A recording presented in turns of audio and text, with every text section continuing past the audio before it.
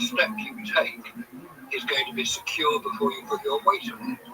Because you don't know until you've tried it whether there's going to be a big dust bowl under your foot and you're going to sink in about 10 foot and get buried. You don't know that until you tried it. Obviously, they would try to make sure that there wasn't any great big dust bowls, because we know that the lunar surface is very dusty. Now, what you've got is a major anomaly here. You've got something which is really, again, unexplained. You see all these astronauts jumping about, behaving as if they're out for a Sunday afternoon picnic. Absolutely. You know, they're singing songs and they're jumping about and they're hopping around and they're sort of moving in a bit of an unnatural way, sort of hopping around, bunny hopping around, I think they call it. Right. So they move faster. Now, I'm not sure if you're aware of a YouTube film that was posted about 2-3 years ago called Make Believe Smoke and Mirrors. It's a film that lasts about 2 hours 44. It's 2 hours 44 minutes long. What it attempts to do is explain how the whole Apollo deception was carried out and the different speeds of the film that we used, the actors that we used to do. Posted about 2-3 years ago called Make Believe Smoke and Mirrors. It's a film that lasts about 2 hours 44.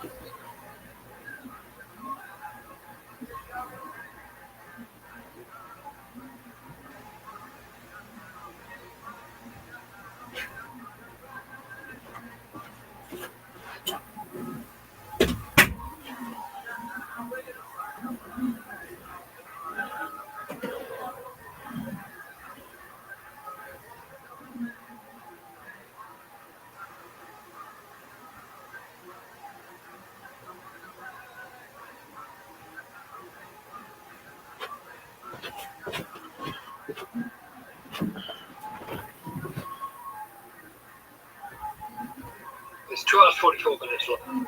A neutral way, sort of hopping around, bunny hopping around, I think they call it. Right. So they move faster. Now, I'm not sure if you're aware of a YouTube film that was posted about 2-3 years ago called Make Believe Smoke and Mirrors. It's a film that lasts about 2 hours 44. It's 2 hours 44 minutes long. What it attempts to do is explain how the whole Apollo deception was carried out and the different speeds of the film that we used, the actors that we used, the models that we used, because that lunar rover was a model, radio controlled model. A lot of the astronauts, if you examine the photographs in considerable detail, you see that the astronaut, though he appears to have moved, his body is in exactly the same position as a previous image of the same astronaut, but on a different location. Claim your free $10 to spend on t-shirts, hats, custom stickers. I don't think it's available widely on the internet. I think it was taken down. There are several websites which actually do have it available. The point is that it demonstrated how the whole thing was done, how it was all manipulated, using models, using mannequins, using quite advanced film techniques where you've got different sizes of films, where you've got optical printers so you can print out certain sequences at certain speeds, because there are various different speeds. It's not all slow motion. It's not filmed in real time and then projected back at a slower speed so it appears to be in slow motion. It's not that. It's much more sophisticated than that. The use of it, because we don't have very many reference points in these moving photographs, in the Apollo photographs, we accept them, we accept what we see as being reality.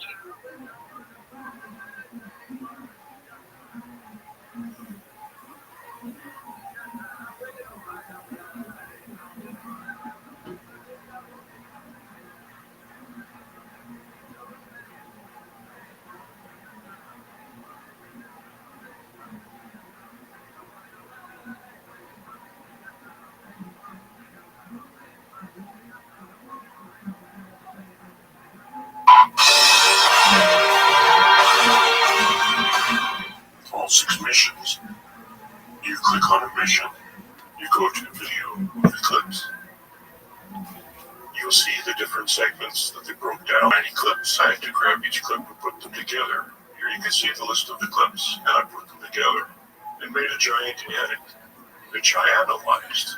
Here's a sample beginning. You can see the running time frame at the top. You can see the name of the clip at the bottom, and the segment, the part of the mission that is listed on the site, easy for reference if you want to grab the clip and analyze it yourself, which I encourage you to do.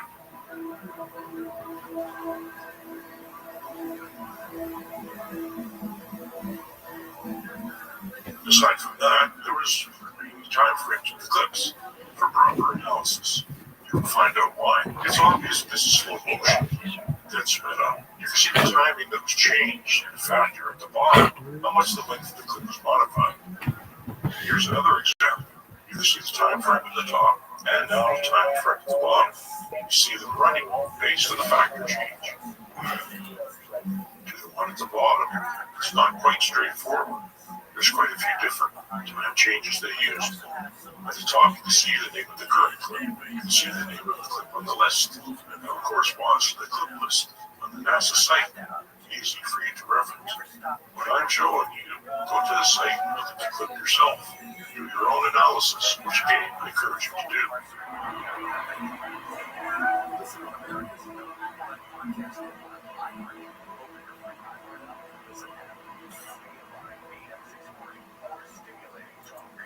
I will not briefly summarize the entire analysis. I will present clips to you, categorized by mission. The A11 has at least 2 offer, except for A12. The TV camera malfunctioned almost as soon as they turned it on. This is slow motion, hopping and jogging. It's quite extensive. Here I'm speeding it up. You will see more in the appendix if you'd like to see that to full extent. It's quite extraordinary. Notice the color changes in the footage. I'll explain later about how the footage was generated and supposed to be acquired.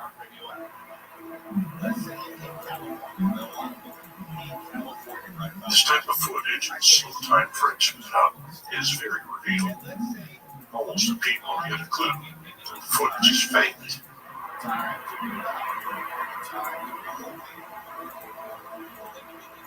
Here we see an example. It's quite normal. Someone running on the surface seems reasonable, but we speed that up. This is actual footage presented to us, and fairly obviously in slow motion. Another example seems reasonable. Look at the hopping, trying to reach in his balance, and here we have obvious slow motion again acquired at the surface. You'll see much more of that in full analysis. They also want to include not nearly as much as running, hopping, or jogging, yes, but I find that somewhat overview, and he looks quite normal walking, except for the pops, which will be explained later, beginning just walking. This is sped up. You can tell by the factor change at the bottom. This is slow motion footage. And we'll show examples. Here we change the length, speed it up. In other words, you can see that it looks normal sped up. That's slow motion. Going to speed is presented by NASA. You'll have to orient yourself to it. They're actually on wires, so that quality to it is still very revealing. There's a spasms I noticed right having a few, and I suspect that it's because of not pulling them, throwing them off balance, so that they had to recover from the spasms. I had some extra events I found, so that I was very revealing, showing a modified speed.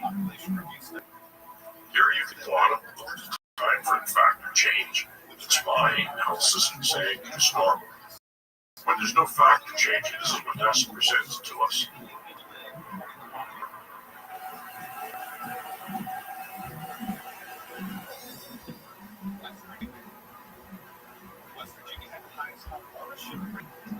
The gravity analysis. Here's lies proof, which is fake. Gravity analysis of astronauts jumping is correct in NASA footage because of their combined use of wires and speed film change. We will show quite a few examples of this. However, the analysis of falling objects, sand, quite revealing. Falling objects and sand cannot be put on wires, so they had to film speed changes that were wrong to how the gravity that was wrong, and they had few opportunities to make it look reasonable.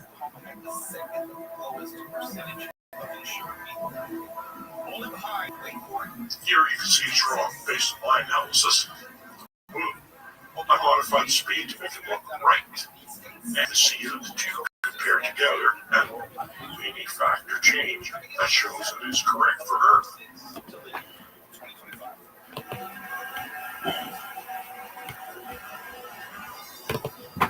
This is one of the things. It was correct in the footage, wrong with my factor change. I realized I had the incorrect factor change in that one spot. We change it just for the small portions so that the object is falling. You cannot tell. It plays clearly. Another example. It's wrong in my factor change. Modify it just when the object falls. You cannot notice. You have to see that the factor change at the bottom. Same analysis for sand. Lots of opportunities. Wrong in the footage, modified by this factor at the bottom to make it look correct. And then my modification factor change for the Earth speed. It is correct.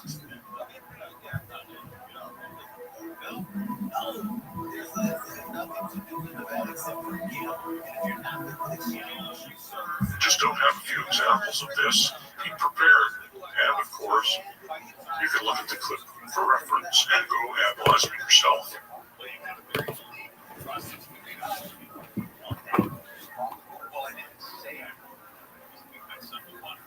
Here you can see the astronaut jumping. The sand falls faster. Only a few examples where the sand is falling in the sea. The astronaut was jumping, so I mentioned speed change quite a lot. There are speed changes events, so the multiplied speeds used in the clip.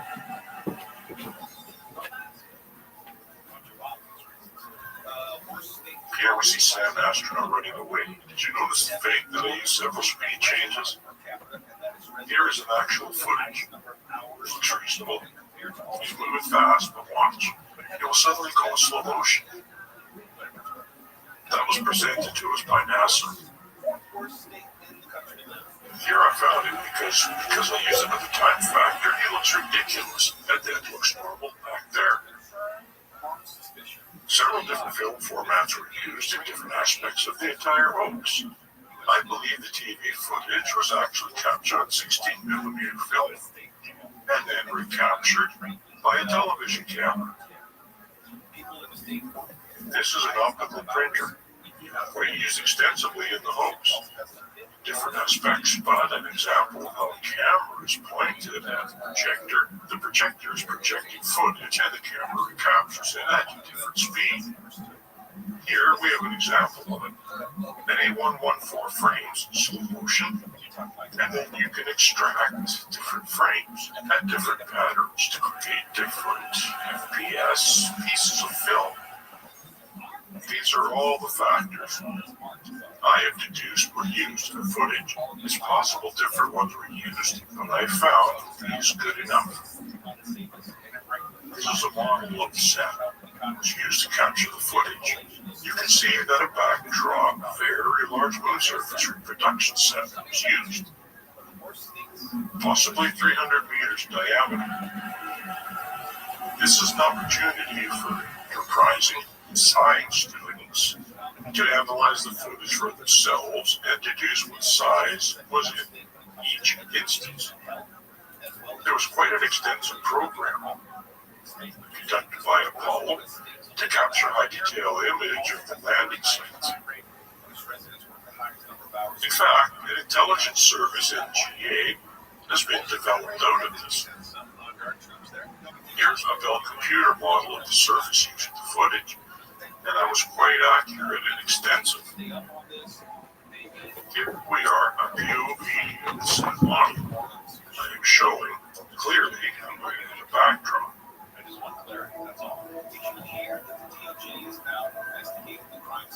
Analyzing photographs and footage captured by the astronauts and the TV cameras, we can see evidence of these sets that were used. We can find evidence for it, the use of sets. These are panoramas provided by NASA. Photograph joy as the astronauts in a circle. I call it panorama dance. And actually, because of the overlap, we can also extract stereo images and analyze stereo images. We can also see that there is a point at which the set stops and the backdrop begins. And this is also because of the limitations of stereo photography allowed and not easily deduced as a set. Or it can be claimed as the limits of photography itself.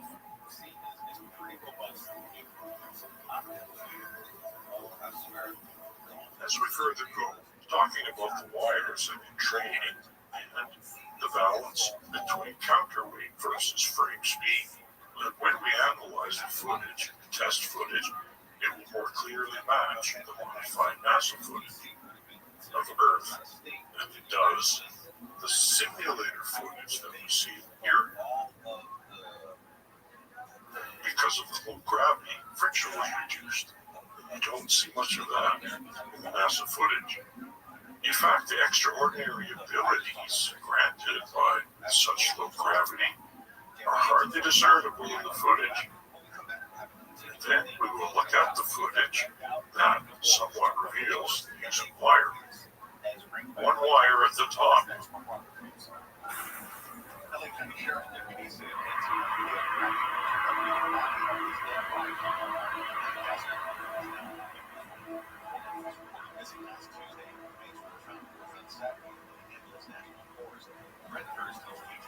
There are the equations that show the counterweight necessary depending on the frame per second footage used. There's a lot of footage captured by the lunar rovers, photographs as well as back camera footage. Here we see the stabilized and sped up. It looks normal. The moon buggy looks like it's on an Earth set.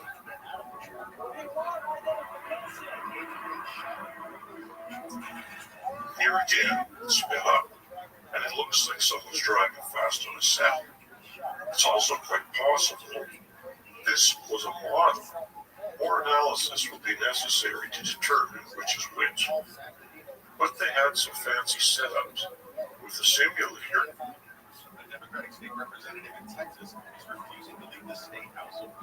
Sometimes on a set.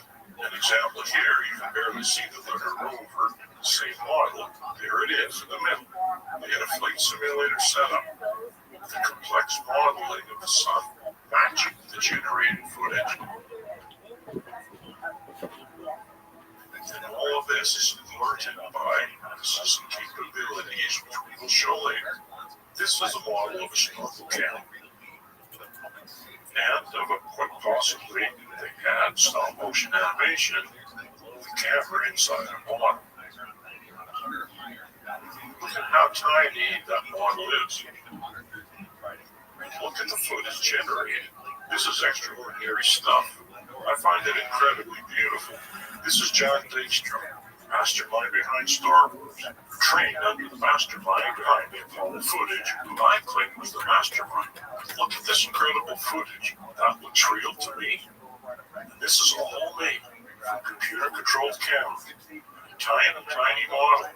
I believe they use larger models in the moon simulation of the Apollo rovers. But these tiny models show extraordinary results. This is a computer-controlled animated camera. This is a fighter pilot flight simulator camera flying over a model, and they actually used the same technology to train the astronauts for the Apollo missions. That's a moon model with a flight simulator, live, real-time flight simulator camera. This is actually a lunar rover simulator, same build. They had a camera, here it is, running over a model of the moon's surface. Because they actually accurately modeled the surface they would be driving on. They had two cameras and two views with one camera. And look at the camera, just going up and down as if the car is reacting to the surface. Quite incredible technology, utilized there nearly as well as it was in the homes. They had a complete setup, giant circular moon models, and they got more detail for cleaning. This is all set up for simulated landing. They had a giant simulator. They utilized real-time cameras run over these models operated by the astronauts. This is an accurate photographic model of the moon, which is highly detailed.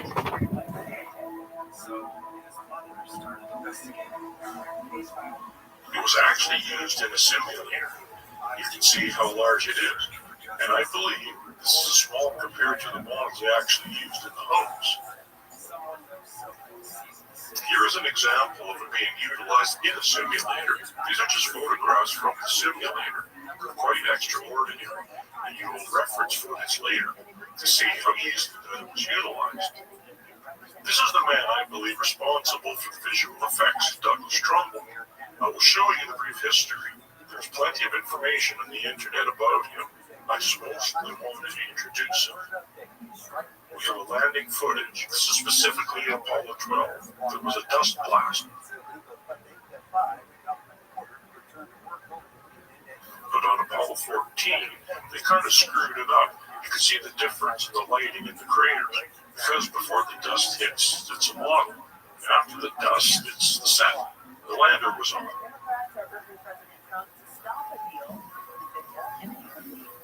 This is mission control. Very few there even knew it was a hoax. Only the astronauts were only allowed. Only astronauts were allowed to talk to astronauts on the moon. They were all in on it, as well as the camera operator, because obviously the camera was recording, not live operated, as well as agents. Only a few agents in mission control. Gravity analysis is obviously the most important. But I think some orientation is necessary. If you understand what's going on when you look at the footage, a good place to begin is the moon's surface. Obviously, no atmosphere or water, which of course means no plant life. The brightest photography, apparently stars aren't visible. No water also means no erosion. There's erosion disappearing. And of course, welcome. I'm here. How are you, Mr. Aquarius? You can clearly see the simplicity of the surface also allows for the easy simplicity. How was your day? Okay, right there. Hold on.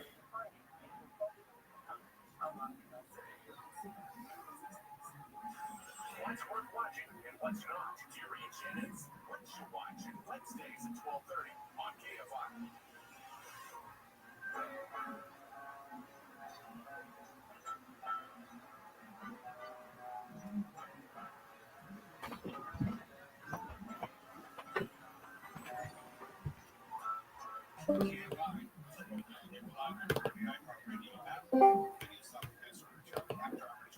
What up, Miss Aquarius?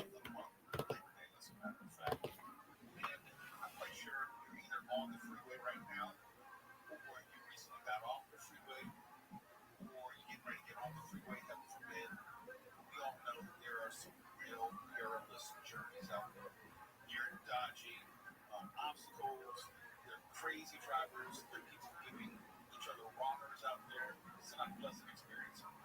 But we come across this list from the LA Times as far as what are the worst portions of LA freeways. It's not just the 10 freeway, it's not the whole one. section of each freeway that the LA Times has set aside as the worst of the worst. And here's what they did. They took into account from Caltrans performance measurement system data, average speed, the number of vehicle miles of travel divided by vehicle hours of travel, or Q, which I'm told is a common metric in traffic studies. There she is. Vehicle hours of delay below 60 Can you hear me? total hours Can you hear me? at the road that will be at 60 Can you hear me? lost productivity, lost hours, workday slowdowns, assuming 60 miles an hour. Yo. And fatal crashes, Yo. number of fatal crashes on a road in a given year. So here are the 10 worst, I'll say, not only freeways, but sections of those freeways, given those parameters.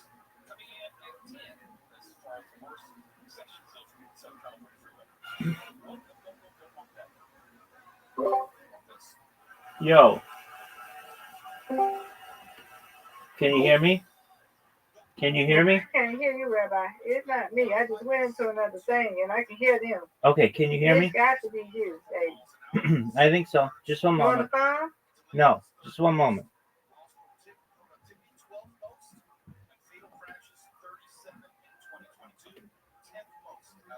Test.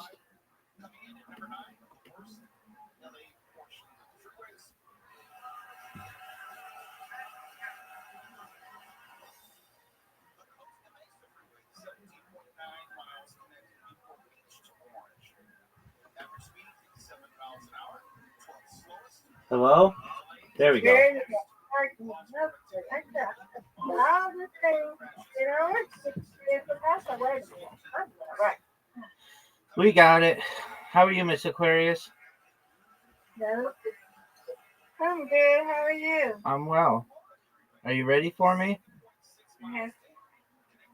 Yep, let's go. But You- I have to go to sleep. I get sleepy. Yeah, there we go. What Brandon? I don't know.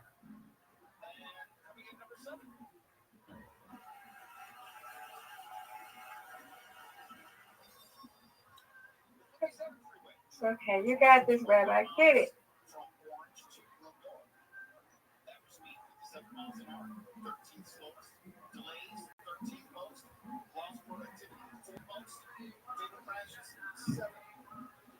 There we go. That's a good spare. Yeah.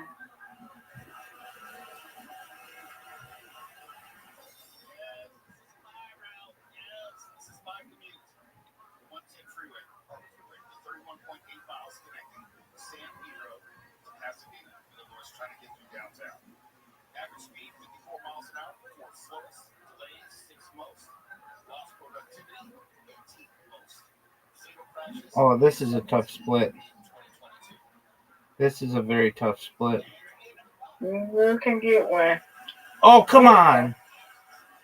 Should have got that.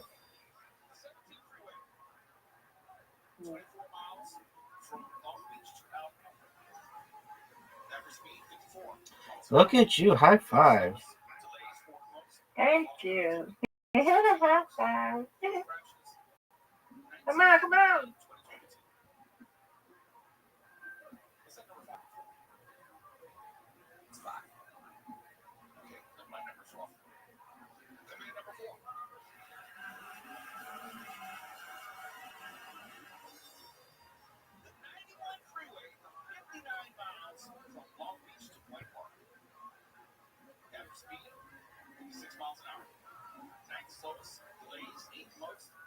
Oh, got one. Okay.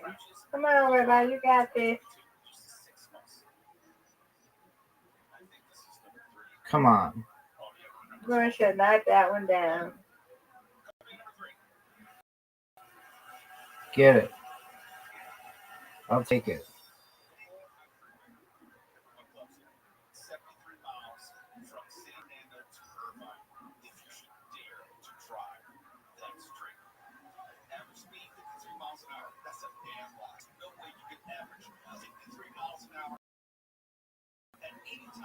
What is going on with me? Okay, Rabbi. Time to take the lead. She probably drives it every single day. Tony, do you drive the 405 every single day? Thankfully, most days the 5. Yay, you win, I win. I win, you win, Miss Aquarius. Yeah, but still win. Yes, you did. Mm-hmm. Okay. Mm-hmm. 605 freeway, 28 miles between Long Beach and 40. Average speed 54 miles an hour. 6 slowest. Delays, fifth most. Lost property, third most. Fatal crashes, 15 in 2022. Bye-bye. And coming in at number 1 of the worst Southern California freeway stretch.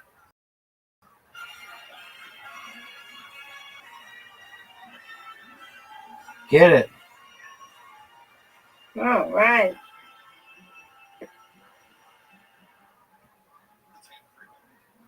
From the beach through the city. Average speed 52 miles an hour. It's a lie. The slowest out of all the freeways. Delays, worst of 25. Of the top 25, yes. Nice That's spare. good. Thank you. You're welcome. In 2022 alone.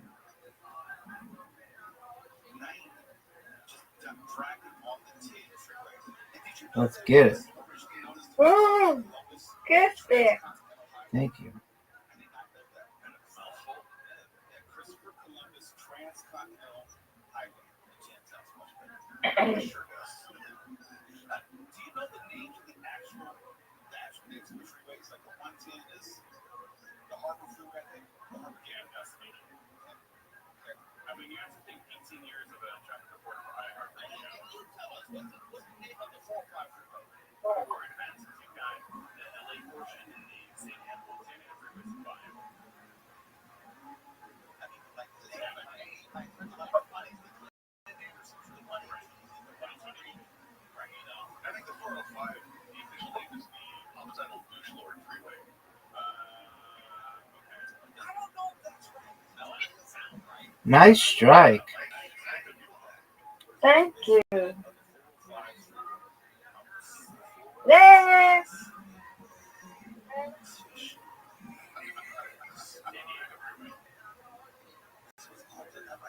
That seems less accurate. Right. But you have to think too, back in the day, San Diego was one of our concepts.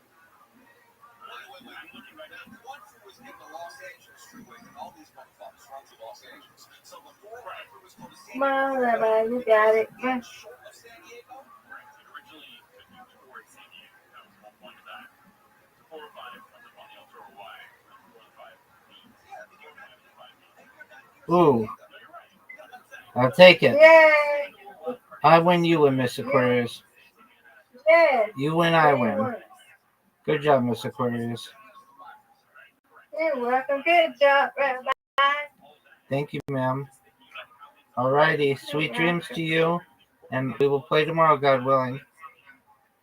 Okay, guys, we'll play tomorrow. Excellent. All right. Night. Yeah. Night. I'm going to socialize. Okay. Okay. Well, I stay in here with you. Since Brandon not here, I stay in here. Thank you, Miss Aquarius. You're welcome. Okay, muting myself. Night. Night. As you drive, if you're coming over the hill, coming over to the west side, 405 South, on like a Friday, you can get out and walk that street. No exaggeration. No, it's true. You can actually get out of your car and walk up to the next car ahead of you, give them a finger, and then walk back to your own car. You know that because you tend to have something that fantasize about it. That turns you on. I wouldn't exactly say that. I'm not going to ask you. Okay, my name is Live Everybody. I'm already out. Now, Mark has some. Here's the latest from the DFI 24-hour user. The LA County Health Department's warning people to avoid the water in several beaches due to high bacteria levels, even if it's getting hotter outside. Those areas include Lovers Beach and Marina Del Rey, Marco Beach in Malibu, the Santa Monica Pier, and Ramirez Creek in Paradise Cove. Lawyers for Kilmar and Brago Garcia pushing to dismiss his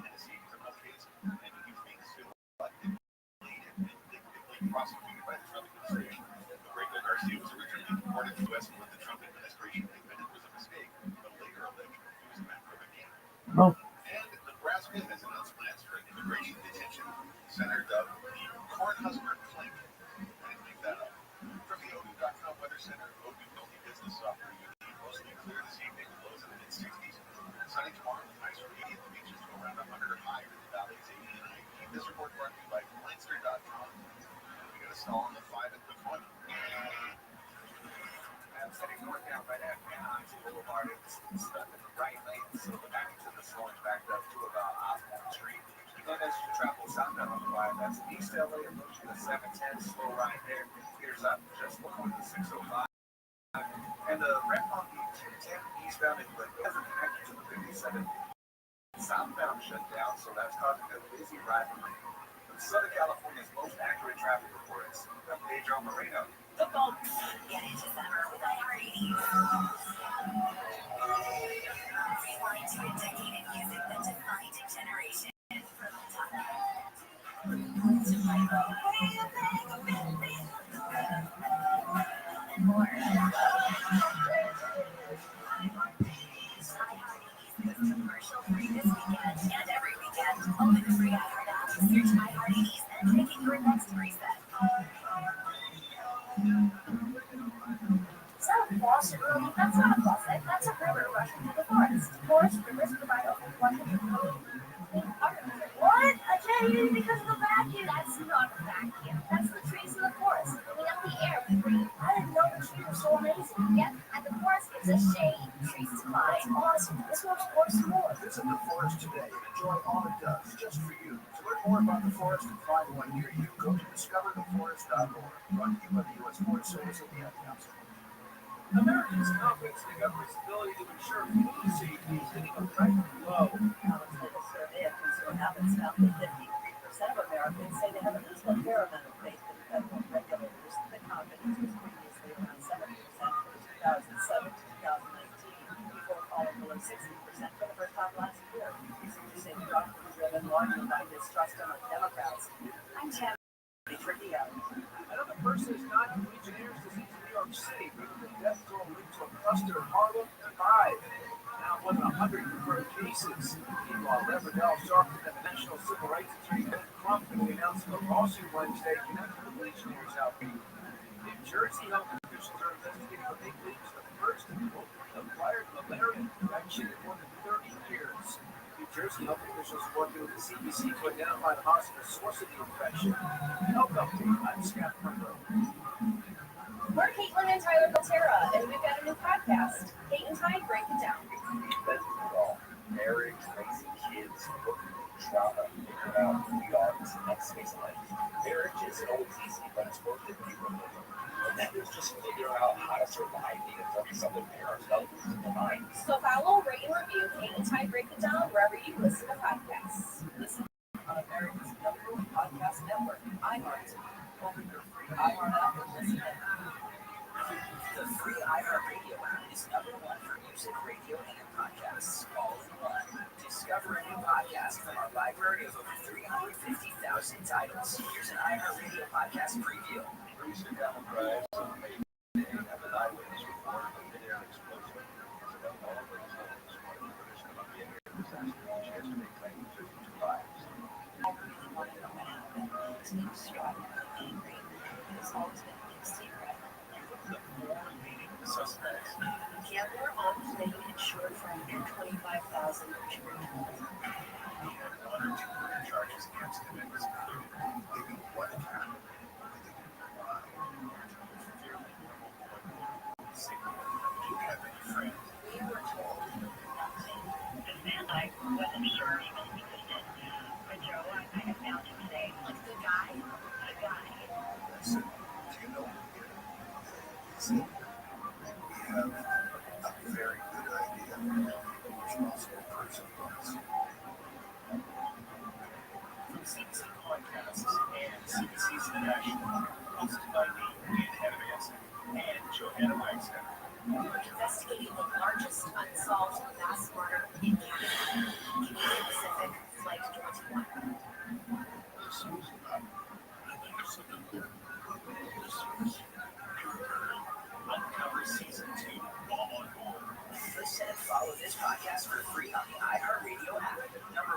music, radio, and podcasts all in one.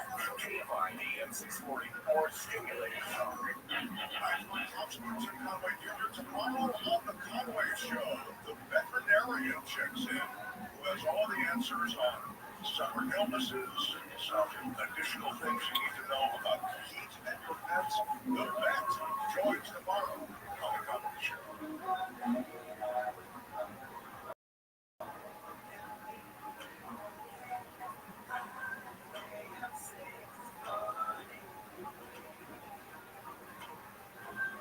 Live everywhere on the iHeartRadio network. Time and again that where I live, which is just outside of is being, I'll say, invaded by a lot of coyotes. I've shown the videos to various people in the studio. They are near in my area. It seems like there's a den every 3 or 4 blocks. And now it's becoming such an issue that is getting more and more news coverage. And yeah, we have fun with the issue. When I have said eventually someone's child is going to get attacked, well, let me put it this way, the right child, not just any child, but the right child, and then they can start taking this seriously. ABC had a report today, K-12, talking about how residents and people will said that they're fed up with some things. First, they have a feral cat invasion, as it's being described, where cats are just multiplying and just running among the streets. And that's also turned into a food source for the coyotes. So you have these wild cats, you have these wild coyotes just running around the city, creating mayhem. And the coyotes are not afraid of people at all anymore. Last night, we hear a smaller coyote ran right by the door downstairs. And I said, oh, damn it. Coyote's time is now. Pull out my pepper spray. Walk outside. I see it just kind of driving down over towards the board like it's about to go get some pickup or something. Like, what's that? Dying out. I see that something goes on. It's getting a little further away. It slows down and turns to look at me. Turns around and another coyote comes out back up. Yeah, something else. Snap by, slowly back up and try to go back into the door. I said, no, hell, I gotta get out of here. It's late. I'm going to try to make a break for the stairs. Now today, I'm ready. You're not gonna outrun a coyote? No, I know that, but I figure I made out-stopping sounds as I'm going, coyote. No, I got you. I was crunching. I was going to make myself sound scared. Big muscles come out. But I got my bears with me. So, Jeremy, I'm going to spray and quite possibly smash over the head with one of those statues or something downstairs. Coyote, get it. Or you know they're going to be waiting on you. They know where you work. They know when you get off of work. They're waiting for you to walk through those doors, and then you're into the situation. They know where the garage is. They know you're walking to your car. They're going to come 4 or 5 feet. And it's not like I can get into the elevator and just close fast enough before they can all jump in and mob me in the elevator, keep me on the stairs going down the direct. And coyotes are smart. They are bitch, right? They used to be chickens in my yard all the time. It's a story. The last time that we talked about this before the Altadena burning, last time we talked about coyotes on the radio were threatening to plan on doing to a coyote when it ran up on us, right? Come outside in the morning and there's dead chicken pieces all in the yard. Not in anyone else's yard, just in mine. As if it was a warning to me to like leave coyotes out of my mouth. If you don't know, when a coyote has killed an animal, they usually eat right there. When you come out, you just see like bones and parts just sitting right there. They left enough for me to know that this is a bird and they leave it in the same spot. There's no chickens in my neighborhood. There's no neighbor next door anywhere near me. That's not just getting chicken and then bringing it to this yard as a warning. What could have been a horse head in it? Because it sounded like you got the message. Like they were sizing up the menu last night. They still didn't get the menu. Coyotes talk. They know who you are. And for one to run by the door and it's not like one of those like pre-cuts. And it's like it just went far enough down where if it was, you could turn around. You could have turned around and it stood there looking like little missy, but it was small. I'm like, I'm not worried about you until the bigger one came. Until they try to say that. That's right. That's right. You think you have an advantage, and all of a sudden, they're howling. And the homies show you that, that nasty sound they're being murdered by guys. I hear it just about every night. It's horrifying. It's absolutely horrifying. They killed a cat not too far from my house last night. It was loud enough I knew it was within 100 feet. Yeah. You hear all of their friends and family. It's a horrible, horrible sound. And it's going to get worse. Going back to the story in England, it's going to get worse because no one's going to take it seriously. And until someone takes it seriously, you're going to have these coyotes just running up and down the street. Legally, you can't do anything to them. Legally, I'm not saying you should do anything illegal to them, but if you happen to accidentally, unintentionally run them over with your car, well, to all of you, last week, that's terrifying. About what to do. About why make yourself bigger and louder and scared. Yeah, I'm not going to try that with a bear. I'm just not. Coyote, I'm going to fight.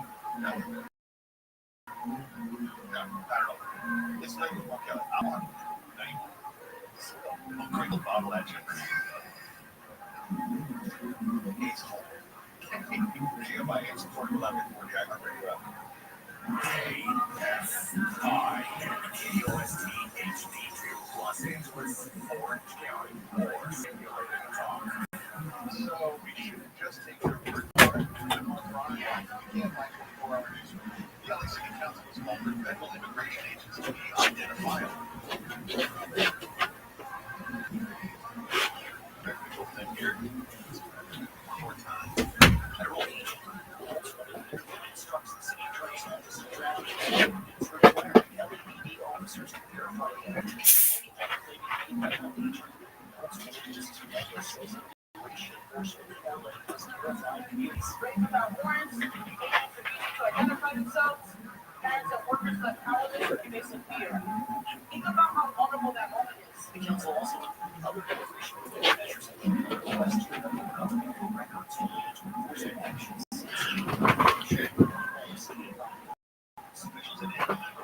Installation footage of the landscape. TV cameras were used. This is a home TV camera on the rover. It actually is quite large. You see some footage with this astronaut next to the camera, but it just used the rotating disc of green and blue and captured 3 scans per frame actually. And you end up with this kind of rainbow look to it. When all 3 colors are present at the same time fully, you end up with white and black. Mixture of colors, mixture of intensity. It give you gray of the colors themselves if they're separated. The slower it goes, the more you can see. The faster it goes, the kind of images, this blurry image. This is what today's film photography is made of. And television cameras are HD. And so they have a lot of this as well. As much as on the scan, as much as progressive, which is image after image.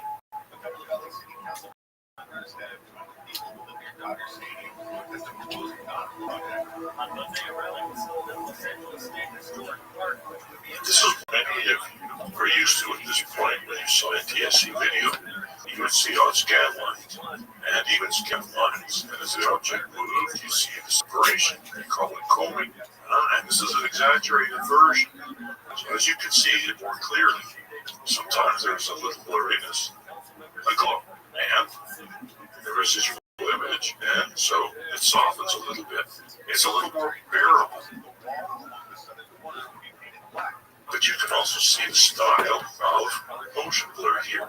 If we have our simulated shot of the moon, you can see what it looks like. This is much more refined. You can barely see the scan lines here. This is like it should have been the preferred way of capture footage. But design demanded filters to use the progressive red, green, and blue. And that will become clear later. Here's the refined and with the glow and residual image, it provides this kind of trail. It softens the effect.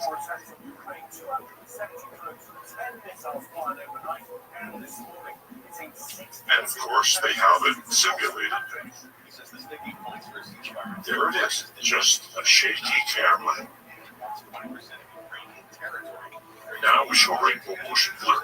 We separate the colors, you can see what happens. This is a disc spinning, capturing red, green, and blue. And the red, green, and blue are combined all three together. And we have white. Here you can see the different colors. If you combine them at different intensities, you end up with the full gamut of colors of the rainbow, as well as between. The closer they get to being balanced, the greater white and black it gets. And you saw the color footage. In the slow-mo, you see it again quite often. That's because of the imbalance that was purposefully done. So now you see the rainbow motion blur. As the object moves, the red and green and blue are captured in different states of the object. Through its movement, when you combine them, you end up with separate colors, except when they overlap. You can white the slower it moves. The more natural it looks, the faster, the more rainbow it looks.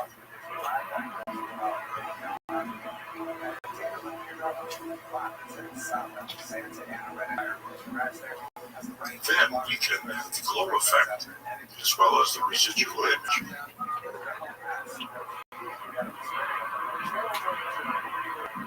And you get something very similar. Here you get great examples. A few seconds of this type of footage. Here, it's similar with video compression added on the top.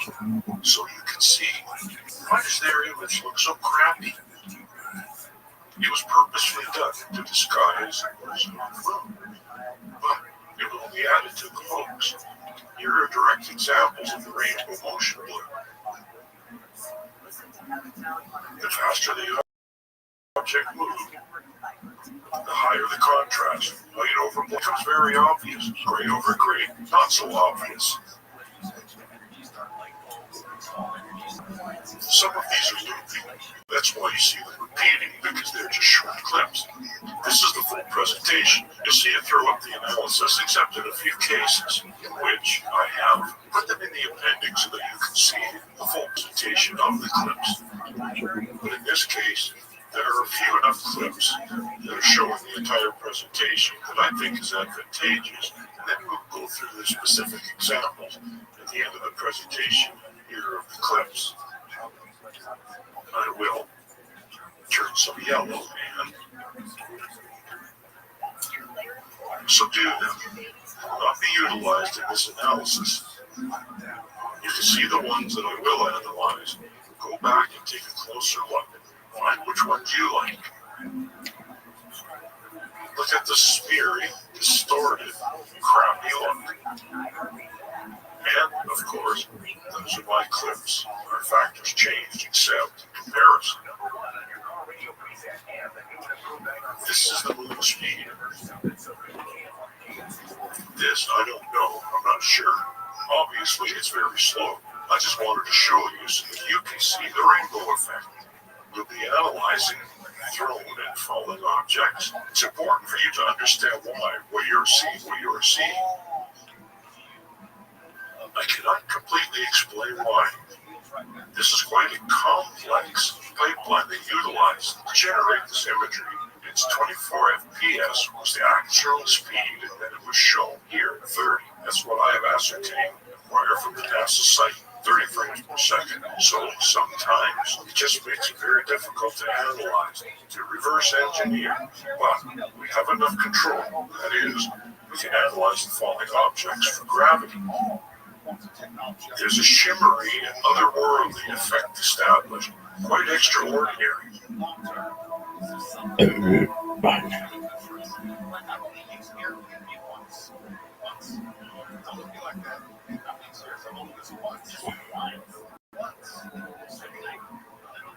This is, of course, very slowed down so that you can see the effect.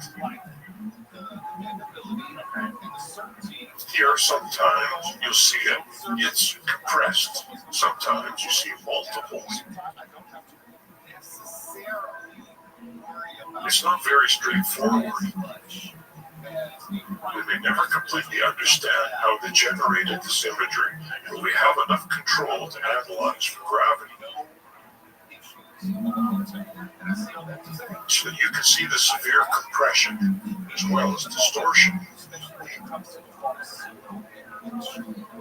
Something that's used. It's called Rothschild'S ratio.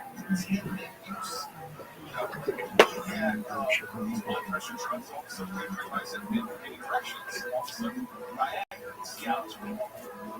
Now, Because of the white shovel over the darker gray background, the rainbow motion blur is more easily noticeable.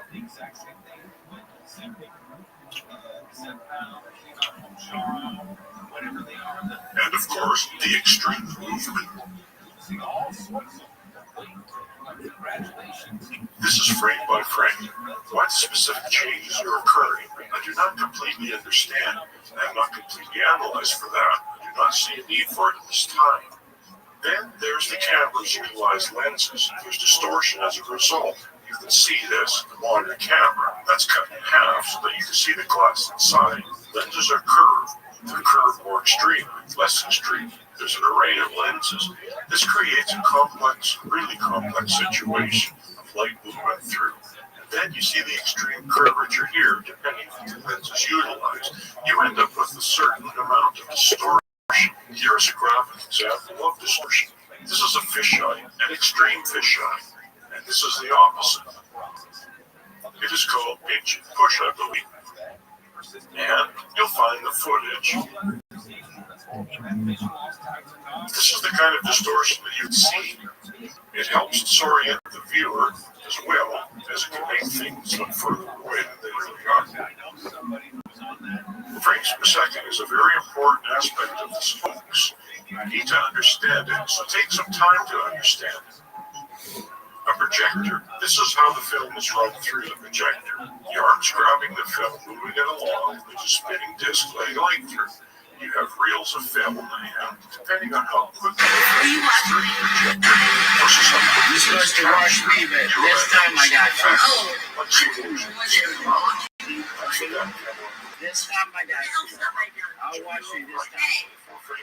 What else have you done? Everybody's watching. What do you want to say?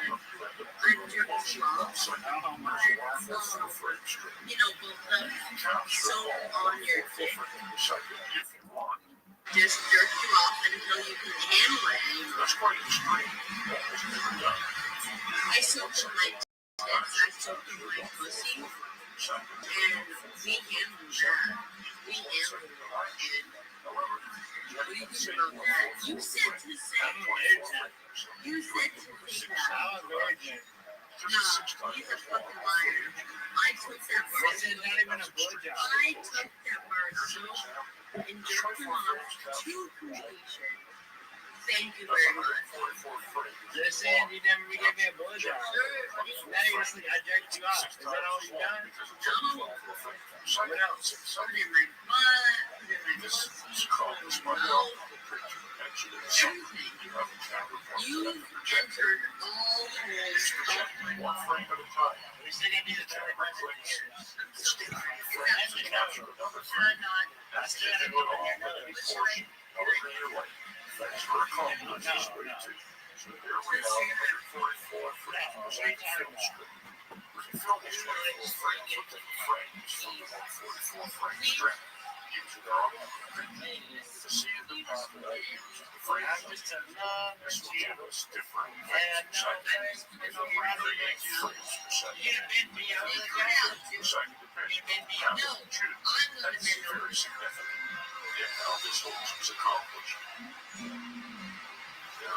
Specific frames per second. They've extracted from I can't read it. I can't even read right now. I gotta read it. I don't remember how to drink it. You got a whole Go to bed. Yep, toast me. I bet I'll finish off before you do.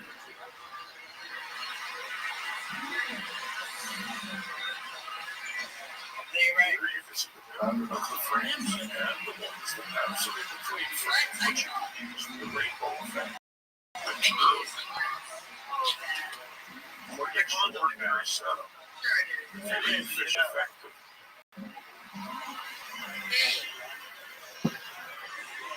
You can see examples of those frames per second played at 24 frames per second.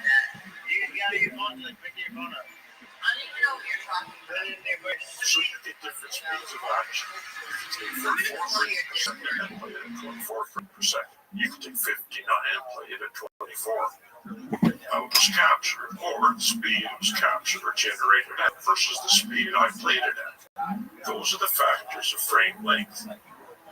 And these are the factors of frame length that were utilized, that I utilized, to reverse their slow motion. Provided various benefits to Garrisons allowed players to construct buildings based on the professions, manage followers. Frames per second. It is the main film speed, and the others that were used in specific instances. Here we see them all, those frames per second, modified by the factors I showed. You can barely tell the difference. It's the same action gone through a different process. And almost identical at the end of my process, my reverse engineering. You can see the subtle changes.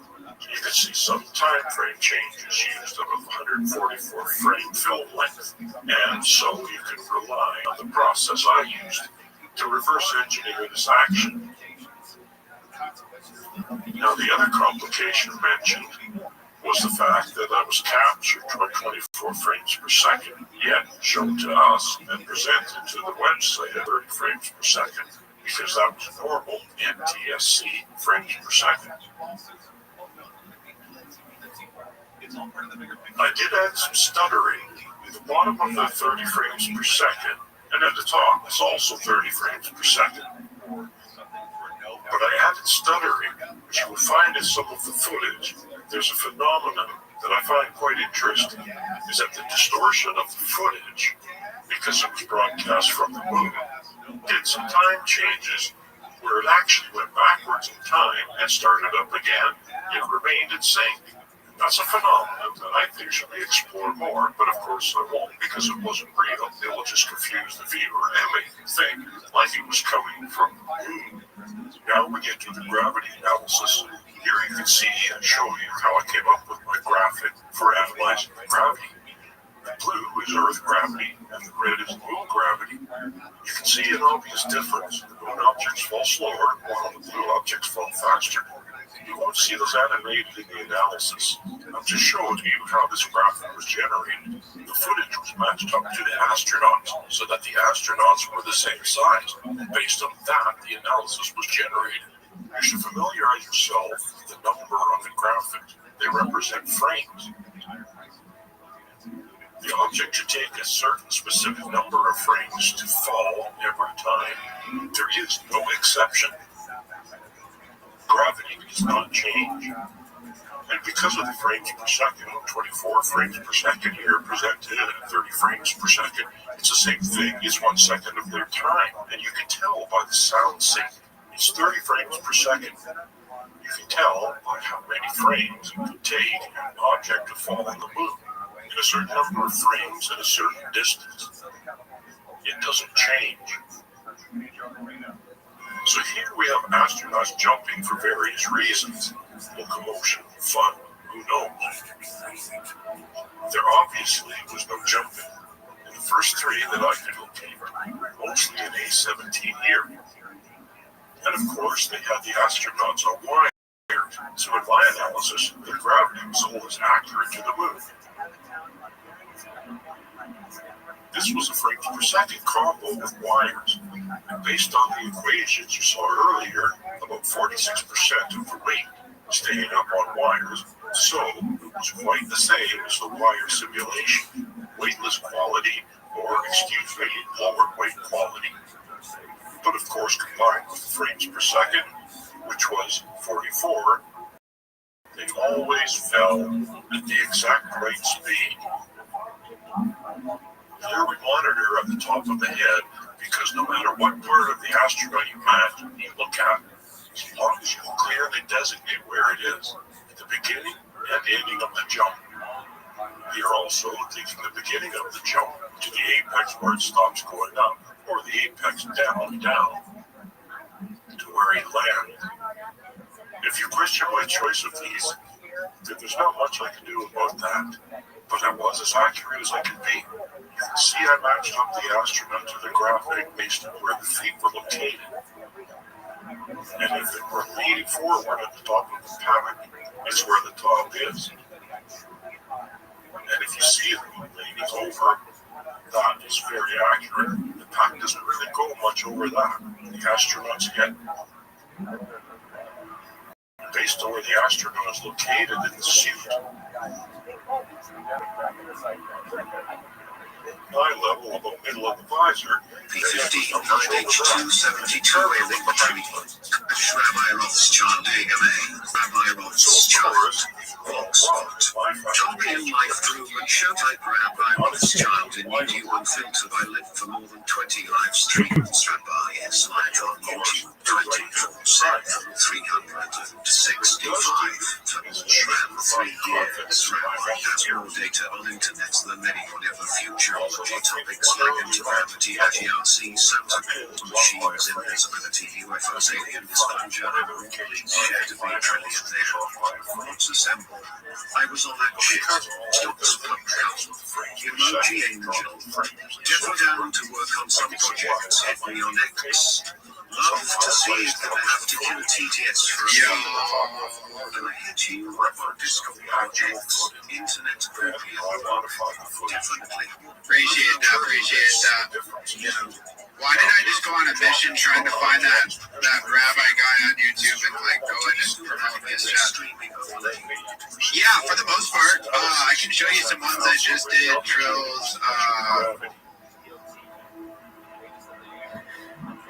Thanks, Stocks. You just saw the classic hammer feather.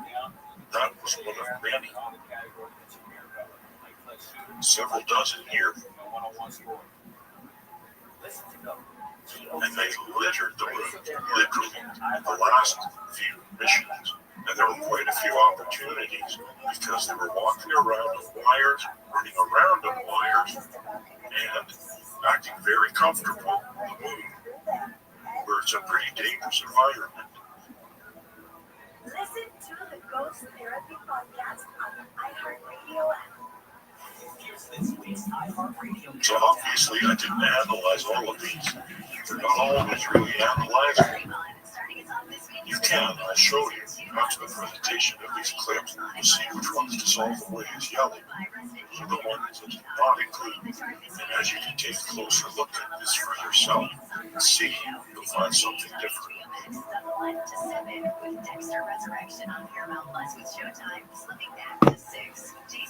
And here we go. We should eliminate the ones I cannot analyze. We're left with quite a few that I can, and those are significant. Even the ones being wrong should raise alarms. We have a bunch. This is wrong. It says it takes 19 frames of the footage. Here you go, side by side. And you can see the modified one definitely falls slower, as it should on the moon. And here is my factor of 5 to 4 slow down here. And it is correct. You can always repeat these. Pause, replay if you want to see it again. I only showed it to make the difference clear. It was 22 in the footage, and modified it to make it 30. Here you see the side by side. Here are some of the earlier. It's Apollo 14. You can see the incredible distortion of the footage. It's really incredible how they tried to hide. The footage itself is also unbearable to look at in slow motion at presented speed. But at this, even makes it worse. So it's 21 in the raw footage here, 31 modified is correct. See the difference? It should be 31 at that height. There's quite a bit of difference, 10 frames. So we're not talking a frame or two here. And my footage is 12, which is correct. I say my footage was modified version. It said everything came over, but I don't see it. 30. You can see the difference. You do. How much longer it takes. Where is my footage? Longer and slower. Holy Thomas! Rip Savage coming in with a 27 viewer. It's corrected by way off of the moon, but that's a study. And I modified can see the difference. So I'm just running through these again and again and again. It just keeps going on. And you can look at these more closely. I just wanted to present them to you so that you can do more careful analysis on my analysis, which you should do. I would like to spend some time to confirm what I've discovered here. Here is an astronaut. And then I move the graph. For measuring graph to where the action indicator bars are, when the frames hit, you can see it turn red if you didn't already notice. And it gives you a reference, the same size as my astronaut graphic. I just moved it separately so that the astronaut graph is there to establish an accurate sizing for measurement. And the overlay graphic is moved more accurately show the distance the object traveled in frames. Or something actual. It just doesn't work out. What's the long this relationship that you both recognize? About 6 years. I'd say it was 6 years. Yeah. You comparable in age. Yeah. Every time it's about 2/3 difference there. It's 2/3 as many frames as it should be. And mine is correct every time. Well, let me correct that statement. Almost every time. And I'll show you why soon. Those are not correct. These are some tricky fellows who created this footage.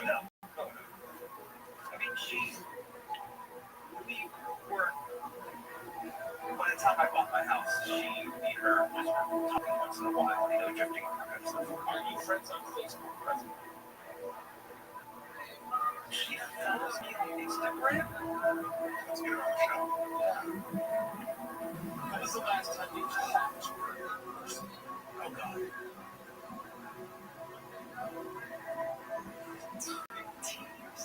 This is quite extraordinary. Looking at it now, I missed that one. Yellow 15 was off. That's minor. It's not really an issue as discussed. It's frame dropping. They had all kinds of tricks going on to disguise what was happening here. I just stopped. How about that? Should be friendly to passengers. I have no, it had to be. That's all. Talk about this class. When you see the yellow graph there, it just means that I've done some stabilization, and I've put it there as a reference. It was usually hand-done stabilization, enough that you can measure. Here you can see the lens distortion, really obviously because of the stabilizing.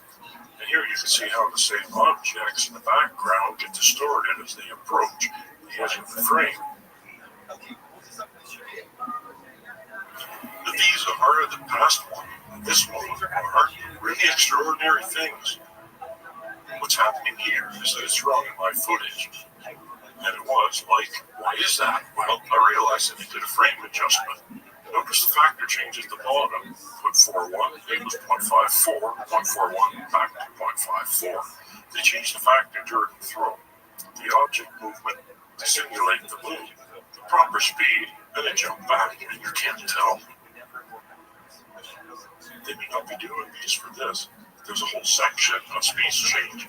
You can see how often they use that technique to disguise their methods.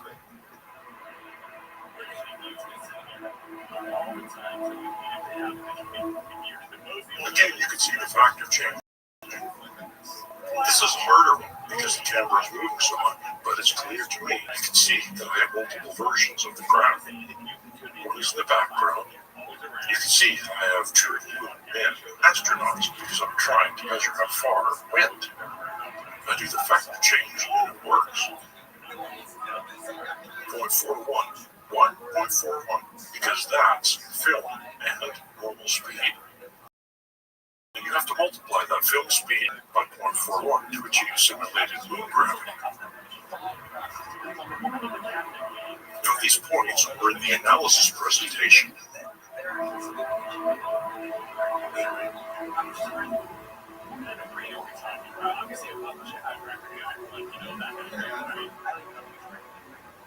Now this is wrong. Watch the 0.4 change. fine, there it is. And then change back. Here it is. It's going to happen again. 0.41. Unless you're looking at the bottom, you won't notice these changes. They found because they could do them. Obviously they did. They didn't do it every time. So that's when I found it was wrong. Look at all the movement taking place. Look at the factor change type. And it's amazing that it works so well.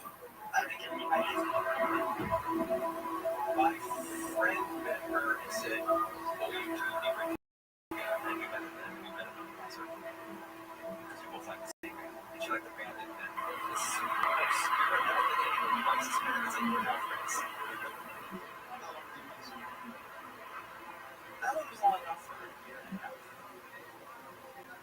Really not. But I liked her. I think she tried to, and she just didn't. He's running at us in slow motion.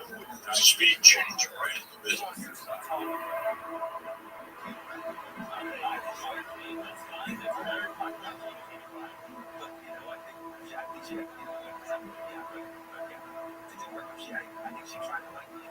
You can see me straight popping, looking up with the footage.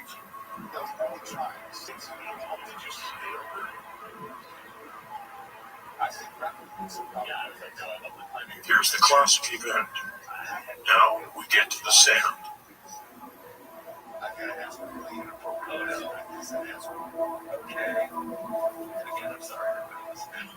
Basically, when I did my analysis, I looked through all the footage several times, and any time I found sand falling, I marked it and separated it out as a clip. So here's what we're seeing every time I found sand falling. Now when I do the analysis, you see I limited it to the ones I could analyze, because of the mucking of the image. Especially sand separates, unless you get a closer indication of when it starts and stops going up or going down. You really can't analyze it. Sometimes you can. You don't need where it stops. You just need enough frames so that you can say, I've seen it move. And again, as we get further emissions, A17, almost the case, it has more. A16 and A17 are almost always the jewels of the missions for analyzing footage.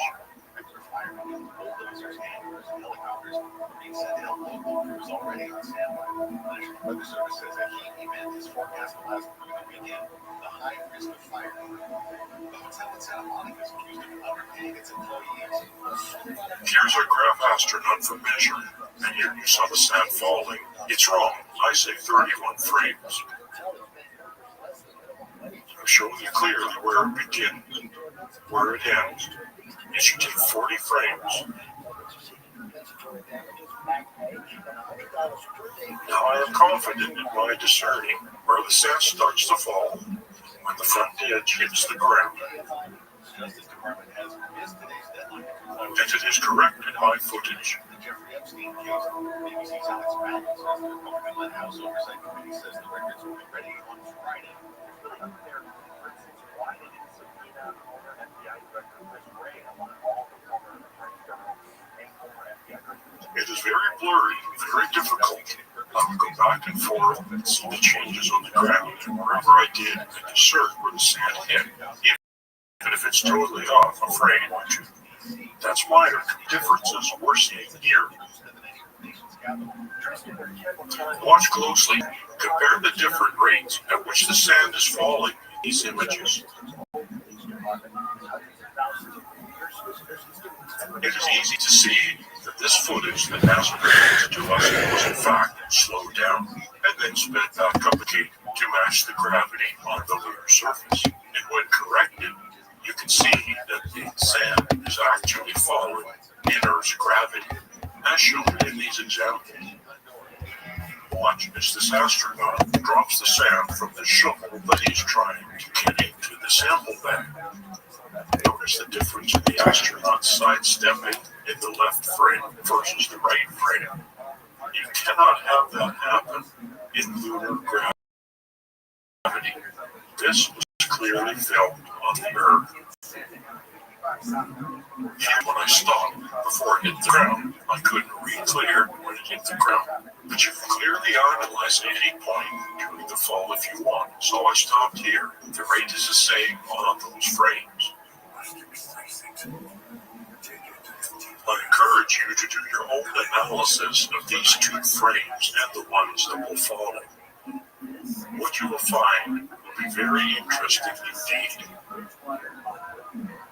Listen to Havertown on America's #1 podcast network, iHeart. Follow Havertown and start listening on the free iHeart Radio app today.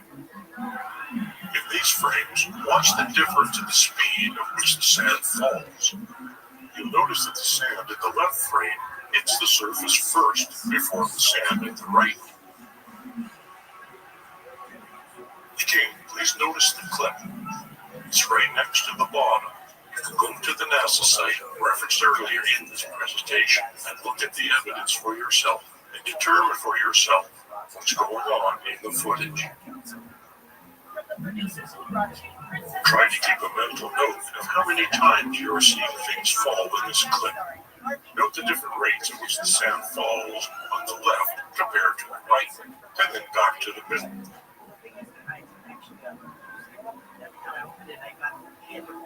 And then back to the left, and back to the right, and then back to the middle. The sand behaves as if it was in Earth gravity, slow down, and then sped up again, and then slow down. Do you realize how many times we're seeing things fall here at the wrong speed in the NASA footage? This is not a fluke. This is clear evidence this imagery is faked. This is an interesting dilemma. I had to determine where the top of the instrument was, and then to help aid myself with the analysis, I used one of my gravity balls. You can see it matches up. It doesn't match up, according to my analysis, in the expected times. And here are a few examples of an astronaut falling down, kicking up sand.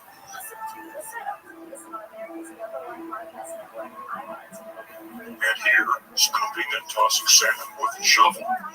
Here I use the top of the sand. Here it hits the top and falls. You can see it disappear, and it's a great time to determine when it starts and stops falling. Let's compare a couple of these clips.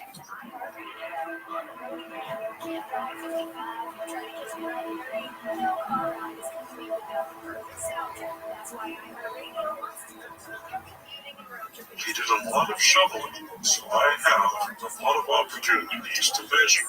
It's wrong every time.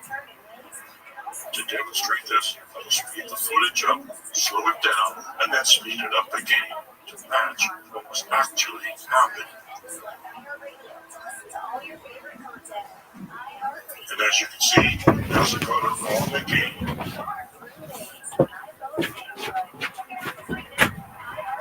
Let's watch that example one more time. Keep an eye on the top counter as the sand hits the ground. You'll notice that the time frames are different. This would not be possible had this really been on the lunar surface. This time, we see the astronaut step backwards as he finishes shoveling. You can clearly see that one pile of sand is hitting the lunar surface, or so-called lunar surface first, before the other. Let us take a further look at how gravity affects objects that are thrown.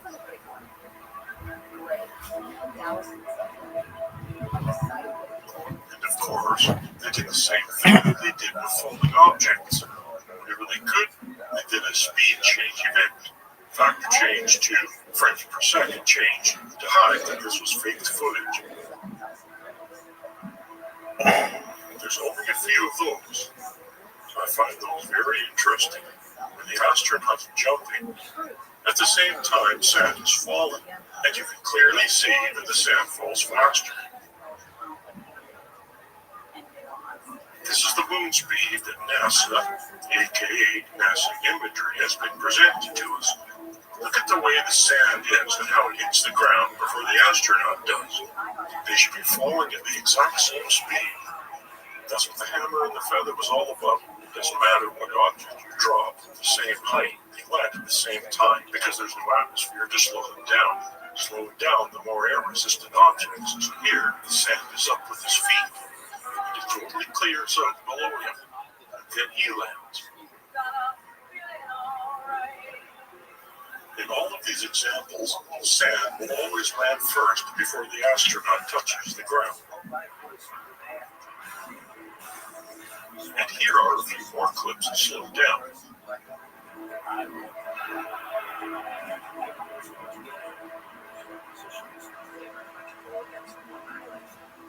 This is the famous jump salute. And they're the more obvious ones to me. Sand is up there with his feet. Sand is up there with his foot. Then, it's clear it's falling as fast as in Earth's gravity. He's forward because he's hanging from a wire.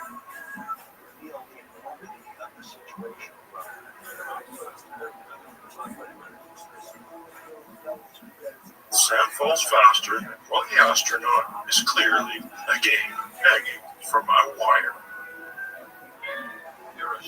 It really makes me wonder how NASA was able to get away with this.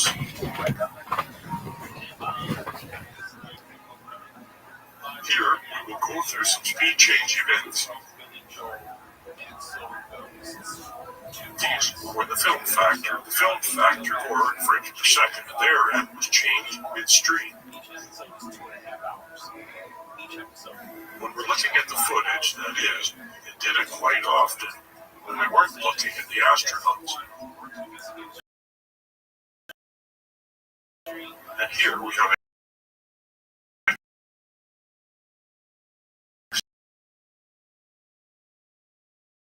down.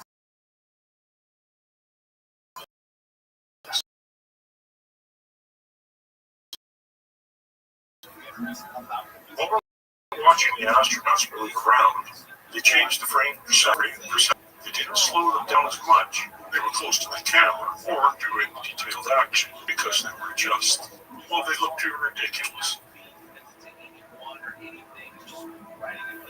So they had to look to make it normal as if they were behaving normal with their hands. For instance, when they got away further from the camera, they got away with more. But as they ran to the camera, for some reason, they thought they should be moving faster when they got close to the camera. So they did a lot of that. Sometimes they did oddly.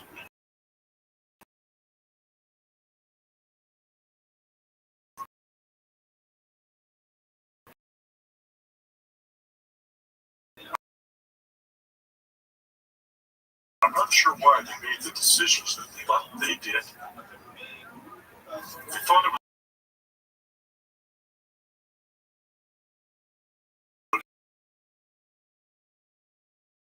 was I found was amazing.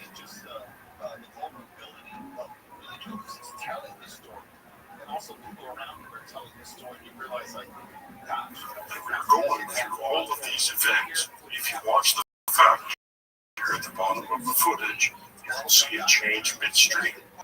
Sometimes they are significant, sometimes not. I'm showing you all the ones that I found. During the presentation revealed significant ones.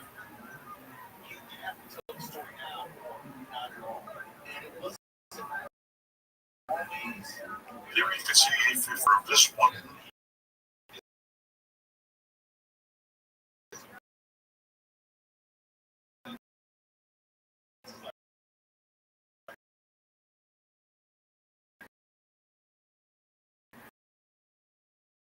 You can see I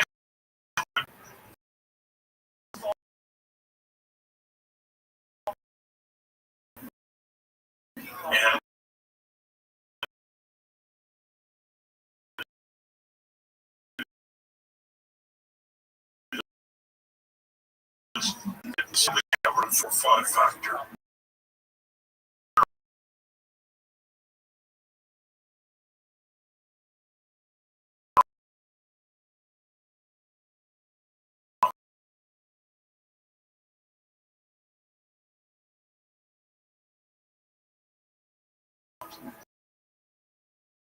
More than a few it's hardly noticeable. Whoa. Starts out slow, and then he just takes off.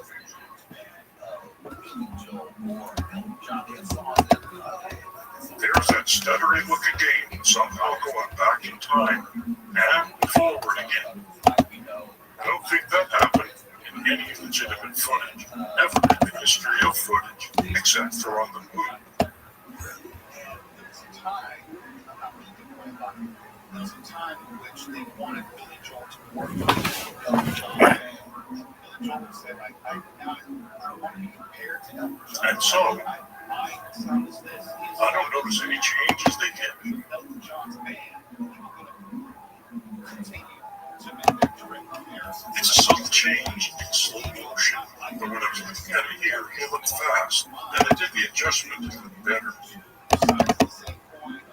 I'm sure I missed many times exactly when the changes are made. I just did the most obvious ones that stuck out to me. That was a change in the middle. Did you see how the astronaut just sped up in the middle like that? Here, let's watch that again. Watch as the astronaut comes close to the camera. He's in slow motion. Then, keep watching. Keep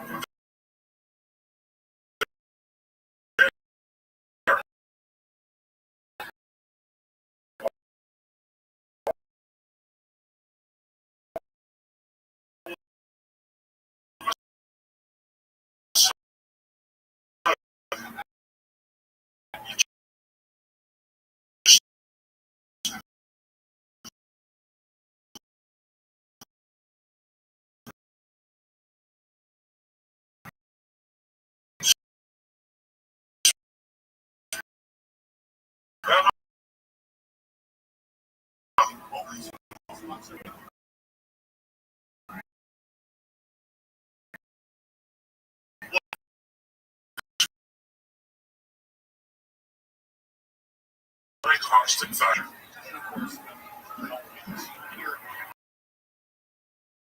That's the spasm. Then, now you don't even notice it. It was proper at 6.615 earlier, and he wasn't proper. I had to find the time change as they became standard practice. They're near the rover. I find the factor that works, and as they differ away with different factors and so forth, so I took the opportunities to change, so that I follow the most likely. I do not nail it precisely every time, but I did it enough to show that it occurred. The astronaut walks slowly and then speeds up, if you notice.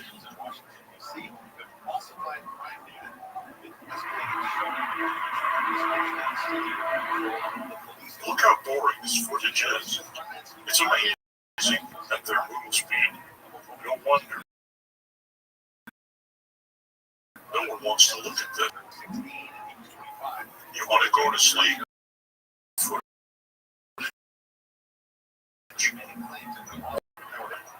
It's absurd. So, for posterity's sake, let's speed things up a little, shall we? And now, back to NASA. Speed.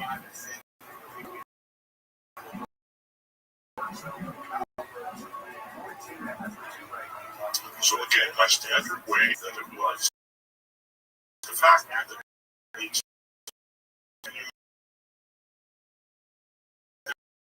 there's a speed change, and then I show you the constant factor, and which was revealed that it wasn't normal, and I had to do speed change adjustments. So once again, let's have a look at this boring rover and watch the astronaut how he speeds up and slows down at times. Records, milestones, first, last, and everything in between. What happened today in sports history on iHeartRadio. What's happening for sports fans? It's Andy West. What's sports history? This is one way back in 1960. I'm sorry that I had to show you this footage. I had to go through this process so that it's clear what is going on. Here's the constant factor. Jumping ahead today, the 2000 Rothschild'S PGA Championship going to play on from Round A. First place is Ben Hogan. Now let's watch this astronaut speed it up. This one, here's an example. Since 1937. There's a speed change between 0.57 and 0.54.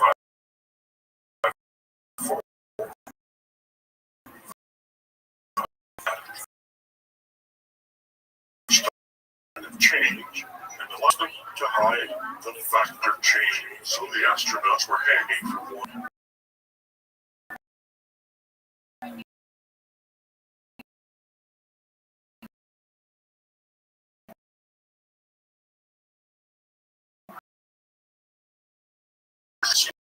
All of this on the internet.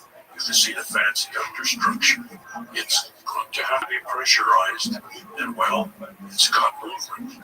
And here's a diagram explaining what all of the parts of the suit are and whether or not they were used on the set.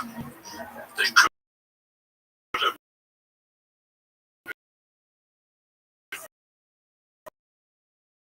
on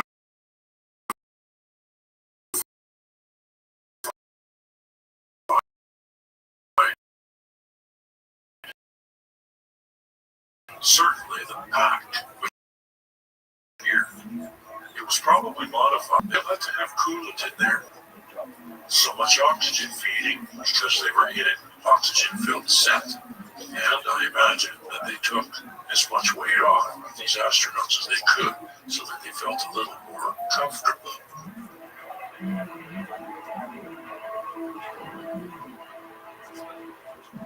Here we have a reporter showing how the suit came off. And we're just speeding it up a little so that you get a sense of everything that was involved. Now the inner structure is connected to the outer garment there. So here we can see that structure, and here's the wire setup we saw in the summer. For some reason, the pack is sideways. This is the same structure that was used for the LM lead testing that we saw earlier on the Fate 7, the Model 7, and so forth. And here we are looking down at the astronaut. You can see the gentleman top of the head walking along with him. This is an extraordinary length that you have to go to simulate gravity. That's the difference. It's such a significant difference. It's so much less than the Earth. They have to be practically sideways to simulate it. Here you can see the ground tilted slightly. And here he is jumping on his sideways set. This is all simulated. You can see how he's strapped in. And it's very effective. See the correct way of doing it, but certainly not completely accurate. However, look at the extraordinary abilities this gravity gives them.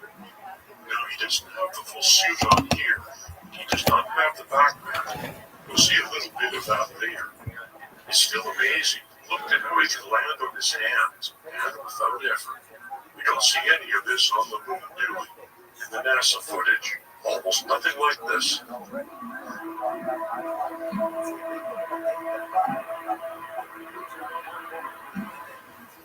Look, he lands on his hands again. Extraordinary. Here we are in the pressure suit. We are going to see tests where the suit is actually pressurized. You can see the comparison between the two. And he's getting rigged into place.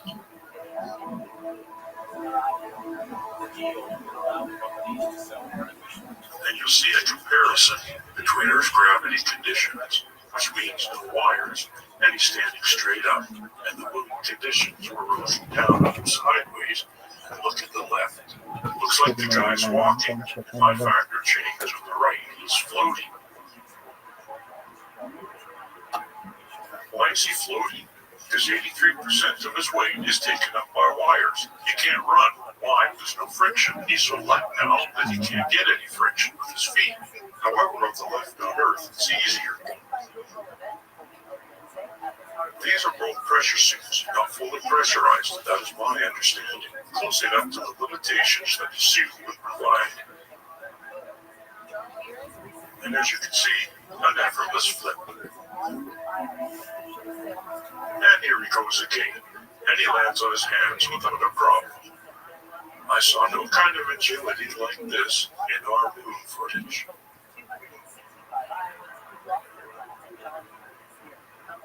See, every time they fall, look at how floaty the legs are. They practically don't want to go down. This is some silly gravity test. Climbing into the lab, look at all the cables that they have on here. I kind of think sometimes this wasn't produced to show, oh, look what it takes to hang the wires. It takes nothing like that. This is the Mohammed Comet. It's a plane that does arcs in the sky to simulate gravity or weightlessness. Here's where being demonstrated. He does a face plant to test the helmet.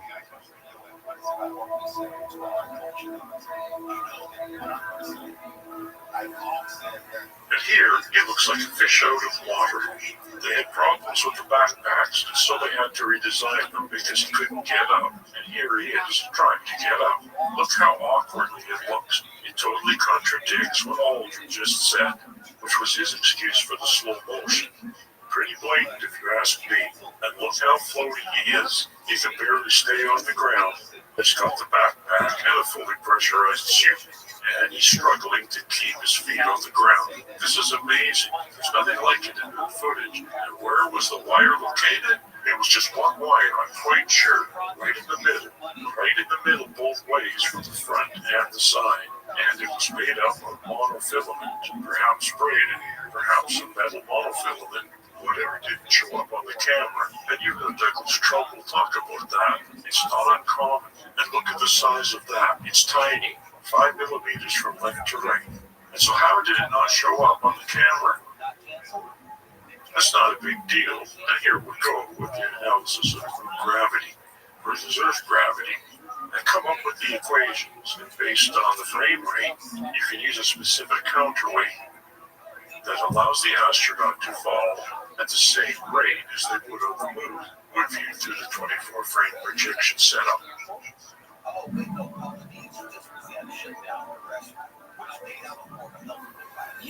If you're interested in this, you should look at it closely. I put all of it here in front of you, and if you're not interested, I understand. I know it's complicated. It was tough for me to come up with it, so I know it's very complicated. Even now, to go back, it's not intuitive. You have to look at every little bit of it and see that there's a problem. Otherwise, getting into this is not easy. So I don't blame you if you're not interested. You can go past this into the next section, but it does show you that at any frame rate you choose, you can come up with a counterweight that holds the astronaut up to allow them to fall properly, so that combined with their counterweight and the frame rate, it shows you that they will fall at moon speed when viewed on film.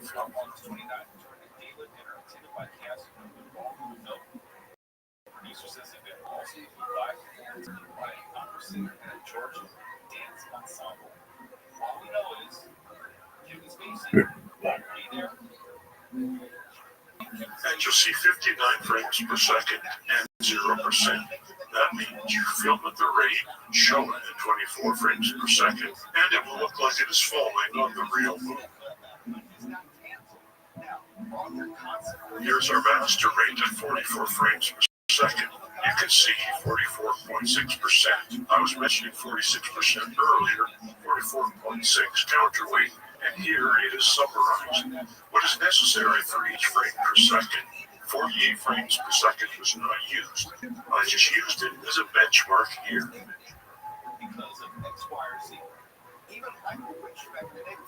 Here we have some examples of what I consider evidence of the wires. Some odd behavior, physics, odd physics behavior, astronaut behavior, that for the most part can be explained by having the wire pulled at them from above. We'll go through all of the footage, see all of the strange behavior, and we'll look at the clips that I think are clear examples of astronauts hanging from wires with approximately 44.6% counterweight.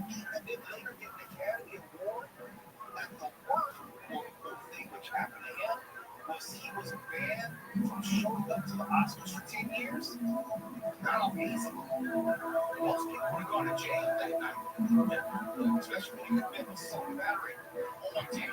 Live for everyone to see. You know, it's recorded. Everything is not a question of whether he did what he did or who did it too. Here you can see these quick movements that they did. It's quick, sped up. Don't send them in the air. Do a lot of that. If you watch the vomit common footage, you'll see it. Anytime they start moving, you'll have to be ready to push up. Pushing up with his legs. Gonna launch. Same with the wire work.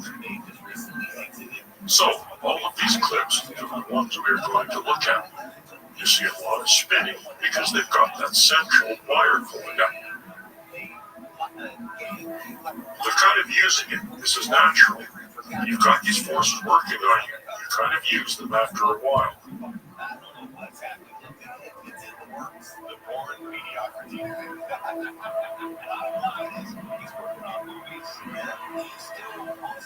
That was odd, right?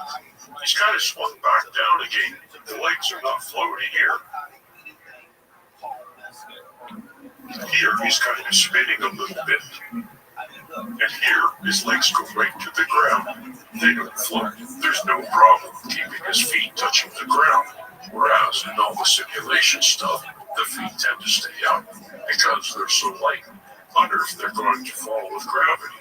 And the wire is pulling, probably from his mid-back a little higher. You can see the backpack bending of this one at the top. You should look at that one again. There's another clear example later. You'll see.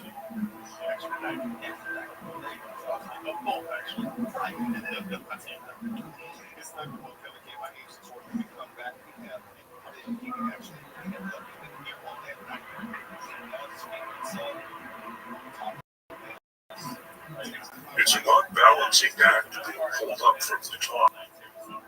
I find these interesting. You can see them swaying almost like they're in sync.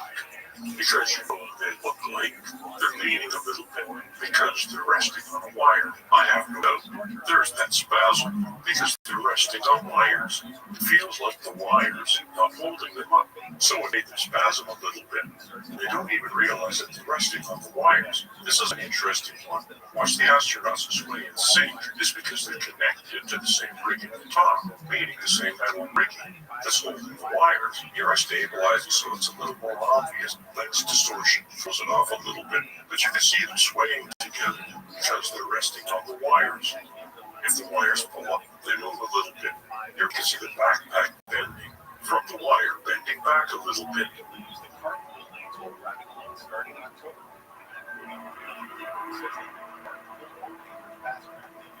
And sometimes they look like puppets, right?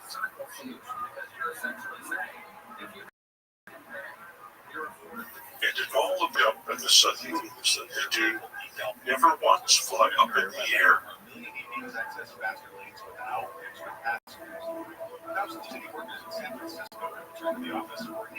Remember how easy it was for the astronauts to jump and land back on their hands when they were attached to their rigging. It didn't seem very hard for them as they almost went flying back into the air. So why don't we see that happening here?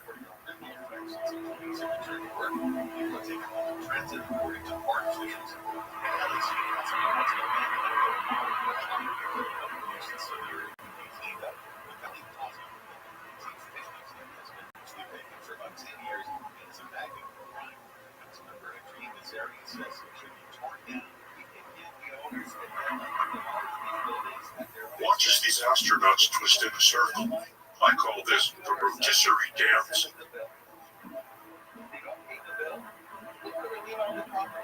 You can clearly see that a wire is being pulled a little too soon. And here again, we see the rotisserie dance.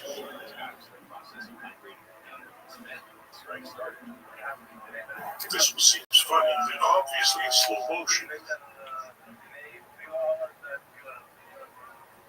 Here's the slow motion aspect. You can see hopping and jogging. Extraordinary amount of it too, because a lot of movement on the moon in the footage. The extent to was this. These missions were supposed to have taken place. It's really, crazy. And the amount of running and hopping that they did in this very dangerous environment is irresponsible, to say the least. What I've done is to categorize them here. You can see them coming at the camera, away from the camera, up to left and right. And in some scenes, moving away from the camera. Even a full resolution like this, you can decide which ones interest you. Look at them all. There are so many. Here are some more scenes of the astronauts moving away from the camera. Watch the top of the screen, as every time, both for Earth speed and for moon speed.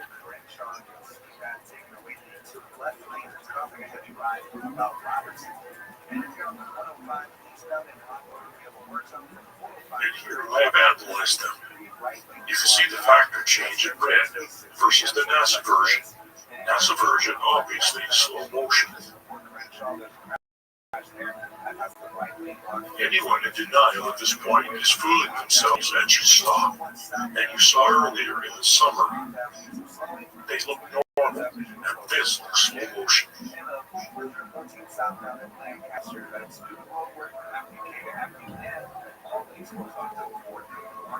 And then we have them hopping on wires toward the camera, then hopping on wires toward the camera in slow motion.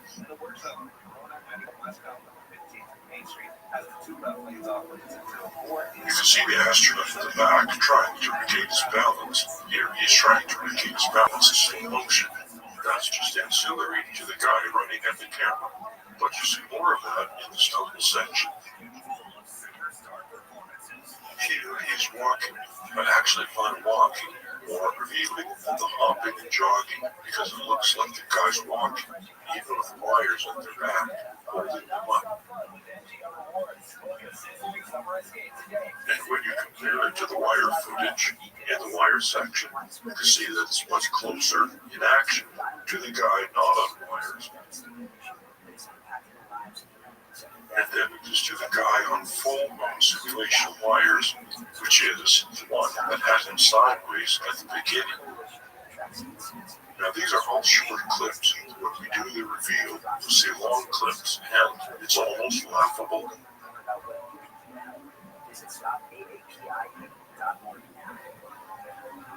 Number one on your car radio preset and the new and improved iHeart Radio app. Free, never something so good. KFI AM 640. So here they all are together. You can see what I consider normal speed. It makes an incredible difference the way the astronauts walk and behave. I know it's difficult, but take your time and watch each individual frame as the astronaut moves.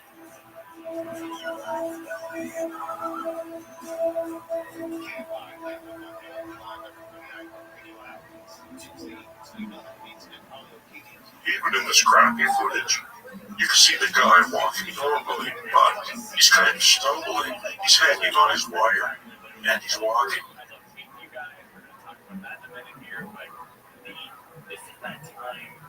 This is a great example of the oily suit, which you can see in the oily suit section. You'll see more of an explanation of what's going on there.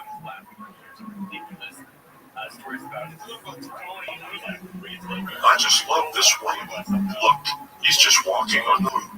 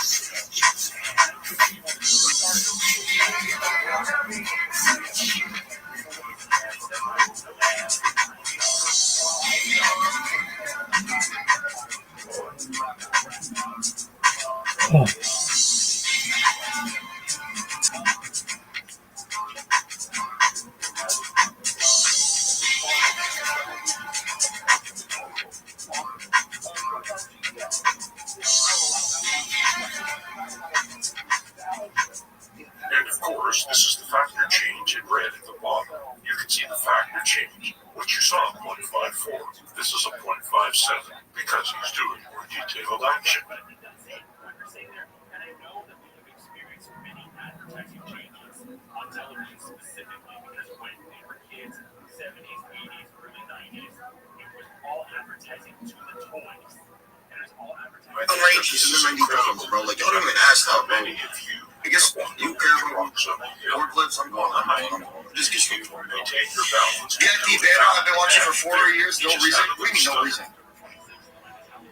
Yeah, I do a lot, bro. That's He was so high, dude. Their weight is being lifted up by wires.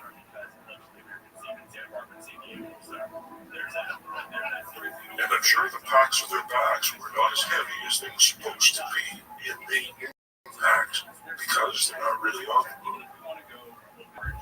It doesn't have to do everything it's supposed to do. When they returned, they were nothing like the males that kids thought were in the 80s and 90s in the media issue. They were about a third the size. They had no leg anymore. When we had to treat them any longer because they didn't have the capacity for a solid night out. So it was sweet, thoughtful, decided. And don't get me wrong, I'm too probably to have many males that we saw from those. They were last year, and this we got really well together because they went to colors that they never did. So, anyway, long story long, if you're looking for something. Here you can see the camera is almost constantly moving. Very seldom it is still. They have all kinds of things going on to keep it busy and keep you from figuring out what's going on, keep it noisy and cloudy.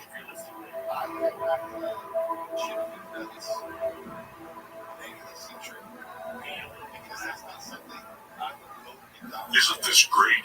Look, he's just walking. This one too. He's walking over the rocks.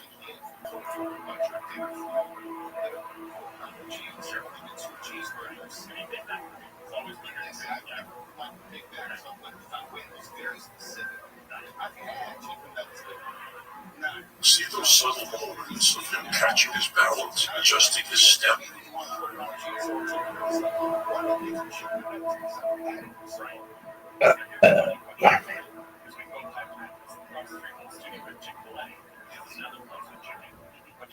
Do you see how he's trying to keep his balance while the wires do all the work?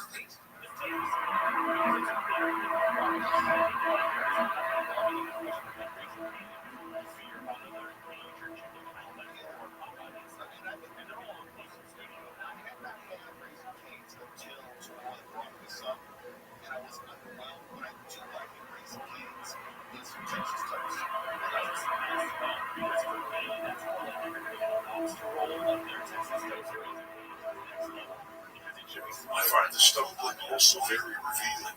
Catching your balance, trying not to land on your head. Speaking of being, we all move quickly to prevent catastrophic damage to ourselves. There's not much you can do about it. Reaction and reaction speed.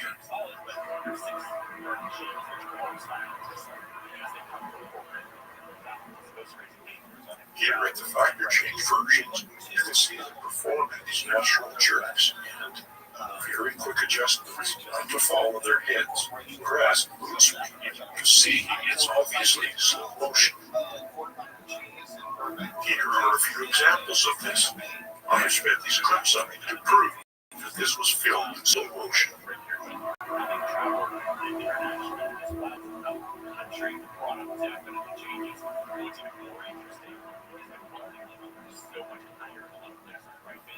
It's quite obvious, isn't it?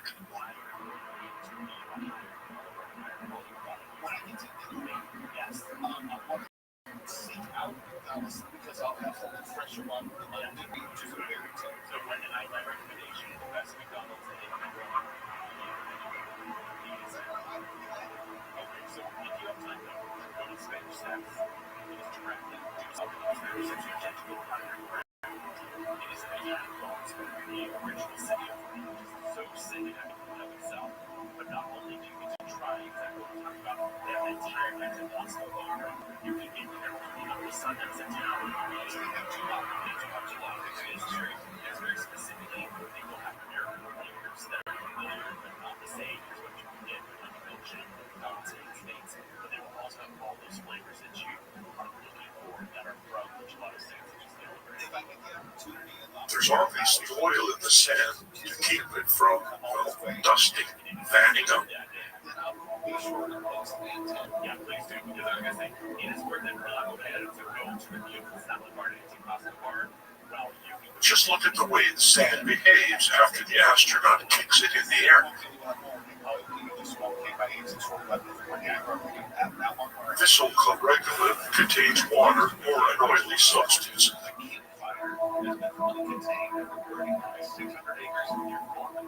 The kidney diseases were in sea life.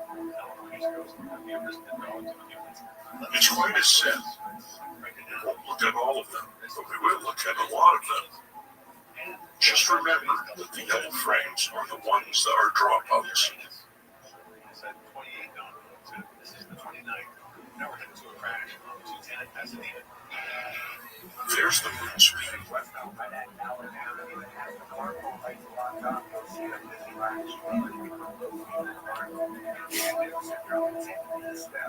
You can clearly see that the astronaut on the left is dangling from a wire.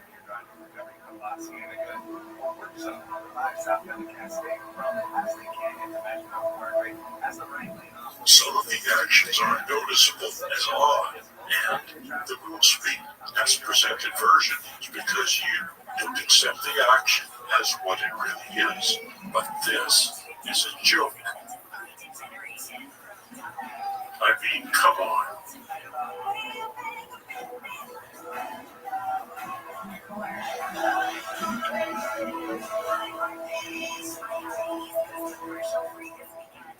Some of these are just clearly recorded in slow motion. How anyone could accept this as anything else is not really reasonable. I will show you a few more examples of this. Although, if you talk to the people who made it, Godfather's prospects for successful fall short. In fact, before its release, they were great. Okay, so we're finished. This is over. You know something, what? You gotta get rid of those guys. It's sad. We forgot taking Goldie. My co-host Mark Steele and I stripped back the bar. Look at that. from never before heard from sources to get at what And again, that. Leave the Gun Taking Only is based on my co-host Mark's best-selling book. And now this. And on this show, You can clearly see that the wire on this astronaut is being pulled taut. That's why he stumbled and jerked. And now the rotisserie dance. The conclusion is that this astronaut is being pulled taut on a wire at the wrong time.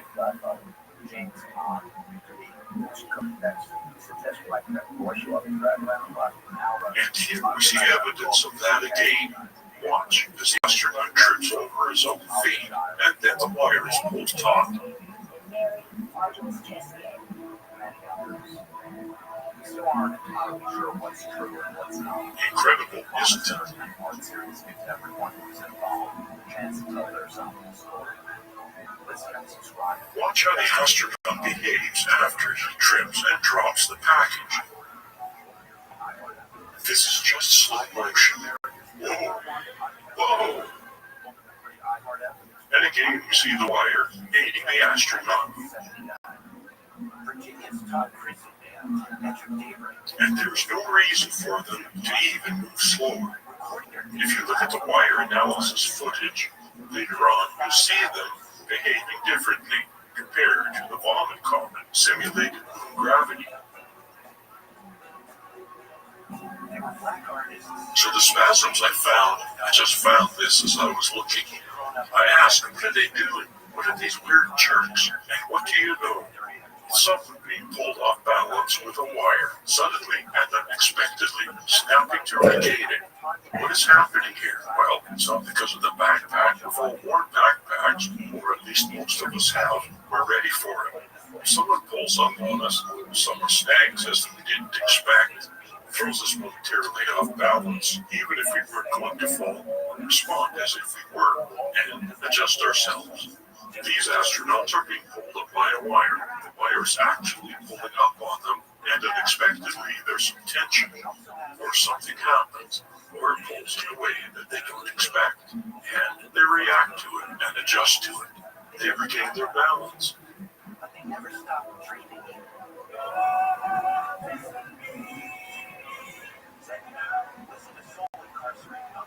It is also possible that for whatever reason, it feels like it's not pulling out much and not as supportive. They feel like they're going to fall forward as they snap back, because more than likely, they're resting on the wire quite often. They're relying on it, they're resting on it, they've actually letting it lift them up. And so they don't feel as heavy when they load and jog. So now that we've looked at the footage extensively, we're going to move forward and examine how they did it. And one of the first things we should look at is the film gauges and how it was utilized to make this happen. Film gauges refer to the size of the film, 16 millimeter, 35 millimeter, 70 millimeter, as well as others. Double 70 Ryback, it depends if the film is sideways or vertical, what it was used to capture. How do these film formats compare to each other? Basically, you use a large film like IMAX, then you can use a smaller to recapture it by using the optical printer and have plenty of resolution for the smaller format. I believe the Apollo footage, T-camera footage, was originally captured in 16 millimeter and then optically printed of sorts with a TV camera. Welcome. How are you? Transferred to TV, video. Oh, I'm good. I didn't even realize it was just gonna. Did I get pulled into this? Why am I in voice chat? That's where the link goes. How's your day going? Oh, I'm good.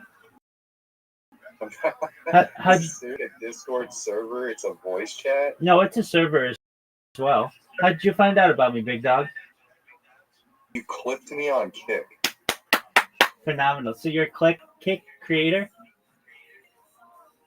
Hey, yeah, I have an account on Kick. I think I'm doing more on YouTube than Kick, but I mean, I stream there too. Very well. Do you mind if I tell you about myself? Are you really a rabbi? I am really a rabbi. Shalom. Shalom. Do you mind if I tell you about myself? Yeah, go ahead. What's up, man? Thank you. Firstly, apologies for any trouble my clips have potentially done. I do this for love. I am Rabbi Rothschild. I stream my life 24 hours a day, 7 days a week, 365 days a year for world peace. I've been doing so for more than 3.5 years. I have more data on the internet than any person ever. In 2018, The Economist magazine stated that data had overtaken petroleum as Earth's #1 resource, and I have more data archived than any person, which may make me an influential person. And if that happens, I'm going to make you, your friends, your family, everyone you've ever met, essentially, financially independent if you're not already, that you have generational wealth if you don't already. And I want to make sure to give you enough money to be able to start charities and philanthropic organizations of your own. How does that sound to you? Have you heard about the global currency reevaluation? Word, dog. Yeah, what am I trying to say?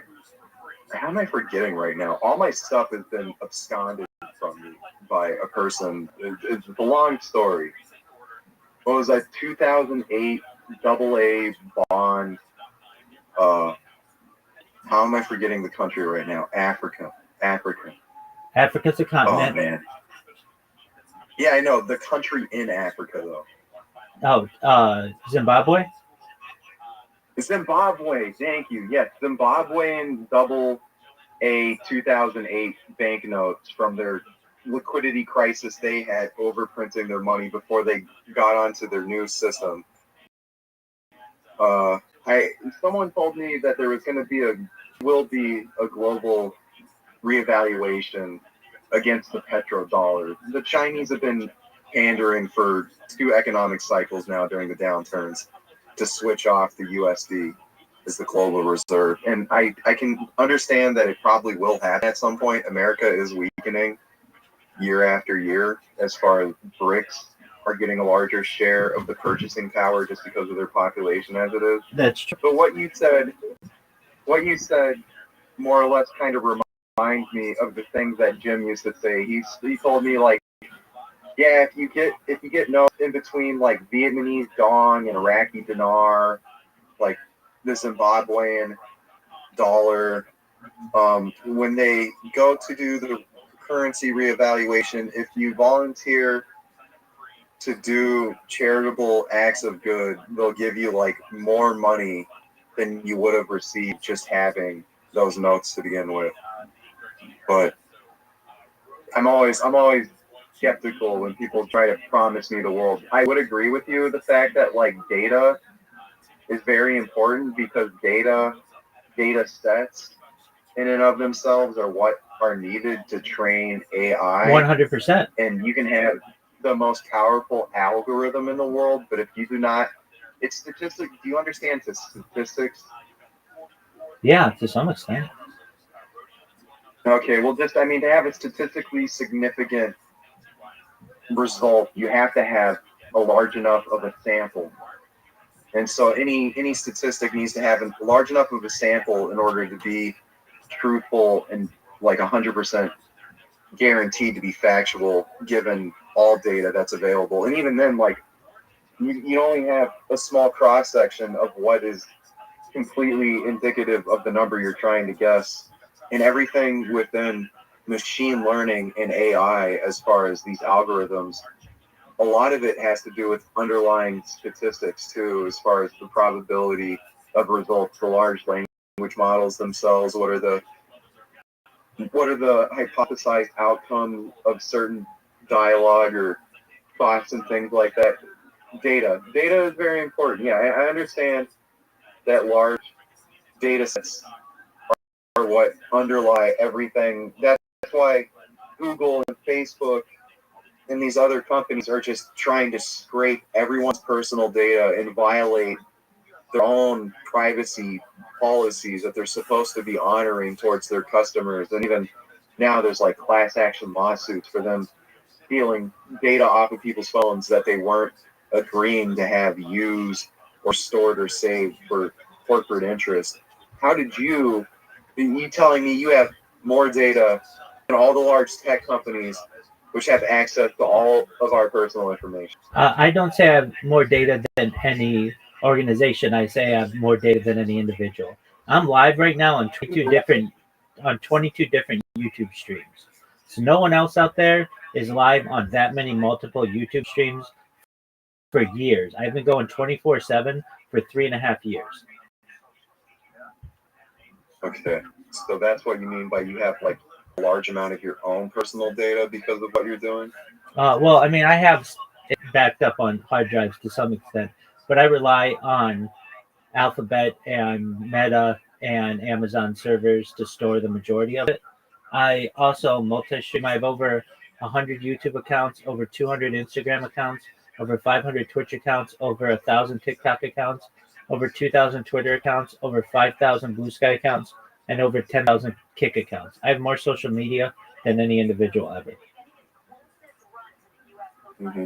And so you streamed all of them at the same time just to like disseminate your message that far, or what's the purpose? Well, I can't do them all at the same time, so I do like 22 YouTube and like another 12 Twitch and another like few on Twitter and TikTok and those Instagram, really to be uncancelable, so that if for any reason I get a copyright strike on my channels, I have backups and backups. My backups, essentially redundancies, creating a giant time capsule for the world, essentially a timeline for humanity, so that people can literally go to my stream and see what was going on in the world at any given day, and not just follow my life, but follow world events. We've seen the death of a queen, the birth of AI, the coronation of a king, and everything in between. I mean, when you're saying that you have a large amount of data, you know, if you're storing it all on a bunch of external corporate cloud servers, then they have all your data too. Yeah, no, I recognize that. I want to give that to them. I have a significant amount on hard drives, but certainly I can't store that much individually. So I'm fine by giving up my data to them in order to eventually have influence. And it gives people easy access to my data that I would normally be able to give them.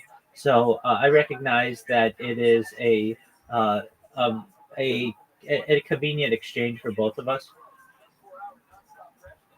How do you feel like you having this large data set just of your own life? I don't understand what other data you think you may have. Are you like scraping people's channels or something? You don't have anything that Jeff Bezos doesn't have himself. If you're going to tell me that you were the individual in control of the largest data set alive, I'd argue that Jeff Bezos is the individual in control of the largest data set alive. Well, he's in control of an organization that certainly has more data than I have, but he doesn't have more data on himself than any other person. I do. So I'm saying, as an individual, I'm basically the most video archived person in global history.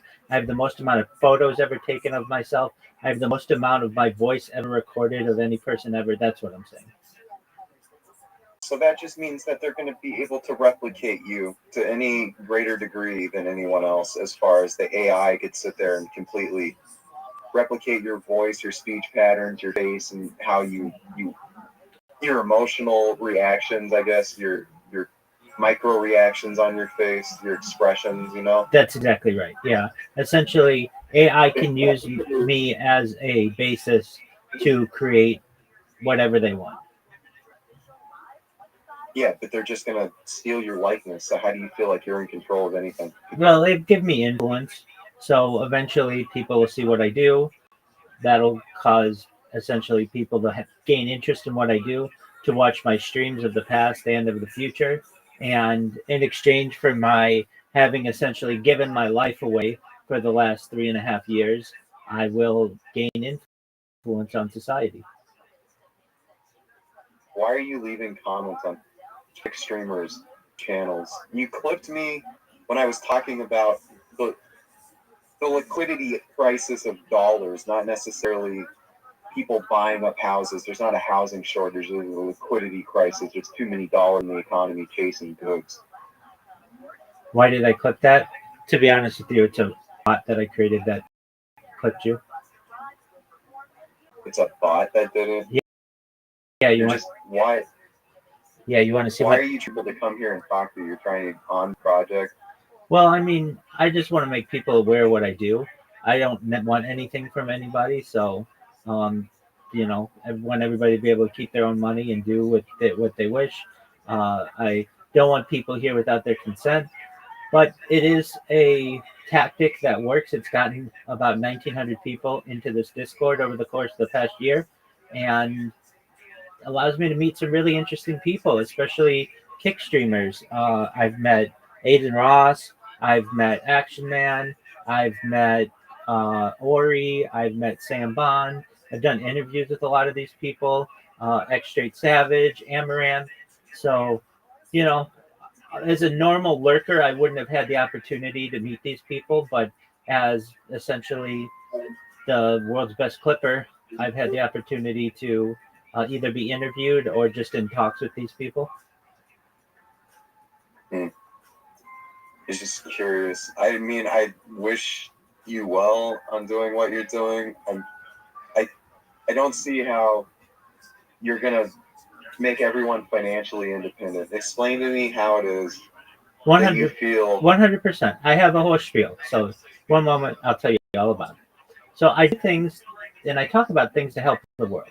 So it does, like, financial independence for everybody's great, but the discussions that I have, I feel, are what really are important to my stream. So I talk about things like ending world hunger through the use of technology, such as agricultural drones, floating greenhouses, saltwater greenhouses, hydroponics, things like vertical farming and cloud seeding. Ending world thirst. I'm sponsored by a cryptocurrency that's worth about $100 million. And one of the things that we do is we build wells in developing nations like Nigeria to benefit the less fortunate. I'm an advocate for the LifeStar Project and, most importantly, desalination technology. I talk about futurology topics that I really feel will be interesting to people of current day, but also of the future. Things like anti-gravity, antimatter, faster than light travel, faster than light communication, alien disclosure, things like nuclear energy, quantum computing. We talk about things like geothermal energy. We talk about invisibility cloaks, Santa Claus machines, things like de-extinction. People don't know this, but the first successful de-extinction took place in the year 2003 with the Pyrenean ibex, which was a goat located in northern Spain, southern France.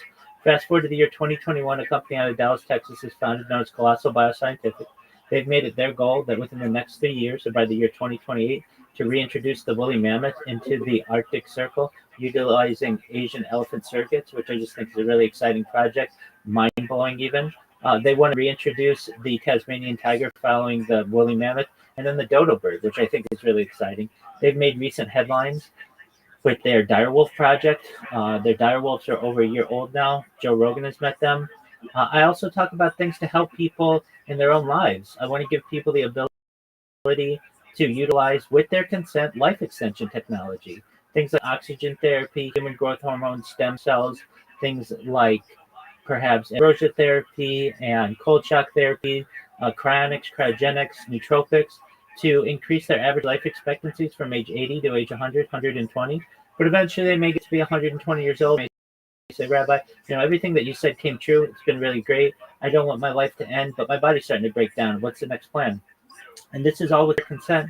But if they want, we may be able to utilize a type of technology known as mind uploading technology, where we scan their brain into a computer like a CAT scan or an MRI, knowing where every atom is in their central nervous system and the peripheral nervous system, for later download as an android, an avatar, a cybernetic being, a clone of themselves, a robot, an ethereal being, whatever they want to be. But I talk to people about the opportunity to have the potential of a digital immortality, and that's really exciting to people. I'm kind of ready to get out of purgatory. I don't know about other people. I'm not really interested in uploading my consciousness into the matrix of the computer and getting further stuck in this in-between realm. I'm ready just to move on to the next phase and leave. But, I'm interested in trying to do what I can to make things better here before I go. Unfortunately, I feel like a lot of us don't have agency to live our lives to the fullest potential, given a lot of the constraints of the system around us. I mean, I say that I've been failing myself to a lesser degree, not actualizing some of my own potential. So I can't blame everything on external forces, but you know, it's interesting. A lot of topics to talk about. I mean, what is it that you're doing now? It's like a lot of these people, I don't know, on Kick alone, there's a good degree of anti-Semitism. There's anti-Semitism everywhere, so I find it curious that you're interacting with some of the people you do. Yeah, I mean, I get it every day. It's just something that you live with as a Jew, and it's something that I let bounce off of me like water off a duck's back. I just don't let it get to me. Frankly, I know that people have hatred in their hearts, and I do my best to just be a good example to change their minds. I get people in here often who say, wow, I have this one thought of how Jews were, and after meeting you, I see that it isn't that way necessarily. I mean, just as you came in here, I was watching a documentary. I watch Jewish history lectures. I invite people to learn about Judaism in any way they like. I answer people's questions on Judaism. I do my best to be as open to people as possible. I don't speak on behalf of all Jews. I just speak on behalf of myself. So when it comes to anti-Semitism in the world, there's nothing I can do to necessarily control that as a whole. I can just do my best to be a light to the nations. So, Jewish philosophy, eschatology, and talking about what happens when you die, right? Right. There is no heaven or hell in Judaism. There's just going to purgatory, or the place waiting for all souls. The world to come. And that's more or less what I see as far as you're talking about uploading your mind to the computer. Correct. Essentially escaping that. It's like the same type of thing, in essence. It's not spiritual, it's more of a physical thing that we're manifesting in reality. But instead of just saying, oh, your consciousness goes to this area where you're waiting for the Messiah to come and God to intervene again and separate people out, it's like, I don't want to get stuck in that cycle of just sitting there and waiting and being in spiritual purgatory and having to deal with the pain and advice of living again. And you don't have to. You don't know what necessarily the next phase encompasses. Like I say, maybe it's a life where you experience no pain, or you have special abilities, or you can be a different type of creature. These are all opportunities with science. Yeah, I don't know. I don't necessarily want to be anything. God created me as a human. This is the life that I was supposed to live. I don't know. I'm here trying to grapple with the meaning of my existence, just like everyone else. And I don't feel like I need to be anything else than what Yahweh already intended for me to be. And then as far as living out my cycle, it's every man's days should be numbered to 120 years ever since Adam and Eve, and a quick succession of their progeny. The lifespan of human beings is diminished, and this is kind of the life that we're supposed to live now in the original sin, even for you from your philosophical standpoint, hasn't been fulfilled. So why should humanity try to get back to a perfection if that sin hasn't been eroded away or at least accounted for? We can always do what we can to try to live the best life possible. And if science grants us new Isn't opportunities, that going against God's will? not necessarily. God kept Adam and Eve and everyone else out of the Garden of Eden in order to make sure that we suffer and toil and have short, miserable lives. Not necessarily. Melchizedek lived to 969 years old. Really, the 120 idea comes from Moshe Rabbeinu, Moses, our teacher. So it's been tradition since Moses that we live to 120 years old. But there's nothing in the Bible or in any related text that says we can't live longer than that. And I would like to. I would like to get back to days where perhaps, if we want, we can live potentially in an indefinite future. That to me is exciting. And it really brings into At what point? The idea that perhaps Torah, Talmud, just really any kind of religious books and scriptures, teachings are really here for Earth.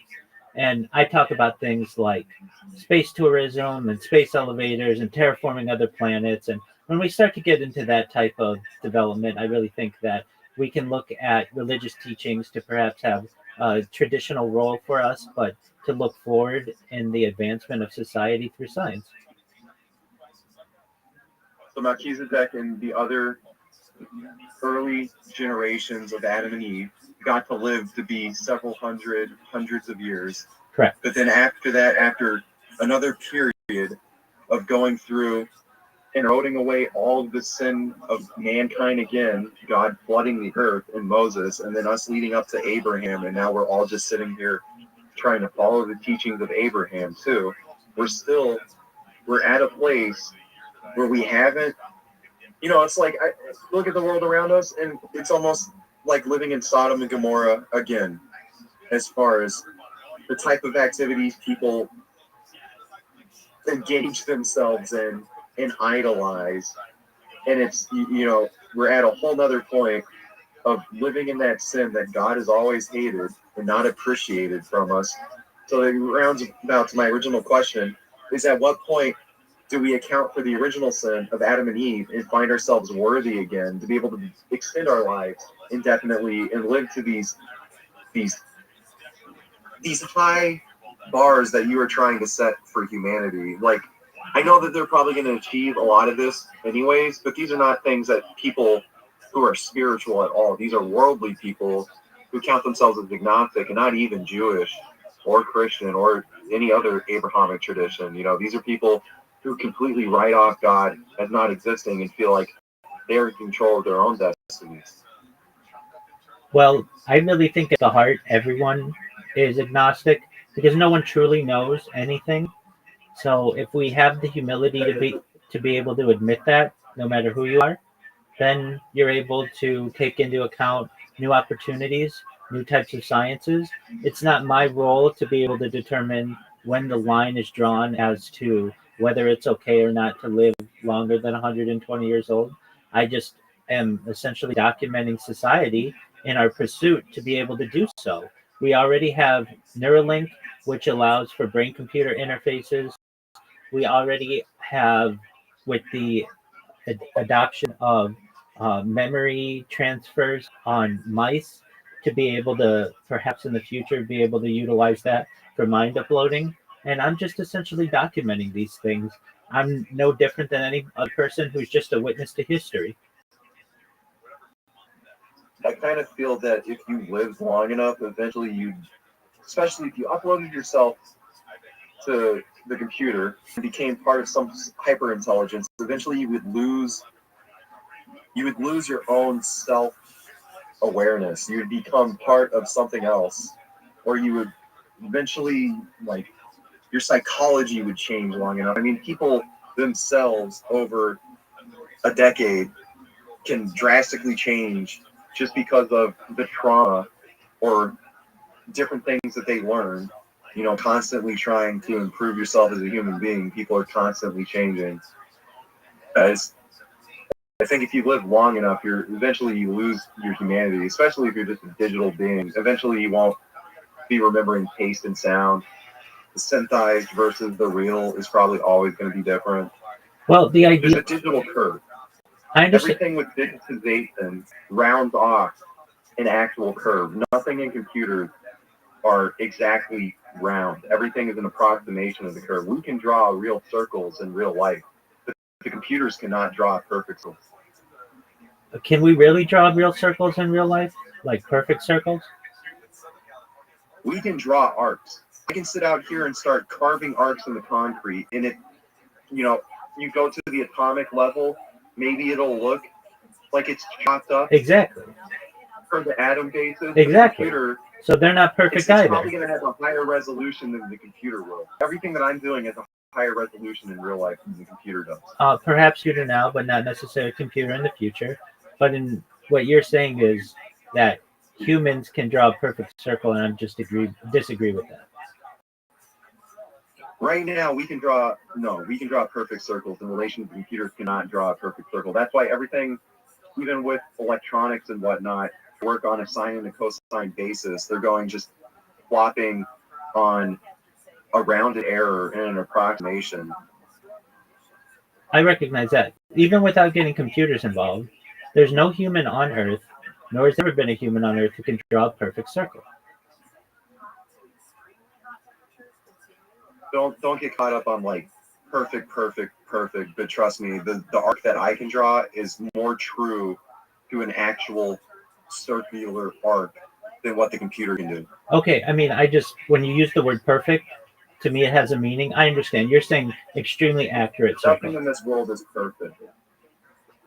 Yeah, well, I'm not losing information.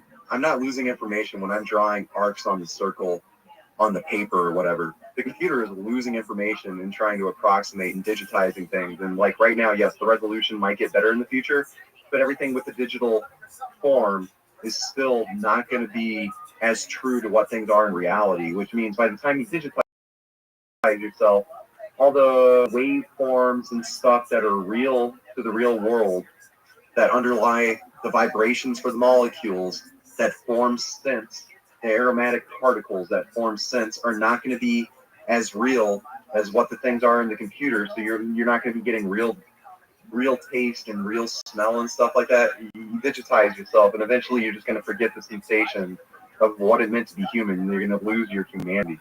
Well, perhaps with modern computers that may be true, but with advancements in computers, especially in quantum computers and holographic computers, then the plasma computers, all of these may be opportunities to improve what kind of data is stored, and we may be able to store data perhaps even better than we currently do with our own human minds.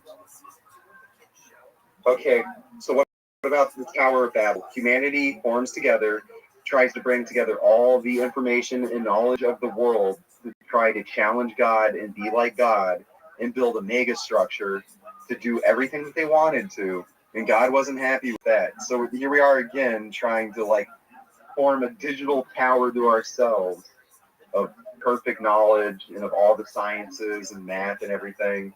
Like even we're at the point now too where like global language is coming together back again. You know, God dispersed everyone and mixed and befuddled their languages so they couldn't communicate and get back to the point of the technological height under Babel. And, you know, now we're at the point where English is becoming a major language around the world. Everyone's communicating ideas. Technological advancement is accelerating.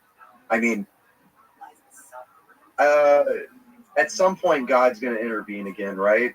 That's what most of the Jewish people are waiting for, is God to intervene again in the universe. And I feel like the more that we continue to try to challenge God, it's just pushing him to come, or pushing Yahweh to come back. And, you know, I don't really know. Personally, on a philosophical level, I just would rather continue, like, I'm never going to get a neural link in my brain. I'll just continue to interface with the computer at the screen and the keyboard. It's already bad enough that they can read my brainwave and my thoughts and patterns by the electromagnetic field that I'm generating and being near my phone. It's already bad enough that they can intrude into my thoughts and everything else just by being near the phone and reading my field as it is. I don't need them to have a direct link into my brain so they can get even more accurate data. That's why when I talk about these things, I'm very clear at the outset to say, with your consent, whether I'm talking about life extension technology or mind uploading technology, if you don't want these things, it shouldn't be forced upon you. If you want to live a normal life of age 80 or whatever the average life expectancy was when you were born, I think that you should be allowed that. There are just those of us who perhaps want a transhuman world, and we shouldn't be prevented from that kind of future if we want either. I want the 40 years of my life back that I'm supposed to be getting, and I want to stop being poisoned by petrochemicals that are sprayed all over the food. I wish I had the agency and the ability just to grow my own food somewhere and not polluted soil and polluted water. But unfortunately, everything is so expensive that I don't have that within me right now. I got to sit here stuck in the system, eating all of these fungicides and pesticides and herbicides and everything else. I mean, some of it, I eat a candy bar now and again. I shouldn't do it. It's not any worse for me though, really, at the end of the day, than having to eat the bread that there is. What can you do to help people now? It sounds like you're promising to help people in the future. I'm suffering right now. I'm trying to get outside of the continual cycle of abuse in my declining life well-being. I just my life is in a downward spiral. And especially you coming and leaving the comment. This is a period of me at my low.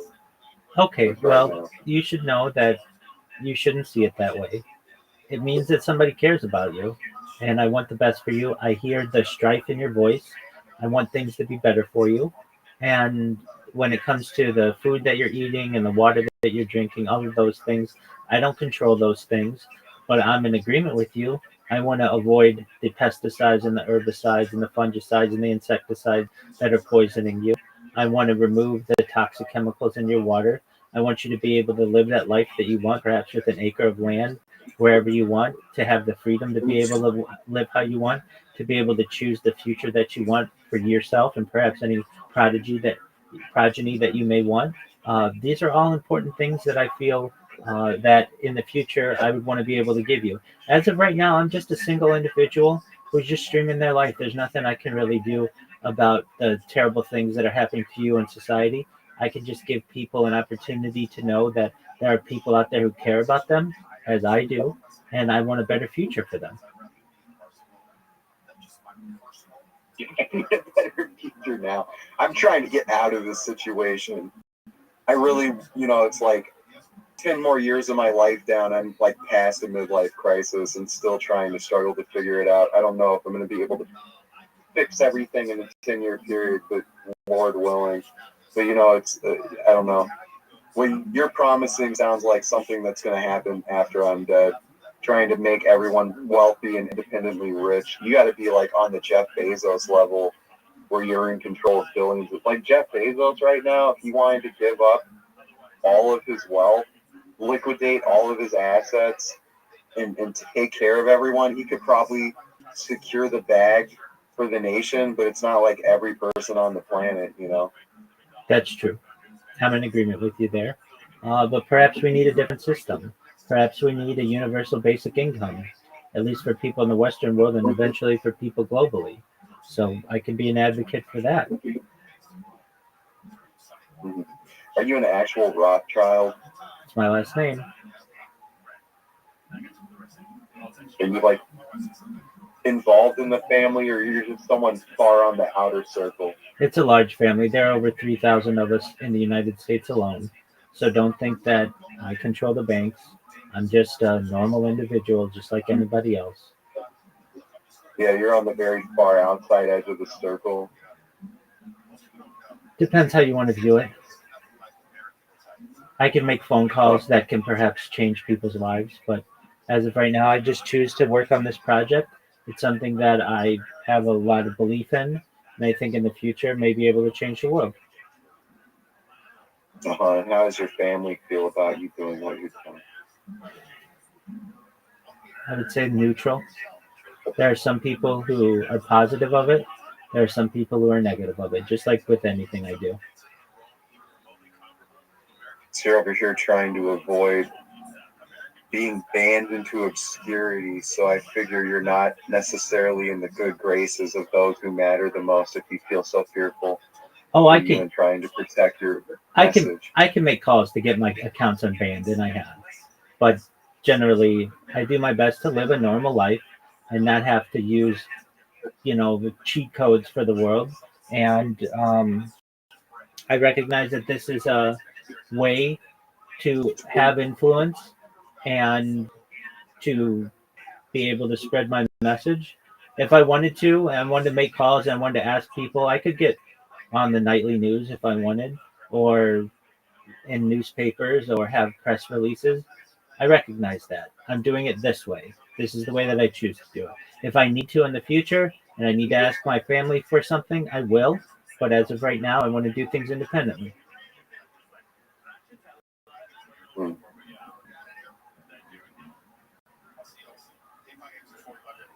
So Diogenes, you should know, I hear the frustration in your voice. There are people out there who care about you. If anything, I want you to know that I'm here to be a positive person in your life if you need it. I'm here to have an optimistic view on the world, and I'm really just here to give people hope. If there's anything that you ever need from me, you ever need to talk with anybody, I'm here for you. And I want you to keep your head up, okay? I need like $100,000. Okay. Well, in the future, I want to be able to give you that and more. I'm trying to get back. I need to like finish out. I would like to go back to school again. There's some things I want to do, but it's like right now I don't feel like it's the best time. I'm trying to figure out if social media is a means to an end for me to get my life back to some point of stability and for people the encouragement to try to continue to fight for themselves as hard as they can. But I've lost so much hope even for my own self in the last year with the way things have gone. Okay, so you're a streamer. You stream on YouTube, you stream on Kick, you stream on Twitch and Rumble. I have Twitch and Rumble. For some reason, I keep trying to link Twitch to my Streamlabs, and it's not connecting the key. I gotta like figure some things out. I hardly would call myself a streamer. I've been doing it for a little while, and I barely have like a few hundred people following me on YouTube. I've got 25 people on Kick. I had 27 and 2 people unsubscribed. Okay. And most of the Kick subscribers are just bots. 100%. It's not even like real people. Yeah. Well, you mean your Kick followers, not subscribers, right? My Kick followers. Absolutely. Yeah, it's like people who come, or accounts that come through trying to get me to buy views and watchers or whatever, Absolutely, yeah. Viewers and followers. Well, if you want, I can teach you how to create a bot so that you can increase the amount of Kick followers you have. Somebody showed me, Alchie Boone was like showing me how people were doing it on the back end. He showed me a website you could go to, and you could just open up a bunch of instances. It was like the back end of Kick, that it was a door that was left open. So those are viewers. Those are simultaneous viewers. I'm not talking about that. I'm talking about followers. Basically, a bot that creates accounts for you. So whenever you're not using your computer, it's adding accounts to your follower list.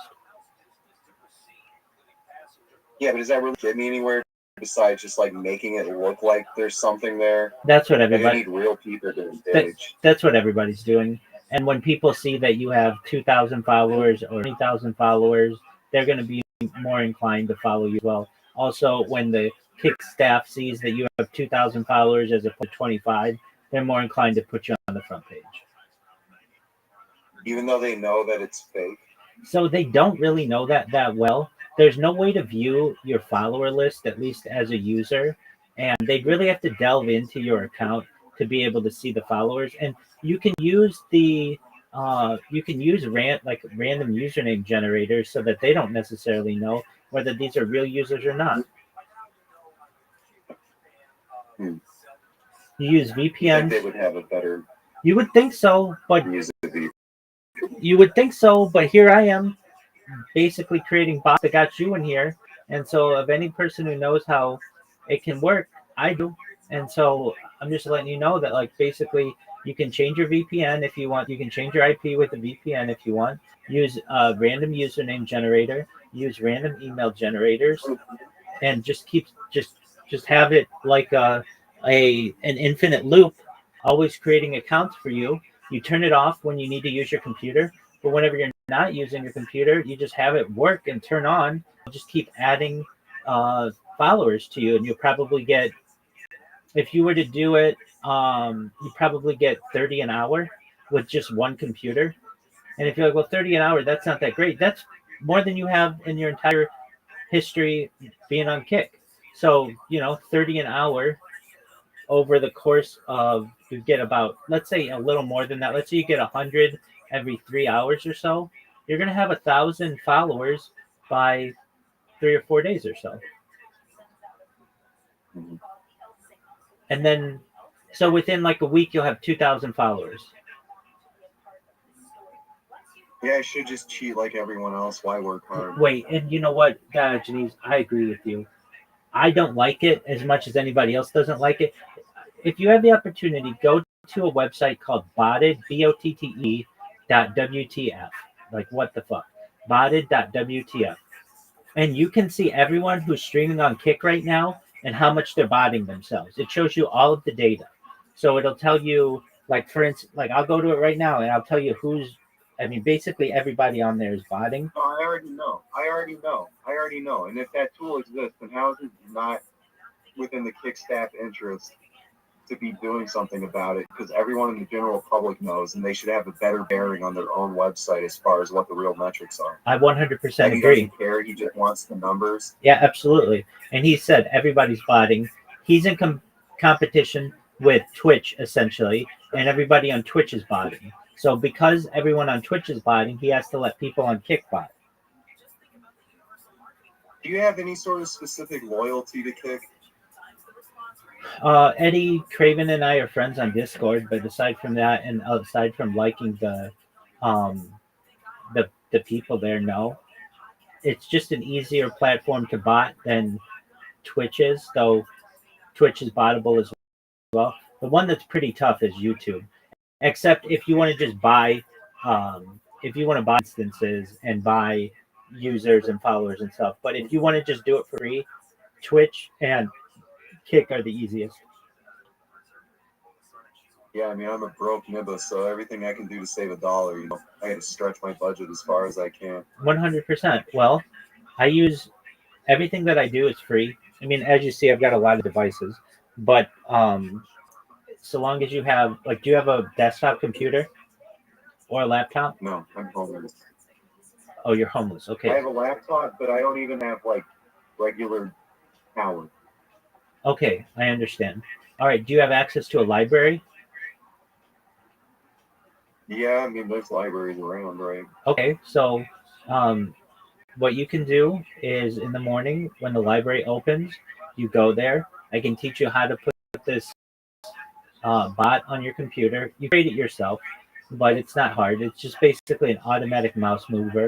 And so it's just an auto clicker, and it will auto click for you the creation of either Twitch or Kick bot users, and then you just have them follow you. And then as that works, you will see the amount of followers that you have increase. And then whenever you stream, you're going to have more influence. Now, when it comes to the homeless aspect of it, I really wish I could give you that $100,000 that you need. I can't, at least not currently, but in the future I'd like to. What I can do for you right now is just teach you how to create a bot. That's all I can do. You know what I need? I need to know what's going to be the next, like, penny stock that goes 1,000 times over, so I can just invest $1,000 and at least get the money I need. Yeah, it's not a penny stock, but I think Ethereum is probably a good investment for you. Solana is a good investment. Really? Absolutely. I've already got some money on the Solana blockchain and some different coins on it, but I think Ethereum. Come on, you're part of the Rothschild'S family. Where's the next investment they're making? I'm telling you, Bitcoin, Ethereum, Solana. Ethereum and Solana, yeah. There's also Doge. Yeah. Do you have KCIP? I do not. It's known as Kick Partner now. If you want to know my... Did they change it? Yeah, they changed it. If you want to know my history with Kick, I can just review it for you quickly. Some people knew I was streaming a lot, and they told me that I should get on Kick.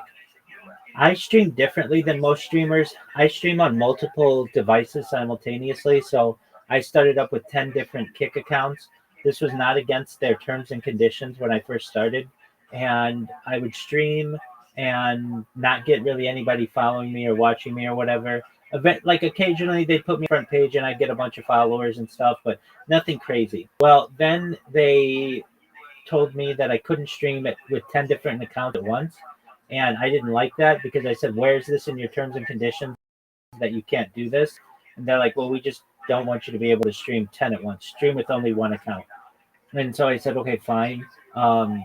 I wasn't getting anywhere with just the one account, so I started creating accounts and basically spamming people to come to my channel.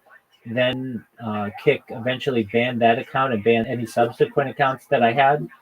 And then I spammed them for like 8 months straight last year, to the point where Eddie knows who I am, and their top developer, his name is Santa Maria, he knows who I am. He's made videos about me. Everybody in the Kick staff knows who I am. There's about 200 people or so. I decided January 1st, 2025, that I would stop spamming people, because with the hopes of maybe they'll let me back on. And a friend who's a big streamer, his name's X Straight Savage on Kick, he's told me, you know what you did wasn't that bad. Why don't you try to come back and stream? I tried to stream again. They banned me again. We had an email exchange. They said to me, I said to them, for how long am I banned? They said indefinitely. I said, is that a lifetime ban? Yada, yada, yada. Eventually they said yes. I said to them, okay, so you mean it's the year 2025 right now. In the year 2075, if Kick is still a thing and I'm still alive, you won't let me stream on Kick? They said, that's correct. And I said, well, you basically leave me no choice then. I'm going to spam you then. So then I started the spam bots up better, and I told them that I would, and that I'd have more of them, and they'd be bigger, better than ever. And that's what I've done. And that's basically been my relationship with Kick. How are you friends with Eddie then if you're just annoying him? Yeah, so I did an interview with one of their creators, Ori. He's a streamer on Kick, and I showed the Kick staff some loopholes in their sign up process, and I sent it to Eddie, and Eddie watched it and friended me. And it was just something that Kick had, where you create an account and sometimes it would work, sometimes it wouldn't work, and other times if you kept hitting the button, it would work. Basically, it was an inconsistent sign up process, and it's something that they've subsequently fixed, but they wouldn't have known about it perhaps without my help.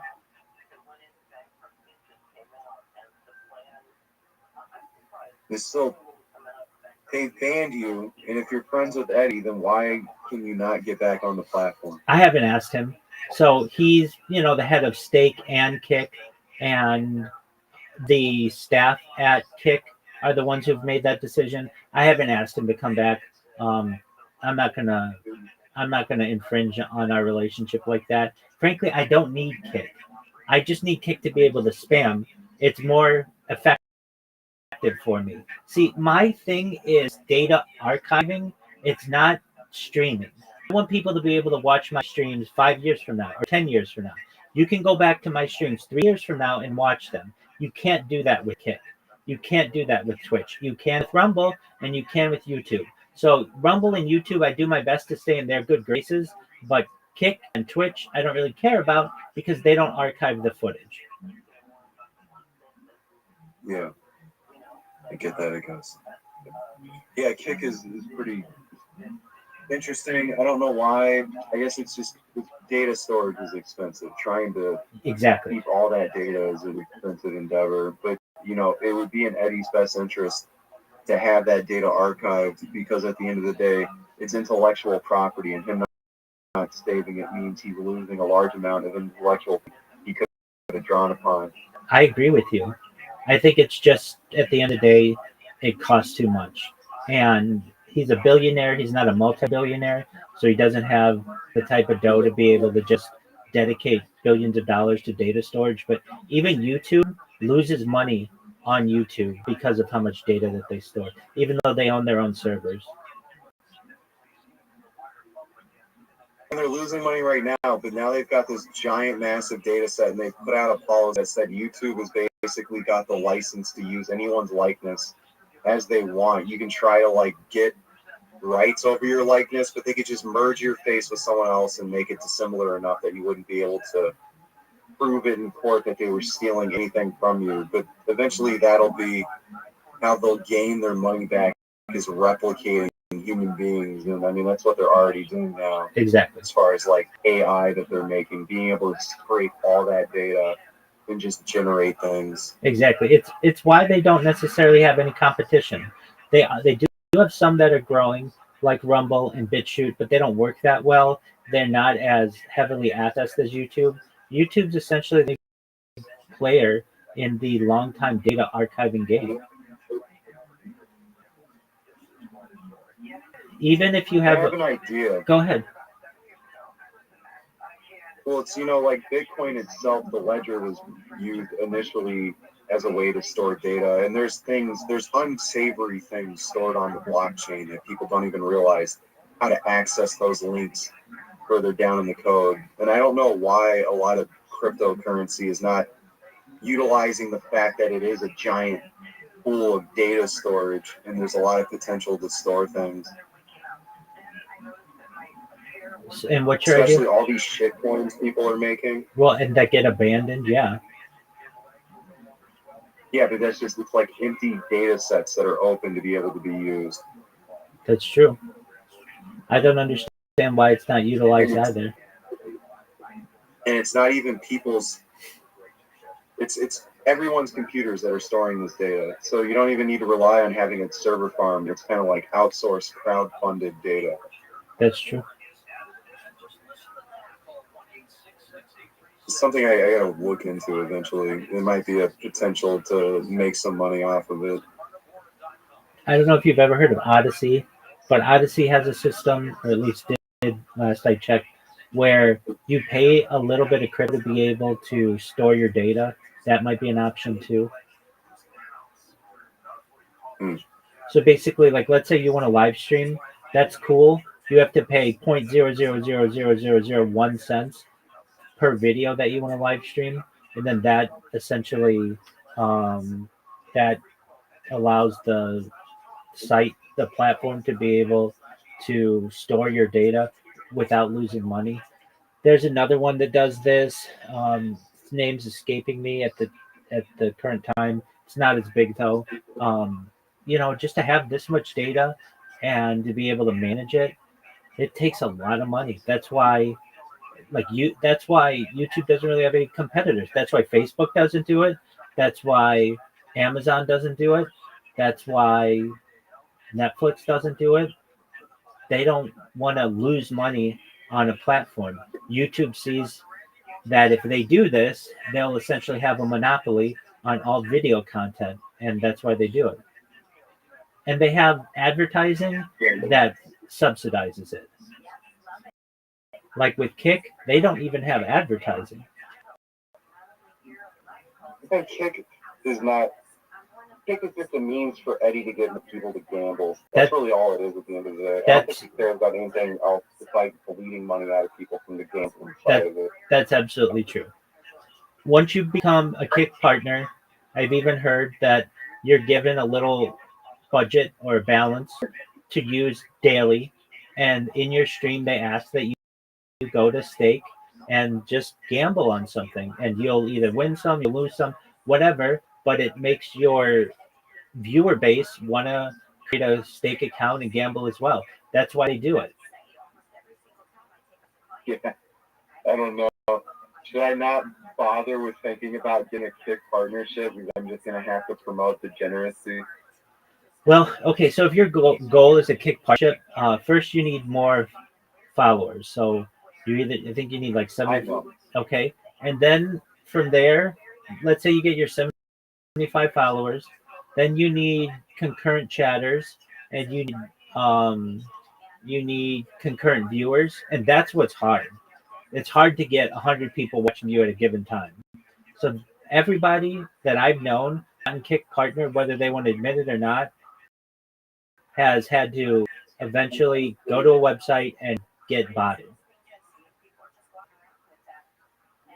What is the payout right now, anyways, for Kick partners? It differs for everyone pretty much. Yeah, about $16 an hour. Seriously, if I could get $16 an hour to stream, I'd be golden. Yes, you would. I just stream all day long, really. Exactly, and I know people who do that. They are up at 4 a.m. and they are streaming until like 8 p.m. and that's their life. And they have been able to buy cars and houses all through Kick streaming. I gotta get Eddie to give me a partnership. Okay, well, the first thing that you need to do is be eligible. So, you know, I bought my account. I hate to say it, nobody gets anywhere without doing that. It's kind of it's the old adage, it takes money to make money. And the reason why it is the way it is, I feel, is they want to limit the type of creators that get highlighted, and they only want to make sure people with their aligning political views or social views are going to be on the front page. And so small creators who just are trying to do it the old fashioned way of just one follower at a time, they'll really never get anywhere. I've known people who have not botted themselves. There's a guy who comes in here and he talks about it.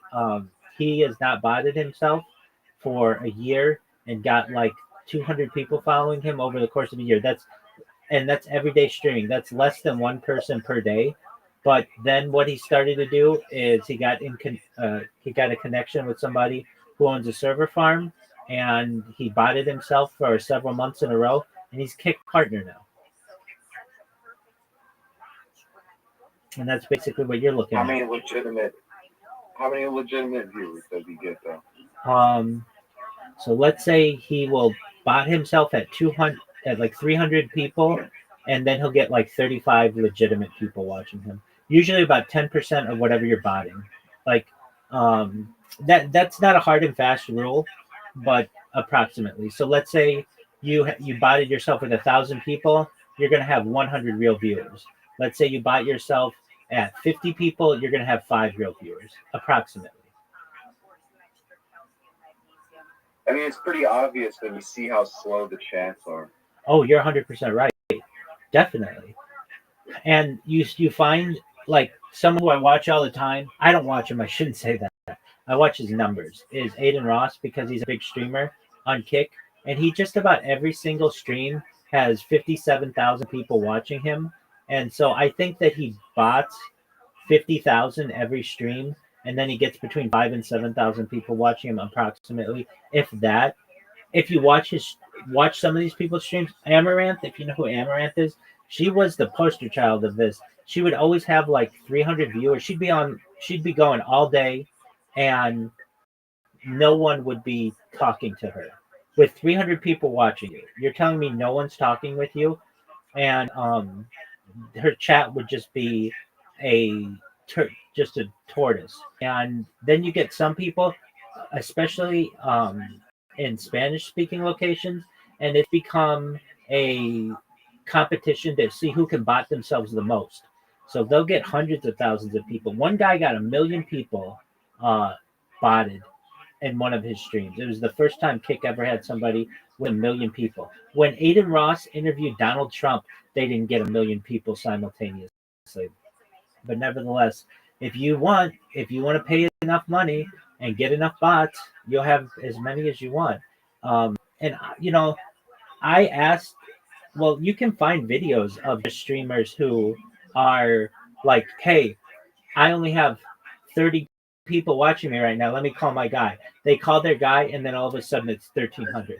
Like literally, they'll call them on stream. Fusi, if you know who Fusi is, I've seen some other people do that. I've got a guy who comes in here who tried to get me to buy bots. I explained to him, look, when I first started, I bought bots, but it's very difficult to get seen. And so I just didn't think it was in my best interest, and I kind of wanted to do things more organic way. But he'd come in here and he would tell me, yeah, right now I got a call from XYZ creator, whether it's Fusi or Aiden Ross or whatever, and they need 5,000 viewers or 50,000 viewers. So I call my guy, and then we get them whatever they need. So he's basically a middleman. And I asked him all the pricing on it. So for like 1,000 viewers, for 1,000 viewers per month, it's like $5,000. It's quite expensive. So, if people want to dish out that kind of money, they can. Now, there are cheaper ways to do it.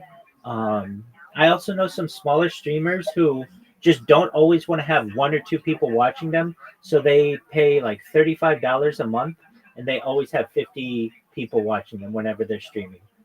It's just however you want to do it. Like I even know guys who just have absolutely no, like they have really small streams and they still pay to get viewers because they know nobody's going to watch them if they only have one or two people watching them. Unless they do something drastic like bot a whole bunch of people. Yeah. I'm with you though. I don't know. I'm kind of like Go ahead. getting some okay engagement with YouTube, and I'm not botting myself. I don't know if I'll ever really kick. You got to bot yourself for kick. Yeah. Do you do YouTube Shorts? Yeah, I post them now. I can, but not as regularly as I should. I mean, I don't. It is mostly like live streaming, yapping at the camera. Don't we all? I should be posting YouTube Shorts. Well, and I get that. That's why, at least with the streaming and using multiple accounts, I can post YouTube Shorts or Kick clips or whatever, but I'm still streaming at the same time. You know, I don't have to stop my stream to do it. Do you have bots like clipping videos and posting them on YouTube for you? Yeah, so believe it or not, many of these Kick clips that I post, people have bots of their own that whenever anybody clips their channel, it automatically uploads to YouTube and Twitter. So I'll just be randomly on YouTube and I'll be like, what is this clip with my like promoting me? I didn't do this. And then I find out it is because I clipped someone on Kick or I clipped someone on Twitch, and it just automatically does it. And a lot of times those people will be interested in what I do, and they'll go to my account and they'll basically give me a shout out or at least just like view all of the simultaneous streams that I have. A lot of people are just like, I've never seen so many streams at once. That's what I do. Basically archive my life.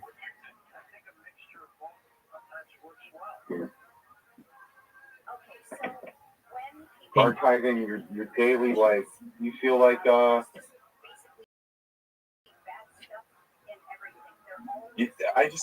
don't feel like archiving your life is gonna set everyone out for independent wealth. Like, how are you gonna get enough money just because you have this giant archive of your life? Well, to make everyone around the world independently wealthy. Yeah, I mean, that's the dream. Essentially, I'll be able to do it a lot with influence. So what we don't have as a society is one creator who's always online. Someone who we can literally watch their entire life. Not necessarily from birth, though that would be the goal, but at least from a significant time, which mine would be the pandemic, up until the present day, that you can grow with them. You can see their changes in their stream, in their activities, in their interests. You can watch them mature. You can, whenever, like, the thing that any streamer has that always occurs is they have to go offline. They have to stop their stream for whatever reason, and they lose their audience. In my case, I don't ever stop, except, well, I should say every 12 hours I stop because I want the footage to be archived. And if you do longer than 12 hours, at least on YouTube, it doesn't archive everything, just archives the first 12 hours, at least to make it available to the public. It's still archived, but not available to the public. So I want people to be able to view it, all of the data. So, I mean, I don't care how long you stream. No one's going to watch you all day. And on top of that, like, the audience is constantly rotating over. That's true. I mean, they're not going to watch a significant portion of you in relation to all the other people they want to watch. There are people who do, though. I mean, do you know about Loaf Girl? She's a YouTube account that streams 24 hours a day, 7 days a week, just the same song. And that person has over. Yeah, she makes music and just gets that to autoplay. That's different. People use that for studying and stuff. It's the same song. She doesn't make music. It's the exact same song. She's been playing the same song for like 3 years. People go in there and just study. It makes them feel good to just have a connection with other people. And that's how people are in my stream. Like Miss Aquarius, she's in here right now. She likes to sleep in here. She watches my streams. Generally, I'll get 3 or 4 people in here overnight who just want to just be with someone else, have that human connection. Now, in terms of, well, how do you make money off the data if you don't own it? Look, I'm sponsored by a cryptocurrency right now that's worth about $100 million. All I have to do is wear a shirt that's like a NASCAR driver and get individual advertisers, and I could make millions of dollars just doing that, or doing live reads, or doing shout outs to people, doing cameos. Once people know about me, I'll be able to make a lot of money. Now, to be able to solve world hunger and all of those things, that's a much bigger lift than just one person, but I can educate people. We can have seminars on how to end some of these issues and to bring them to light and to unfold some of the corruption that's occurred, why we haven't had these things. That's all I can do as one individual. But as of right now, there is not one streamer out there who you can always go to and watch their stream live and go back and watch their the history of their stream. That isn't currently a thing. It's basically like what people did in the past, where they would be a journaler or a diarist, someone who would write in a journal or a diary. I do the same thing, except I do it in a modern way through video.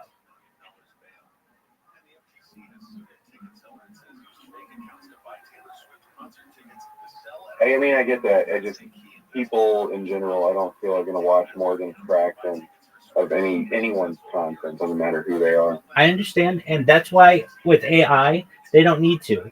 So there are already services for free where you just take 12 hours of my video and it chops it up into the most interesting 3 minutes.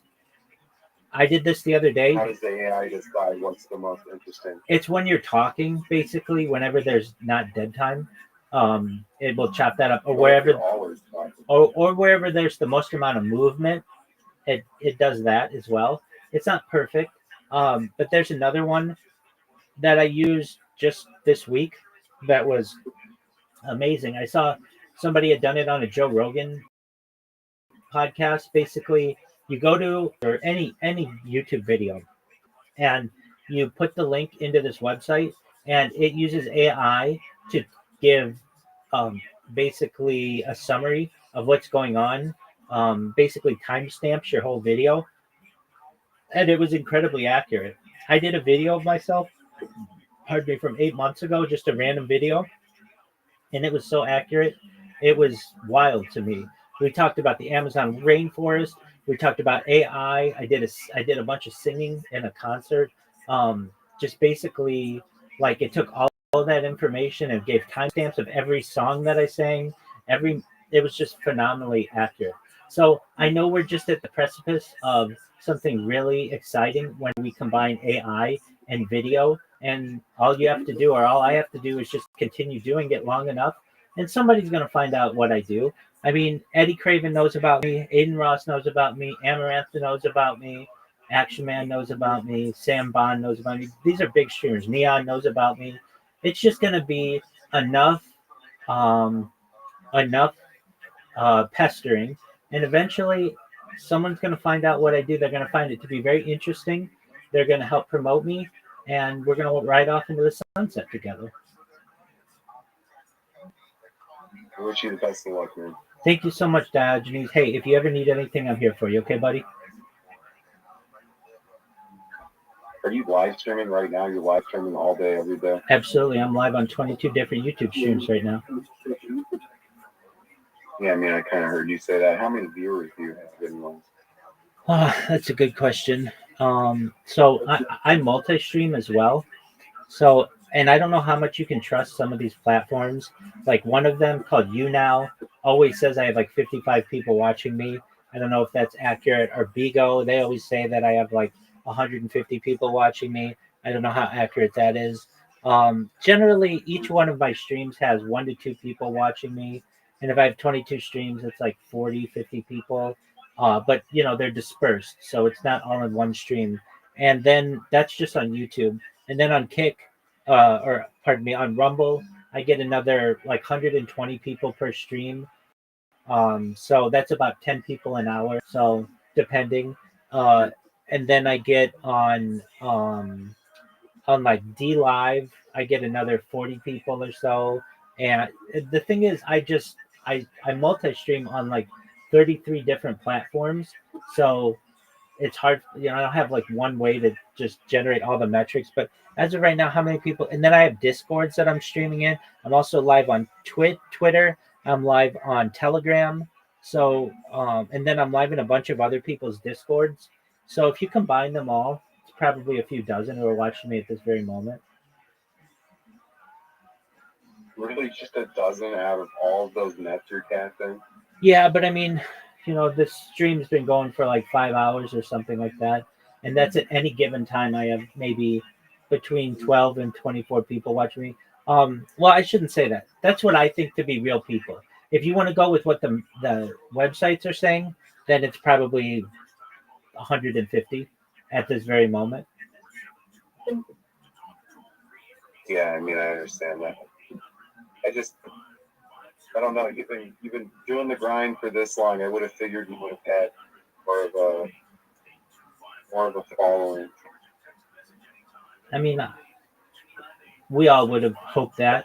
Things happen where you get accounts banned or whatever may happen. That's why I try to filter everybody into this Discord.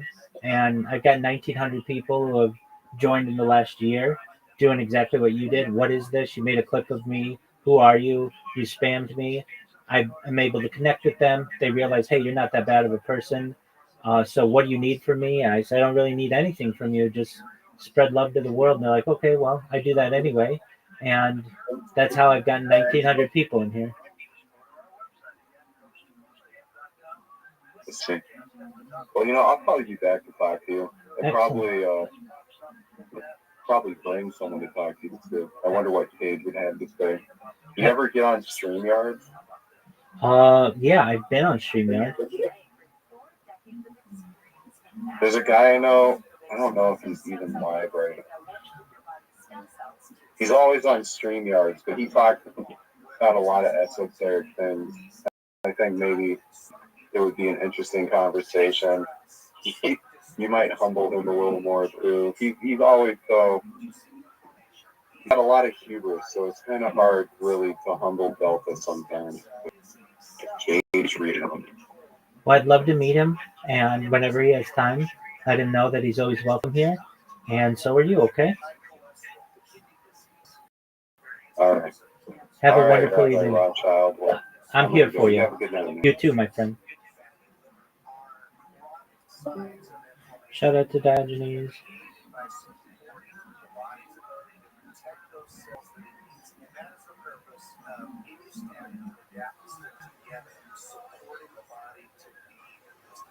Definitely. How will I feel after taking that doctor step and IMU step? The IMU step is going to have an immediate effect, but I tell you, your immune system is starting to function better after 24 hours. You put them down to with it, your most you live in 30 minutes. Order now at healthywomen.com. The stem cell wellness kit from Dr. Clay protects your body's stem cells and will make you feel better faster. The stem cell wellness kit from the Dr. Step and IMU step is only available at healthywomen.com or toll free at 800-563-3980. That's 800-563-3980. Don't forget to enter promo code George for free shipping. Order now to get your free gift, mental clarity, natural support for mental sharpness. The stem cell wellness kit at healthywomen.com.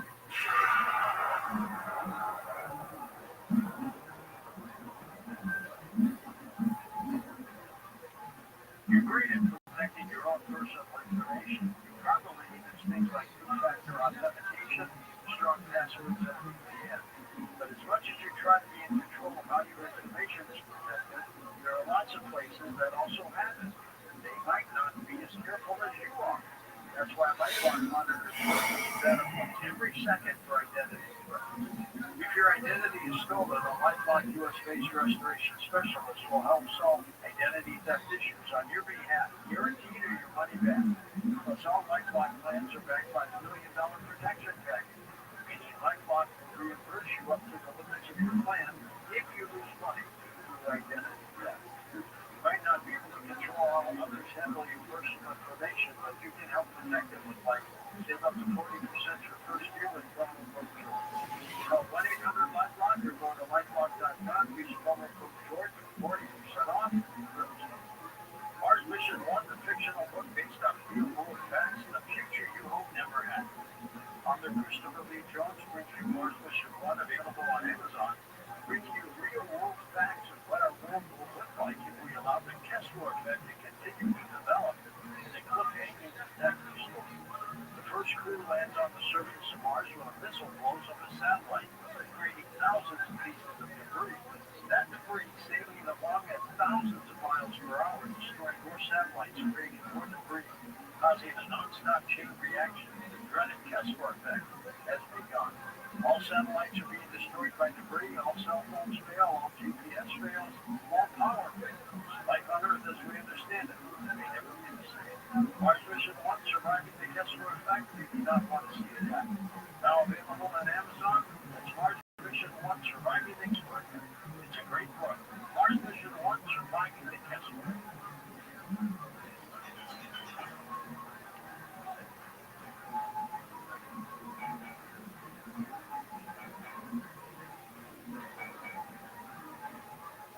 Welcome back to Coast, George Norrie with Dr. Randy Shannon from CriticalHealthNews.com.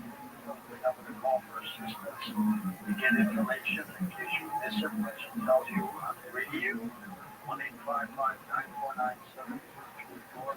They call the next hour. It's got to be very satisfying for you, Randy, Ben, and God.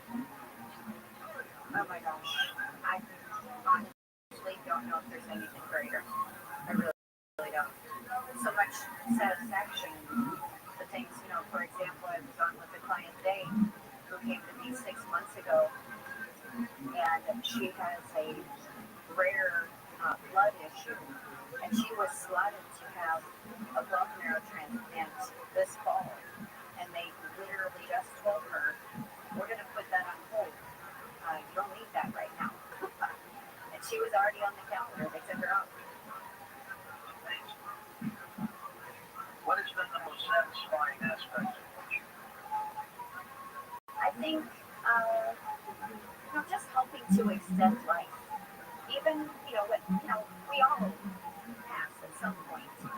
But, I've had a son, a grown man, tell me it was your protocols that helped me have, when my father was on his hospice bed, you gave me another summer of life with him that would never have happened.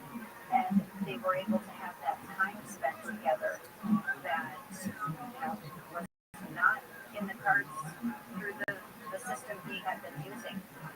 So while we couldn't pull him out fully, we did help to extend, and he got, more memories with his family. And I think it's about extending and giving quality to what we got to do as far as this life.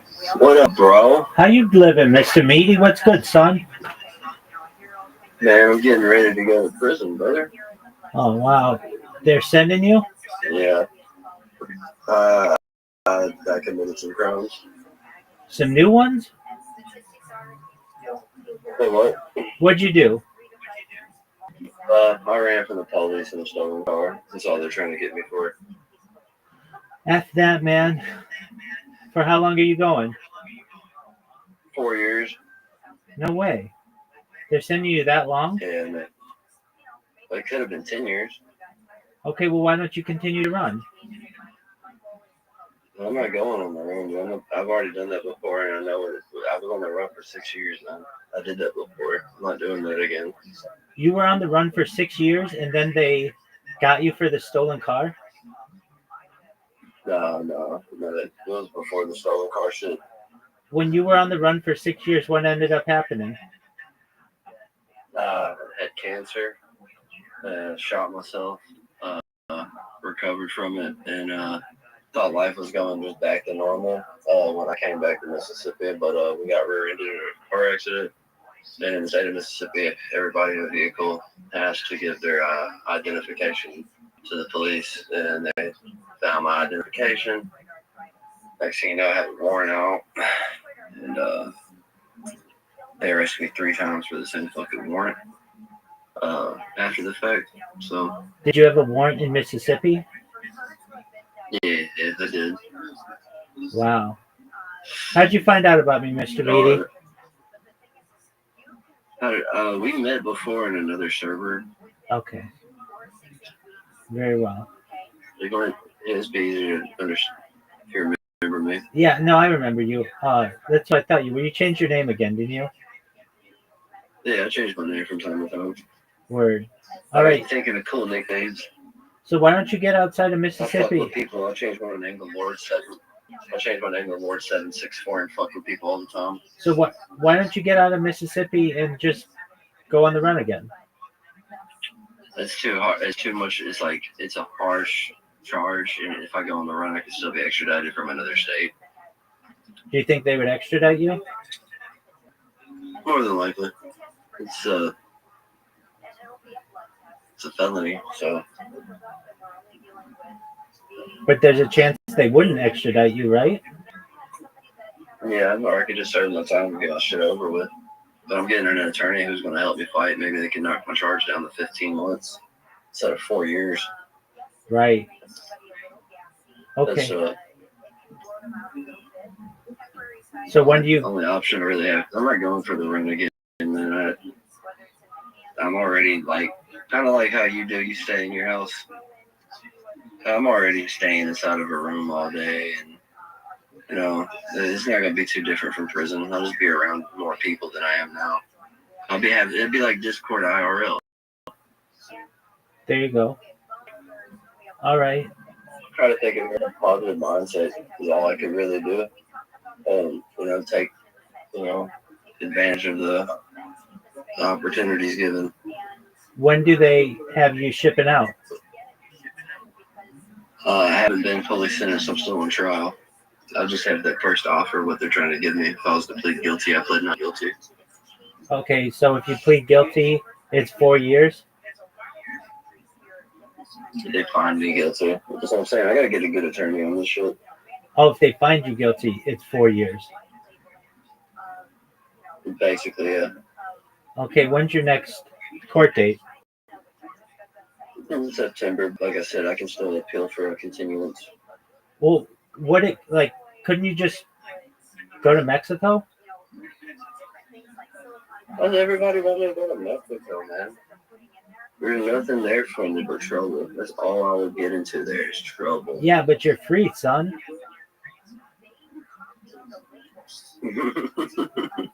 Dude, you should go to Mexico. I do have 100,000 pesos. All right. So go to Mexico, dude. He's gone. He went to Mexico.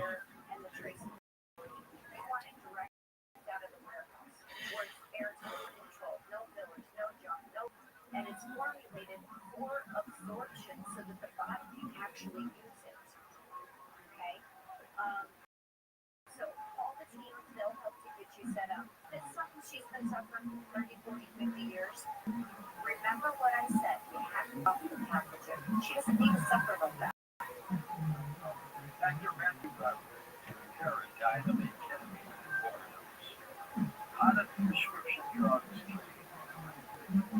Well, first of all, I mean, have you ever, George, seen a study where they talk about basically the side effects of what these do? Well, and most of the time you won't even see, they won't say, oh, well, it doesn't work with this, it doesn't work with this, or this is what the side effect is. And a lot of the side effects of these prescription drugs can cause seizures, confusion, hallucinations, high blood pressure, irregular heartbeat, nausea. I'm thinking of a client right now where constantly tired, nauseated all the time. I looked at the side effects of the drugs he's on, and they are the actual cause of it. So, in severe cases on certain things, it is coma or death, or, just complete respiratory failure, which also is coma or death at the end of the day. So, I would never touch ketamine. I don't let a prescription drug touch my body. I'll just say it like that. And if I ever did need something, it would have to be in some inflation. And that would be a temper. What about a baby acid? I mean, why take that when you can take nutrients with a better effect? Next up, John in Wisconsin with it. Hey, John, go ahead, buddy. Hello, George. Hello, Dr. Randy. I will be brief so others can get through with their pertinent questions. Dr. Randy, as much as you met Doc Wallace, you're doing an admirable job of sailing the ship according to the Lord. My second comment is, what the most difficult, or one of the most difficult things to do is change the comfort zone you're in. And it could be a miserable comfort zone. It could be overweight, lethargic, have other issues. But it's sometimes easier to stay in that miserable comfort zone than to make a change. And psychologically, I think we accept that miserable comfort zone as being the norm. It took me until I was 62 years old to figure out the advantage of nutrients. And through the wisdom of Doc Wallace and Ferguson Fenn, 6 years ago, I got on the long program. And I fly, but people tell me I look good. I certainly feel good. And I look forward to each day ahead. So I just want to give a little shout out to the good people that listen to the wonderful Coast to Coast program. That's in that miserable comfort zone I was in. Make a change. Listen to the wisdom of the voice of reason for nutrients. And that's Dr. Randy. And Dr. Randy, thank you again. Welcome aboard. And George, thank you for taking the call. Thank you so much. Thank you. You know, I did study with Dr. Roth for the last almost 20 years. So I've been there with him. I've been at conferences. I've heard every lecture. I've read and bought every book. But I had the beauty of doing so many shows with him by side, things that we haven't even released yet that are just amazing things, conversations between me and Dr. Roth. And he was, you know, and still is somebody that I can just, he's been a mentor, and I can just pick up the phone and say, hey, Dr. Roth, what do you think about this? And we have amazing conversations about these things. So it's fun. Sticking our hands for who knows how long. Exactly. Thank you. So we've got Joe in Boston. Joe. Hey, thank you. And thank you, John, for calling my buddy from Wisconsin, called out everything. Dr. Randy, I'm finding that I have cancer. It's getting worse. There's a clinic in Tijuana which helps people even they don't have money. It's a haunted clinic. It's a long story, but things are thrown at us. They, is there any way I can give my number to Gina or your number? Because she's listening to me and would talk. Maybe you can help because I have very little money along with no family. I sent George an email. I hope you're one of those doctors. Most of them just grab, as you said earlier, in the nursing home. I understand it's getting worse, prostate cancer. The team can absolutely, connect you. You may get his number to talk to him. A lot of people with ailments. You know, we have a cancer client, and I've actually posted on social media in the last week. You know, I don't always get the testing and things, but this gentleman, if I remember right, this one was a liver cancer, and they had already cut half his liver out once, chemo, radiation, all the above, and they said they had it. Well, then they said it came back. And so he sent me a graph the other day of when he started working with me, which his graph started in early 2024. And the cancer, if you could just picture like an L, you got the top and the bottom, it goes straight and out to the right. His cancer number was straight up at the top of the L. And when he started working with me, you could see the numbers come down, and then they went straight up to the right to complete the L. And they are now declaring him cancer-free. Fantastic. Yeah, and it was just working with me, using our protocols. I did a FaceTime fingernail analysis on him. I could see where the possible openings were for him to even get the cancer, different organs that were in trouble. So you just boost the immune system for those types of things. And then you also, you know, had that back in the day, and I don't remember from my questionnaire with him, but you know, peanuts are terrible for the body. And because it's a ground nut, so it sits on the ground, collects a lot of moisture and creates a mold that's super toxic to us. Oh my gosh, I do too, but you gotta switch. You gotta go to maybe an organic almond butter, any other nut that is like cashew is from a tree. That's okay. Anything from the ground and moisture, not okay. And that can kill us, and it does contribute to liver disease. So people gotta clean that up. Throw those away. And don't eat the last jar just because it's still in the cupboard. Just pitch it. Get rid of it. Pitch it? Really? Yeah, get rid of it. It's no good to anybody. Yeah, exactly. It's no good though to anybody. Don't even feed it to the dog. It kills the dog. So let's not. Just pitch it. The animals don't eat it. No. Or chocolate. Nope. Gotta keep those away. In abundance. What do you think of green tea? Green tea. Most of the teas, in fact, I didn't write the book, but there's a book up there called Cancer Hates Tea. Now, I will say, I don't believe for 1 second that tea is going to cure cancer, but I will say it's very beneficial. So I have clients, drinking teas all the time. Dandelion tea is fantastic tea. They know the name Edgar Casey. Yes. He was a genius when it came to psychic readings and health. He came up with all kinds of that are still being treated. Anyone in particular for Edgar? Not necessarily. I mean, he touched on everything. Yeah. I have read things out there about him. I pretty much study anything and everything, and including all new studies that come out regarding cancer, because that's one of the most common type of client that comes out amazing success. I all stated it on your show before. Love the kidneys. Kidneys are resilient. They recover quickly. So kidney diseases, kidney failure, even if someone's at 3%, they're on dialysis.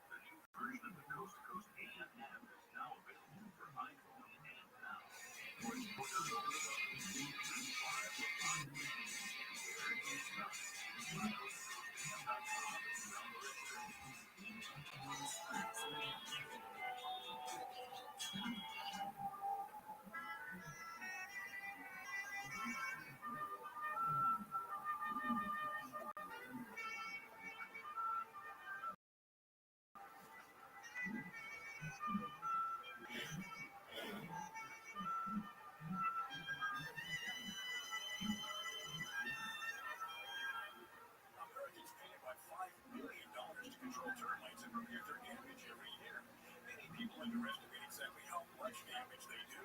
Call Pacific Coast Termite today at 800 Pacific for a free home inspection. Certain restrictions apply.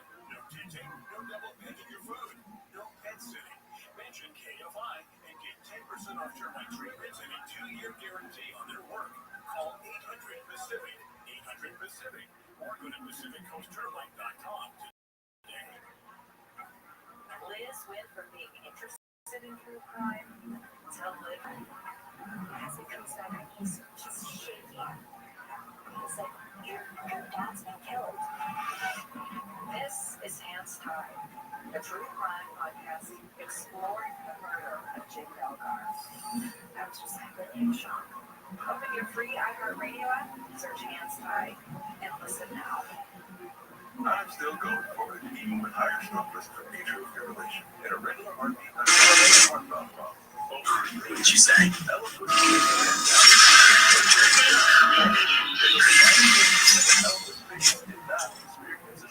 first stroke occurred in 2.9% of all stroke patients versus 2.3% of Elvis patients. Don't stop prescription Eliquis syphilis without asking your doctor. Stroke risk may increase. How at risk can cause serious and potentially fatal bleeding. Don't take if you have an artificial heart valve, abnormal bleeding, or antiphospholipid syndrome. While taking may bruise more easily or bleed longer. A spinal injection increases blood clot risk, which may cause paralysis. Get medical help right away for unexpected bleeding or bruising or back pain, tingling, numbness, muscle weakness, or incontinence. Aspirin products, NSAIDs, SSRIs, SNRIs, and blood thinners increase bleeding risk. Tell your doctor about planned medical or dental procedures. Learn more at ellenfish.com or call 1-855-ELVIS. KFI AM 640. KFI live everywhere on the iHeartRadio app. KFI AM 640. More stimulating talk. Our iHeartRadio Music Festival presented by Capital One is back in Vegas. Streaming live only on Hulu. Weekend full of superstar performances. Keep listening for the next chance to breathe your way there. Capital One is the proud presenting partner of iHeartRadio Music Festival, bringing great products, rewards, and services to its customers. What's in your home? In the history of cinema, few films have been as successful as The Godfather. Francis Ford Coppola's gangster epic set a new standard, not just for movies about the mafia, but for movies in general. Although, if you talk to the people who made it, The Godfather's prospects for success were far from short. In fact, before its release, they were pretty bleak. And they said, we're finished, this is over. The movie's not going to work. Get your reels, guys. It's exactly. Leave the God taken Kennedy. My co-host Marcio and I straight back to March in movie history and talked to never before heard from sources to get at what really made the process so arduous. Leave the God taken Kennedy is based on my co-host Mark's best-selling book, The Same Thing. And on this show, we call upon his years of research to help unpack the story of the Godfather's movie from start to finish. We sift through a number of notes, many of them conflicting, and try to get to the truth of what really happened. Leave the God taken Kennedy is doing off a lot of interviews. Francis Ford Coppola, Robert Evans, the Godfather, James Bond, which covered that. That's why we got the boy show up and drive around. But now, I got a call from Dad.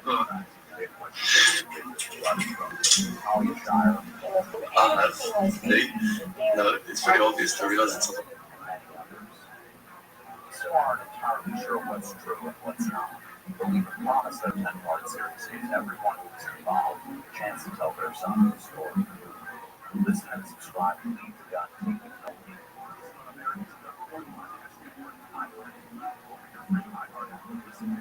iHeartRadio Earth is here with little tips for a healthier planet. Globally, about 1,000 plants we depend on for food and products need to be pollinated by animals, including coffee, melons, chocolate, almonds, and even tequila. Help stabilize the declining honeybee population by planting native plants that they rely on for food, habitat, and testing.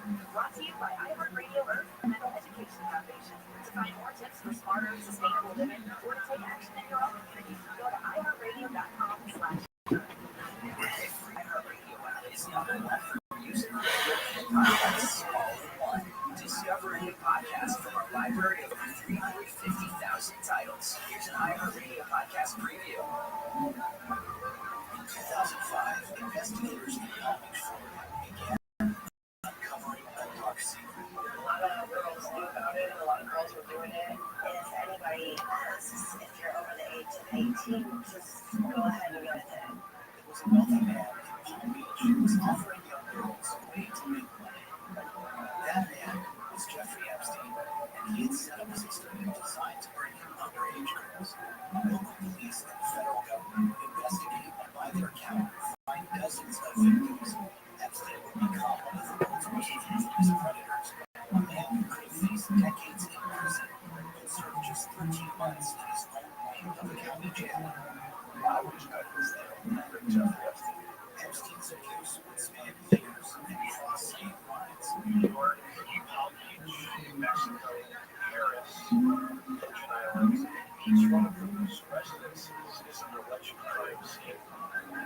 I'm ABC's Mark Redmond, and with a team of journalists from the ABC News Investigative Unit, we've traveled around the country to look at Jeffrey Epstein and the allegations of his horrifying abuse, to hear from the girls who suffered it, who are now women fighting to recover from it. Truth guys, Jeffrey Epstein. Listen and follow this podcast for free on the iHeartRadio app. Number one for music, radio, and podcasts all in one. iHeart is America's #1 podcast network. Open the free iHeart app and explore podcasts like this. Almost every drug investigation in America is based on a confidential informant. People with their own troubles see a path forward by telling someone else. The CI system is based on blind trust. It can have deadly consequences. I'm Duke Arnett, investigative reporter with the Boston Globe Spotlight team. And I'm going to bring you inside this secret world through the story of one city at the forefront of America's growth. Okay? They lie. It is lie. That's something I Aren't you? I'm smirking up. I don't want to lose you. We didn't want to be living with a rat. Not around here. This is Spotlight, Snitch City, an investigative series from the Boston Globe. Listen on America's #1 podcast network, iHeart. Open your free iHeart app and listen now. If you have unfiled taxes or are in debt to the IRS, this is important news. Did you know the IRS has programs specifically designed to help people struggling with tax debt? Powerful tax assistance programs that can save you thousands if you qualify. No one knows these programs better than the experts at Optima Tax Relief, America's most trusted tax resolution firm. A+ rated by the Better Business Bureau, their award-winning tax attorneys and licensed professionals have resolved over $1 billion of tax debt for their clients. One call to Optima can start the process, helping to put an end to your worries about wage garnishment, asset seizure, and other aggressive IRS actions. Find the best options to solve your tax problems. Call the experts at Optima Tax Relief today for a free consultation. Call 800-764-6022. 800-764-6022. 800-764-6022. Optima Tax Relief. I'm still going for it, even with higher stroke risk from atrial fibrillation and irregular heartbeat not caused by a heart valve problem. Over a 3-year study, Eliquis and Fixaban tablets reduce stroke risk better than warfarin, and over 97% of Eliquis patients did not experience a stroke. A first stroke occurred in 2.9% of warfarin patients versus 2.3% of Eliquis patients. Don't stop prescription Eliquis without asking your doctor. Stroke risk may increase. Eliquis can cause serious and potentially fatal bleeding. Don't take if you have an artificial heart valve, abnormal bleeding, or antiphospholipid syndrome. While taking may bruise more easily or bleed longer. A spinal injection increases blood clot risk, which may cause paralysis. Get medical help right away for unexpected bleeding or bruising, or back pain, tingling, numbness, muscle weakness, or incontinence. Aspirin products, NSAIDs, SSRIs, SNRIs, and blood thinners increase bleeding risk. Tell your doctor about planned medical or dental procedures. Learn more at Eliquis.com or call 1-855-ELIQUIS. Trophy Kia Casa, Role Models, Easy Medical, KiaCasa.com. KFI, AM 640, more stimulating talk. To talk to George Norrie, call the wildcard line at 818-501-4109. The first time caller line is 818-501-4721. To talk toll-free from east of the Rockies, call 800-825-5033. From west of the Rockies, toll-free, call 800-618-8255. Send George a text message anytime at 818-298-6521. From the city of Naples, this is Coast to Coast AM with George Norrie. This hour will take your calls with Dr. Randy Shannon from CriticalHealthNews.com, so jump aboard. You have a workshop, a guest house, a backyard office just a few hundred feet from your home, but you can't get a Wi-Fi signal there. It's frustrating, isn't it? Well, with the CZ Vector Extended Long-Range Wi-Fi system for our friends at C. Crane, you can beam a reliable Wi-Fi signal up to a half a mile from your router as long as you're on line of sight. It works with all your Wi-Fi devices and gives you basic internet for browsing the web, keeping it your phones, watching standard video, and best of all, streaming audio from your favorite show. The setup is quite simple, but any help at all, US-based customer service is ready to walk you through. To order the CC Vector Extended Long-Range Wi-Fi system,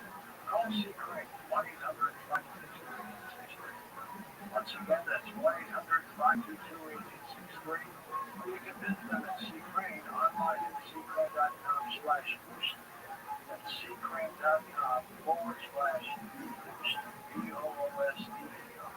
Also available at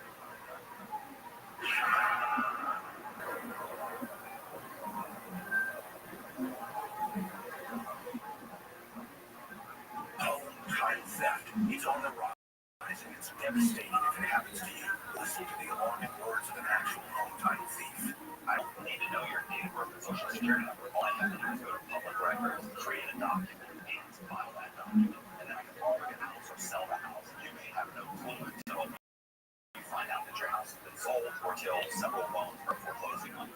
For days a day, Home Title Lock puts a virtual barrier of protection around your home's title with 24/7 monitoring.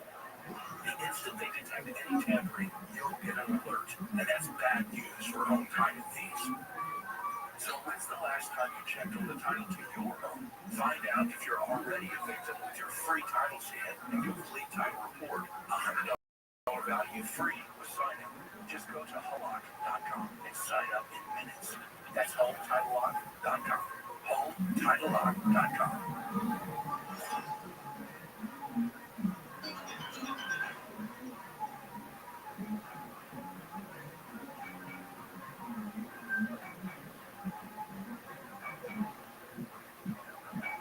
Welcome back to our story along with Dr. Randy Shannon from ClinicalHealthCare.com, where she got an email from a woman who had surgery.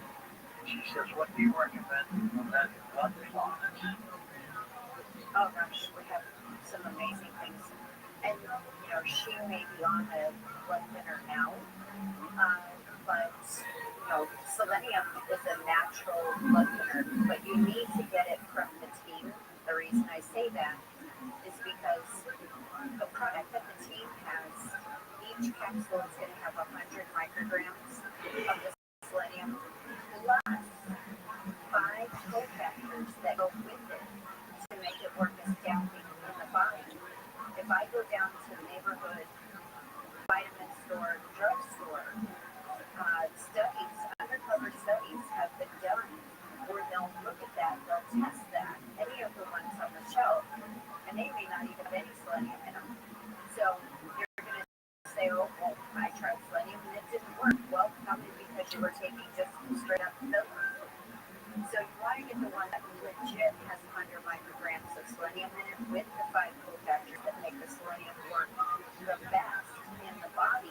That's a natural blood thinner. Also, our ultimate enzymes, those actually reduce and prevent blood clots. So those would be something that I would be putting in there. But that's just a bare minimum. If you've had surgery, you want to immediately, and this goes for anybody, after surgery, start to take everything that's in our brain and heart pack. So you call the team, you get that, it's shipped, you have it within 5 days, and it's clean, it's air temperature controlled, and it's got the motherload of what is needed. I believe that the mineral products in there, there's nothing better, in my opinion, on the market anywhere. And people will come to me, well, what about Chilligan? What about this? What about that? If you look at the back of our containers, our canisters, there's over 200 ingredients in it. So nothing compares to that. And it all works so perfectly together. It's just such a balance. The omegas, they're clean, they're encapsulated, they never, ever touch oxygen, so they're not oxidized, they're not rotten. It's that this probably was rigged so that it was underground or transferred via wire. I know that the TV camera had fiber optics in it. Yo, what up, OmniDoc? I have a question for your vast knowledge. What's going on, Pimp? How can we help you? Okay, so I would like your opinion on if I should talk to my ex. All right. Ex-girlfriend? Ex-girlfriend, yeah. Okay. How did it end? I had a schizophrenic, psychopath, and then schizophrenic episode. Then I suffered from psychosis after her cousin told me she cheated on me. Oh, she cheated on you?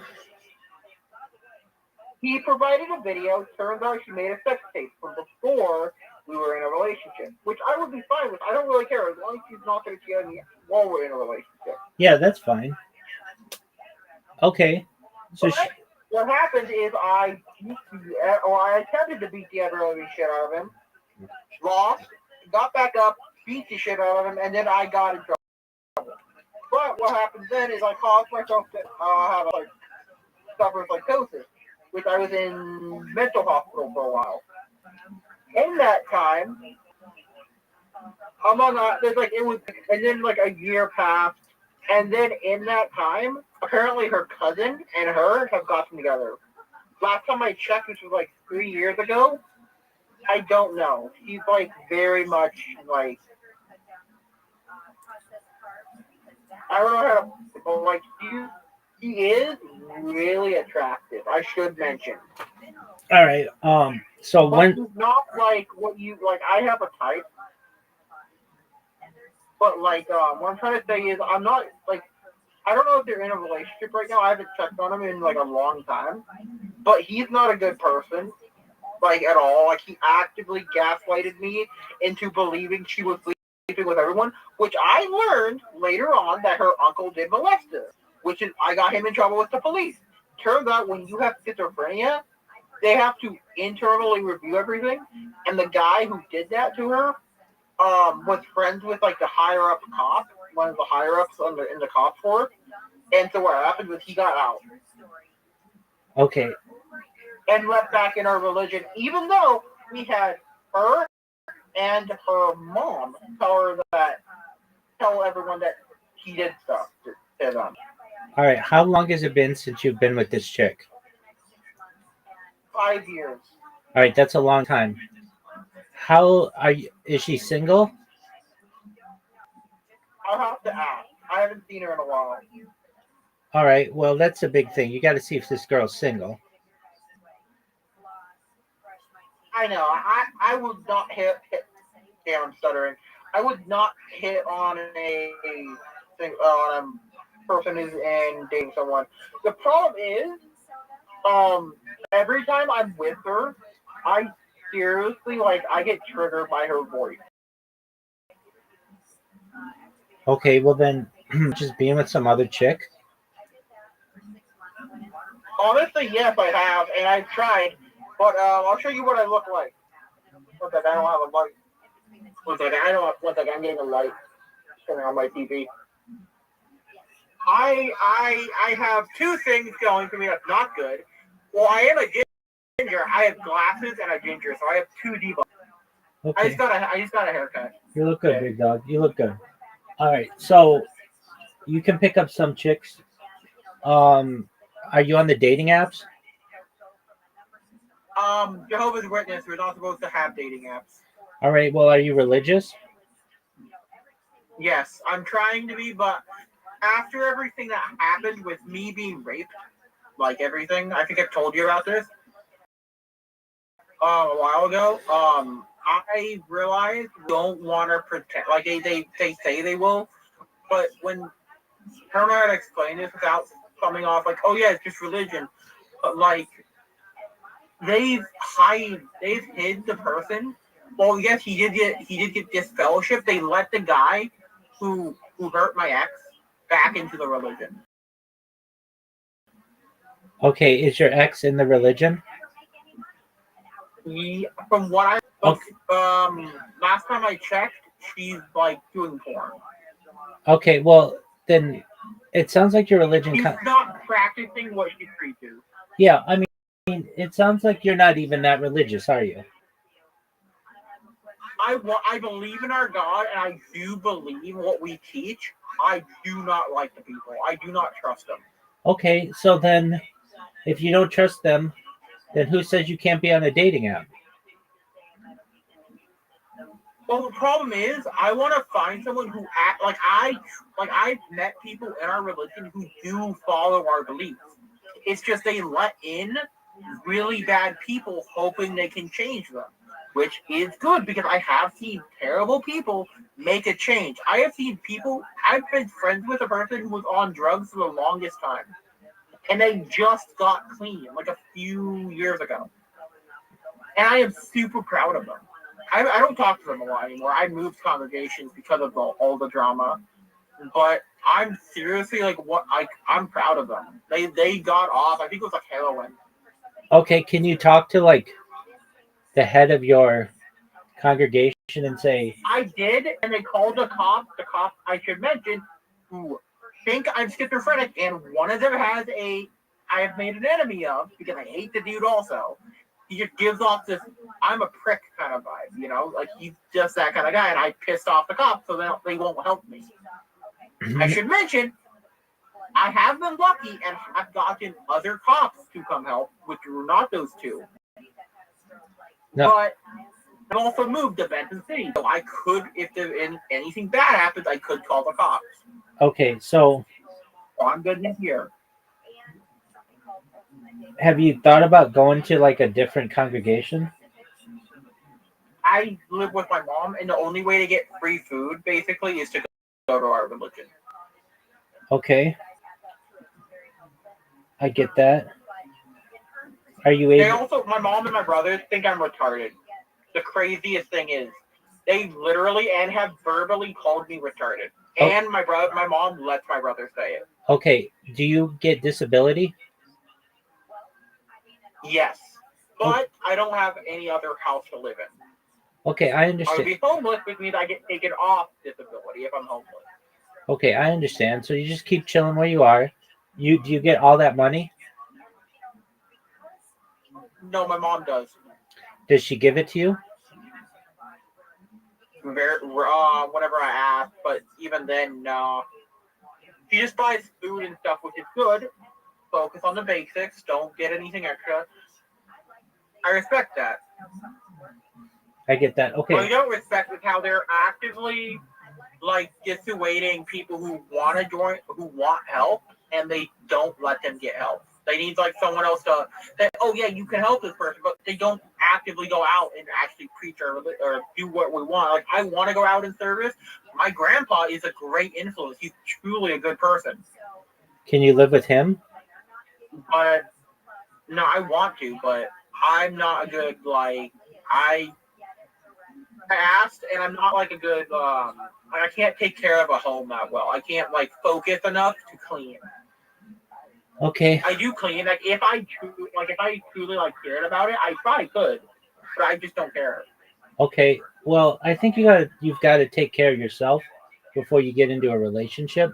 So I would say to myself, all right, the Omni Duck, I'm going to try to keep my area clean for a month, see what happens.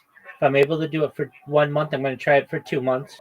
If I do it for 6 months straight, then I basically as independent as I'm going to be. And then I'm going to perhaps look to maybe date. And in the meantime, I would ask the people in my community if they know of anyone who is also of the same religion who would like to date. And if they do, if they could match me up with them.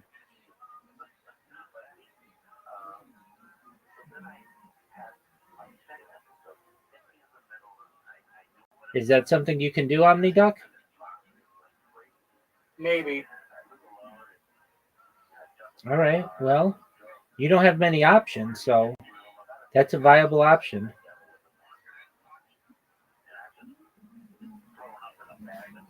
Yeah, I know.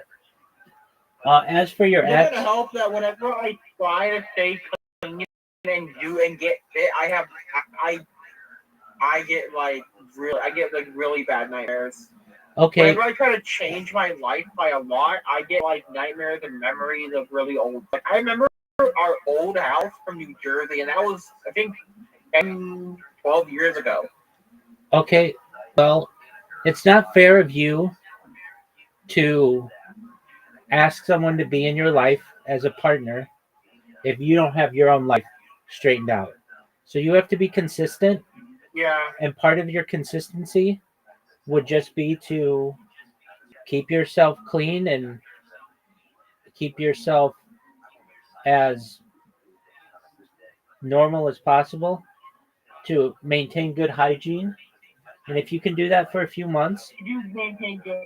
That is one of the things I do keep track of. I smell better when I take a shower and everything. yeah, no, I get that. But you got to be able to clean up your area and get through these night terrors and these issues you have of sleep paralysis.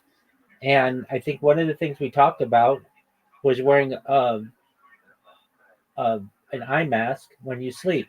And I know you said that you have to have like a TV on when you go to bed, which I get. I understand that. But you don't necessarily need all that blue light absorbed in your eyes. So wear a sleep mask. The problem with getting a sleep mask is I remember that I actually tried it, but I had sleep paralysis and I could feel them on my cheeks. Trying to pull it off. Just a mask? Yeah. Okay. Like an eye mask. Like on my, like they're trying to actively pull it off my face. Okay. Well, have you ever thought of sleeping in a different way? Like sleeping on your stomach? I do that. I do that whenever whenever I feel like I'm about to because I can tell when I'm about to enter sleep paralysis, so I move my legs really and get up. Okay. So have you ever slept on your stomach eye mask? I have actually. And when I get sleep paralysis that way, it's very, very rare. Okay, so then that seems to be something that works for you. I do. But there's some truly terrifying stuff that I've had happen. One time though, I woke up with a key in my hand. Like an actual rough, like an old wet key. This was a long time ago. I think I might have held it from the night before, but I don't know. Okay. Again, I don't think you should be in a relationship if you can't get yourself under control. So the answer to your original question is no, I don't think you should get back with your ex.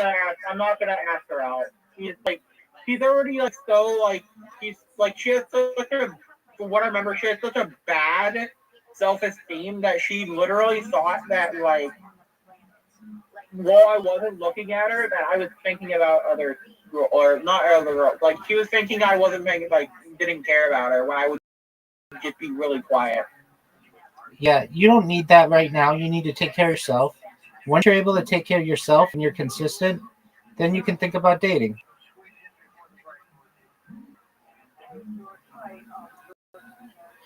It's not fair. Yeah. What I mostly want is to just I maxed out my scores for college. We couldn't go because we didn't have any gas. We didn't have money for consistent money for gas.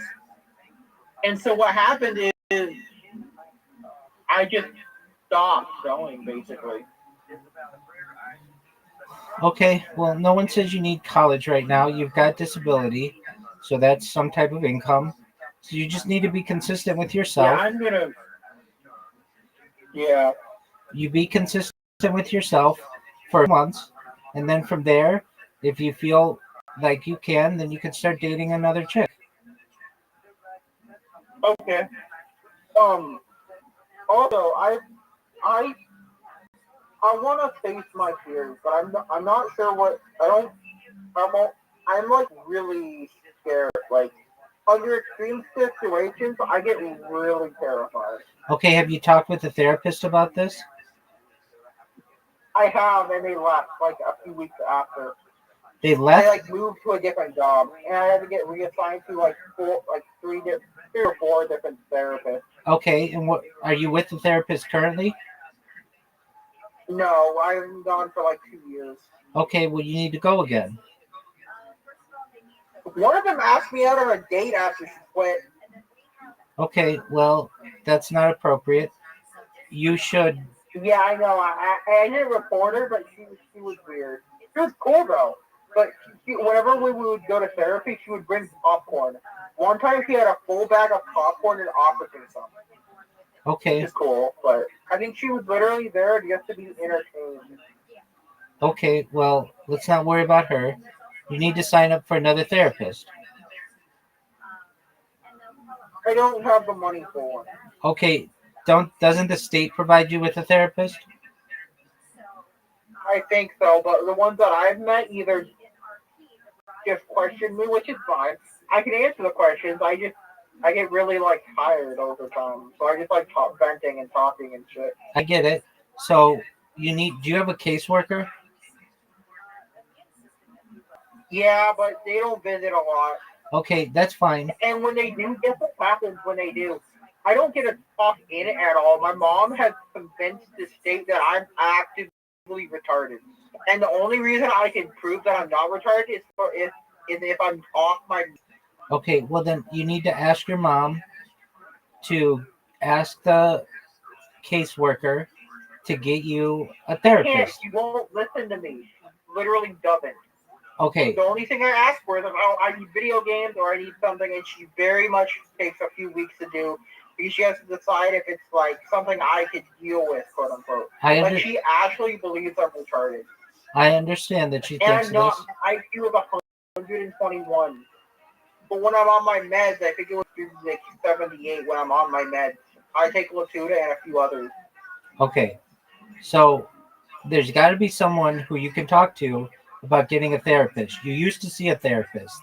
So if I were you, yeah. I would talk I had to move out of the house. I had to move out of the house for, I think, 3 months. And the only reason I moved back in was because one of the people smelled like cigarettes and actively smoked weed in my room. And I couldn't prove it because he would hide the weed in like a bag and smoke it in the bag. So what happened was it didn't spread to the rest of the room. Except it did. His vape and weed, all the smell, used to my CPAP. And so I nearly choked in the middle of the night to smoke out. Okay. Can you go to your mom and say, Mom, I need a therapist like I used to have 2 years ago. Will you please help me with that? And then shut the fuck up. Wait. And then shut the fuck up. And don't go keep talking. Just wait for her to give you an answer.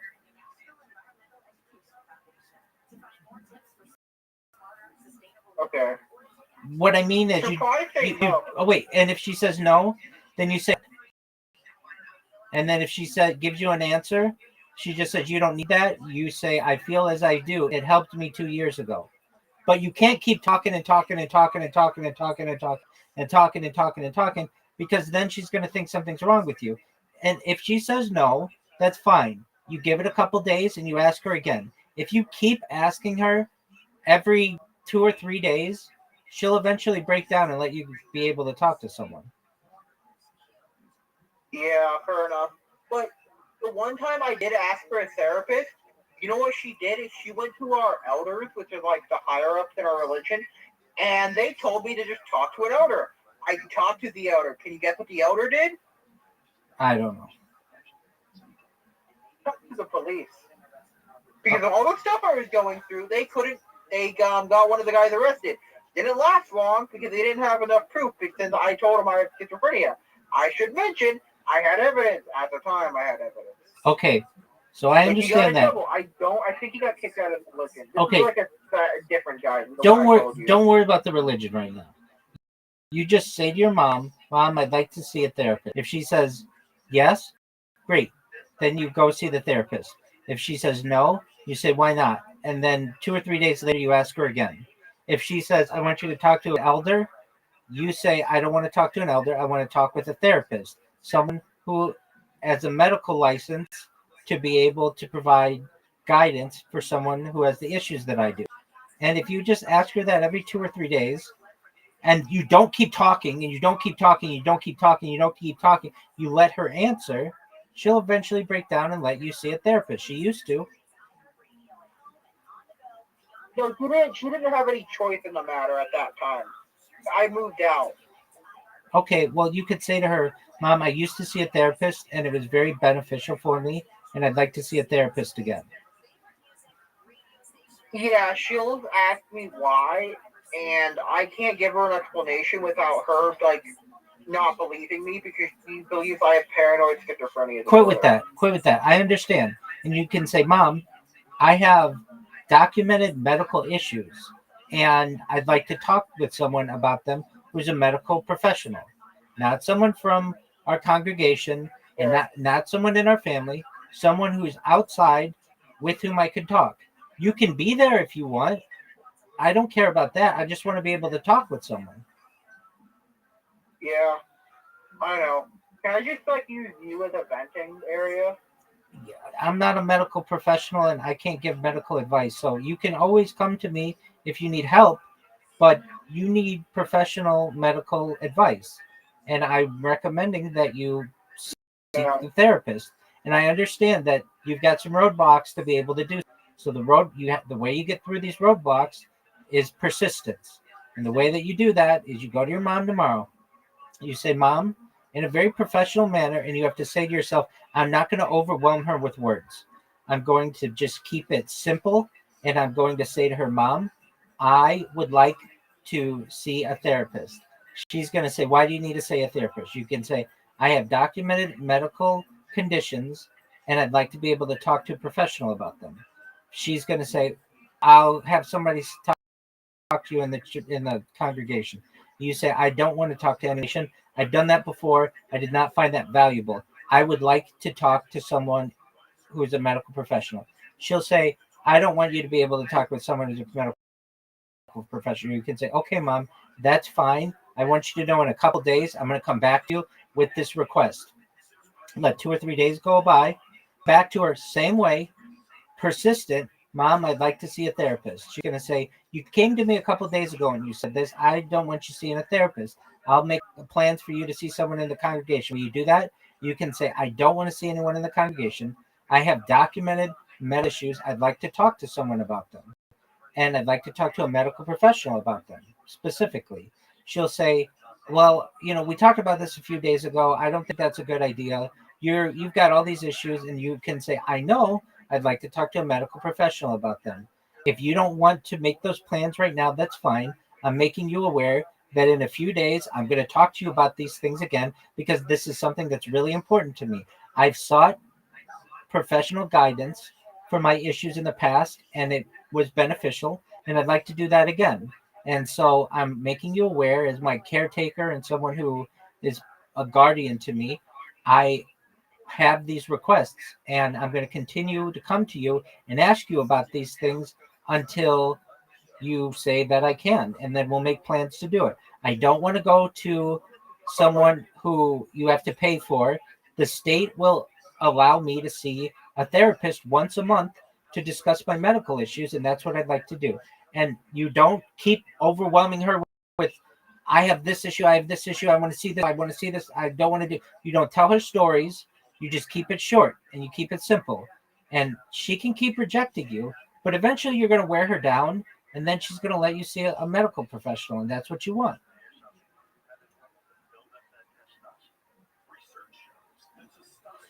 Okay. That's what you do, OmniDoc. Keep me posted, okay, big dog? Okay. Excellent. Best wishes. You don't have to go. I'm just letting you know that that's what I would do if I were you.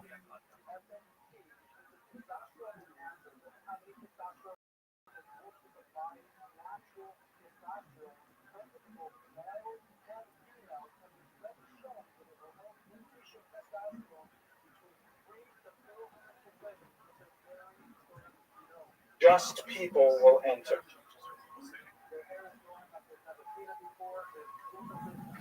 Okay. Enter. Meaning that the people of righteousness shall enter. Beautiful kind of statement that encapsulates Lazarus' vision. Here's one more that I also like. This one is also a Rosh Hashanah card, a Happy New Year card, and this one has even more Russian imagery. Once again, on one side of the ocean, as it were, you have these impoverished, exhausted Russian Jewish refugees carrying their meager belongings. Here, the much wealthier, Europeanized, modern dressing, short-coated. Here he's wearing a kaftan, he's wearing a short jacket, bright colors and so on, and with open arms. I mean, what a powerful metaphor of acceptance. They're welcoming them, coming over. The Russian ego is forced to bow to the American ego. And once again, a biblical quotation here. And under I thought you said the Russian shadow e-girl. of It the was like wings, tight. we will be sheltered. Meaning, of Eagle. course, there's Ah. allusion to God, but the idea is that America will shelter this beleaguered people. It is in this environment that the fundraising campaign for the new Colossus is underway, and they approach Emma Lazarus to compose a poem that could be used in the fundraising effort. And of course, she was the one who was able to bring that together in a pithy poem that could really take together all of these ideas and express them in a way that would affect a century. So when we come to the conclusion of her life, she did not live much longer past that crowning moment in her literary achievement. She went on a trip to Europe. She had already been feeling quite badly, and in fact, gives you kind of a strange sense of what society was like in the 1880s. She actually had to publish a little notice in the society pages that she was not feeling well and she would not be entertaining visitors. So you would get like the New York Times and you would open up and say, oh, look at that. Unfortunately, Emma Lazarus is not feeling well. I can't drop by. It's a very unusual kind of thing that the literary world and the way people communicated. But anyway, she complained of a whole series of ailments, including strangely, face aches, like headaches and face aches. We don't know exactly what it was that brought her down. I've read that it may have been Hodgkin's lymphoma, a form of cancer that unfortunately struck her at a young age. For a couple of years, her health waxed and waned. She ultimately went on a European trip, hoping to recover. They had to take a circuitous route because cholera was affecting certain parts of Europe at that time, and unfortunately she succumbed to her illness while abroad and was brought back for a massive and a significant funeral here on these shores. But when we think about her legacy, we can really reflect on a few salient points. First of all, as I've tried to say several times, she is the poetess of America. Her vision of what liberty means to America has informed the century, has informed the entire country, and in fact informed the entire globe, because when foreigners think of America, they think of the Statue. Why do they think of the Statue of Liberty? Because of the words that are enshrined on its base, its pedestal, by Emma Lazarus. Otherwise, just think for a second, if you separated the Statue of Liberty from the poetic meaning, what is it? It's just a woman holding up a torch. What does that torch mean? Why is she a woman? Why does she have that expression on her face? Nothing really makes sense. It's kind of an interesting statue, but it's only Emma Lazarus that gives voice to Lady Liberty herself. Secondly, as a Jew, she really was able to define a type of posture towards her Americanness and her Jewishness, which is a tense posture. It's not the same kind of posture that we may choose for ourselves or for our children, but she essentially identifies pride in her Jewish heritage, a chutzpah, a kind of a brazen attitude towards anti-Semites, a non-tolerance of anti-Semitism. At the same time, not necessarily buying into a traditional Jewish religious observance. She felt that these things could be easily separated, and in fact, I would hazard that the vast majority of American Jews since her time have also found that kind of place to stake out their Jewish identity. Finally, she of course has an important legacy as a poet of America as a whole. The fact of her Sephardi Jewish background is intrinsic to the message that she articulated for America. And with that, I'd like to conclude this very brief presentation of some of the key elements of her life and work. And I want to thank you very much for your attention and your endurance.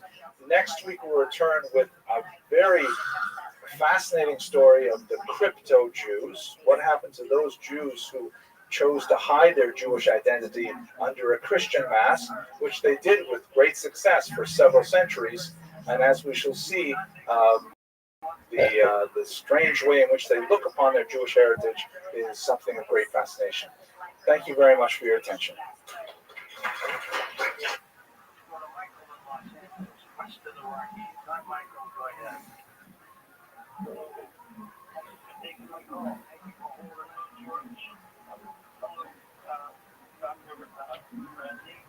I know, it's two first names, you guys, Randy and Shannon. It's okay. Yeah. But, well, you know, listening to everybody's issues, I feel like mine, you know, it is minor, but it's about, if you said you're an expert with the, what was it, the nail, things like that. Well, it's not developing, you know, it's probably been going on for a long time. We were only one Koreans, and beside all the people who came afterwards, but it was kind of easier when you meet guys like we always do. Like Tonight's topic is extremely powerful one that I've spent a lot of time agonizing over myself, and I've wondered about how to relate to it in a contemporary. I think there are a lot of fascinating parallels, which we may actually get into a little bit. But it's a little bit of a departure from our usual biographical approach, like the lecture on the Holocaust, where we stepped back and we took a macro historical position and looked a little bit, or as they say, from a 30,000-foot view at the development of this phenomenon. Today we're going to focus on the so-called crypto-Jews. I'll spend some time speaking about what that terminology means, but basically the crypto-Jews, it referred to those Jews who chose to go underground during the Inquisition year to outwardly portray themselves as Christians in order to, get along in society. We'll talk about the motivation shortly. And slowly, over many generations, they desperately tried to hold on to their identity, but it slipped through their fingers. And today we have possibly an incredibly large number of these descendants of Jews, many of whom fit the strictest definition of who is a Jew by the most extreme Orthodox rabbi, and nevertheless are completely unaware of their Jewish identity. So that's going to be the topic for tonight. We're not going to look at it. We will dip into a couple of biographies very briefly, but basically we're going to look at the overall phenomenon of the crypto-Jews, and we'll take it all the way from the early 14th century to the present day. First of all, thank you to our sponsors for tonight, my good friends Katie and Vic Crespin from Miami Beach. They were students of mine in adult education there for several years, a very fond relationship with them, and they very thankfully sponsored both this lecture and next week's final lecture of the season, which is in memory of the Jews of the expulsion, the 6 million, and all those who died for just being Jewish. Very powerful sentiment from the Crespins. Thank you very much. Just to clarify good and welfare what's going on next week, we have our final lecture of the spring season. We're going to look at the great Harav Ovadia Yosef, who actually represents Mizrahi Jewry, because I want to spend some time speaking about the influence of Sephardi thought on the Eastern community. Very important rabbi, extremely significant in Israeli politics, the leader of the Shas party, and so on.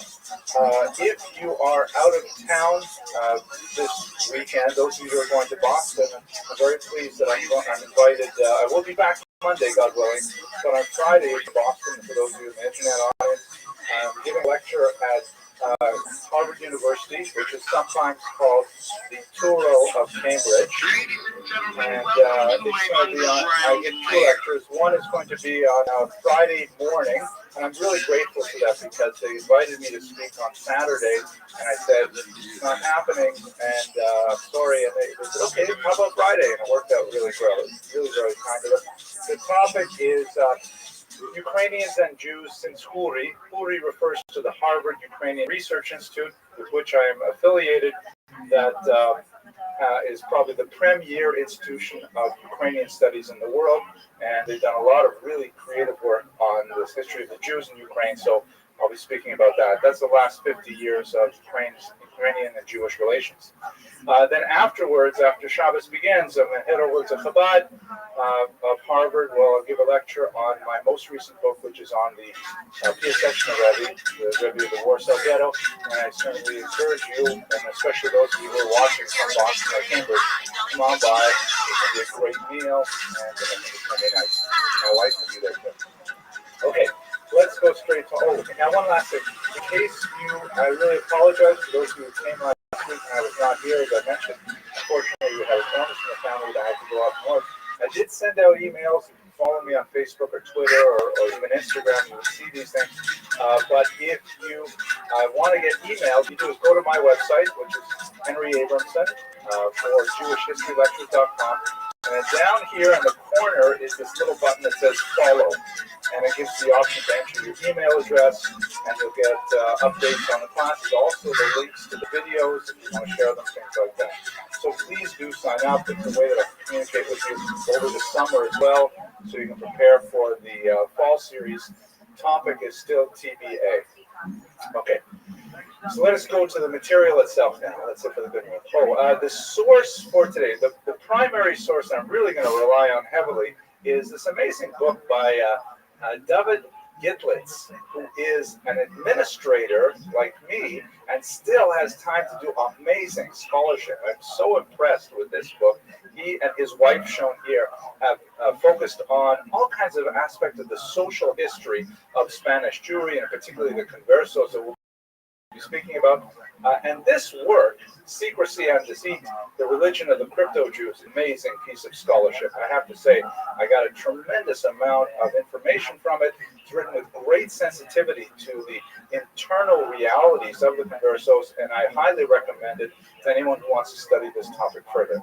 I'm going to, as is my way, be purely derivative in this class. It'll be an extended book review, but really it's a great source, and I highly recommend it. Let's get into the definition first of all. What are we talking about? This is, of course, one of the famous pieces of art relating to the conversos or the crypto Jews. It's one of the Velázquez pieces, and it shows a Jew wearing the San Benito with the dunce's cap. This is, of course, a ritual humiliation that people accused of Judaizing would be forced to wear this, and they would face public opprobrium. That was part of their penance. Sometimes they had to wear it for a month or a year, sometimes for their entire lives. And afterwards, these San Benitos, when they were allowed to remove them, they were permanently placed in the churches with names affixed to them, so that the memory of a converso's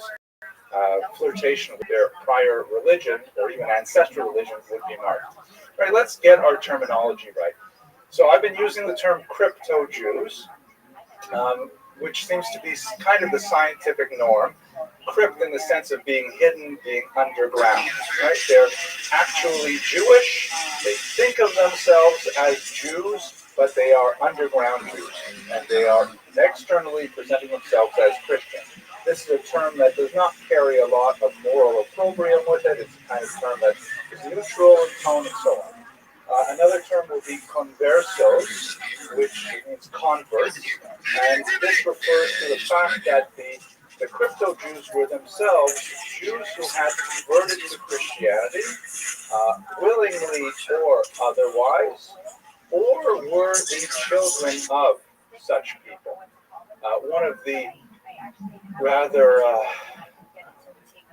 frightening aspects of the entire period that we're studying tonight is the fact that this just slid so nicely into a kind of early medieval racism, because it didn't matter if you or your spouse converted, your children would also be in that status. They could be raised in the church from the moment of their birth, but nevertheless, they would still be in that kind of status. And in several cases, these purity of blood statutes were published that specifically designated lineages.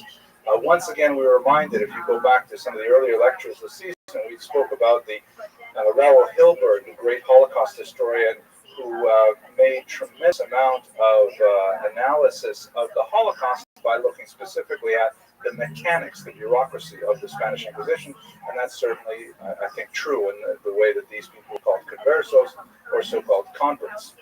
They're also called new Christians, and the emphasis here is on the word new, meaning as opposed to the rest of us who have been Christian since at least the 4th or 5th century, these are new Christians. They're not real Christians. They've just been attached to the body of the church, and we can't really trust them. These are new Christians, not quite, well within the fold. Their bona fides, literally their good faith, is not yet established. The Hebrew term that's preferred, and was preferred by the crypto-Jews themselves and the Jewish community, was anusim. Anos in Hebrew means to force. It's sometimes used in the context, for example, of a sexual assault. It's a very strong word, and it implies that their agency was completely removed from them, which is true in the vast majority of cases, that they were in fact forced to become Christians, and they had no choice about it whatsoever. Sometimes they're called mishumadim. I didn't list it here. Mishumadim is not a complimentary term in Hebrew. It means it's to convert, and they were looked down upon. But primarily the term anusim, or forced, was used. And finally, a term that was very popular about 20 years ago, but it has now come appropriately into disfavor, marrano. Marrano is the Spanish word for swine. And so obviously this term was used by Christians as a derogatory term against the conversos, the crypto-Jews, and so it's really not the appropriate term to use in this kind of context. But although these are all referring to the same people, although as we shall see, many of those Jews came into their Christian identities, however tenuous, with very different motivations. Let's have a look at that on this identity spectrum, which is analyzed by Dr. Gitlitz in actually far greater detail than I think we should go through today. I just want to give you just a sense of how the scope of identification with Christianity took place among the crypto-Jews. And let us recall, by the way, that the period that we're speaking about is basically from the early 1300s until the present day.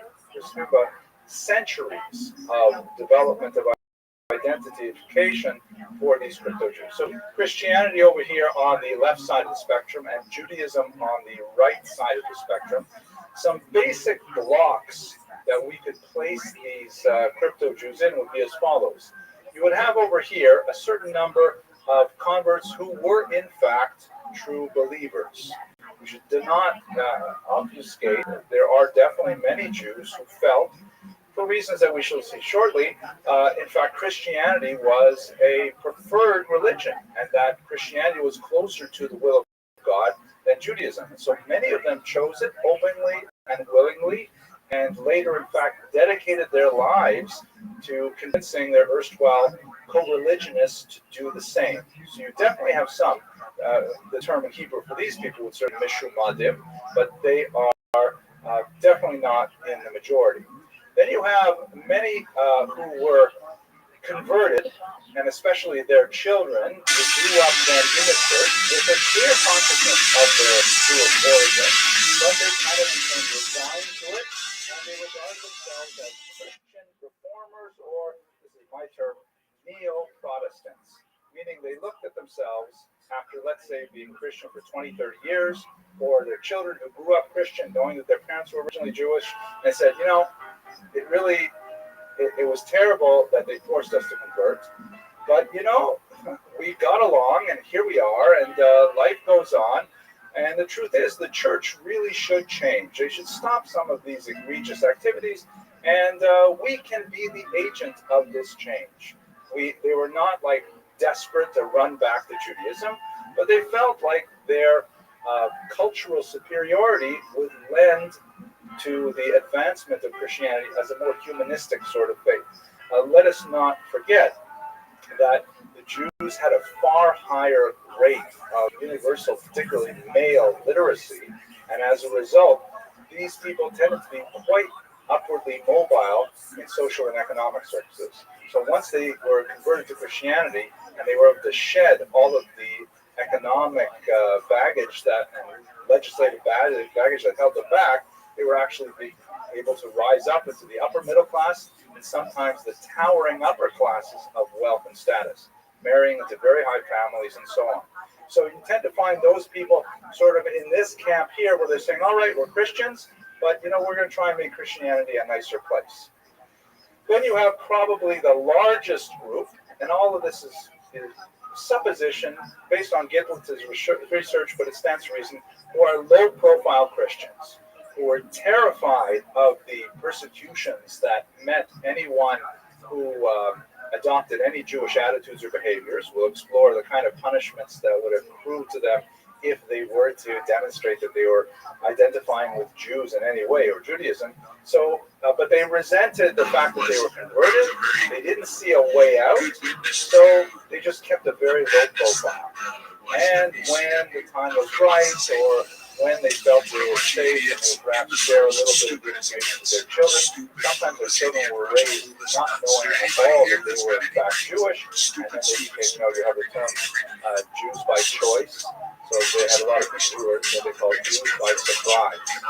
We have that, by the way, in the 20th and 21st century. So you have in Poland, where Jews hid their identity during the war, and they became orphans, and afterwards they find out their houses, so to speak, Jews. So this is probably the largest single demographic chunk are low-profile Christians. They aren't doing what Christians have to do.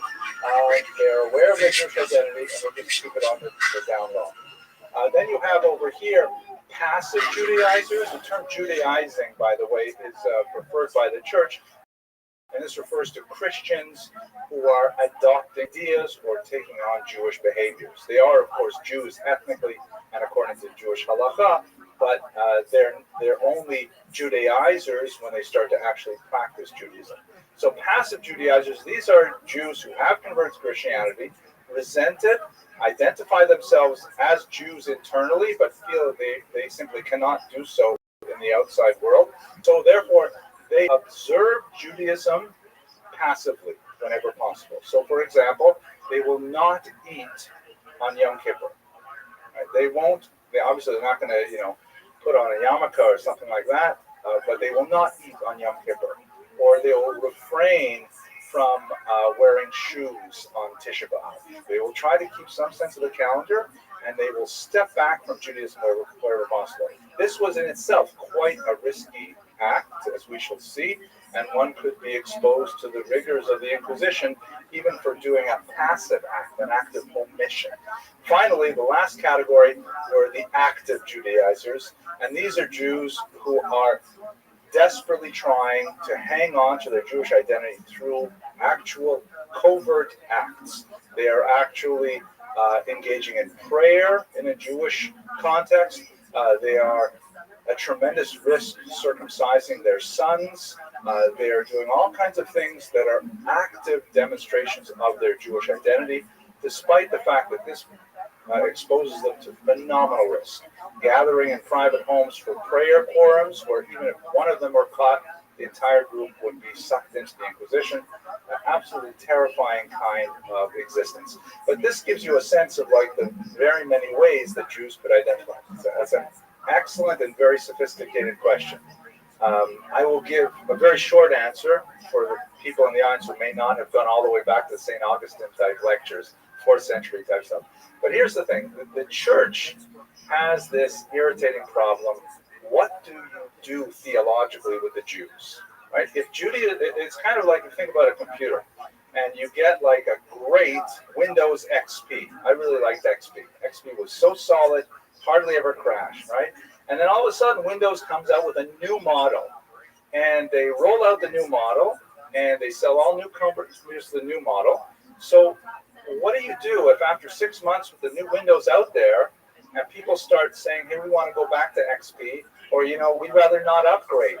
You might be able to eventually get 80% of Windows users with the new, whatever it is, Windows 2000.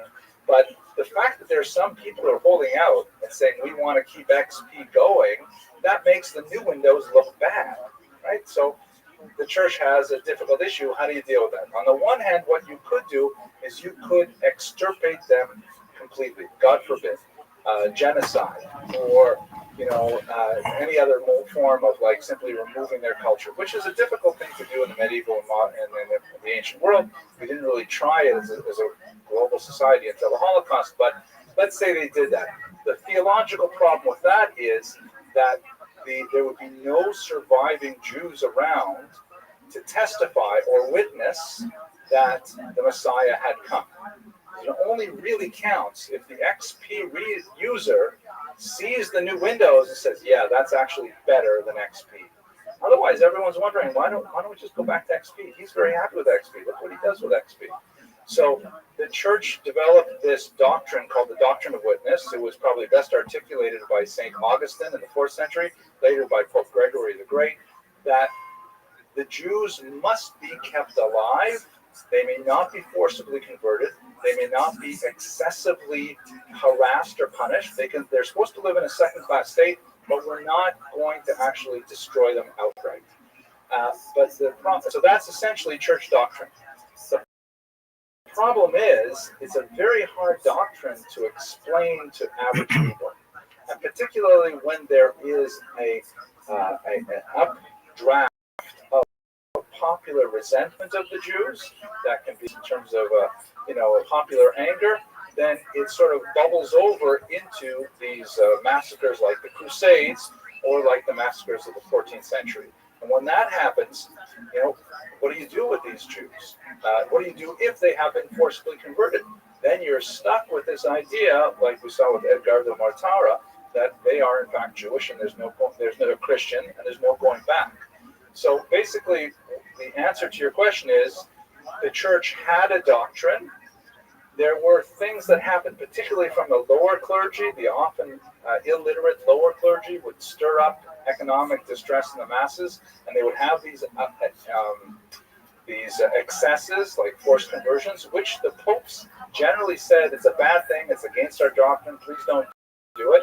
But nevertheless, once they're converted, now what do you do with these new Christians? So it represents an attempt to deal with a situation that got out of hand in the first place. I'll show you clearly in just a couple of slides. And thank you for that excellent question. Nobody else asked any hard questions like that because it's going to take us way off topic.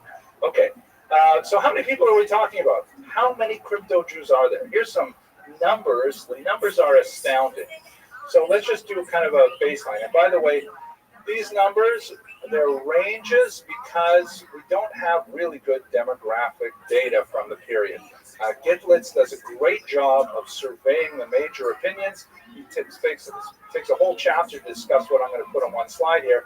So I'm painting with broad strokes, but you'll get the sense. So in 1491, which is of course the year before the expulsion, we're talking about something like 7 to 9 million Spaniards, including Muslims and Jews. And in Portugal, you got about 1 to 1.5 million people there. Of those, about 125 to 200,000 Jews were living in Spain, and about the same number, about 225 conversos from the various campaigns of the 14th century. So by the time we get to the expulsion, we've discussed this in previous lectures, but by the time you get to the expulsion, you've got about 50% of the Jews who are still traditionally part of the Jewish community, and you have 50% who are now nominally converted and find themselves somewhere on that spectrum that we saw earlier. It's a big chunk of the population. And one of the main reasons for the eventual expulsion is because the conversos were still associating with Jews, still marrying with Jews, still very much part of the community, and the lines were blurred. In Portugal, quite a few less, about 10 to 20,000, and a very few conversos. In 1492, somewhere between 100 and maybe as many as 160,000 Jews were expelled.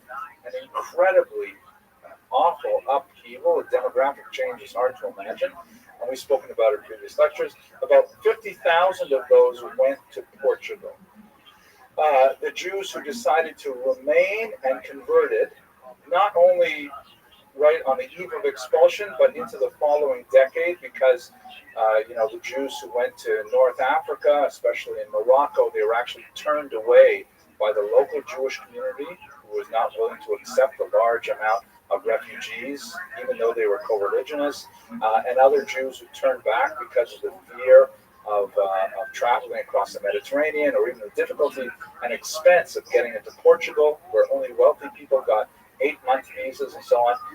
We're talking about 30 to 60,000 extra Jews converted in that decade, beginning with the expulsion. So we're speaking about somewhere just shy of 200,000 Jews who became crypto Jews of one form or another by 1502. And then if you take that forward, you look at, well, what happened to the Inquisition, a treatment of those Jews, or the Inquisition for our intents and purposes extends from the 13th century to the 1820s, lasted for centuries before it was finally shut down. We're thinking something like 25 to 50,000 Spanish Jews, 30,000 Portuguese Jews. The Portuguese, again, the Portuguese Jews are originally Spanish when they moved into Portugal, and about 4,000 Jews who were tried by the Inquisition in the colonies, including Brazil, Mexico, the New World, and so on. So we're talking massive numbers of people over a very long period of time following crypto Jews.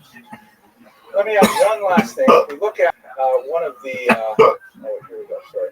So let's talk about the historical development. How exactly did all these people become crypto Jews? We've spoken in generalities. Let's just dig down a little deeper. So the truth is, and here's another scene, by the way, of an auto da fe. Not all of those tens of thousands of Jews that are mentioned in the prior slide were killed, but a very large number, certainly 5 digits were actually executed in the flames that were called auto da fe or auto de fe in Portuguese. Means the acts of faith, the burning more act of faith. So here's a public auto da fe. You can see all the Jews here and their San Benitos who are about to be executed. It was a pageant-like environment where all of these Jews would receive absolution by being killed. So it really starts, ironically, in France in the early 14th century. Jews were expelled there, and many of them crossed Pyrenees from Navarre into Spain. Many of them were forcibly converted, and so these are the first real conversos that made their way into Spain in any numbers. But let us recall what happens with conversos on an economic level. You never really lose sight of how these decisions and persecutions affect the economy. Realize the Jews had tremendous mercantile skills for the era. They had literacy, often in several languages. They had international connections to be able to engage in long-distance trade. They had a strong internal legal system, the Talmud, that would regulate all of their interpersonal dealings. And so it was very easy for them, for Jews, to rely on a heavy infrastructure of trust that would enable them to engage in significant mercantile activities. So the only thing that really held them back were the many restrictions of anti-Semitic legislation that forced them not to engage in certain trades, not to live in certain neighborhoods, not to sell certain items, or various kinds of aspects of social interchange. So once the Jews were converted, they technically kept all of the advantages of being Jewish and lost all of the disadvantages. And so they represented a very disruptive element in the economy. You can imagine, like, let's say, for example, we had, superheroes walking among us, think like Marvel, X-Men, or something like that, mutants, right? And they've got super strength and they can fly and things like that. And we try to keep them down by passing legislation, no flying in New York City. And all of a sudden we remove all those things and they're flying all over the place. Uber would be out of business in a minute because you would just catch a lift with a superhero. So a lot of things changed when the Jews were released from the shackles of this legislation. And so there was economic unrest. A series of riots ensued in Aragon, which is a region of Spain where many of these Jews entered. And so after some duress, the local king allowed the papacy to bring in the Inquisition. The Inquisition had been established about 100 years prior, and the purpose of the Inquisition, originally in France, was to try and control heterodox Christians, the Cathars and so on, who were abandoning traditional Catholic ideology, and the Inquisition was designed to try and root out that heresy. But it could also be used for Jews who were converted to Christianity and then were Judaizing. So the king agreed. They invited the Inquisition into Aragon, and right away it started its nefarious work, which of course would continue for another 600 years. There are sporadic attacks on Jews throughout the century as the resistance to these conversos grew, and there was a significant amount of economic upheaval. And you have a major change in 1378 when an archdeacon named Ferran Martinez, and archdeacon is a fairly low-level position. Recall that the lower clergy is often illiterate, often can't even read the scripture that they are preaching. But if they get up and engage in demagoguery and stand on a soapbox and make a lot of loud noises, and they inspire fear in the population, they can actually achieve a lot. This never happens in the 20th century or 21st century, but I'm joking. I shouldn't joke about those things. But anyway, Martinez specifically attacked the Jews of Seville, and he inspired a series of riots.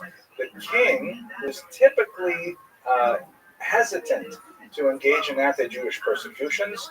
I don't want to go into great detail today, but for the most part, kings tended to be protectors of Jews because the Jews were a great source of income. And so the king doesn't want public disturbance, doesn't want neo-revolutionary activity, would rather keep everyone quiet. But under Martinez's rabble-rousing, he eventually agrees, and Martinez appeals to the Pope to try and impose even stricter legislation against the Jews and even greater activity of the Inquisition. In 1391, there's a wave of attacks that basically occupy the entire peninsula, and Jews are converted by the tens of thousands. In every community, there are attacks on Jews, sometimes multiple times, and this is where you get the bulk of the conversos, primarily from that massive upheaval in 1391. But the fact is, this is 100 years before expulsion. That's how we get to that number of about half of the Jews in Spain being conversos 100 years later. Let's try and understand, and let's also understand, besides the violence that I have described, we also have a few of these really prominent celebrity conversions that spur the movement along from within the Jewish sphere. Perhaps the most famous of them is this individual, Shlomo Halevi of Burgos, who is known by his baptized name, Pablo de Santa Maria, who engaged in the correspondence that survived with a Jewish man named Yehoshua from the town of Lorque. So he's called Yehoshua HaLorki. And Yehoshua wrote to Santa Maria and said, I don't understand why you convert to Christianity. It's like such an amazing thing to me. You were a very learned person. You were a rabbi. You knew so much. How could you just convert? This is not someone who was like forcibly converted as a result of violence. He became Christian. So Halorki sort of proposes an answer to his own question. He says, the only reason why someone would want to convert to Christianity, he says, would be, one, for career mobility, social mobility, and for career advancement, right? As I've mentioned, they have a tremendous amount of advantage if they become Christian. They lose all of the anti-Semitic baggage holding them back. So that's one reason why someone would want to become Christian, says Halorki.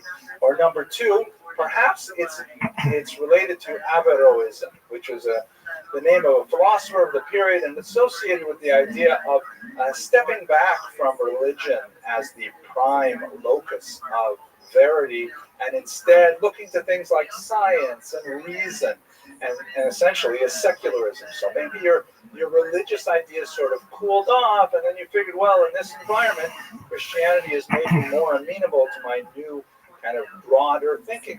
Possible.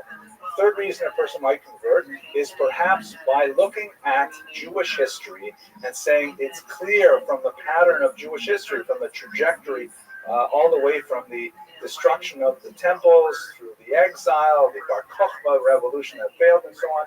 Maybe it's clear from all these things that God has abandoned the Jews.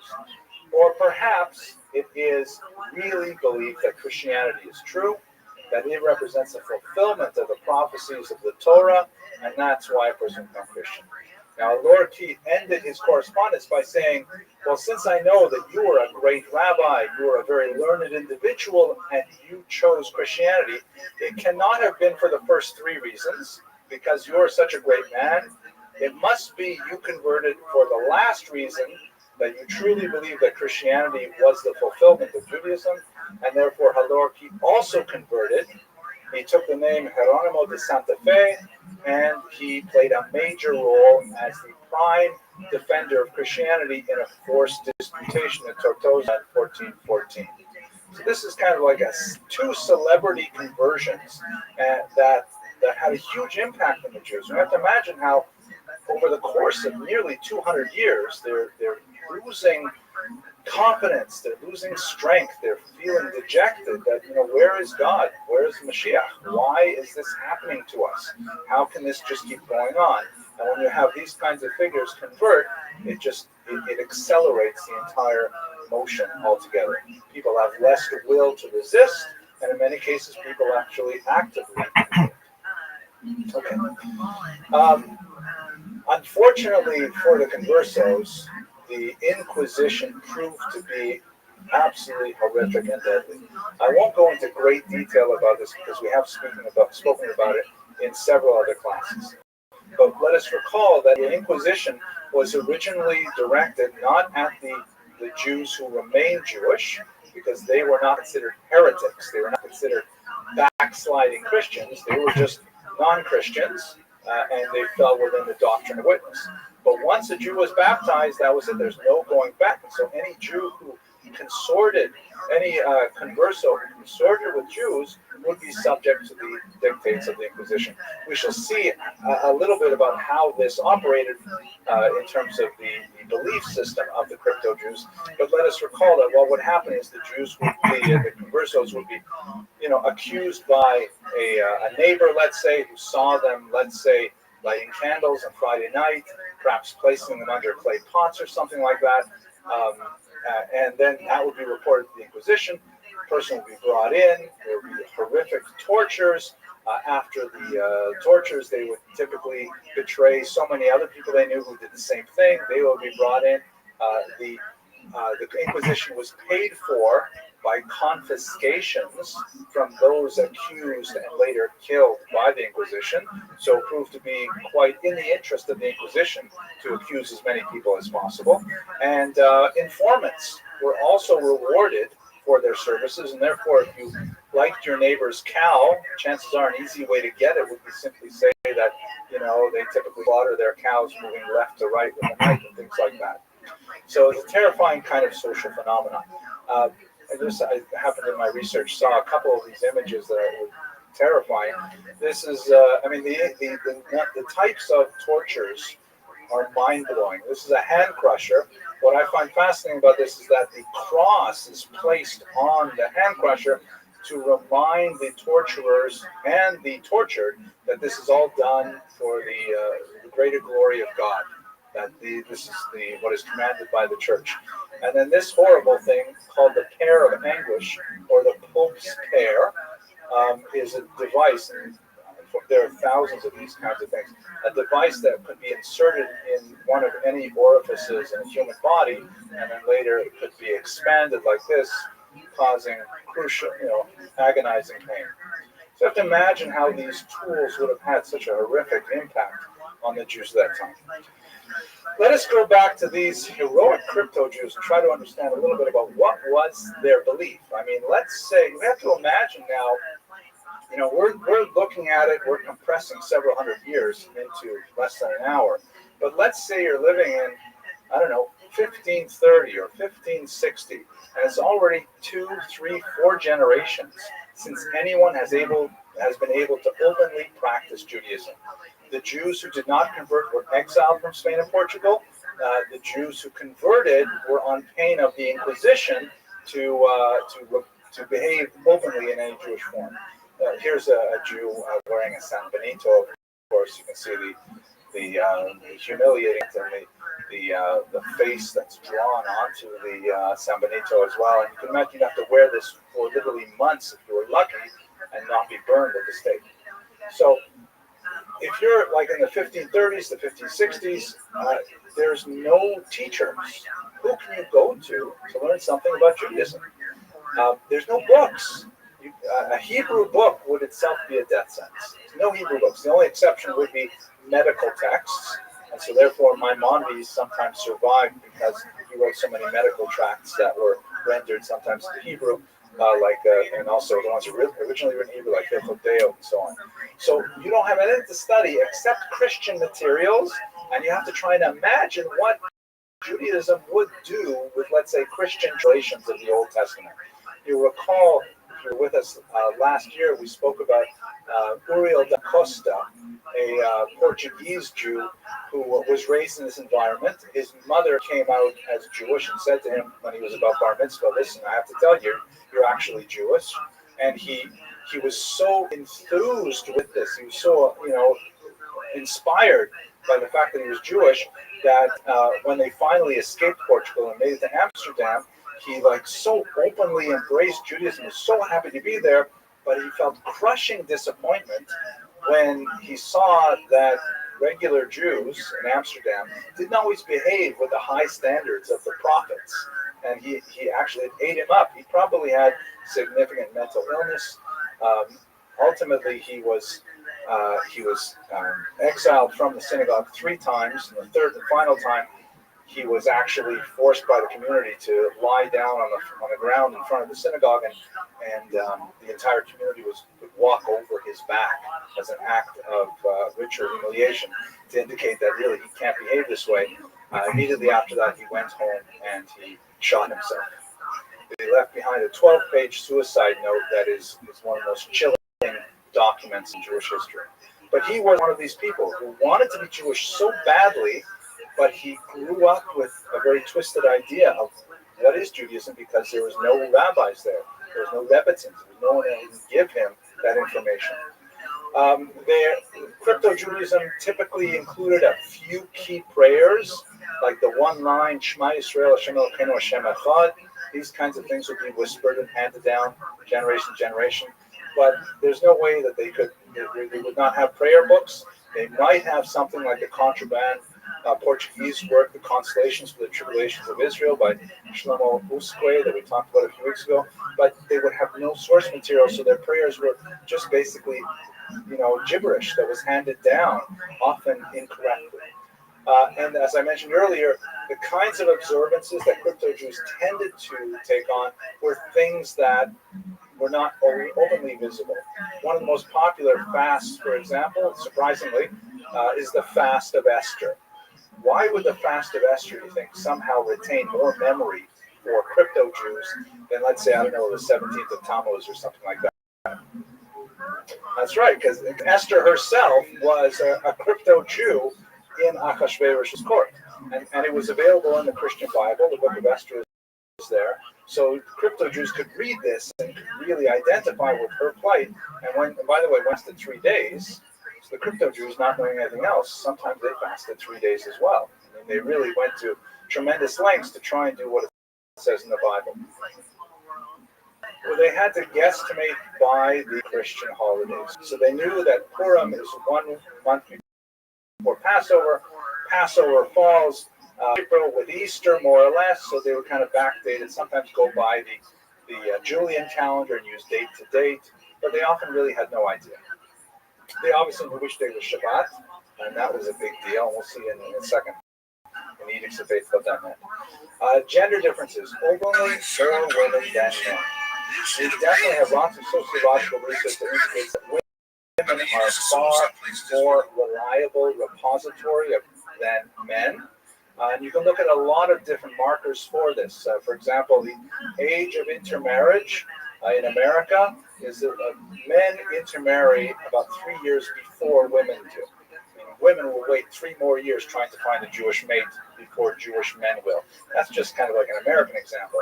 But the practices in the home, all practices that are associated with the kitchen, the bedroom, things like that tend to be in women's domains, and they tend to preserve it far more likely than men do.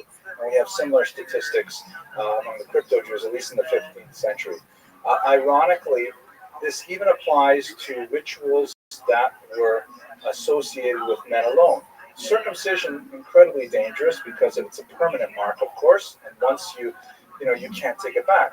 But women crypto Jews who wish to somehow identify sometimes would actually, and this is a noted tradition, they would have themselves ritually scarified, usually on the shoulder. A small piece of skin would be removed as a token act of female circumcision to show their desire to cleave to the Jewish people. It's amazing. It has no source whatsoever in the Jewish tradition, but nevertheless, the idea that a woman would want so badly to identify with her people that she would engage in this, it's a phenomenal thought. Now, ironically, one of the places where crypto Jews learned the most about Judaism and adapted to it was in these things called the Edicts of Faith. And I'm going to read to you a little bit of one. The Inquisition, in order to root out people who are engaged in Judaism activity, would typically come into a town, or they would announce that they're going to have an investigation, and they would attach in public places a long list of potential crimes, and they would publish this instead of essentially saying what's called the Edicts of Faith, also called the Edicts of Grace, and they would say, if you have seen any of your neighbors doing any of these things, report them immediately to the Inquisition. And if you were a crypto Jew and you read this list, you would, by seeing what they said, learn what you thought was something about Judaism. Aha, doing this must be what Jews in other countries do. And so ironically, even while the Inquisition was trying to extirpate Judaism, it was also encouraging it, although in a twisted kind of way. I'm not going to read you the whole thing. This is like it's a 4-page document here in Gifflitz's book, but let me give you a couple of examples. If any of you have seen or heard say that any person or persons have kept any Sabbaths in honor of the observance of the law of Moses, putting on clean personal linen and their best or festive clothing, placing clean linen on their tables or throwing clean sheets on their bed in honor of the Sabbath, not kindling a fire or doing any other work on those days, beginning on Friday evening. So right away, people get a sense of, so that's what you do for Shabbos, is you put on a fresh tablecloth, change the linens, wear nice clothes. Right? You can see also how intrusive this was, that if you did these things, change the tablecloth on a Friday afternoon, you could be killed for it. It's an amazingly frightening thing. We should think about that next time you change the tablecloth. Or who have porridged or deveined the meat they are preparing to eat, soaking in water to remove the blood, or who have removed the sciatic vein from the leg of mutton or from any other animal. Like these are laws in Shkita for making animals kosher. You have to remove certain veins and so on. Or who have cut the throat from one side to the other of any animals or birds which they are going to eat, saying, Blessed be the Lord who has commanded us to slay this fashion. First testing a knife on a fingernail to see if it has a sharp edge, and then covering the blood with earth. And by the way, much of this material was revealed to the church by people who were tortured by the Inquisition, and they would ask them these detailed questions. They later codify them in potential crimes that would be used against future victims. Or who have eaten meat during Lent or on other days forbidden by the Holy Mother Church, or who have fasted on the Great Fast, which is called the Fast of Pardon, going barefoot on that day. Fast of Pardon is, of course, Yom Kippur, right? Or who have prayed Jewish prayers, and in the evening have asked forgiveness of each other. The parents putting their hands on their children's heads without crossing them or saying anything, or saying, may you be blessed by God and me.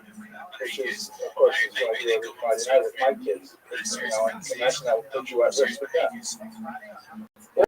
Or fast, the fast of Queen of Esther, or the fast of Rabbi. I don't know what that is.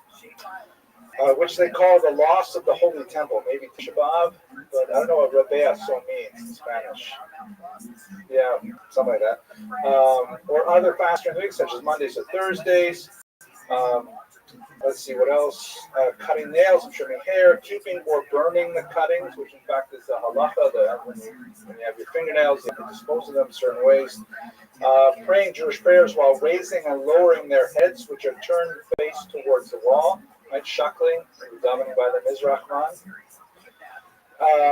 Before they pray, washing their hands with water or with dirt, wearing garments of serge, terry cloth or linen with certain cords or little strings hanging down, right? Like this here.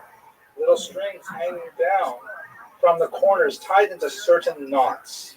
Or who are, after they are baptized, they wash off the oil and chrism. Right? Like when they're baptized, they make sure to get rid of whatever they used to baptize them. Or who on the seventh night after the birth of their child, they put it in a basin of water into which they place gold, silver, pearls, wheat, barley, and other things, washing the child in that water, saying, may you be as well supplied with the goods of this world as in this basin. That looks like some kind of indigenous Sephardic tradition. I don't know if it survived. It's a Sephardic custom.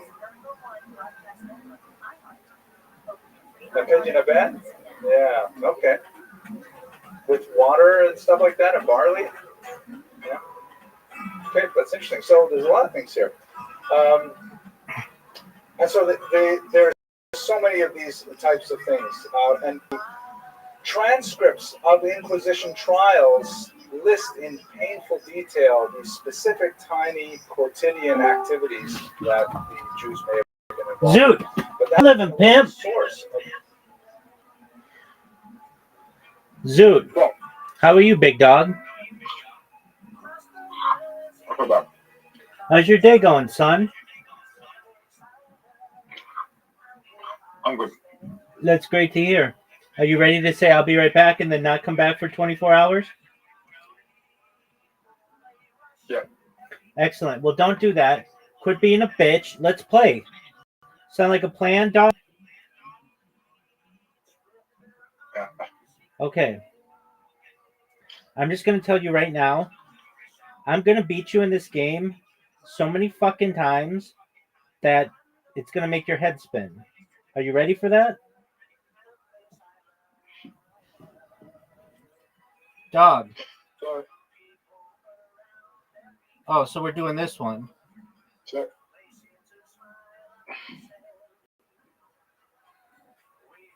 So, do you see how sick a shot this is? It might be one of the best death songs. Are you going to have a better shot than I do? Zoot. I'm going to beat you. I'm just going to tell you right now, I'm going to beat you 10 games in a row. And if I don't beat you 10 games in a row, I'm going to be really disappointed in myself.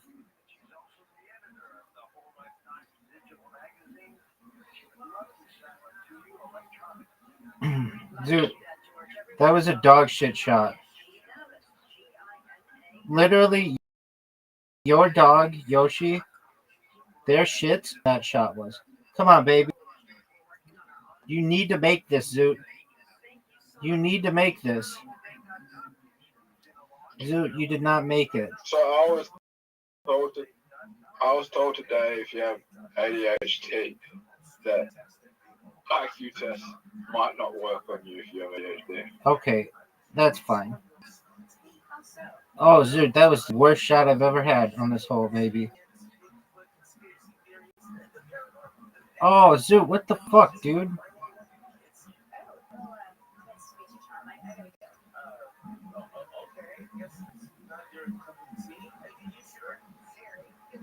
Zoot, are you proud of that shot?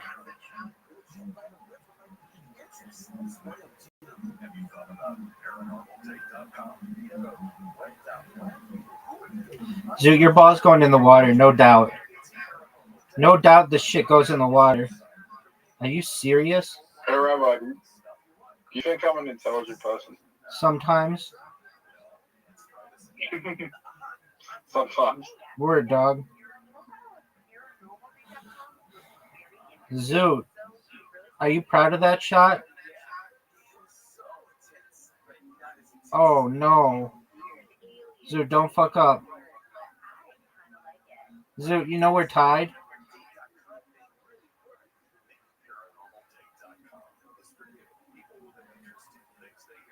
You're up, pimp.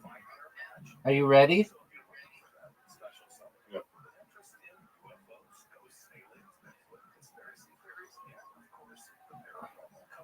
Are you proud of that shot?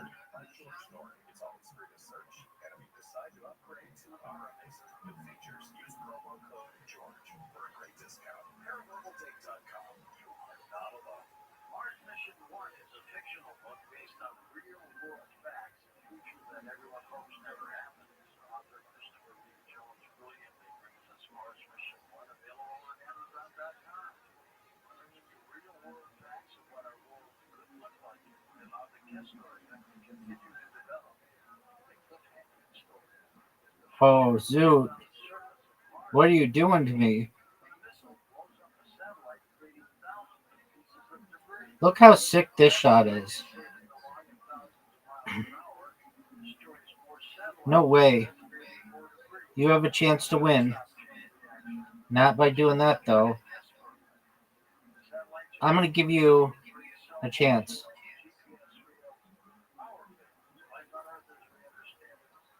Do you think you can make this shot? All right, big dog. I need to win the next 2 holes. And I'm going to do it.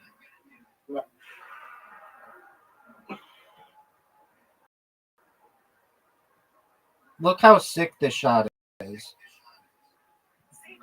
The thing about Tourette's, right, is it might be the only neurodivergency that we can prove actually exists, because one of the only ones that doesn't have any ties to pharmaceutical companies.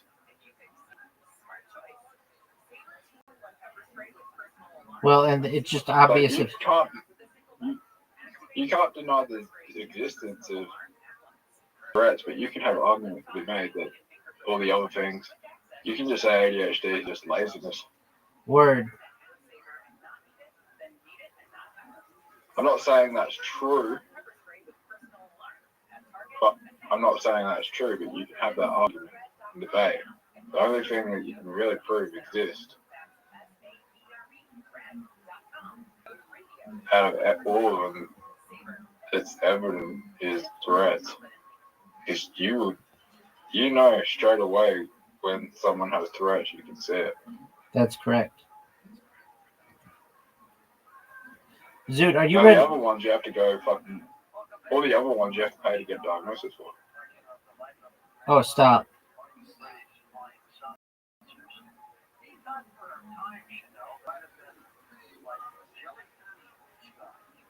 Now, nothing I said that was true. It was just observation.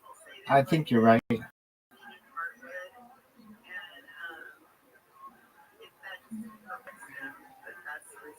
Zoot.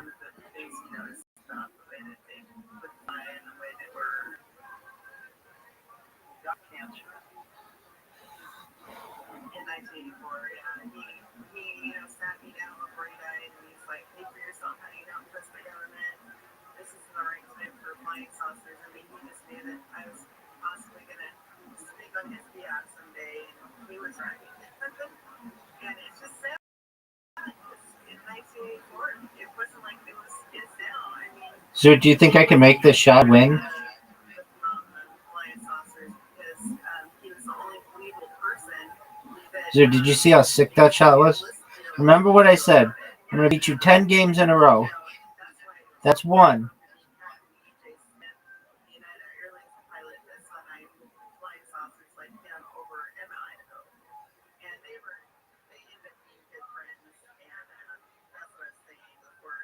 Zoot, did you know that you had an invitation?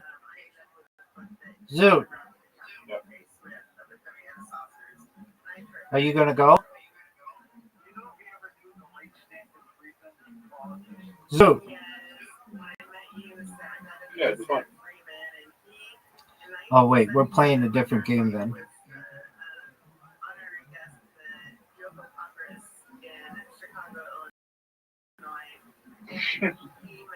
Did you see how it was?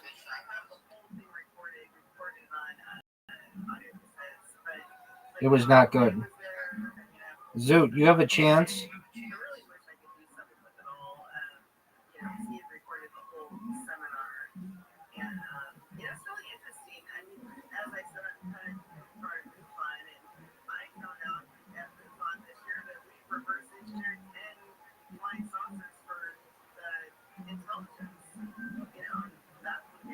Zoot, what are your thoughts on my shot?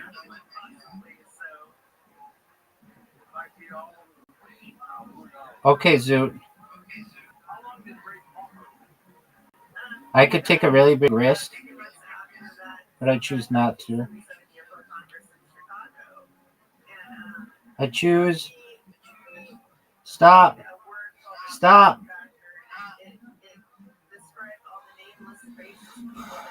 That's an easy water bump, son. And you left it short. Zoot, you left it short.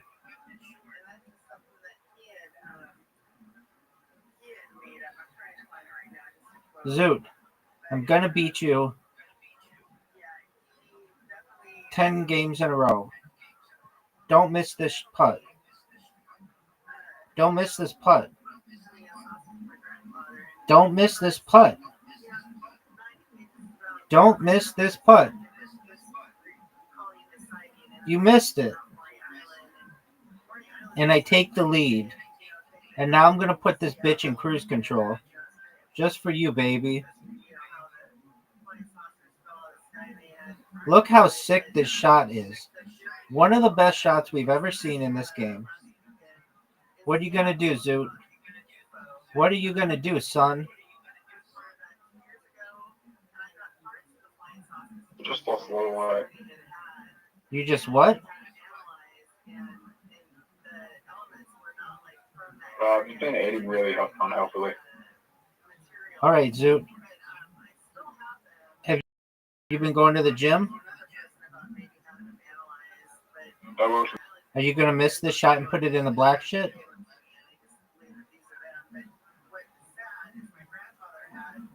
That's in the black shit, dog.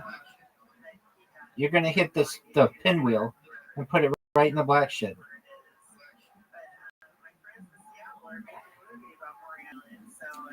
Zoot, you're down 3 holes to 1. What are your thoughts? Do you want to be interviewed or? Like I told you, I'm going to beat you 10 games in a row. And if I don't, well then no big deal. Look how, get in. Okay, what are you going to do, Zoot? You got a chance.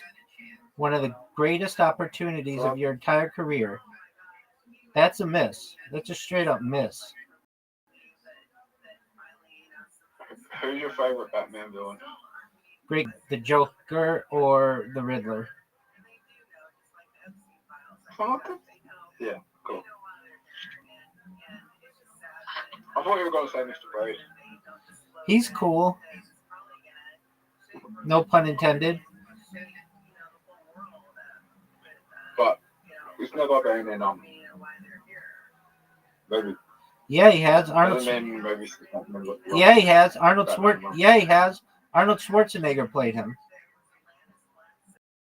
I said he hasn't been in a movie since Batman and Robin. Right. Which is. They should bring him back. Arnold Schwarzenegger should play him again. That would be big.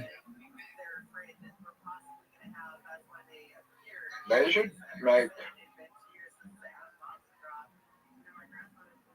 Look at this shot, Zoot. Zoot, look at the shot. Oh, no.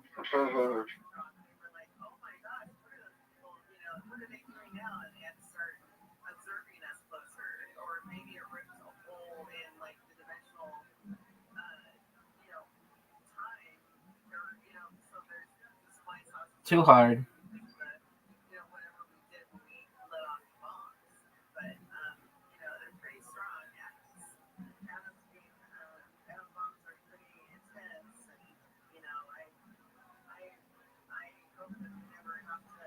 This game is over, Zoot. This is 2 wins in a row. 2 wins in a row. Do you recognize how good that is? 2 wins in a row, and you started the next game.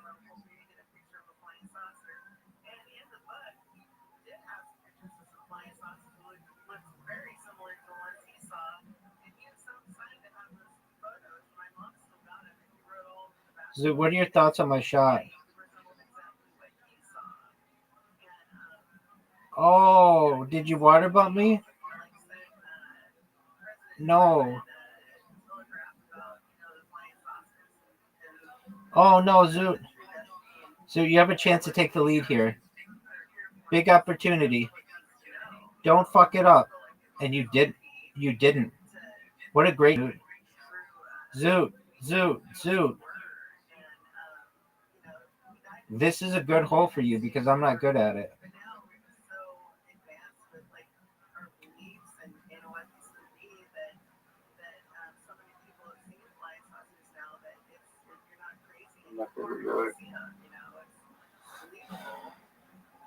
Zoot. What did you think of my drive?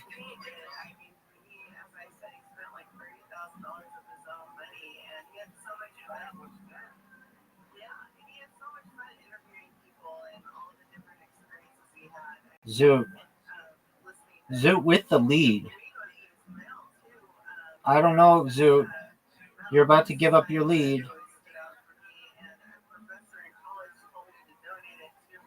Zoot, you just gave up your lead. We're now tied. Now it's a best of 3, son.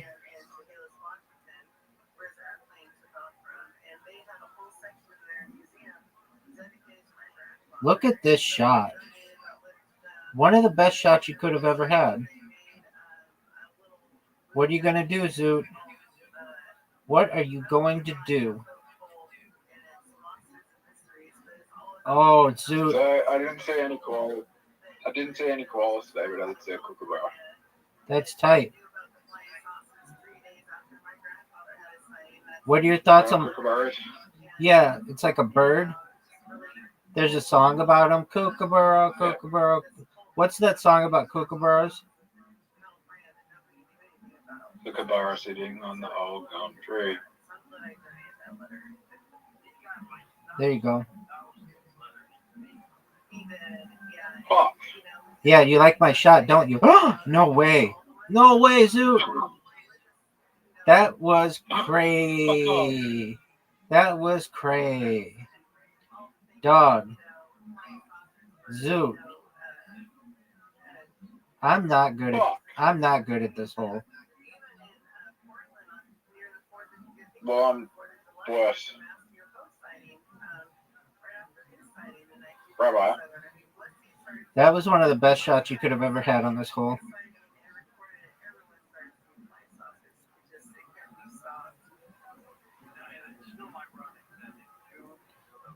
Oh, Zoot. That's not what you wanted.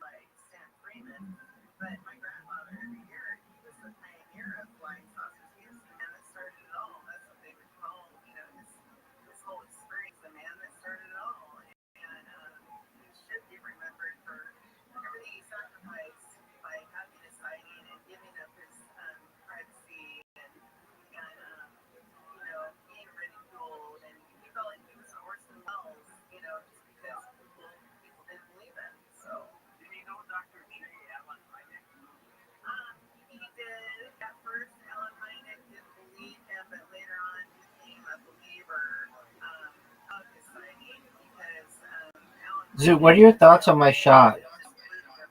Would you say it's one of the best shots you've ever seen?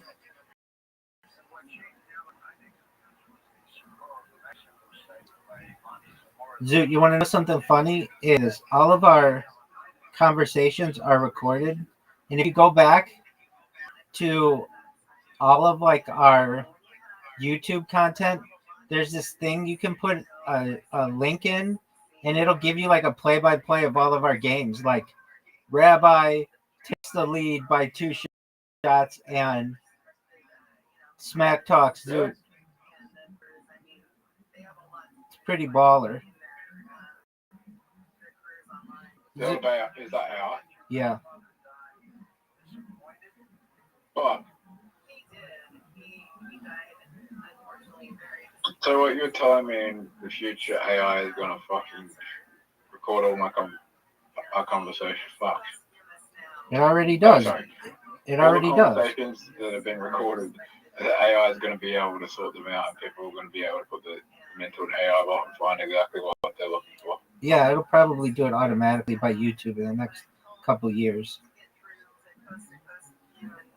All it does is take the are you serious?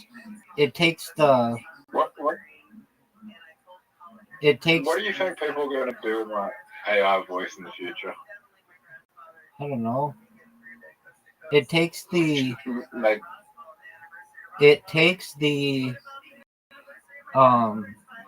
captions and then like discerns what was going on during the captions and then puts it into like a summary.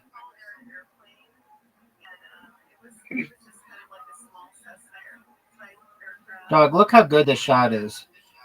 It's short. It's short.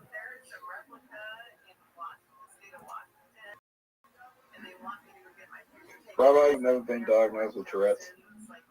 Yeah, I mean, I don't think you need to be diagnosed with that one, big dog. That one's pretty obvious.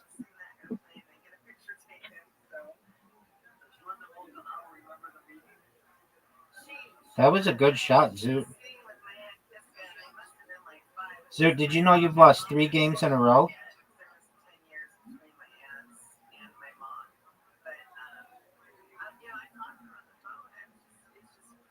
Zoot, you've lost 3 games in a row. You're up, big dog.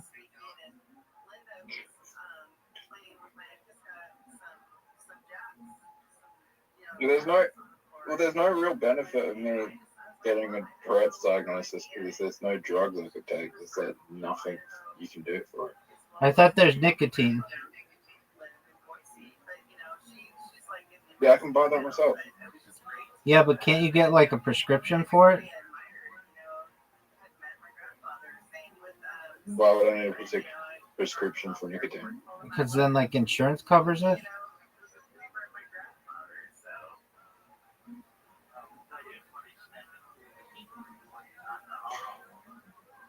There is no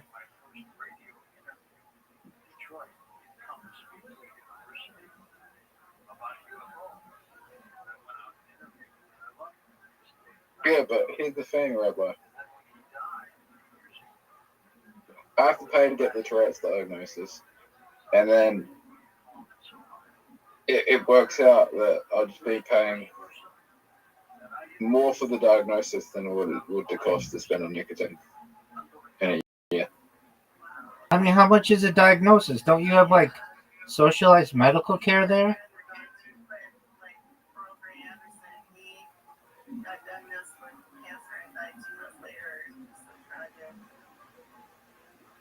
No way, Zoot. Yeah. No way, covers a Zoot. certain amount of things. What'd you say? It only covers a certain amount of things. It doesn't cover that mental health stuff.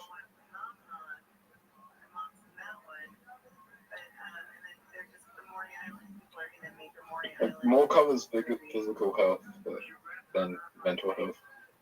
Have you ever met somebody who's Maori? What? Like those people from Maori, New Zealand. New Zealand? Yeah. Have you ever met somebody who's Maori? Yeah. So, the mental health care plans don't cover diagnosis. Okay. I mean, couldn't just like a regular medical doctor diagnose you with that? I mean, you got diagnosed with like 1,000 things like last month. Couldn't you have just been like, look, the one that's obvious that I have is Tourette's. I say I didn't know that I was circumcised until I was 15 years old to random groups of people. Like that one is obvious. Like spend 10 minutes with me and you'll see. Just talk with me for 10 minutes and it's obvious. Like you don't need a test. You don't need any kind of blood work. This one is fucking obvious.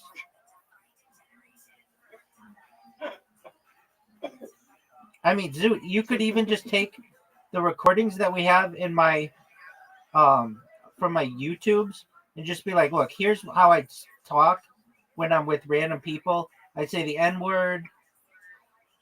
I ask all kinds of like questions that a lot of times don't make sense with the context. Like this one is obvious. Like, just give me the diagnosis.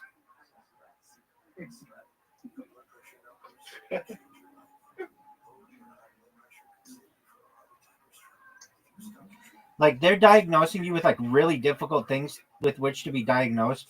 The one that is the most obvious that you have, the first one you ever mentioned to me that you had, is the one that you haven't been with which you haven't been diagnosed. And it's like that's the most obvious one.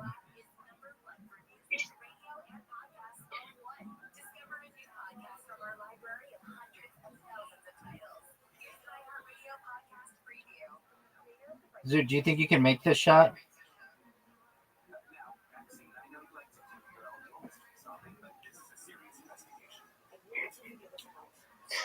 I mean, it wasn't obvious when we first met them. No, it wasn't. But that's just because I'm not used to people having it. Literally, you're one of only 2 people I've ever known to have it. And the other person, I didn't even know they had it. They just would like scream, and I'd be like, what the fuck is wrong with this person? And somebody was like, they have Tourette's syndrome. And I'm like, well, what's Tourette's syndrome? Seems like the worst thing ever. And they're like, it's this thing where you have like tics. And I was like, so you mean you can't control that? And they're like, yeah. And I'm like, oh, what a terrible, terrible thing to have. It's not the worst. It's not that bad. Actually, yeah, it is pretty bad. I'll tell you what, though, the guy I knew who had it was pretty smart. Really? Yeah, I mean, he asked a lot of questions, and he like followed along in the material. I never talked with him, but like I said, we worked together, and he like sat in the front row or pretty close to it and would ask questions, and I just remember he has pretty good questions. Dog, that's 4 wins in a row, Zoot. Zoot, I just looked you in the face, breathed hot air on your face, and smacked you in the mouth. Zoot, 4 wins in a row.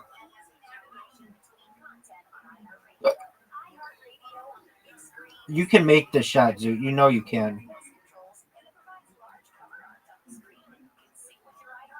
Perfect shot, Zoot. 10 out of 10.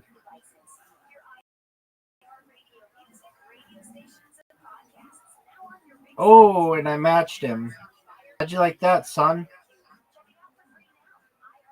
Find the hole. And I have to go first. This sucks. You're up, pimp.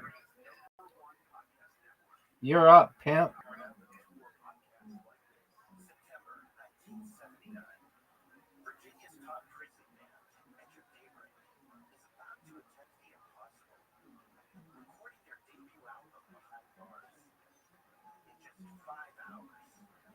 What are you going to do, son?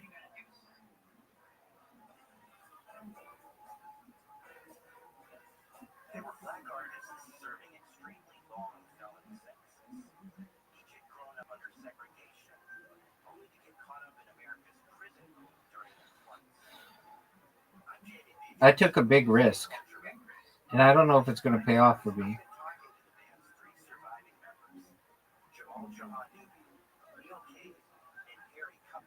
What is the worst part of this? Zoot, are you going to make this shot?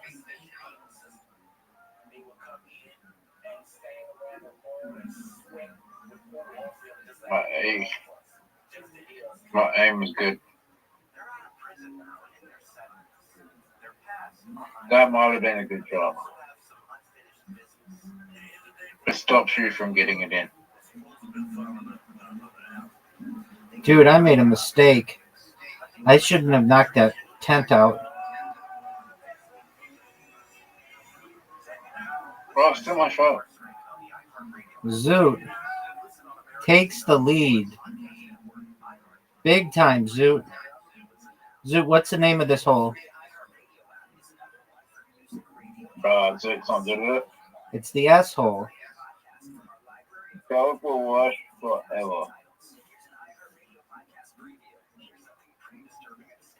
That was just as bad. I've got this fucking cow in the way. Go in the water. Fuck. Break my shut out, 10. 1. Zoot, you just gave me multiple shots at the... Oh, dude, it's over. Dog. I don't want to do that. Calm down, Zoot. Zoot, here we go, big dog. You ready for one of the best drives you've ever seen? Right here, dog. Right here. Look how good this shot is. 10 out of 10.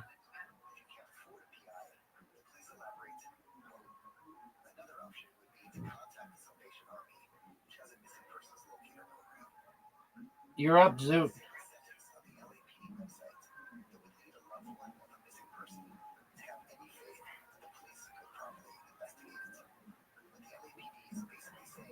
Hit my ball.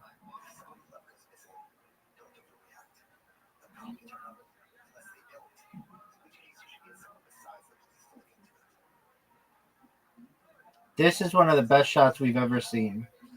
One of the best shots we've ever seen. Zoot. Zoot, what are you going to do, son? It's over for Zoot. This hole is over. I'm going for my 5th straight win. 5 straight wins. 5 straight wins. 5 straight wins. Dog. All I have to do is win or tie on this hole. I'm not good at this hole, though. Stop. Stop. There we go. Zoot, what are you going to do? What are you going to do? Do you think that's the shot? Do you think that was the shot? Look at this shot. Look how amazing it was. Zoot, you're in trouble, dog. You're about to lose 5 straight games. I'm about to come out just slugging you. 5 straight games. All I have to do is win. Ooh, that wasn't that good.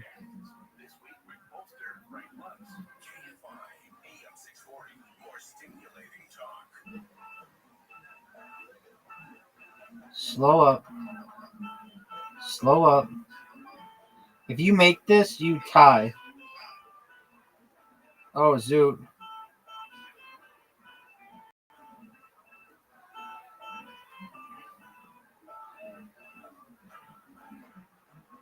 Zoot, make it. It's over. 5 straight wins. Zoot, lose 10 in a row. You have an invitation. Let's see you do a really good shot here. You just did, dog. Oh, come on. Get it, Zoot. Get it.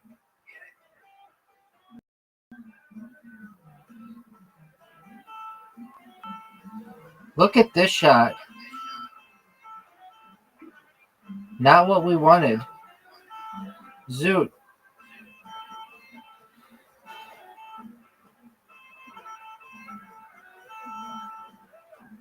Are you proud of that shot? Because I would be. Oh, shit.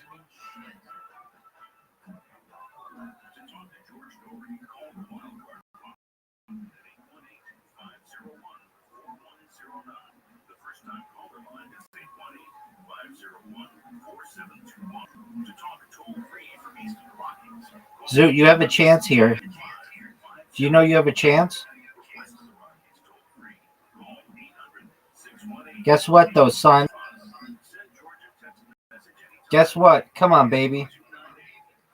Boo. Zoot, you have the lead. Are you proud? Zoot has the lead.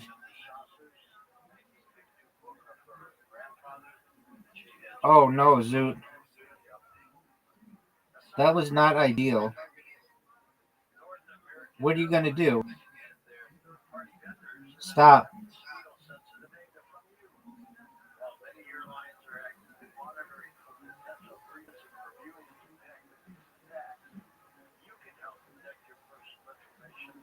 Zoot, that was a brilliant shot.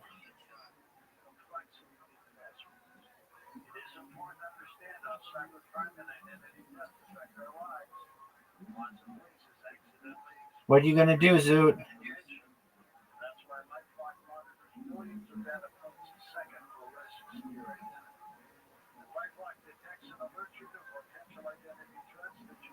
What are you going to do, Zoot? You have to make the shot.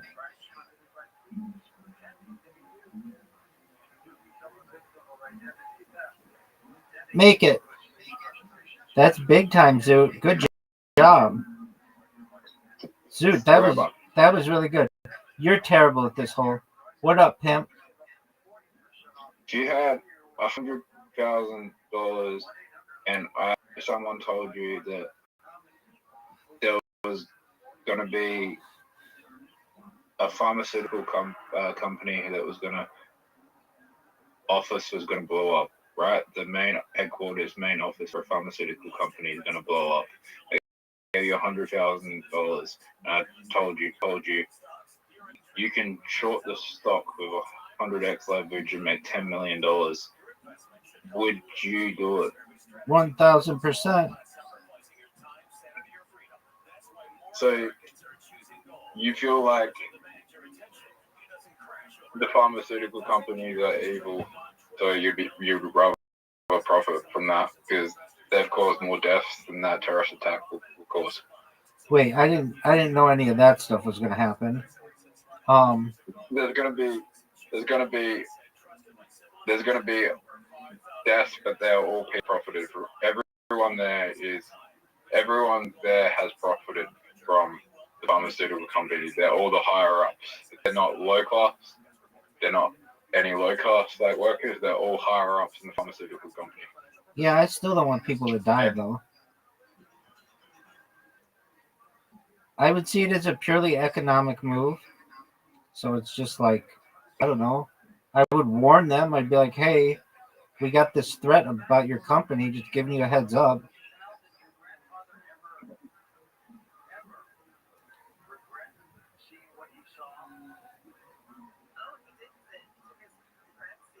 These people have intentionally or unintentionally killed thousands, if not millions, from their actions. Yeah, I know. I get it. That's why I'd see it as an economic move, but I probably would warn them first.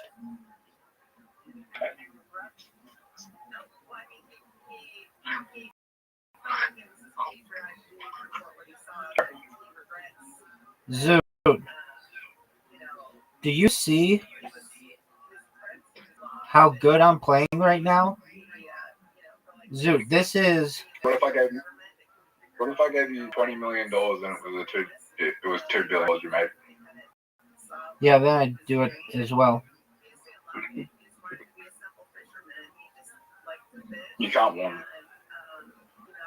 You don't think I can win? I said you can't warn them. Oh, you can't warn them. $2 billion. Well, yeah, then I'd just do it. Yeah. You're gonna save a lot more people's lives. Oh, Zoot, I just had a terrible shot. Zoot, I just had a terrible shot. $2 billion. You make $2 billion and you probably save thousands, if not millions, thousands of people's lives over time. Okay, then that sounds like win-win.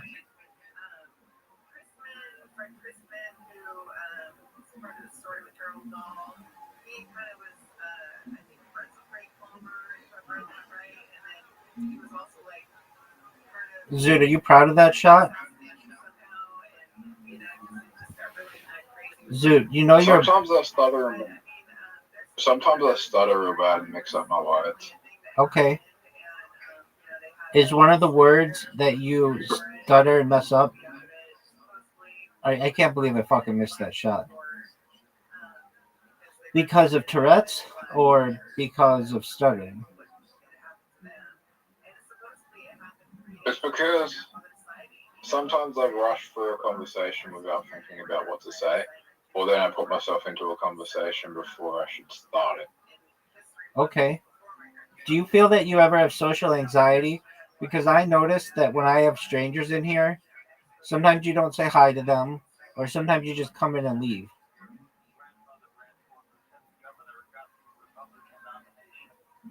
It's okay if you do. We all have it to some extent. Zoot, you just lost 6 games in a row. Did you recognize that? No, I sometimes people kind of rude and not interrupt what I'm doing, and then I lose focus. Okay, but Zoot, did you know you lost 6 games in a row? Yeah. Are you going to stop losing?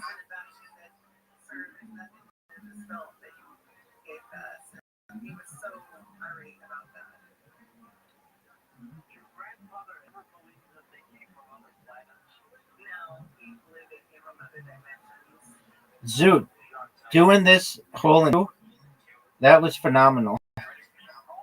Dog, you're down 1 hole to none.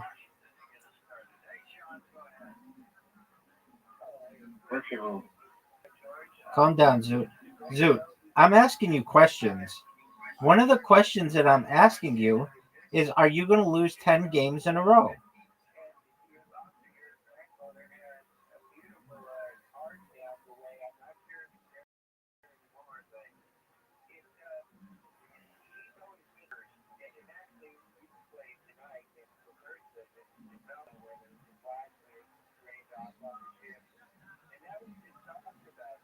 Zoot, I've played the first 2 holes basically perfectly.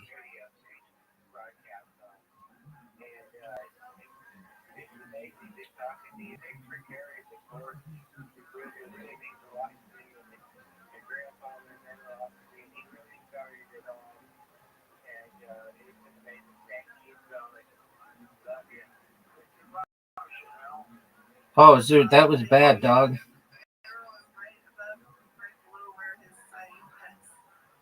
What are you going to do, Zoot? Zoot, what are you going to do?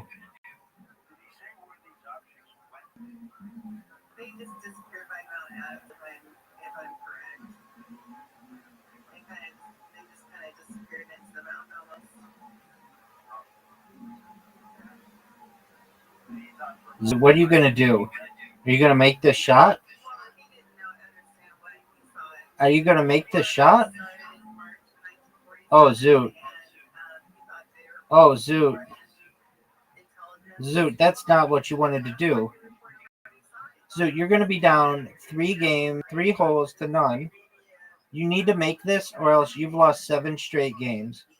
Zoot, you've lost 7 straight games. This is unbelievable. Unprecedented ass kicking. Unprecedented ass kicking. Come on, Zoot, get your shit together.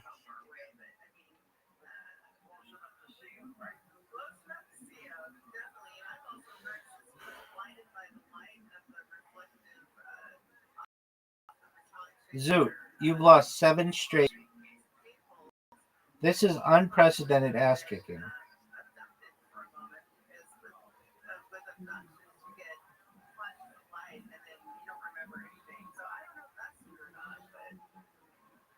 Seven straight games. It's really sad that you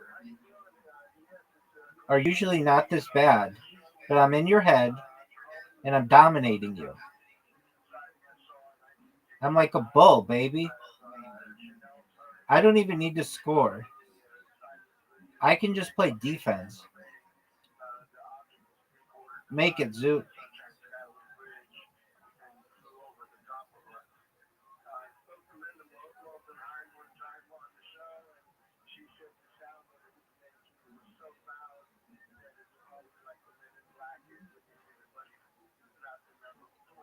Zoot, you need to make this shot. It's really important. Psych, it doesn't matter. This game is over, son. What is going on with you, Zoot?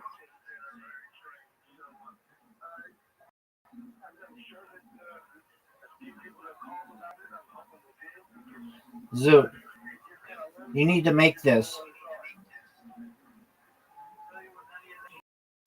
Zoot. Zoot, do you know what a perfect game is, son? You're about to witness it. I've won 7 straight games, and I'm going for a perfect game on this one.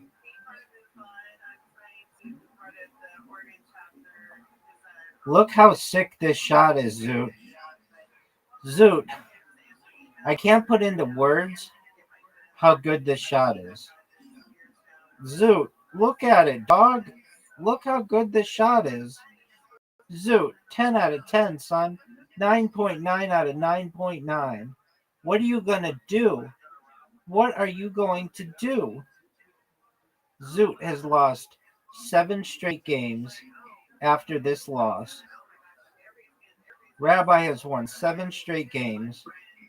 And Rabbi called the fact that they were going to win 10 games in a row. They are 3 games away from a record ass kicking. We've never seen such ass kicking before. Dog. This is 7. Once you hit this shot, we're looking at 7 games in a row. 7 games in a row. 7.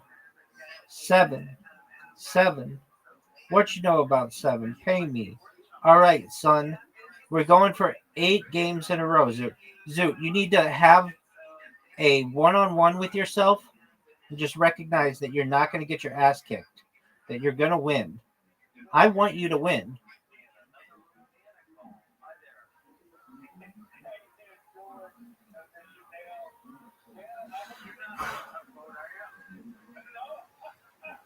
Zoot, I had one of the greatest shots that we've ever had on this hole. What are you going to do? Zoot, what are you going to do, son? Zoot, are you going to lose 8 games in a row? Zoot, are you going to lose 8 games in a row?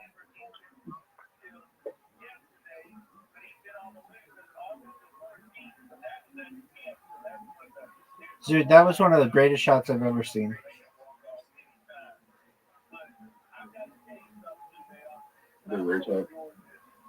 Calm down, Zoot. Correct. Yeah, but it's still rude. Zoot, great job. Great job, Zoot.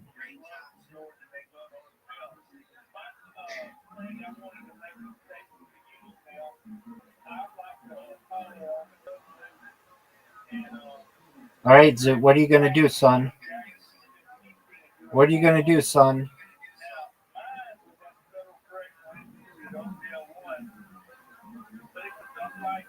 Oh, what a shot!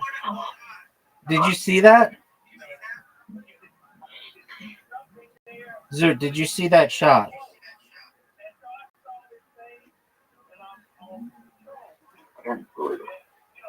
Zoot, you are down.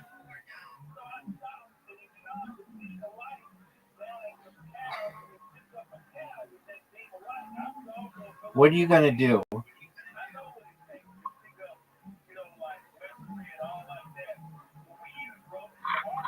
Zoot, you're down 2 games to 1. You're trying to avoid losing 8 straight games. You're down 2 games to 1. Now, this is an incredible strategy that I have, and we'll see what you're going to do with it. What are you going to do with this?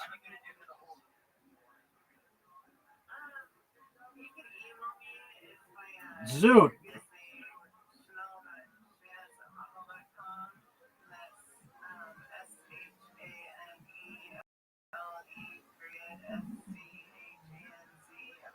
What are you going to do, Zoot?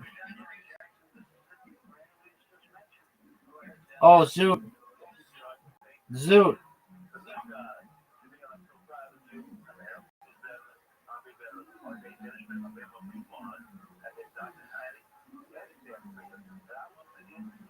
What are you going to do, Zoot? Zoot, what are you going to do here?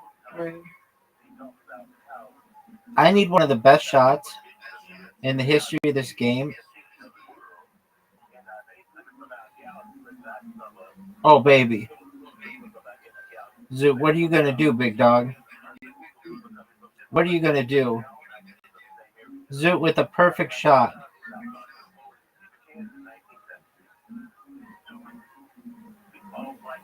Oh, Zoot, I helped you. Zoot. No way, Zoot. No way.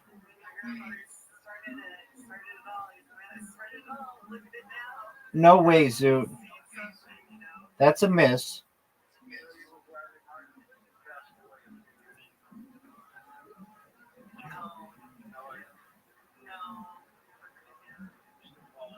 Oh. Zoot. It all comes down to this, son. Zoot, you have a chance to stop the bleeding.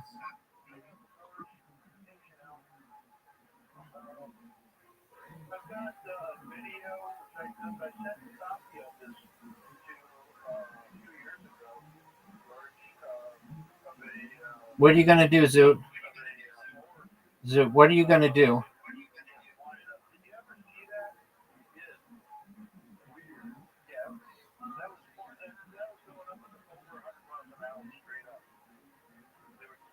Zoot, what are you going to do?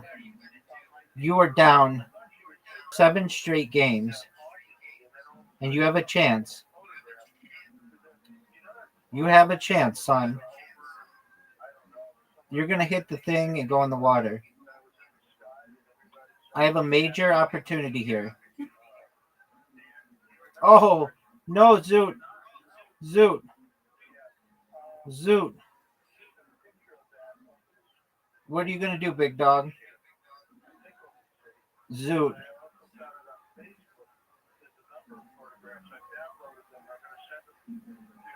Zoot, I missed again.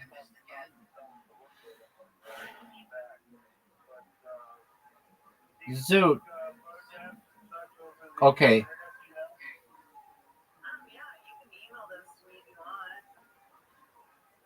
Zoot, we're looking at 8 straight games. Zoot.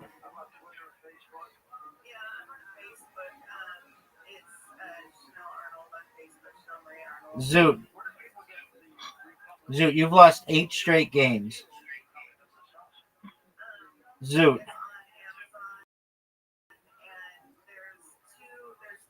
Zoot, you've lost 8 straight games. You need to focus, son. Focus. Zoot has lost 8 straight games. I think the most I've ever beaten you in 16 straight games or something like crazy like that. I could be wrong, but what are your thoughts on that shot, son? What are your thoughts on that shot, son? What are your thoughts?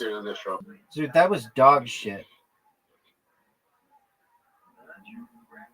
Rabbi, what do you rate that shot out of 10? A 1.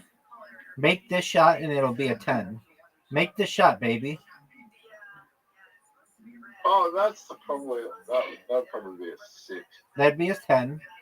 And you're down 1 hole to none. You've lost 8 straight games, Zoot. Zoot, you've lost 8 straight games.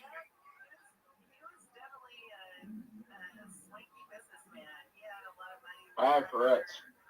Yes, you do.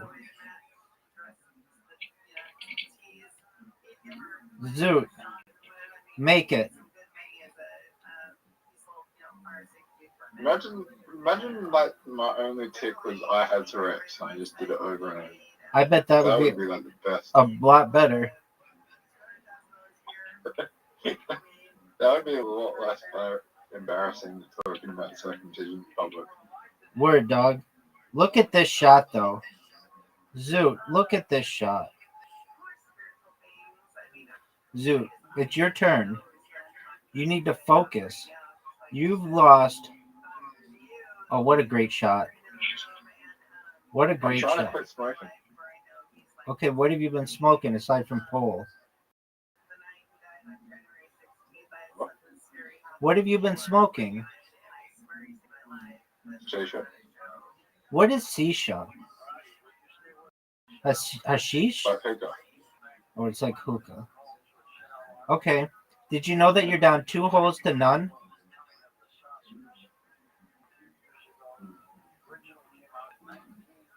Dog. Dog, you are down 2 holes to none. You need the greatest comeback in the history of this game.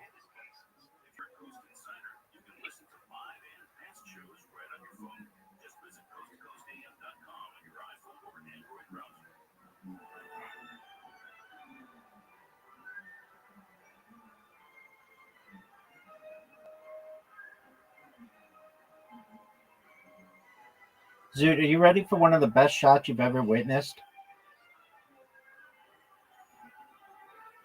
Did you see that?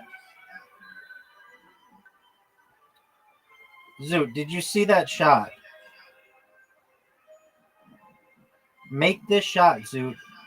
If you make this shot, you're still in it. What an incredible shot. What an incredible shot, Zoot. You get a clap for that. Zoot, that was phenomenal. Too bad. You're awful at this hole. And I have a really good way how to play it.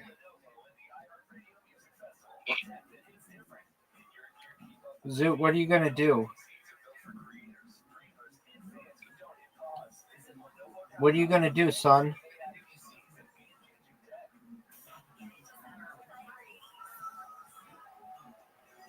Oh, go, go, go, go, go.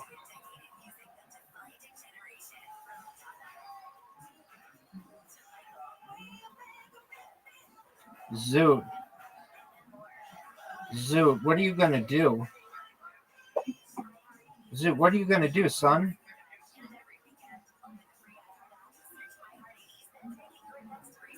Are you proud of that shot?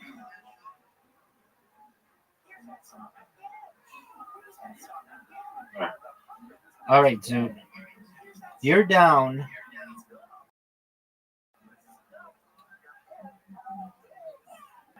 Get it. Make a good shot. Zoot, that was a great shot. But my shot water bumped you and turned out to be the death knell. The death knell, Zoot. Make it. Make it. Just straight up make it. Make it the best shot you've ever had.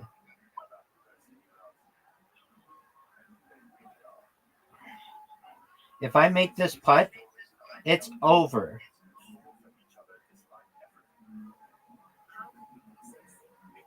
Is it?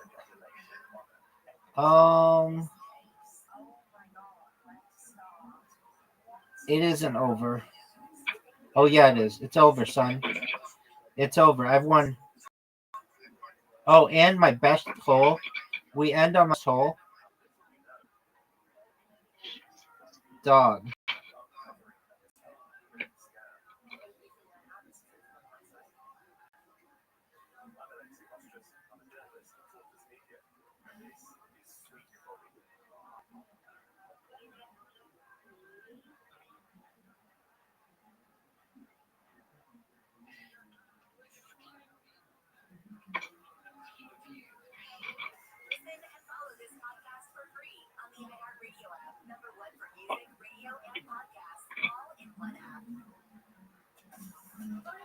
Zoot.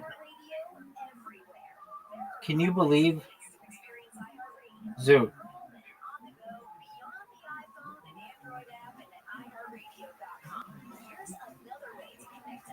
Zoot, you've lost 9 straight games. Remember at the beginning of this, I said I'm going to beat you 10 times in a row? Well, here it comes. You're up, pimp. Psych. Oh, come on. Are you fucking serious with that? That was bullshit.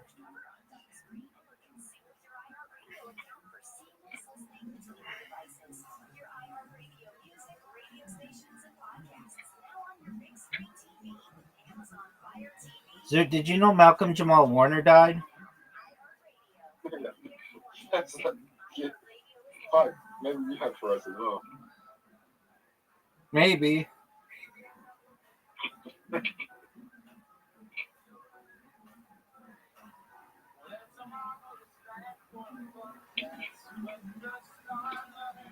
Make it, Zoot. Oh, what an amazing shot I just had. What an absolute amazing shot. What are the chances that I've shaken hands with someone that you've shaken hands with, that's shaking hands with another person that, like, so on and so? How long do you think it before it would have got to us? Think about it.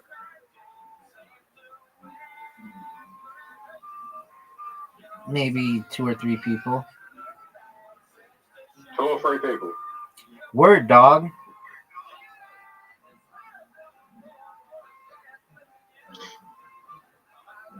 Well, have you shaken hands with anyone who's shaking someone's hand that's famous?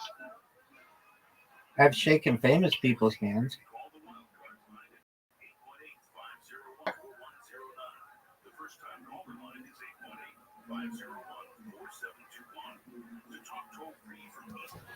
Zoot. Why do you think 2 or 3? Oh, wow. You almost had one of the best shots I've ever seen. I don't know, because a lot of people meet a lot of people. Zoot, you just... Sorry? I don't know, because a lot of people meet a lot of people. Zoot, are you aware that you are down 2 holes to 1? You've lost 10 games in a row? 9 games in a row? Pardon me. I'm going for my 10th win. Make it, dude.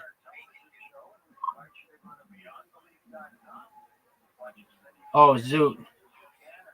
Zoot. Make it, dude. Dog. You just tied it up. Now it's a best of 3. Actually, it's a best of 2. And this is like my worst hole.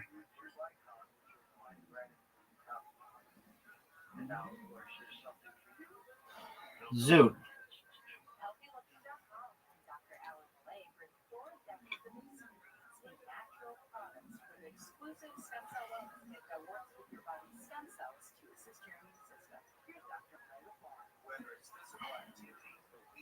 Zoot. Not a good hole, dog. What are you going to do?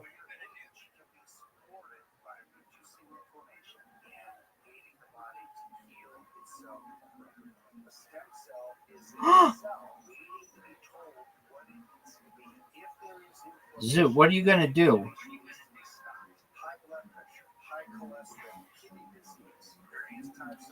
Zoot, are you ready for this? Yep. Look how good a shot that is.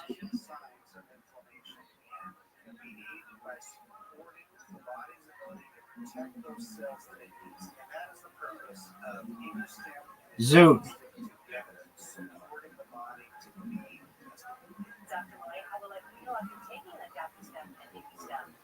Zoot, it's over. It's over, son. Actually, it's not. You could still tie. Here we go, baby.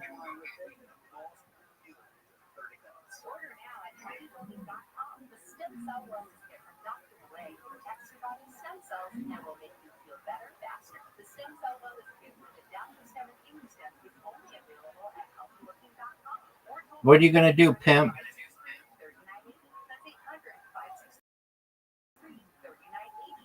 So, Rabbi, sometimes I want to do something and I try to do it myself. I get overwhelmed and I try to do it as perfect as possible, and I go to the most complicated thing, My mind goes to the most complicated things and it forgets to deal with the simple steps. Okay. How do I fix that? Well, by not hitting it like that. Dude, fuck you, Zoot. What do you mean not hitting it like that? That was the best shot you could have had.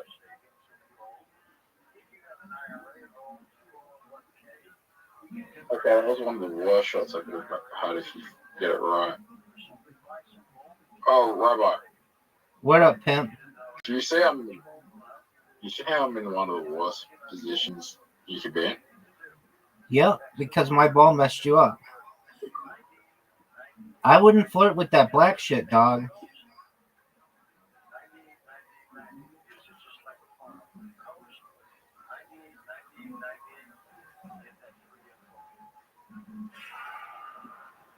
Go, baby, go, baby, go, baby, go, baby, go, baby.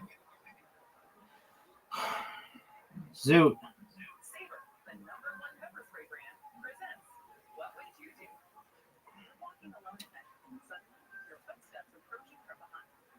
Uh-oh, Zoot.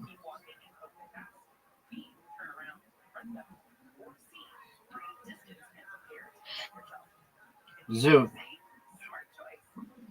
You need to make this in 2 shots.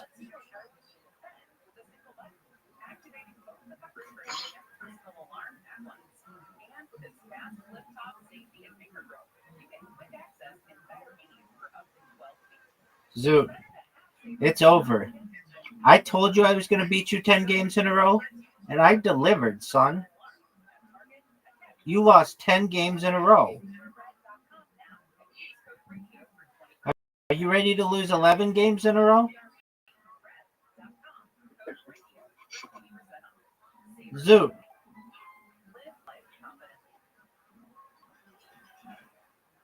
Zoot, you need to focus.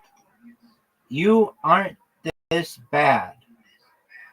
You do better than you're currently playing.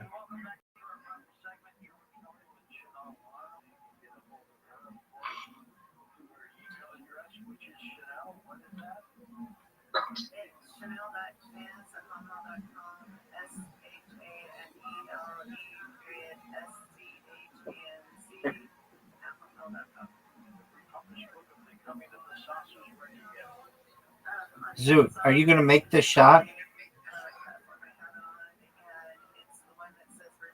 Are you proud of that shot?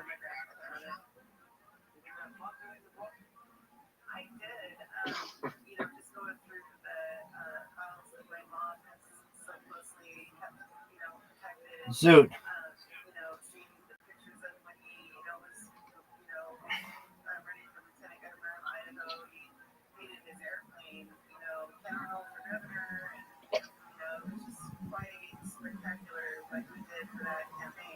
What are you going to do, Zoot?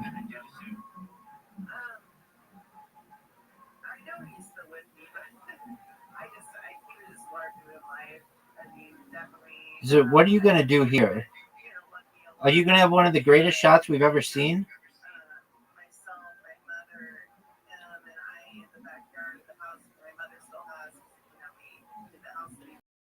Zoot, what are you going to do here? Everyone wants to know. Are you proud of that shot? Zoot, look how sick that shot is.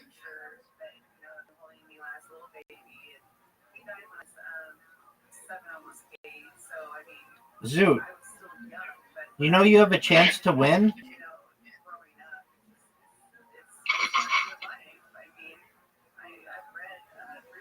Oh no, Zoot. Now's your chance to take the lead.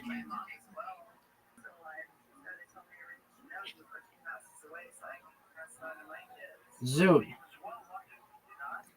You've got a lot of pink shit you got to get through, son. Zoot.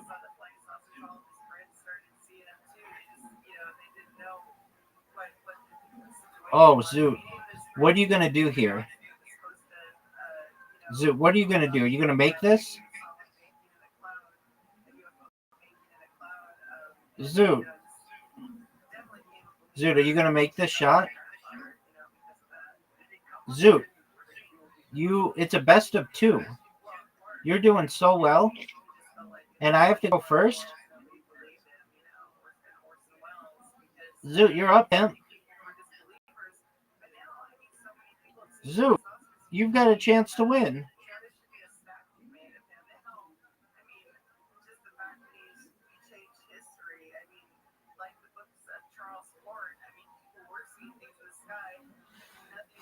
Zoot, what are you going to do, son?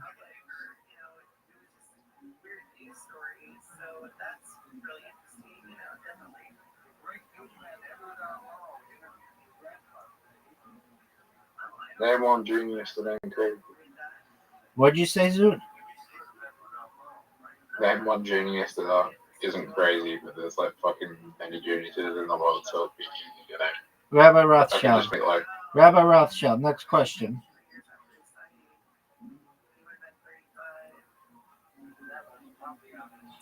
Zoot, what are you going to do? genius.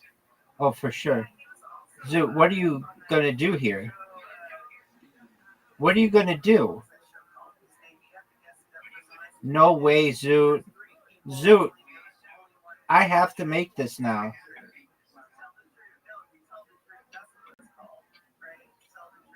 Zoot, I have to make this. And I do. What an amazing shot I just had. Zoot, I just had the best shot you've ever seen. Now, it all comes down to this. You've lost 10 straight games. I hate this hole. What does genius even mean? The ability to recognize patterns. That's not what it means. Hit that thing. Hit that thing. That's what we've made it become. Zoot, what are you going to do? Zoot, what are you going to do? Zoot, what are you going to do? Hit my ball. Was Rain Man a genius? Zoot, I just beat you 11 fucking games in a row. 11 fucking games in a row. 1, 2, 3, 4, baby. Was Rain Man a genius? He's a savant. Zoot. But he could recognize patterns. Yeah, and I bet he was better at mini golf than what you're playing right now. I know you can play better than this. Come on, Zoot, beat me. That's a really good start. Zoot, that's a really good start.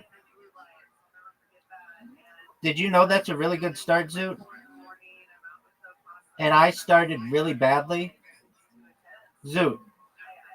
Zoot. Zoot. What was wrong with Rain? He had a syndrome. Zoot, look at this shot. He had what? He had a syndrome. Look at this shot, Zoot. Get it. Get it.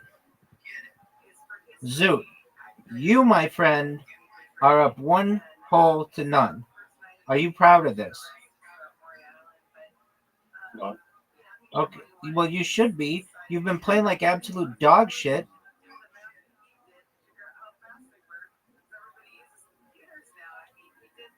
Zoot, look how good this shot is.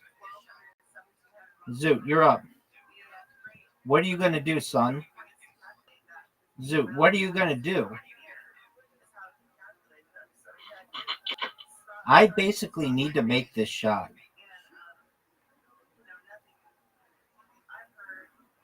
And I did, because I'm a pimp. Zoot, it's a best of 3 now. You've lost 11 straight games.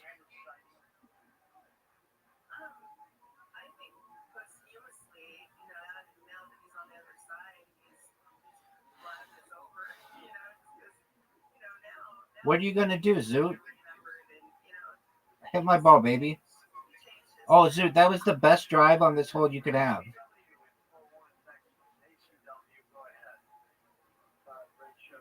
Get in his way. Get in his way. Zoot, what are you going to do?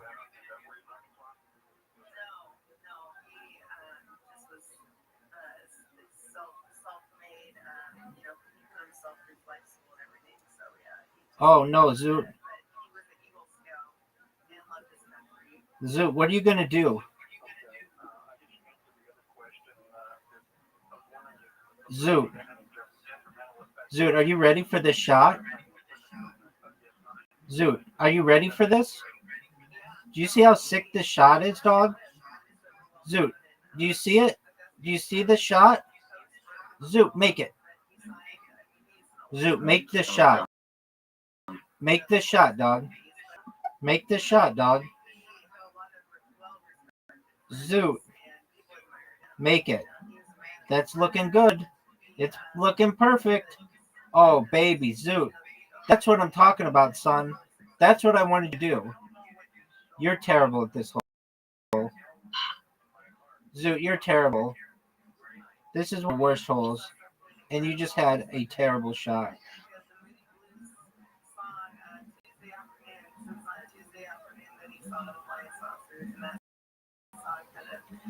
Zoot, look at my shot. What are you going to do, Zoot? What are you going to do with this shot? Zoot, what are you going to do?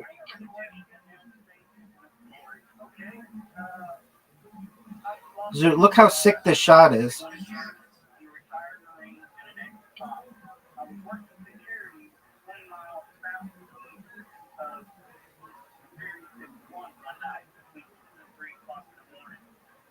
All right, Zoot, this is a big shot for me.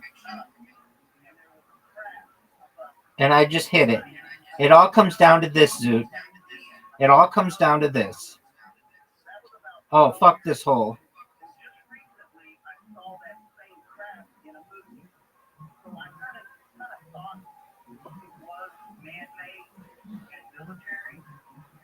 You're up, big dog.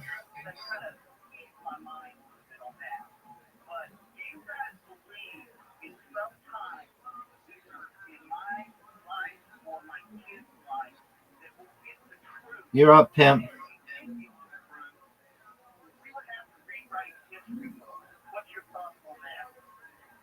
Interesting take on that. I asked that to Jason Martell a couple months ago. He does not believe in disclosure at all. What about you?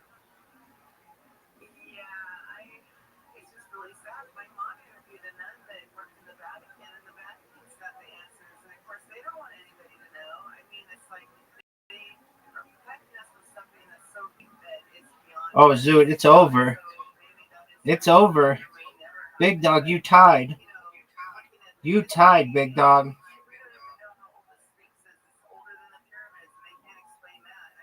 Zoot.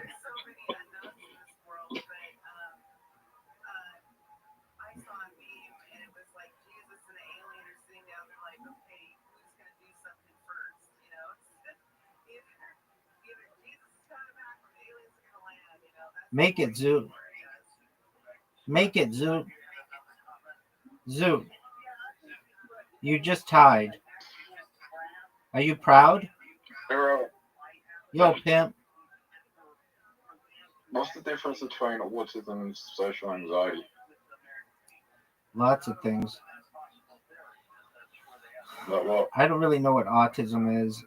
Social anxiety is just anxiety when you are to people. Zoot, good job. All right. Zoot, after beating you straight up 11 straight games, I need a break. All right. I can't lose that off. I can't lose in another game.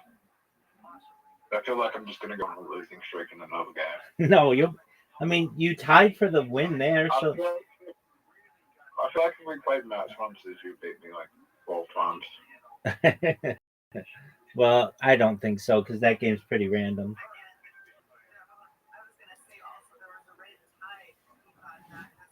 What's on your agenda for today, Zoot?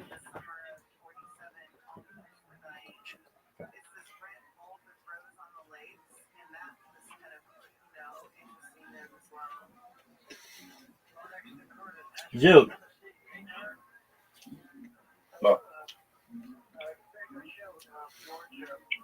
What's on your agenda for today?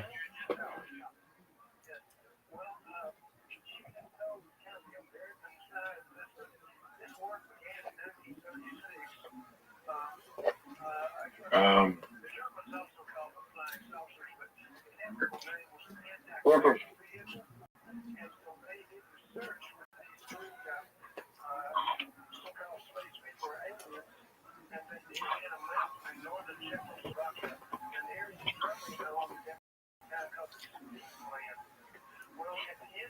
Zoot, of all the games in Play-Doh, what's your favorite? If you had to just play one for the rest of time.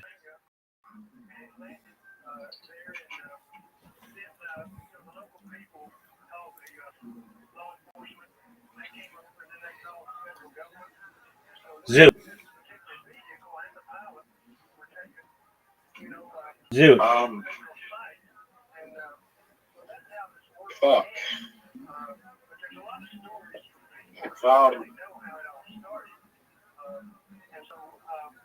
Dungeon Tales. You like that? You like that game? I did, but I was kidding. No, you're not.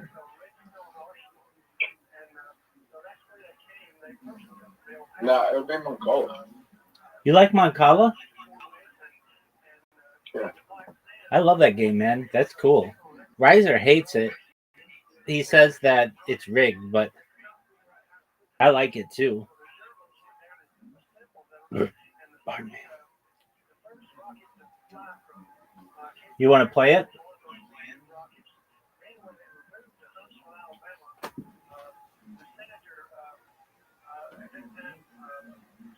Zoot.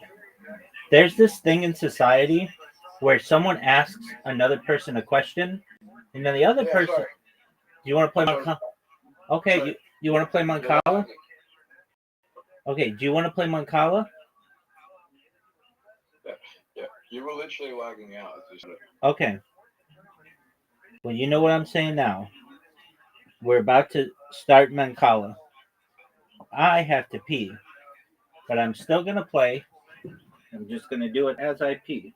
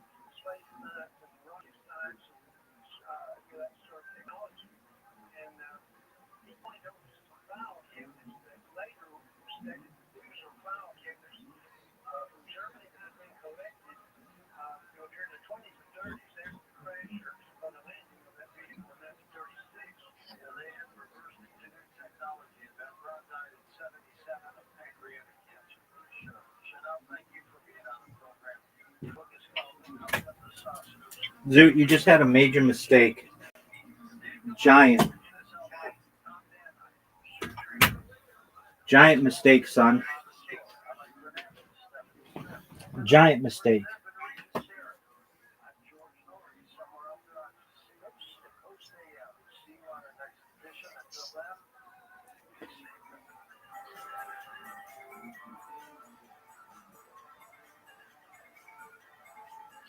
What are you going to do, Zoot?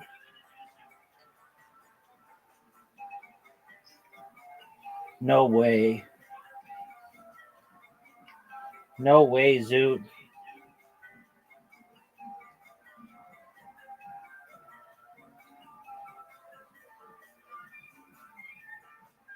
Zoot, you fucked up.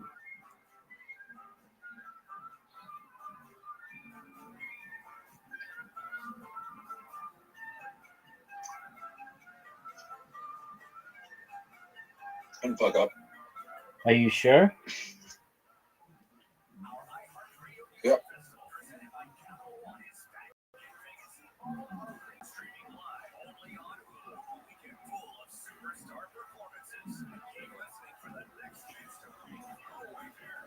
What are you going to do, Zoot? What are you gonna do? Try to win, baby. So I think I am gonna win. I think you're going to win too. Is it the best move I can make?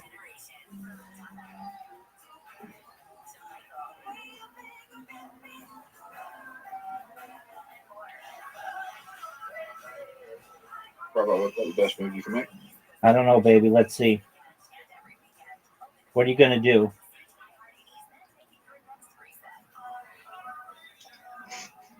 Get out of the game right as long as possible.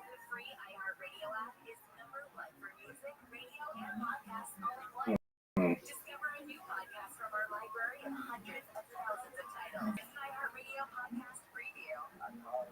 Watch what happens here, I don't Zoot. know if I'm not.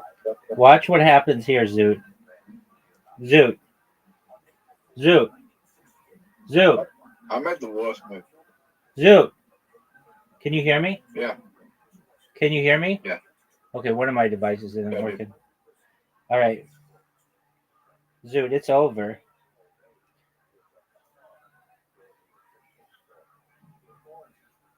I cannot win. Dog, you can win. You almost won that game.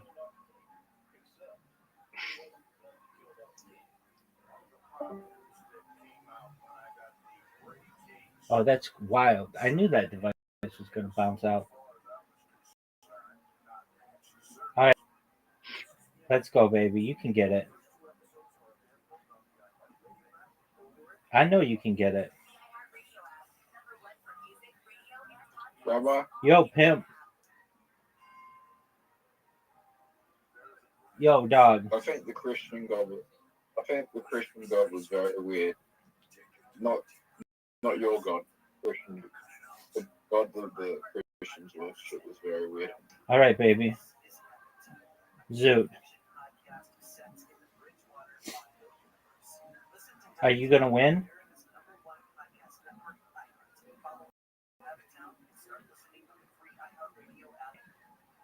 Zoot, look at this move.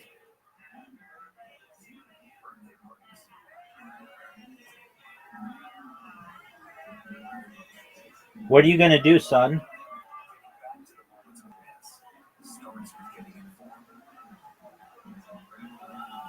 Get the latest info about COVID-19 vaccines at getvaccineanswers.org.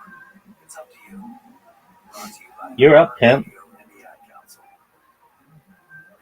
The free iHeartRadio Oh, dog. for music, radio, and podcasts all in one. Discover a new podcast from our library of over 350. Oh, dog. Here's an iHeartRadio podcast preview. Oh, dog.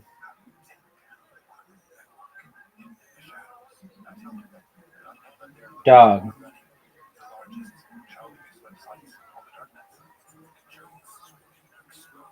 It's over, son. It's over. Dog, it's over. Dog, it is over. It is over. It's over, son. Dog, it's over. It is over. Dog. This game is over. Dog. This game is over.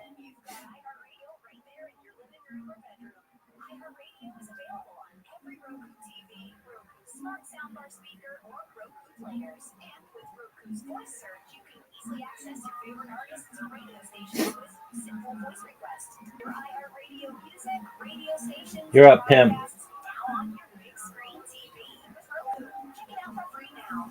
iHeartRadio. Anywhere you want to listen. You're up, pimp.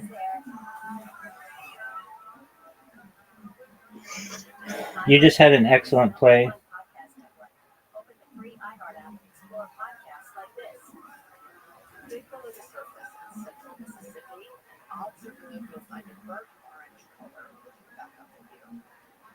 You're up, big dog.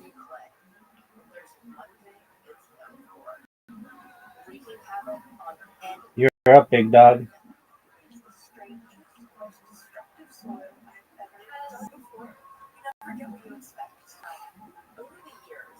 As you play has that destroyed a lot of Mississippi secrets.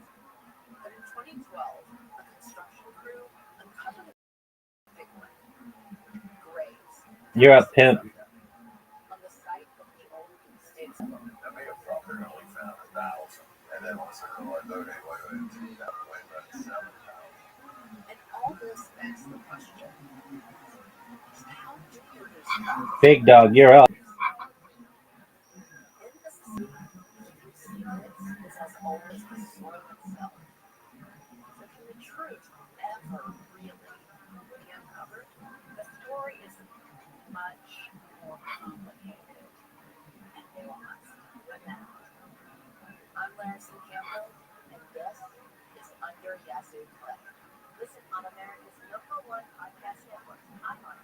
Open your free iHeart. Dog, I don't really know what to do. I don't know what to do.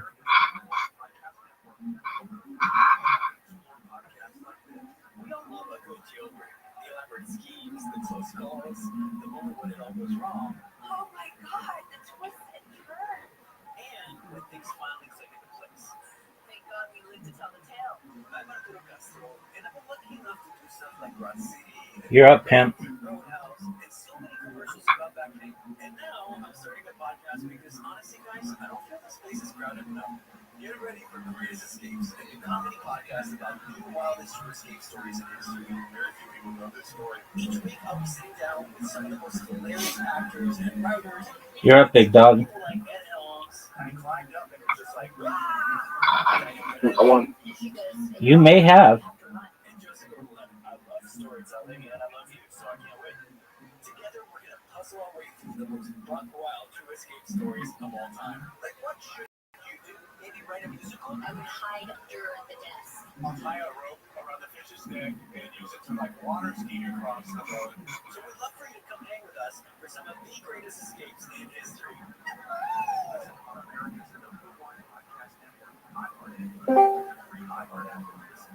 You're up, pimp. How did you do that?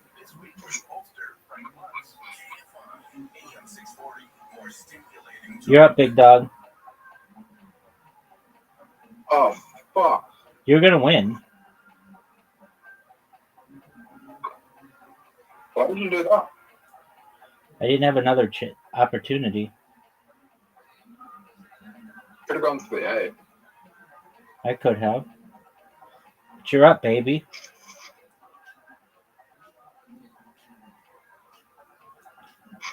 Alright, do you see the move? I'm ready. Rabbi, you made the move perfect there. Yeah, because I'm amazing. What do you want me to do about it?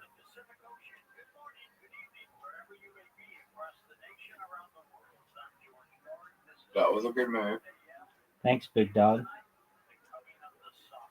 but I'm in a safe spot now.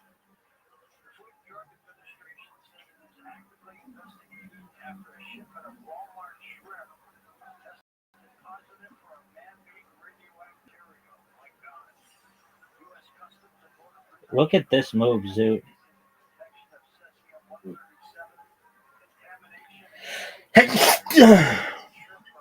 Oh, Zoot.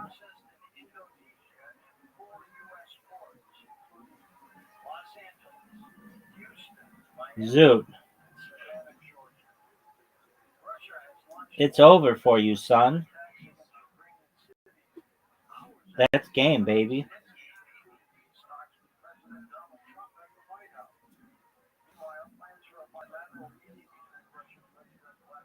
Zoot.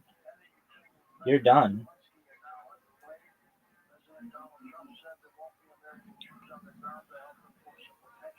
You're up, Zoot.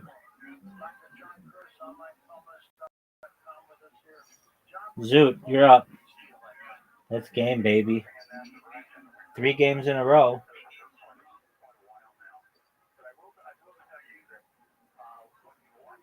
All right, you got it, Zoot. You've got it. You got it, dog.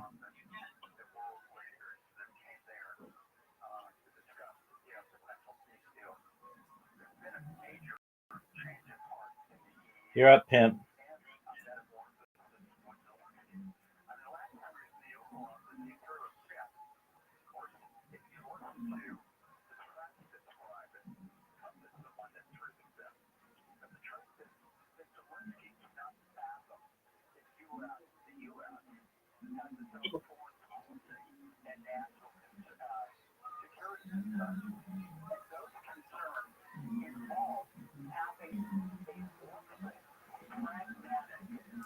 Dude, I think I won.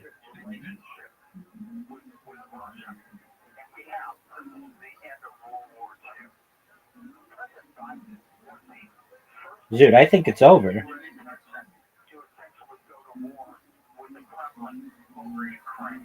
Oh no.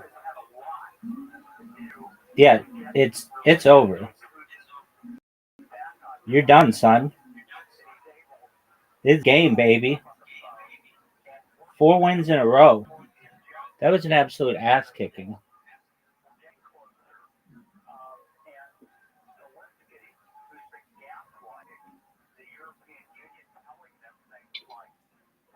All right, you got this. Big dog, you've got this. You started. You get the free turn.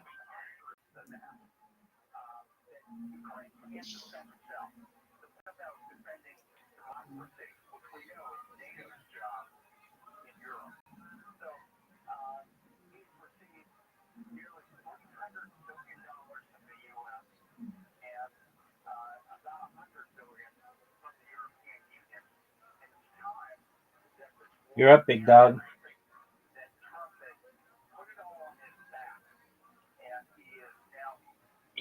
Free turn, son. Free turn, son. You're up, big man. Are you gonna go? Zoot. Look at this move. Free turn, Zoot.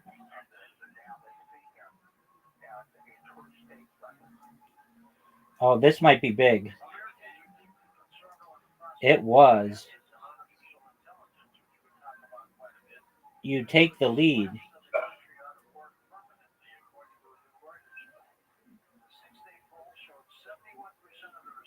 It's over. No, it's not. No, it's not. Zoot survives.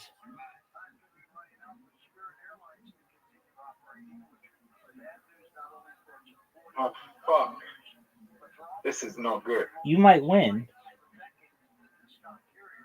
I don't think so. I do. You have to move your 10 or I take it. No, I made a good move here. I fucked you. You just won. I drank your milkshake, son. 5 games in a row.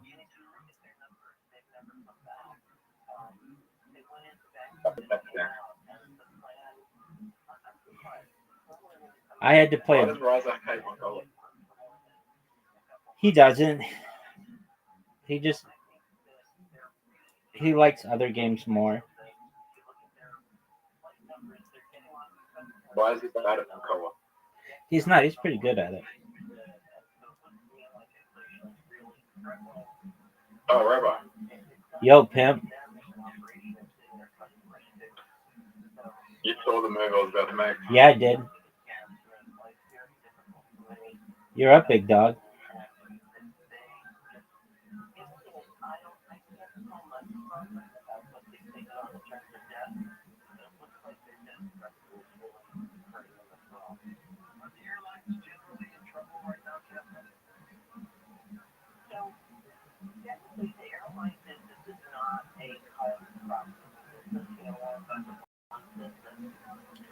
I may have made a mistake. You're up, pimp.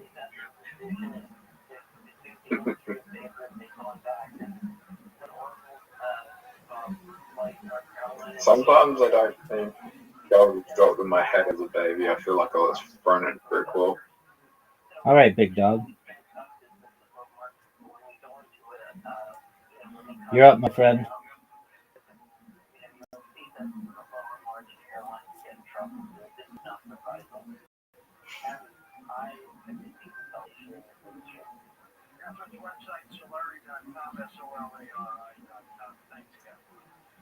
It's over.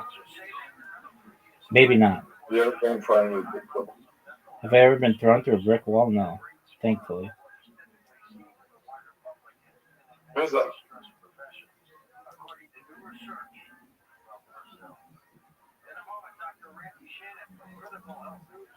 Rabbi, who's that? Who's what? I thought that was another person in the chat room. No. It's your turn, though. Zoot.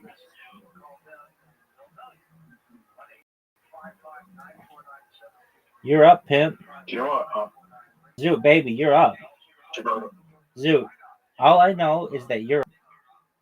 And it's over for you. Check out a gym tomorrow? Yeah. 6 games in a row, Zoot. Zoot, I thought you were going to stop me from winning.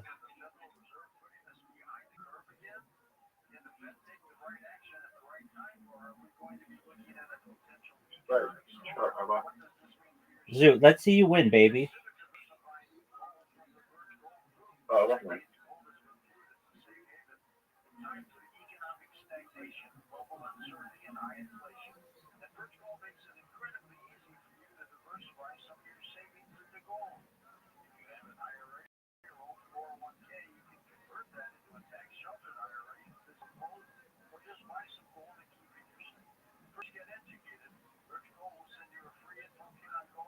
Oh, big move, Zoot.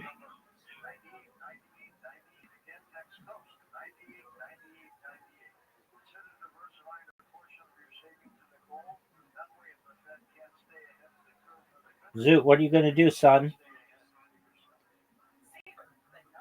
Zoot, what are you going to do?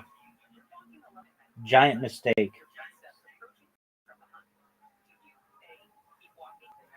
You're up, pimp.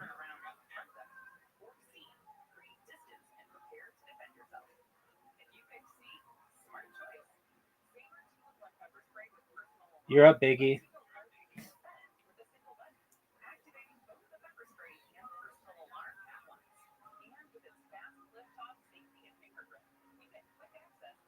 Zoot, it's over for you, son. No, it's not. Oh, no, Zoot. No way. It's not over for you. You might win.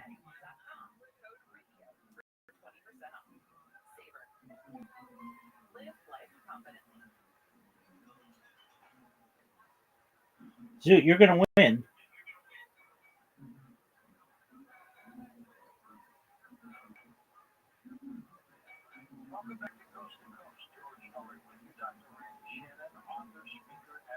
Oh, they're not. You're going to lose by 1. No? Maybe not.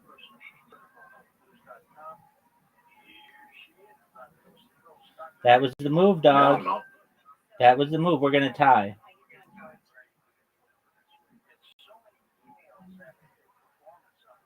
Well, good job. You didn't lose. We tied. Draw. I didn't win, though. I need to win. You'll get it. You made a really smart move there to not lose, which was very smart. Oh, Rabbi, I just had a tick and I slapped myself in the head. All right, well, there you go. You're up, baby.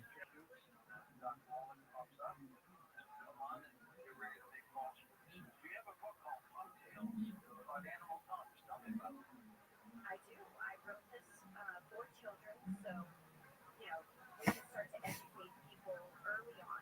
When I talk to adults, they think and say almost every single time I take them on as a client, I never knew to look at my tongue. I never thought that crack meant anything, and so I thought it would be very smart. What are you gonna do?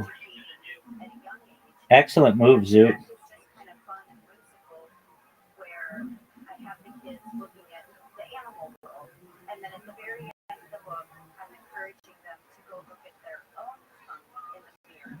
So we're just starting that education, and even the audience here, doesn't really ever think about it. And George, you would be absolutely shocked at some of the tongues I see in my practice, where I do look at the face. You're up, big dog. Craziest things I see, people are walking around with that, and that meant something. So that's really important. If I show up at a club here in my Zoot, what are you gonna do? friends always introduce me. Hey, have you met Dr. Randy Shannon? She's an expert at what Zoot, what are you gonna do? yeah, people do it all the time. Excellent move. Well, I straight out of high school worked for a nursing home, and I really took great What are you gonna do, Zoot? what I did and just That was for the elderly. And I think, when my grandfather used to take me into diners as a small kid, of course, all of his friends were up in age. And so I just always had this, I just felt like I what are you gonna do, Zoot? worked in a nursing home and took great care of those people. And then life happens, went on, got married, had kids, etc. Zoot, what are you gonna do, son? The holistic ways. And so just came back to it later in life. Had been in Zoot, is this game over? then I went and got credentialed and became a naturopathic doctor. While in school, realized You lost by 1. things were the base on my fingernails. And so that was really the path I went down. And I'm glad that I did that because Zoot, get a win before you're done. and really in my experience, what I do where I look at the face, the tongue, the fingernails, other marks of concern on the body is the best way to figure Rabbi, out so there's this, a person's I didn't tell you my life plan. What are you saying, Pimp? If I told you my life plan, so growing up, there was this TV show, there was a comedy special I was watching. It was on the ABC, Australian Broadcast Corporation. Company, Or whatever. Australia. Right. It was called Raw Comedy. I was like 10 or 11 years old when I first saw it, and I was just like, I want to go on that. And then I went on it. I auditioned for it when I was 18, and then again when I was 19, and I didn't get through because I was very nervous and I didn't have much life experience. It was really, really, really sucked. Yeah, Okay. really sucked that I got really depressed. Okay. So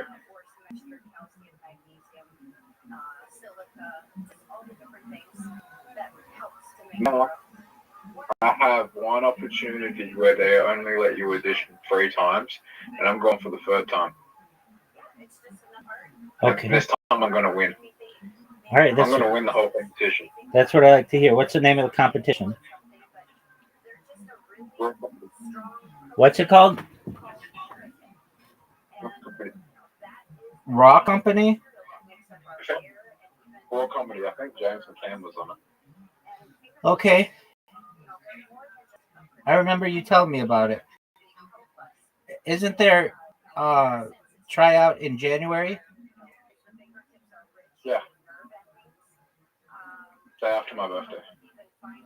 All right, big dog. Are you going to get on it?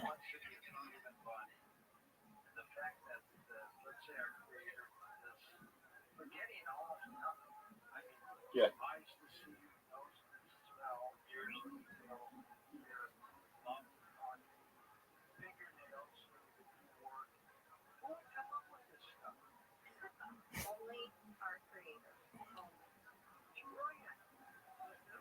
It's amazing. Absolutely.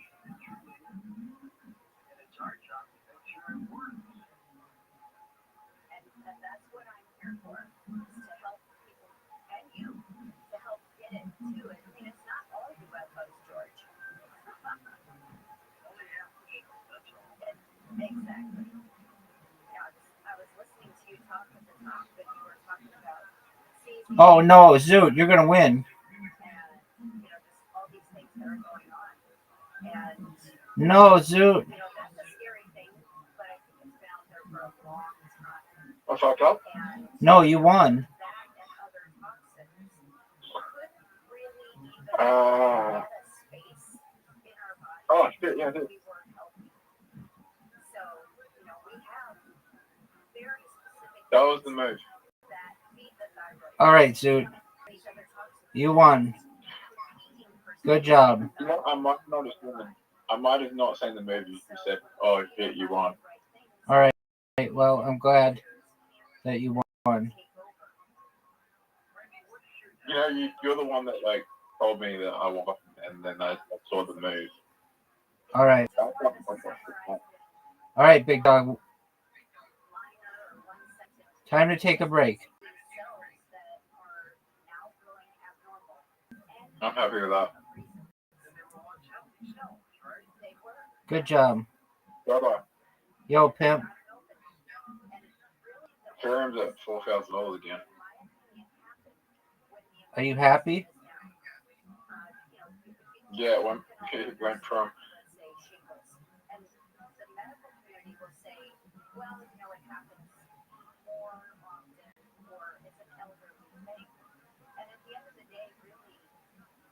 Everybody harbors this in the body. It just lays dormant, this or other things. And it lays dormant until the immune system has dropped to where it can now rage and take over. And that's how the quote unquote elderly get shingles. If their immune system was up, it would stay dormant. It really, so I don't personally believe in getting a shot for something like that. I just believe in keeping the immune system up and let it do its fight. With Dr. Randy Shannon from CriticalHealthNews.com, taking your calls very soon and on the next hour as well. So jump aboard and check in with her about the specific ailment you have or might have, or something you feel about. I can't tell you how many people that you and your staff have helped with advice on something that they just truly work. Thank you. I do love what I do, and I don't want anybody suffering. So they don't have to sit in your audience and suffer. We can help. When people find out who you are and what you do, they inundate you with questions. Yes. Yes. And that's okay. That's okay. We do have consultations. You know, not everybody.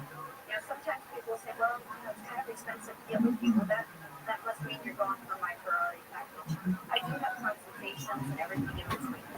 So it's very reasonable. And for what I do, where I do look at body parts and things, I'm still less than the average medical doctor and even a lot of the naturopaths out there that you're not getting remedy from. Pharmacists got tips when he's on kind of question use of drugs. Now, even though he's a pharmacist, what do you? I think a mixture of both sometimes works well. Okay, so when people are taking prescriptions, there's just basically bad stuff in everything. They're always going to have a side effect. There's not one drug or pharmaceutical that I have ever heard of that didn't have a side effect. So why not take the nutrients that don't have side effects? Fiber optic. The light moves through the fiber optic to whatever is receiving the light on the other end. For instance, film. And that allows it to travel distances. And that explains why we have this lens distortion on the side. In fact, more than just the lenses themselves.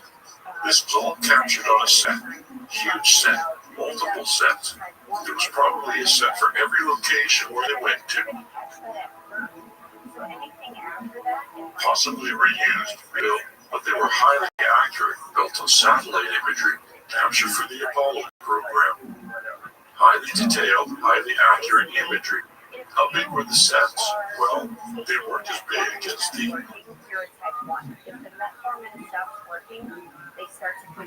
entire location visible in the scenery, in the images, and the footage. That would be absurd. Might as well just go to the moon, if you could. So, how big were they? Well, if you reduce things, was it everything you saw? Was it just the close mountains? That's still too big. Well, firstly, it had to be enclosed. Was it this small? No. I'm guessing around this big, 300-meter diameter, or somewhere in that range. The background was a backdrop of sorts, such are used in the movies, but a very sophisticated one. This was an enclosed environment with a backdrop. The backdrop was projected with highly accurate model imagery created to match the set. to have trillions of these grass-like structures in there. And Everything highly accurate to what the moon looked like, as accurate as possible. And then the higher detail was built up based on what they saw. There were advanced satellites and later sent to the moon, unmanned. They took pictures. They used that as reference.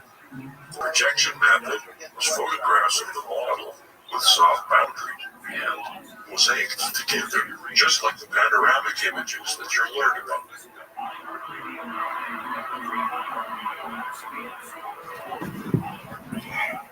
Because of the nature of the moon, the grayscale, boundaries are fairly easy to do. Here you can see mountains in Cinerama. It's very similar to Cinerama technology in the 1960s by Douglas Trumbull. And here you can barely see the boundaries. In the sky, you can't see them at all. You can only see them because you know they are there. And when you use a little more of your imagination, you can improve them. At the bottom, you can't see them here. At the top, you can. Here, you can see the size of this projection compared to the audience. This is a graph of the setup. There are 3 projectors. This is similar, but not necessarily how it was accomplished on the moon set. But they had a camera on a model, turning around, taking pictures around the location. And what a projection allowed them to do was to change the image of the backdrop as they needed. And these are huge projections, but that's not fake. As you can see, these are moving projections. The backdrops of the moon sets were still images. it's a sports podcast. And here is a calibration for the 3 projectors. They were projected and used that to calibrate the placement of the images on the screen. And no doubt, they did that for the backdrop. This is an example of the moon model. And you can see the lighting. You have multiple lights. There's the light like the sun. There's a boundary, but it's barely noticeable. It's very simplistic model. This is not an uncommon thing.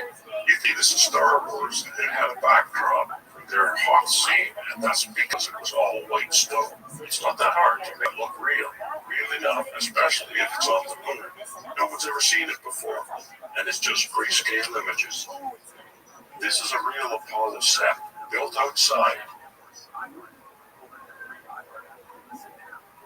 There's a giant rig that holds up the lunar module. So they practice landing the thing. It's a cheat because it's hanging on wires, and so it's not going to flip over. There's doubts the thing would actually work.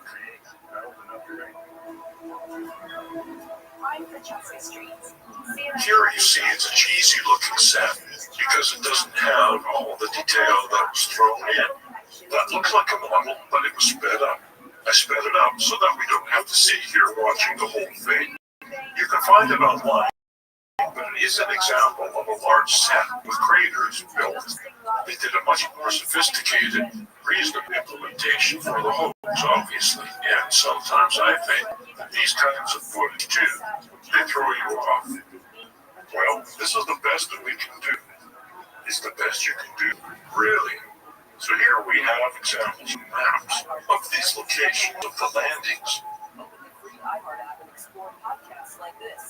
It's generated from satellite imagery and highly analyzed. Here you can see the scale is 500 meters. There she is. Let's unmute you. Hopefully you're good. Stay good. And seeing the full resolution they had access to. Here is about the scale of the set that I'm saying. As you can see, that undulations there. You have plenty. You can think rocks and small craters if that's what then you won't get muted again. But who's going to know? Even today, they don't have satellite imagery that gets any more detail than that, unbelievably. All right, there you go. We're not shown it. And here you can see the analyzation of the imagery. You can use that. Grids are great for reproduction and smaller grids. Here is an extraordinary thing in Cinder Lake, Arizona. They used explosives to create craters based on the ejecta and so forth. This is an accurate reproduction, life size, of the moon's surface to a large degree. There's the actual satellite imagery on the right. This is the stripping that came from the satellite processes that were joined together and mosaic. And on the left is the reproduction.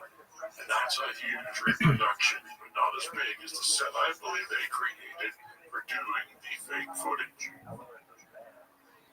But this is an extraordinary thing. It shows you the accuracy of the moon mapping and their ability to reproduce it. Here is a computer model based on the mapping. This is what Bell Labs created. And here's the key handout where they would go with the rover or the slopes, too steep and so forth. One way is to plot out vantage points for cameras and so forth. What you want to see and what you don't want to see, or it's going to be problematic, and you can cut out the sense. Everything was in place. Full simulation program, full mapping program.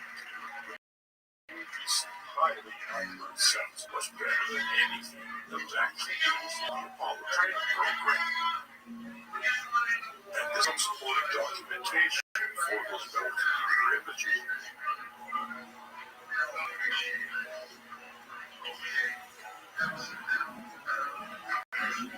These are course maps that shows where they went. You see the LM location. This is Pole 11. They can go very far from the ground. They show points that they did go to. There's funny looking circles on crater. You can see Apollo 14 here.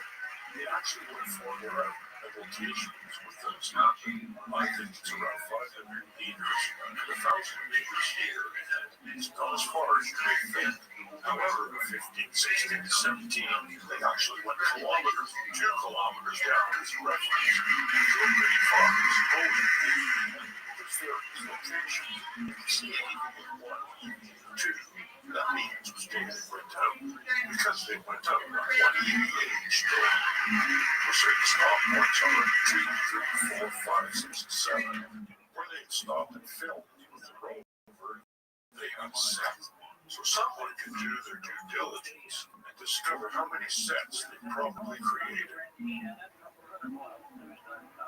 This is my simulation. Just walk up again. Here we are on a landing location. This is a set reproduction, so to speak. In the foreground, actual sand, and in the background, it's a backdrop. And it's very similar to watching the footage you've already seen.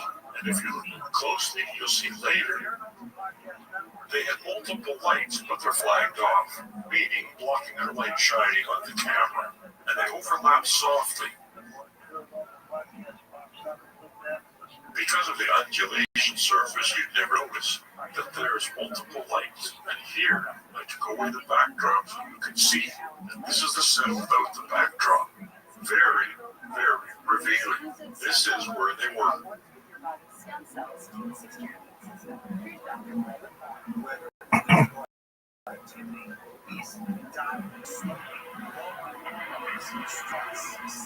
I bring in the backdrop with my colorful grid so that you get a sense of the wall. And because of the nature of the moon's surface, you lose distance, perception, and so forth. So they got away with it, a lot of that. It helped them, in other words, because you can't tell how far away they are.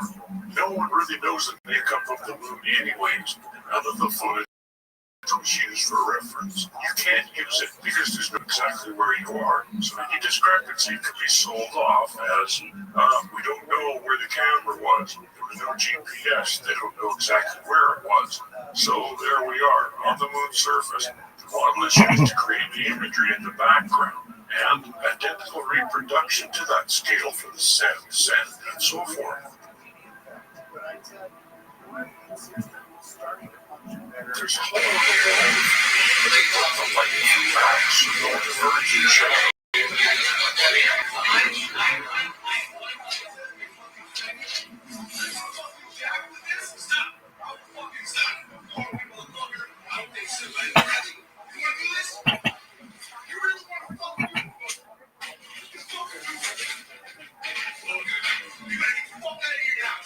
Show you what happens when you take away the set and reflect just the model. And of course, the astronaut disappears too. It's different. It's not going to match up perfectly. You even find out later when they look at the light footage.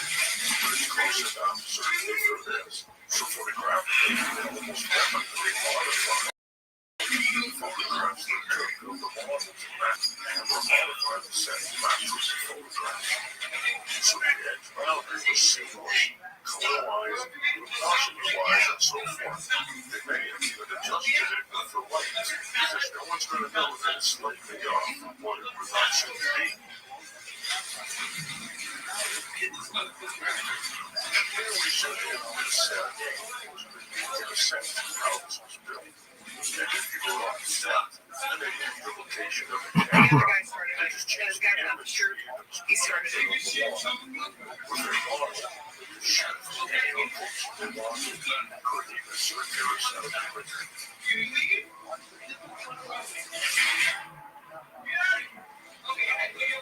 This is where you can see the dust today. The dust is sticky, dirty, the sand is sticky because of its jaggedness, instead of smooth like the earth sand, which is absurd to me. Sand is sand, jagged or not. It's not going to stick to a suit. The reason it is sticky is because they had a mixture amount of oil or water in it. It doesn't take much. I did my own test. Go buy a bag of sand. You need a little bit of cooking oil. Just mix in a few drops with a handful or even a bowl full of sand and see that it starts to become malleable, almost like clay. And you can find the proper mixture so that it doesn't dust. Meaning you don't see particles fly up in the air when you kick it.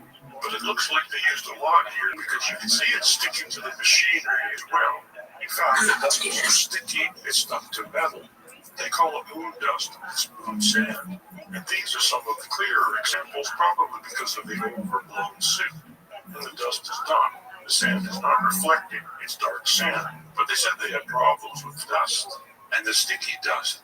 And here you can see other examples later on when I show miscellaneous set stuff. You can see how the sand behaved. Oily sand, oily watery sand, oily sticky sand.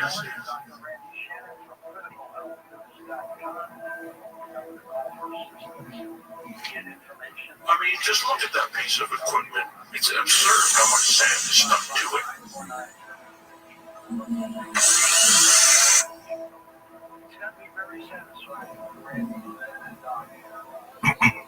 Oh my gosh. I honestly don't know if there's anything greater. I really don't. So much said. Here, it looks like he's been playing in oil. Perhaps they'll need the seal from the rover's hub. They spraying oil on him. Who knows?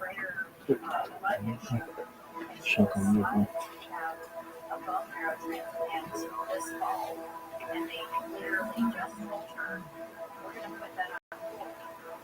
Don't need that right now. Here we have panoramic images generated by NASA from astronauts.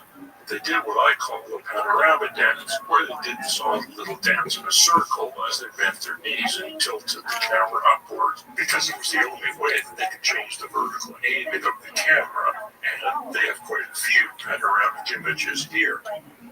Here are some multiple ones from some sets and single ones from other sets, and so this is another tool for distracting the streamer from, and it can almost be like listening to a phone call, you know what I mean? But if that person is actively participating in your stream, and like they're reading the chat as well, it can be beneficial. Because then it's like, okay, well, people don't just have to like you, they can like the person you're talking to as well, which is what my girlfriend would do. She'd get in a Discord call. As far as this life, we only, we're here once, as far as I know. Okay, I'm here all kinds of things, but I'm here in the flesh, this is what I know. And so I want it to be as quality as possible, not going into it with aches and pains and agonies. And statistics are, if you don't take care of yourself, the last 3 to 5 years are. These are the photographs that we'll be looking at. I'd much rather just go in my sleep peacefully when it's my time. You can see that I'm doing a fake rotation at the top, basically just scanning the panoramic image, which is essentially almost like spinning a camera in a circle. These are straight from NASA. I've done no modification other than the graph you see I'm putting at the top and so forth. It's kind of obvious what I've done, but you can see the photographic images changes as the astronaut made his turn. But here I'm showing that it supports it being on a set. There's nothing about these that say they could not be on a set. There's nothing about them that says they're definitely were on a set. And that's the advantage of the photographic limitations. The nature of the moon landscape is just gray. You know, it was light, shadow, undulating surface, and you can't tell. There's no trees to tell you which direction the shadows are going if the lighting is changing. Look at this. Let us take some photos. And rheumatoid arthritis, when you kill the pathogen off, it's arthritis. And, most medical doctors will argue that, but for her to have been diagnosed with rheumatoid or RA, they would have done some sort of a test. But the thing is you can kill off that pathogen within 2, 4, 6, 8 weeks. Okay? And you're taking an antibiotic. The medical doctor has to give that. I do not prescribe. So they would have the medical doctor to prescribe something as simple as tetracycline or another one called minocycline, which is, what they give to typically teenagers that have a lot of acne. Now, I actually am not in agreement with that, but that's the way it's been used over the years.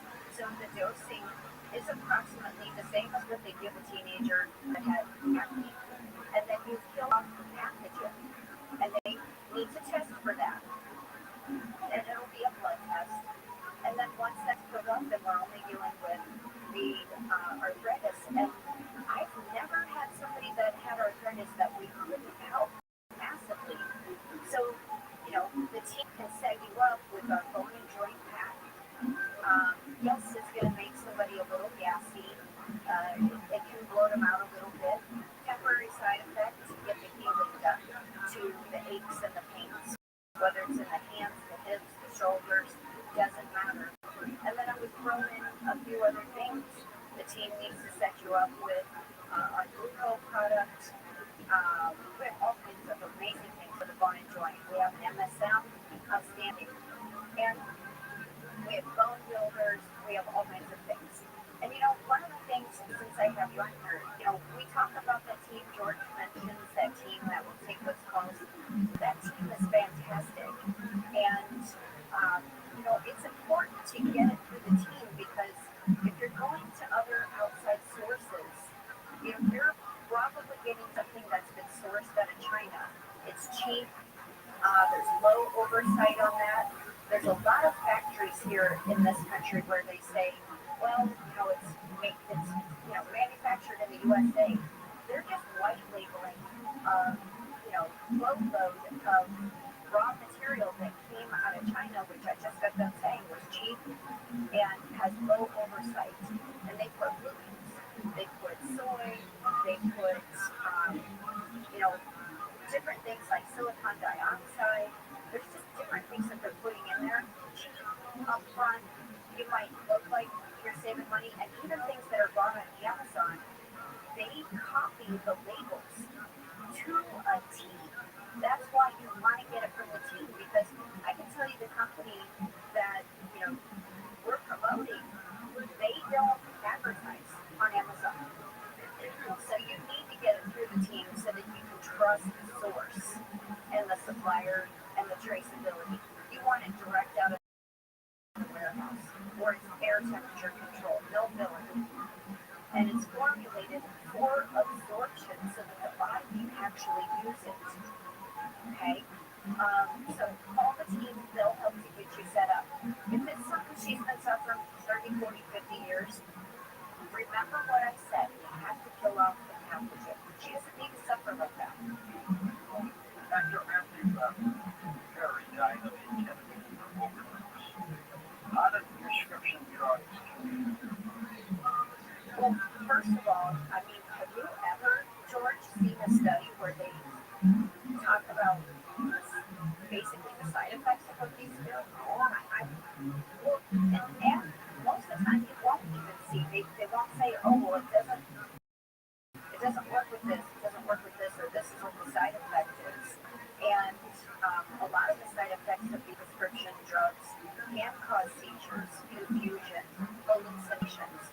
high blood pressure, irregular heartbeat, nausea.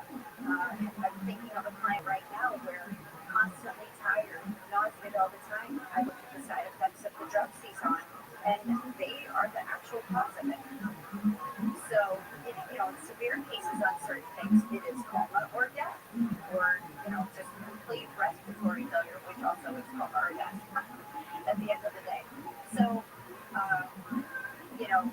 I would never touch ketamine. I don't let a prescription drug touch my body. I'll just say it like that. And if I ever did need something, it would have to be in some sort of an emergency situation. And that would be a temporary. I mean, why take that when you can take nutrients with a better effect? Next up, John in Wisconsin. Hey, John, go ahead, buddy. Hello, George. Hello, Dr. Randy. I will be brief so others can get through with their pertinent question. Dr. Randy, as much as we miss Doc Wallace, you're doing an admirable job of sailing the ship according to that report. My second comment is, in life, the most difficult or one of the most things to do is change the comfort zone you're in. And it can be a miserable comfort zone. It can be overweight, lethargic, have other issues, but it's sometimes easier to stay in that miserable comfort zone and then make a change. And then psychologically, I think we accept that miserable comfort zone as being the norm. It did until I was 62 years old to figure out the advantage of nutrients. And through the wisdom of Doc Wallace and pharmacist Ben, 6 years ago, I got on the longevity program. And I thrive, but people tell me I look good. I certainly feel good. And I look forward to each day ahead. So I just want to give a little shout out to the good people that live in a wonderful Coast to Coast program. Because if you're in that miserable comfort zone I was in, make a change. Listen to the wisdom of the new voice of reason for nutrients, and that's Dr. Randy. And Dr. Randy, thank you. Again, welcome aboard. And George, thank you for taking my call. Thank you so much. Thank you. I did study with Dr. Wallace for the last almost 20 years. So I've been there with him. I've been at conferences. I've read every lecture. I've read and bought every book. But I had the beauty of doing so many shows with him, side by side, things that we haven't even released yet, that are just amazing things, conversations between me and Dr. Wallace. He was, and still is somebody that I could just, he's been a mentor, and I can just pick up, hey, Dr. Wallace, what do you think about this? And we have amazing conversations about these things. So, it's fun. Taking our hands who knows how long, but exactly. Thank you. So we've got Joe in Boston. Joe, welcome to the program. Thank you. And thank you, John, for calling my buddy from Wisconsin. Dr. Randy, I'm going to that cancer is getting worse. There's a clinic in Tijuana which helps people even they don't have money. It's a haunted clinic. It's a long story, but they throw it at us. They for the rest but they use. Is there any way I can give my number to Gina or your number? So she will send me and you would talk with email because I have very little money, alone, no family. I just send George an email. I hope you're one of those doctors. Most of them do grab, as you said earlier, to nursing home. I hope that we get worse prostate cancer. The team can absolutely, connect you. Do you give this number to Dr. Wallace? A lot of people with illness. We have a cancer client, and I've actually posted on social media in the last week. Don't always get the testing and things, but this gentleman, if I remember right, this one was a liver cancer, and they had already cut half his liver out once, chemo, radiation, all the above, and they said they had it. Well, then they said it came back.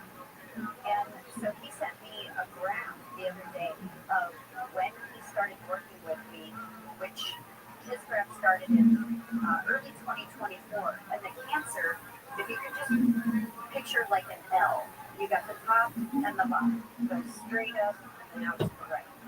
His cancer number was straight up at the top of the L.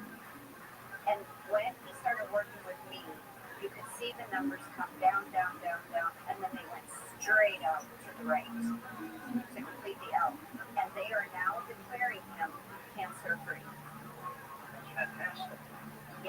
was just working with me, using our protocols. I did a FaceTime fingernail analysis on him. I could see where the possible openings were for him to even get the cancer. Different organs that were in trouble. So you just boost the immune system for those types of things. And then you also, I bet back in the day, I can't remember the last year. but The salmon are terrible for the body. And because it's a ground nut, so it sits on the ground, collects a lot of moisture, and creates a mold that's super toxic to us. Oh my gosh, I do too, but you gotta switch. You gotta go to maybe an organic almond butter, any other that is like cashews from a tree. That's better. Okay? Anything from the ground, sitting in moisture, not okay. And that can kill us, and it does contribute to liver disease. So people gotta clean that up and just throw those away. And don't eat the last jar just because it's still in the cupboard. Just pitch it. Get rid of it. Pitch it, really? Yeah, get rid of it. It's no good to anybody. Exactly. It's no good though to anybody. Don't even feed it to the dog. You'll kill the dog. So let's not. Just pitch it. Yeah, the animals don't eat it. No. Or chocolate. Nope. You gotta keep those away. In abundance. What do you think of green tea? I like green tea. Yeah. Most of the teas, in fact, I didn't write, there's a book up there called Cancer Hates Tea. Now, I will say, I don't believe for 1 second that tea is going to cure cancer, but I will say it's very beneficial. So I have clients, drinking teas all the time. Dandelion tea is a fantastic tea. Do you know the name Edward Casey? Yes. He was a genius with psychic for health purposes. He came up with augments that are still being treated for people. Anyone in particular for Edgar? Not necessarily. I mean, he touched on everything. Yeah.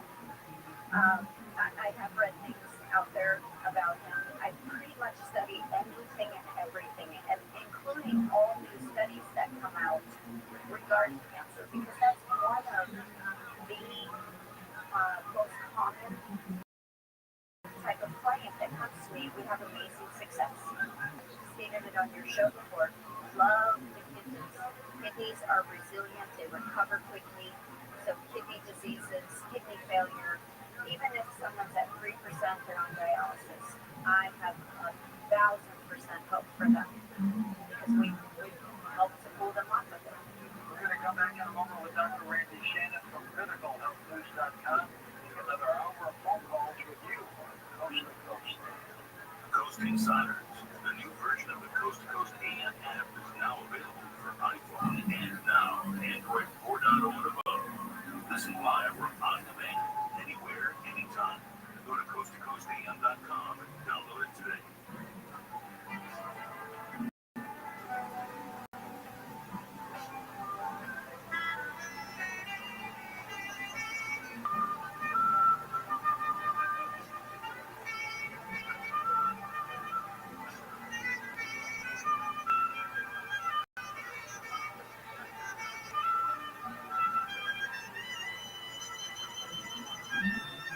We all remember that one teacher who made a difference. Now's your chance to say thank you in a big way.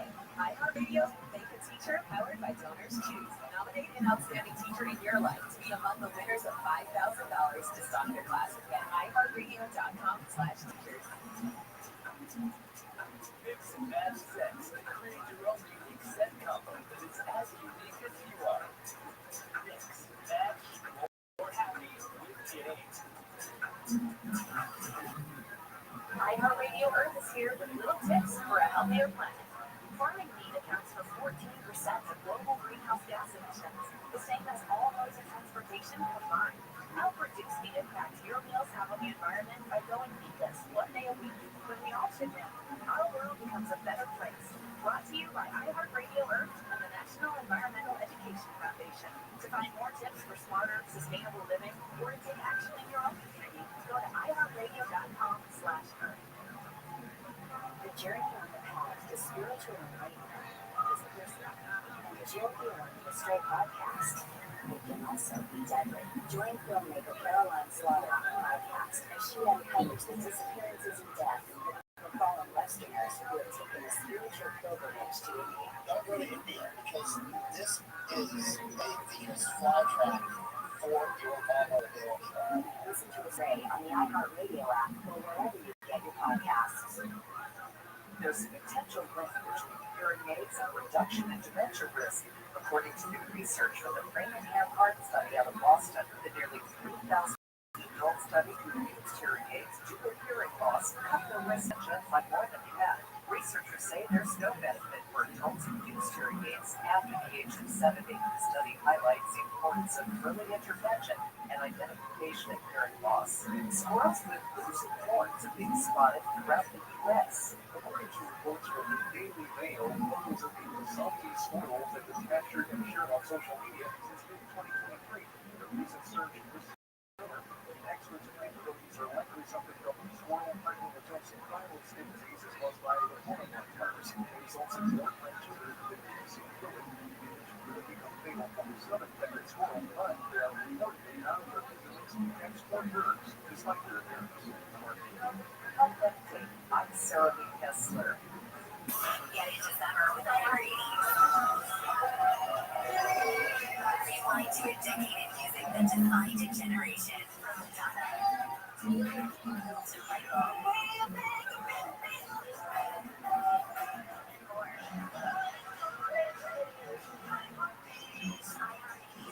Partial free this weekend and every weekend. Open the free iHeart app, search iHeartRadio and make it your next reset. So, Rothschild'S, that's not a faucet, that's a river rushing to the forest. Forest rivers provide over 100 million clean water. What? I can't hear you because of the vacuum. That's not a vacuum. That's the trees in the forest cleaning up the air we breathe. I didn't know the trees are so amazing. Yep, and the forest gives us shade. Trees climb. This one's forest and more. Visit the forest today and enjoy all it does just for you. To learn more about the forest and find one near you, go to discovertheforest.org, brought to you by the U.S. Forest Service and the Ad Council. The free iHeartRadio app is #1 for music, radio, and podcasts all in one. Discover a new podcast from our library of hundreds of thousands of titles. Here's an iHeartRadio podcast preview.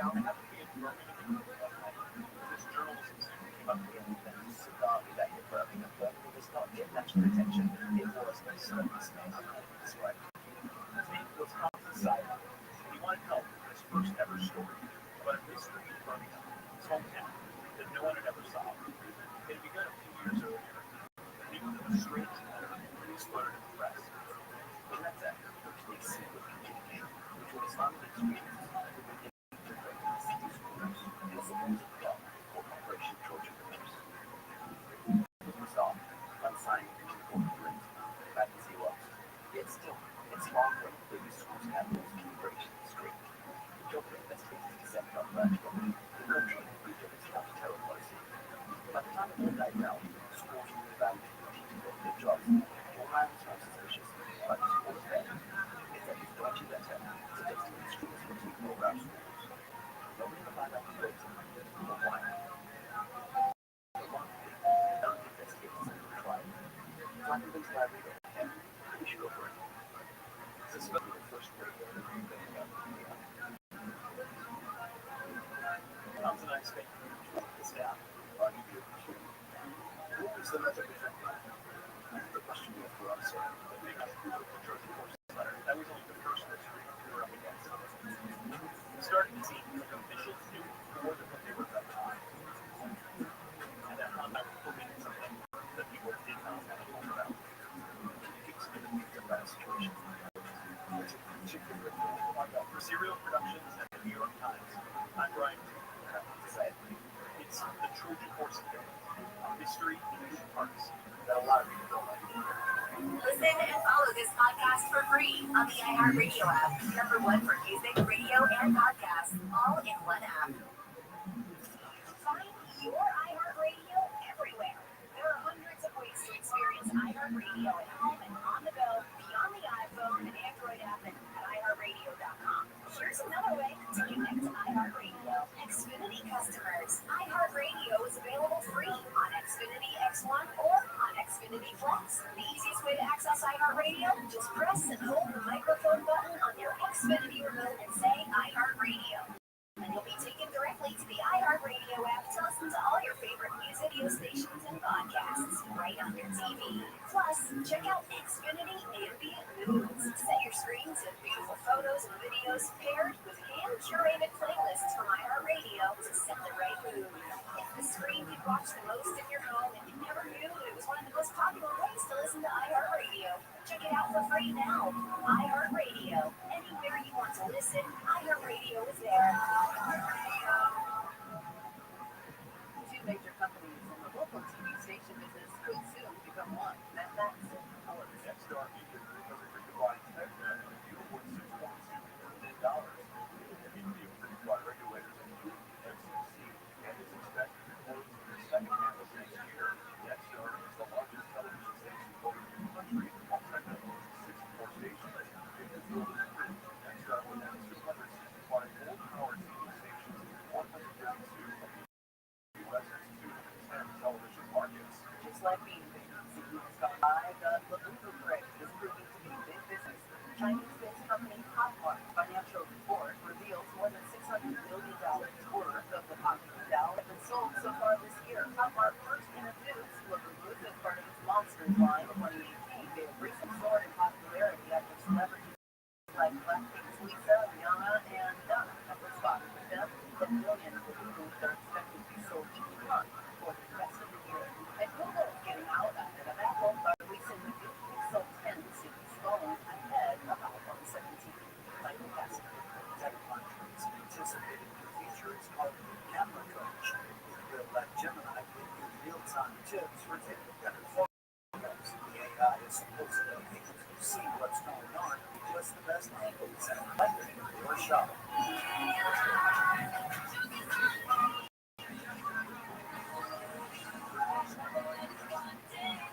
The Federal Trade Commission is suing a ticket seller. It says used fake accounts to buy Taylor Swift concert tickets to sell at a markup. The Fed say key investment group used thousands of fake Ticketmaster accounts to buy tickets for Swift's wildly successful Eras tour. The company already sued the FTC in July in an effort to stop the investigation, arguing the purchases were legal because no automated software was used to buy the tickets. I'm Monica Nelson with your consumer and business news. Listen to the Stephen J. Blue Podcast wherever you get your podcasts. This week with Holster Frank Lutz. KFI AM 640. More stimulating talk. Can't make up my mind. What you are, I like you with your open mind. Yeah, but Lord, you do whatever you are. I miss you, I miss you. I'm happy to miss you. Travel of angels, they say you'll be mine. Let me know you. I go out of my mind. Devil or angel, whichever you are. I need it, I get it, I need To talk to George Norrie, call the wildcard line at 818-501-4109. The first time caller line is 818-501-4721. To talk toll free from east of the Rockies, call 800-855-5033. From west of the Rockies, toll free, call 800-618-8255. Send George a text message anytime at 818-298-6521. From the City of Angels, this is Coast to Coast AM with George Norrie. This hour will take your calls with Dr. Randy Shannon from CriticalHealthNews.com, so jump aboard. You have a workshop, a guest house, a backyard office, just a few hundred feet from your home, but you can't get a Wi-Fi signal there, it's frustrating, isn't it? Well, with the CC Vector extended long-range Wi-Fi system from our friends at CC, you can achieve a reliable Wi-Fi signal up to a half a mile from your router, as long as you have line of sight. Works with all your Wi-Fi devices, and you can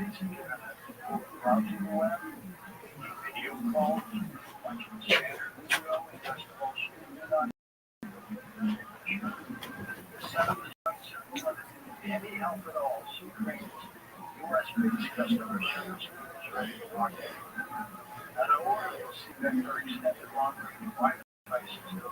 Call C Crane at 1-800-522-8663. Once again, that's 1-800-522-8663. Or you can visit them at C Crane online at ccrane.com/host. That's ccrane.com/host.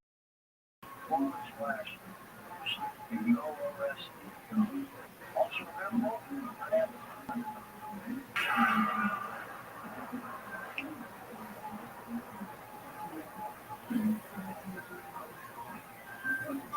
Title theft is on the rise and it's devastating if it happens to you.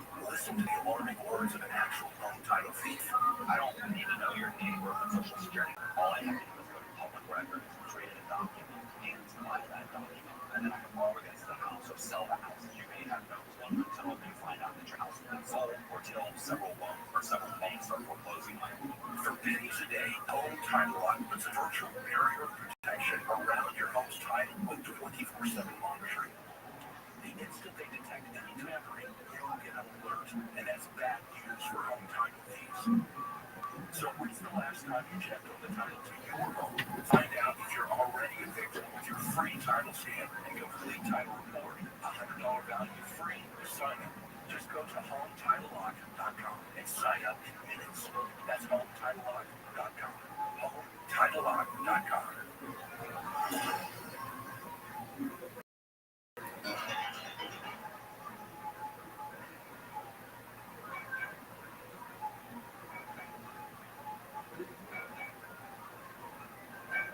Welcome back to our story about Dr. Randy Shannon from ClinicalNews.com. Randy got an email from a woman who had surgery. He says, what do you recommend to prevent blood clots? Oh gosh, we have some amazing things. And she may be There's no atmosphere to show you the distance. but It's a very, very simple set, which makes it very, very easy to simulate. the reason I say that is because the product that the team has, each capsule is going to have 100 micrograms of the selenium, plus 5 cofactors that go with it to make it work as damping in the body. If I go down to the neighborhood vitamin store, drugstore, The girl broke my heart, and then I was upset. I was crying, and then took it out in the tree. I was like, damn it, no, not a tree. I think it was a metal board. I was like, damn it, don't. I was like, ah! It's not a big deal. And these are enclosed sets. They have to be enclosed to control the environment so no wind gusts and so forth occur. That can be a tent. It's not a big deal for any of a large structure like that. And the only thing above them has to be a crane, a simplistic crane holding up the astronaut's wire. So these are on far locations. Looks like we're looking so far out there, and it's just a simple set. I've led to the backdrop that is not as simple. On this one, we're actually behind the lamp. And as you can see, they always get out on the shadow side. And here you can see the sunny side. They did most of the action on the dark side, the shadow side. Here, we're in a little dip. And that's an easy thing to do. We're going near the edge of the set here, and the main part of the set is on the other side of the lamp. This is the same footage, I believe, where you see the rover driving around and you see a reverse angle of the sea.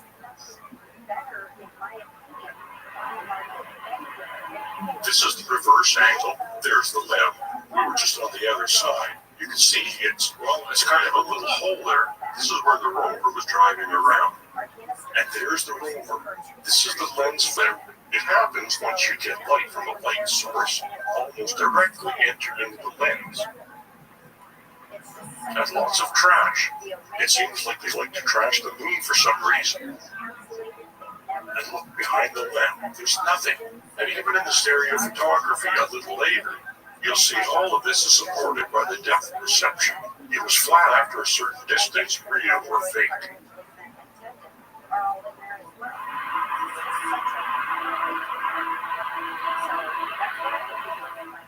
It looks like we're looking past a hill, and its distance back there is easily reproducible on a set with the projected backdrop, with the technology they utilized. There's our dividing line. I'm not saying that these are exactly where the sets ended. I'm saying that they could be where the sets ended, and it would work.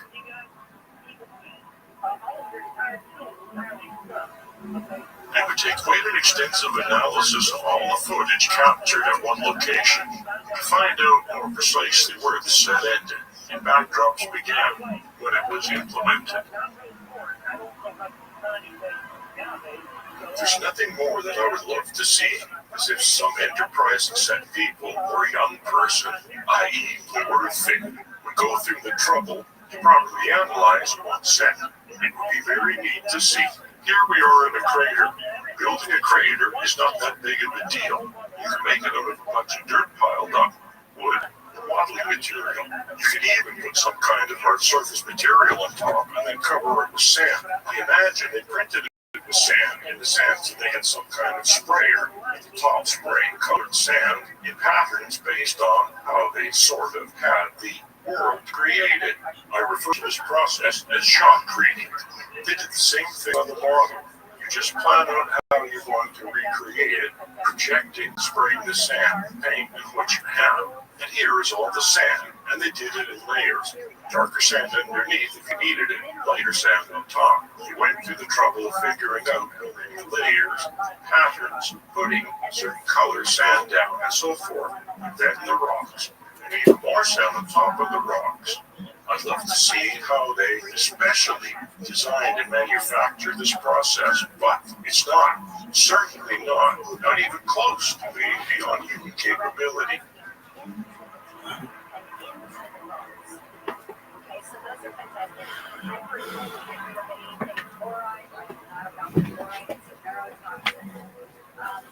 So here it looks like there's hills in the background. It's hard to see before, but now I have to remove the hills, pan over the right, and you can see the rover over there.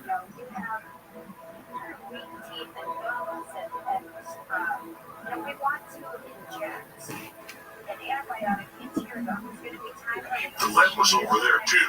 It was difficult to see because of the lens flare.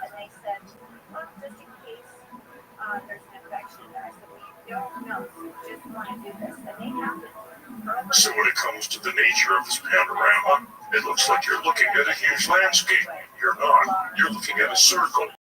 If you're at one end over to the other, you make a circle, and that's more accurately what you're looking at. This is why I did the crop version of the panning. I mean, we're actually not panning for salt. We're reproducing what the astronaut did, which he stood in one place and turned around, went in a circle, spun. Now these are very interesting landscapes, very cool looking, but they're reproduced boom topography.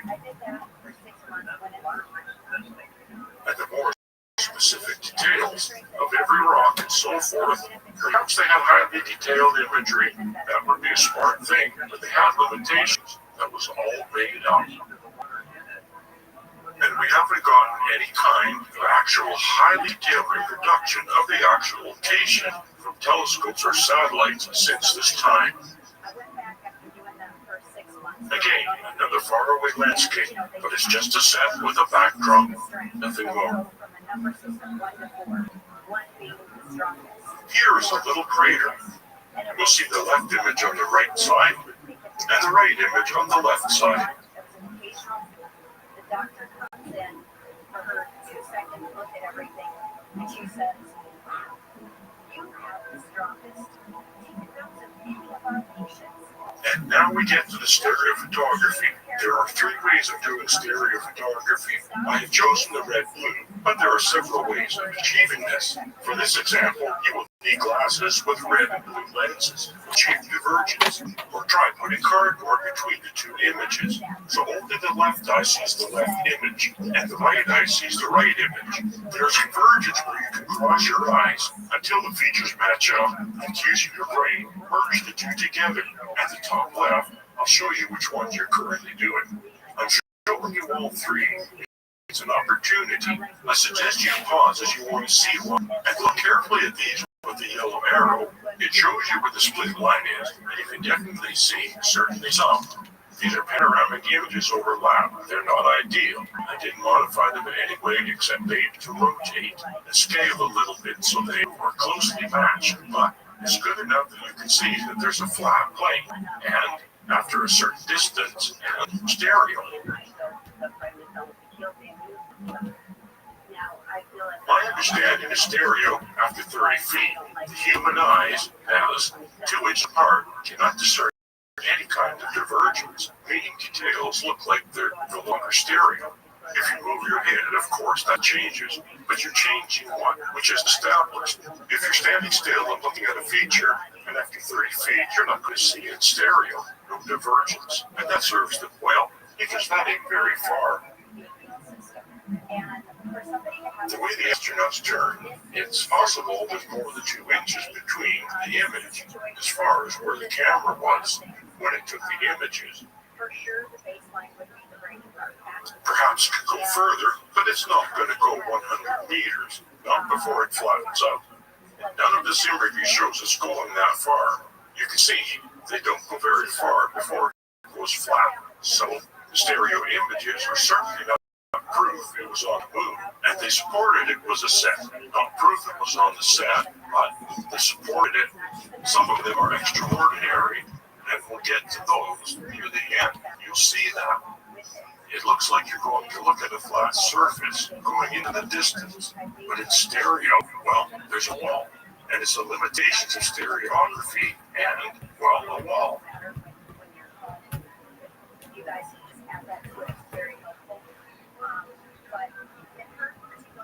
And the split is not necessarily where you think it would be. You can look and see, and look at the stereo and see where the split is. I added the names of the source photos at the bottom so that you can look on the net at your own convenience. You can also use the cross-eyed method to bring these photos into a 3D view. Here's the rover. Just look at how close it is to us. It doesn't go very far in front of the camera.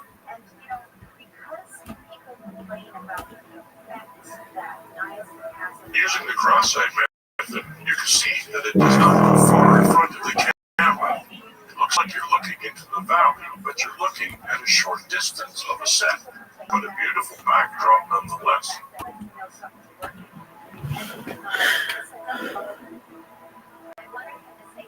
Here we are looking down a hill, but we don't go very far before we lose our stereo. And I was walking into the door so he would see it, and he did. He said, well, when you're dead. You're dead? Yep.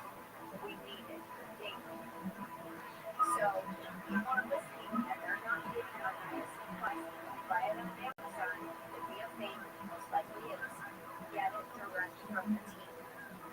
Well, what's hard to get out of good series with us from a wild card on it. HL, welcome back.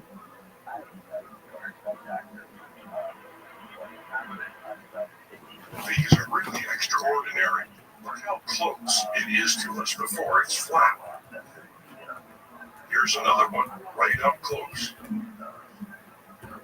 The other thing amazing that happens is your brain seeing indicators of dimensionality created for you, but it's not really there. If you look carefully, you'll see.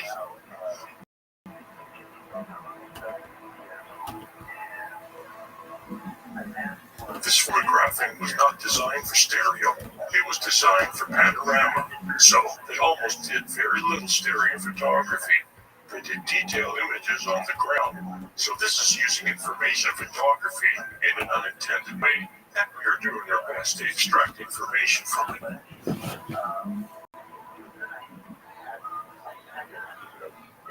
This is a slight overlap, not nearly the overlap, but like the others. You can still see the split lines very close.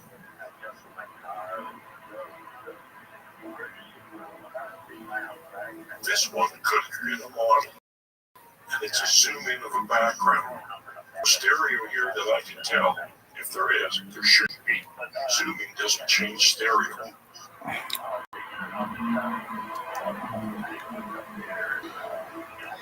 This is from the top of the limb. There's hardly any stereo to know, other than the difference between the limb and the ground.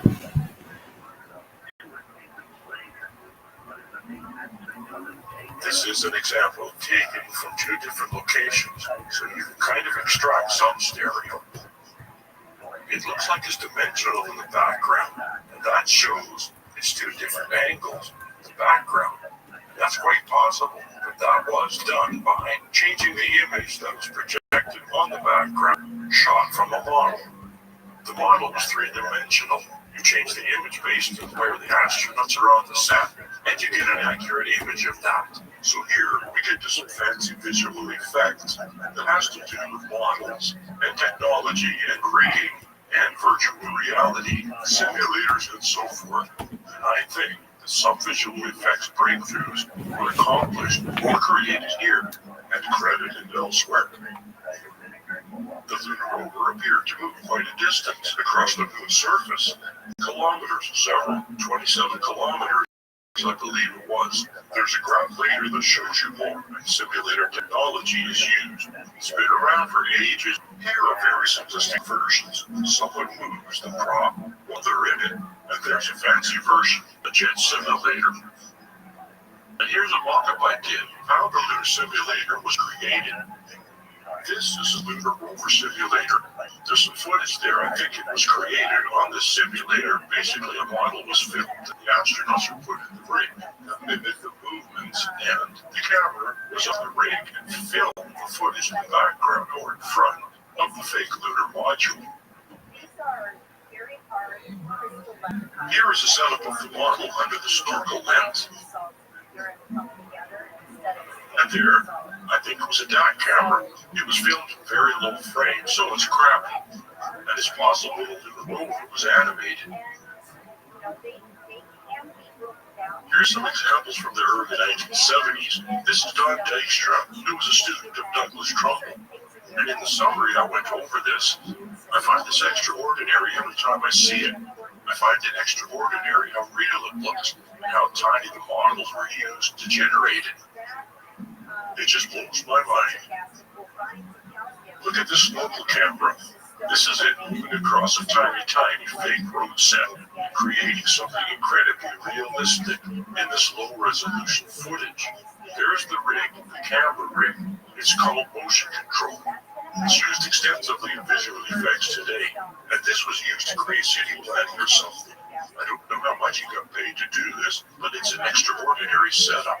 At the time it must have took to build these models, I don't know. I don't know how long it took the team to build and record this, but it's extraordinary nevertheless, especially when you get to the nature footage in the end. You see the mountain in the background. This is with atmosphere and everything.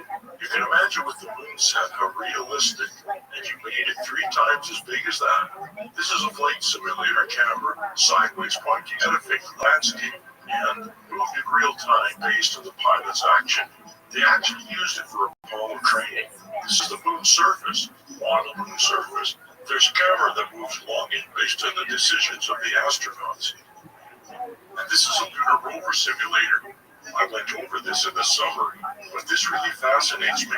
They actually had the same setup. It's just like a flight simulator, except for a rover.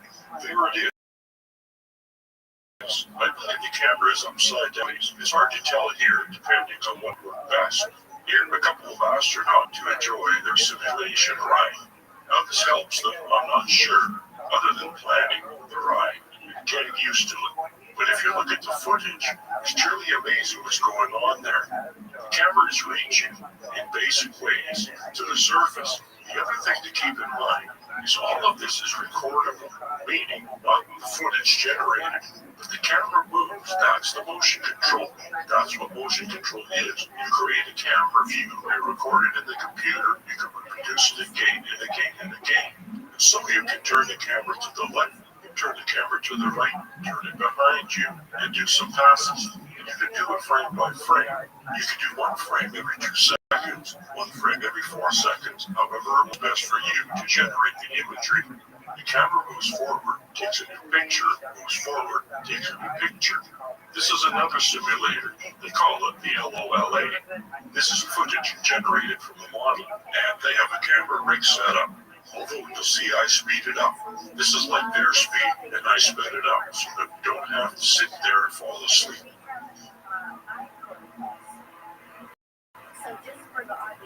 There, you just saw it speed up. You'll find when you look at the landing footage later, it's very similar to this when I speed it up. You know, this doesn't look as real as the other footage does, but they did a more sophisticated implementation. Here's that setup I showed with the submarine, tracks, cameras on tracks. It's all computer controlled. It starts with the model and so forth. Here are the developers. They like taking pictures with calipers and these things, and they've got their accurate mapping. They're making sure that the model matches accurately to the mapping because the astronauts are relying on it. They're the ones making these decisions that need to be completely oriented for their landing, right? And this is a simple mock-up of something on glass I showed because I found it a little funny. That's how they did it. They did it much more sophisticated for the homes. This is huge. There's a man next to it. You can see it's a huge piece. Plaster of Paris, I guess. I'm not sure what it's made of. That's just what it looks like to me. A highly accurate model. And when we get closer here and see the fine detail that is in this thing, you start to see more and more craters. Look at all the subtle craters in there. This is all accurate. Look, they're showing how accurate it is. See, we're very impressed. But here it is being used for the LOLA simulator, and it looks very similar to the footage captured by the Apollo camera on the official Apollo landing. And now look at the subtle detail. You see craters and things. We'll get close here. This is a zoom in close. Look, there are tiny rocks, all kinds of subtle detail happening in this thing. And if you made the model 4 times as large, imagine the detail you can put in it. You can put sands on it, add a few fake rocks on it, the sand will move. Look at this huge set, a huge model rather. 2 guys at the bottom standing next to it. I don't know what this was used for, but look, it's an example of a big model, and then use the setup. This is the same space that they were using for the set. They wouldn't have room to fit that giant model world that they built. In some cases, I think the rover was moved in the giant hydraulic stand. They had a fake front setup with a camera setup. I don't think necessarily it was in view, but it was used to generate shadows on the surface. So here, I think these photos were generated from a DAC camera. You can see in the middle one, there's a shadow of the antenna and the camera. Sometimes it's because of the shadows, some because they're on the set. But I believe they had a rig to generate shadows, so that when they projected it on a screen in front of the simulator, it had a shadow to make you think they're really there. Here's another example you can see, but rare, right? All of these images, they only have one shadow, so it's quite possible they take one frame at a time. It's just got a shadow in it. Fiber optics were used in the cameras. Possibly they had endoscopic kind of setup with the camera, and instead of doing this, like they did in Star Wars, they have these guys coming and going and animating. The camera animated. In fact, you'll hear Douglas Trumbull a bit describe how they did it on Back to the Future ride. I had no idea that they could do that, and no doubt he implemented something like that in the Apollo simulation, whatever they call the hoax. So instead of guys doing this, they had cameras, and maybe they had something in their bag of tricks, move the antenna so that it projected the proper shadow. Here I'm showing an example. This is footage generated by filming of the models. A computer model, but it's an example nonetheless. Here we're in the simulated ride in front of the footage with no movement. And now we're going to use the same footage, and we're going to add a very simple movement, kind of like we saw on the rover simulator. And there's the ring moving a little bit. That's what's generating the image at the top. And here we're going to add a little extra little move. We're adding pops and stuff. And here you'll see that extra movement. It's not added to the original footage. I have been doing these as separate so you can see them as separate. Here we have a loose camera as it's on a stand that's reacting to the movement of the rover. And you'll see how it all comes together. This is the basic movement, the left image at the top. And now we will add what I call gross movement, where it's all kind of moving in and out of craters.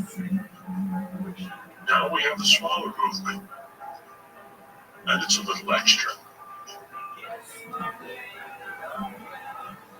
And here's where they loosened up the camera a bit. It's on its stem, it's reaching to the ring, and now we're on the moon. It's pretty extraordinary how simple it is and how effective it is.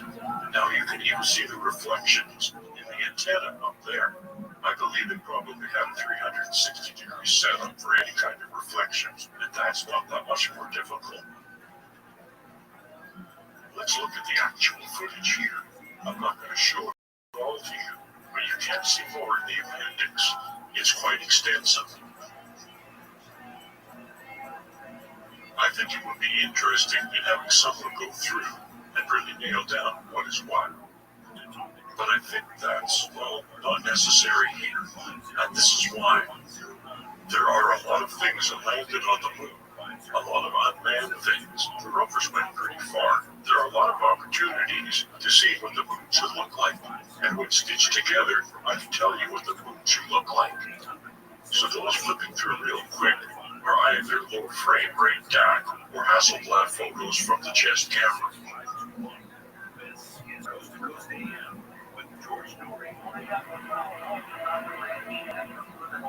So here, I stabilize these. It's amazing how unbearable it is to watch the actual footage. It'll drive you insane, it's shaking so much. I minimize the shaking a lot here, had to be done by hand, because the tracker doesn't like tracking this crap. But you can see it looks very similar to what I just showed you, in regards to the virtual set of the simulator, right?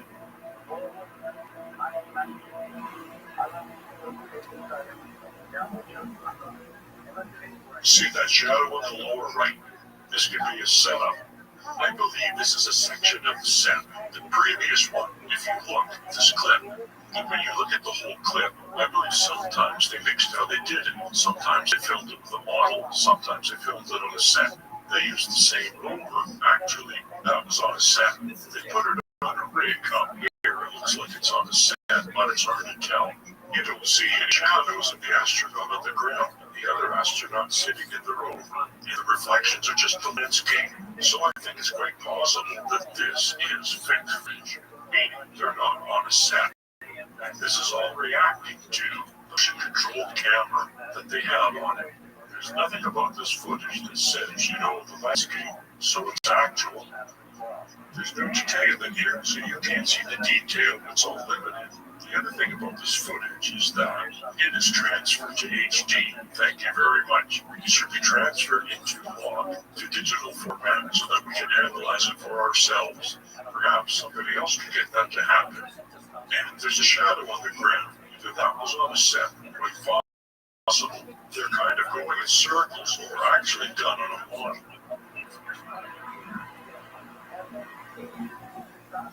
So the modules all landed on the moon. Well, they have footage of it. These were all captured models. I believe it was a model with sand on it, certainly where the module landed. And it was all filmed smoothly, except for the landing part, when they had a simulator action, just like the simulator and blasted sand. And after the sand cleared, they did a mixture of masks and stuff, which dissolves to the actual set, practical life set you see in the film of the astronauts walking around. Here we have Apollo 14 and landing on its model, and it's not going very far. You can see that it's a curved model. It is accurate to the curvature of the moon, so it's very accurate. It's very similar to the model we just looked at for the LRV. All the craters, same thing, highly accurate. Here's something interesting though. You can see some striation lines. I put some lines on to show you the angle, and they look just like the mosaic lines. Satellites flying over, around and around, catching images, put them together. And here you can see the striation lines. It's hard to avoid. That's your only reference when you build the model. Look here, it's very clear. Increase the contrast to make it a little more clear, but there they are. Striation lines are what they are.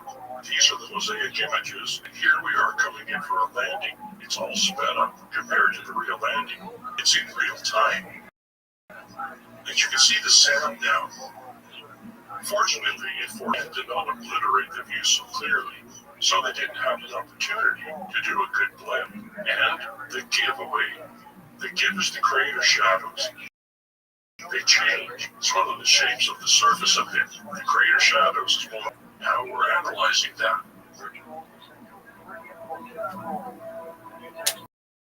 The camera is supposedly located through the triangular windows. I believe it's the one on the left of the door. In this view from the outside, and it's coming in upside down, kind of. It's all on, so I had to turn the image so that you can see, well, the reference. The framing is the reference. And here we're coming in. You can see the actual sand blasting, but you can always see the craters. The thing is, the two right here, you can see just above the middle, and the shadows have changed. Here they are, the shadows, so you can keep an eye on them. And see the two shadows there? It's pretty dark. And here, the shadows are shallow. It's not so clear to the uninitiated eye, but for me, it is fairly obvious. Those are deep shadows, very dark, very clear. It's not just an illusion. Here, it's just got a little shadow. Zoom in to make it a little more obvious. Now that's very detailed. Now I'll demonstrate how this was done. So here are the craters. We have the two examples of what appears not to be an illusion. Slight sun angle changes, right? In one, the shadows are really low in the crater, and the other, the shadows are higher in the crater. In fact, you see it all in the craters there. On here, you don't see it because they change that quickly. It's just a soft map. It's just, I'm sure, covered with dust. So I go back and forth, you can see them all. The surface shifts a little bit because it doesn't match up. It's very difficult to have a scale model which is smaller with life size to match up. That's a defeat, but it does accomplish the effect, right? Just look at all the other footage for evidence of that. Every other one, the other five, the sand completely obliterates the view. And then when it clears, we're on the set. Maybe they claim this is gas distortion, rocket blast, but it doesn't quite work with me. There's a lot of distortions taking place, which we'll review. If we look below over there, we can see how this was done. They had two different setups, all on computer, two different setups going on, one setup. The lighting is quite different the way they had it set up. And when the scene shifts, they're using the same model, the same setup. It shifted a little bit, so here's the difference. You can see the shadows are different. The gray area I shifted a little, just subtle, how I blurred them on. Obscured by dust, right? This is a little more accurate to the differences. Now here the moon is blasted by dust, right? Fake sand, of course, on top of it. It used it as a mat. So they did all this by hand for the most part. But now I use it as a mat. You'll see the fluctuation. It's used to disguise the distortion taking place, and simply because they're spraying sand out of a nozzle at the bottom. That is the real sand is still lingering above. This is not what we are seeing here.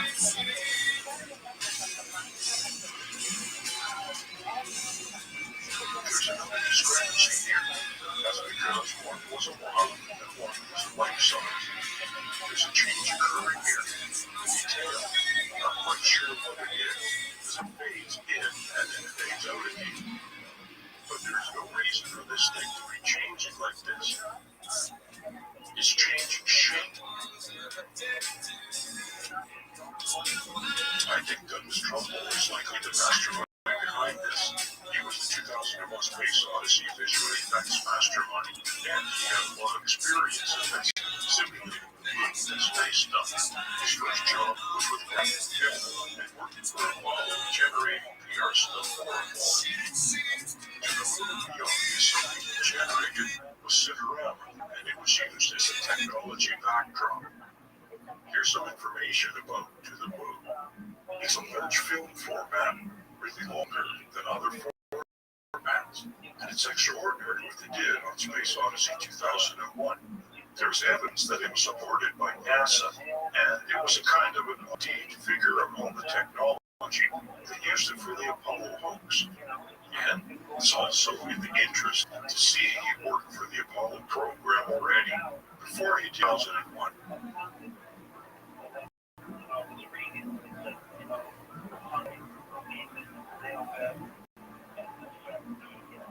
Again, it was a large format with the use of a fisheye lens and immersive cinema. That is, immersive cinema before the Apollo program. So he was already interested in it. It's quite extraordinary how his career parallels the ability to do all of the special effects needed to pull off this hoax.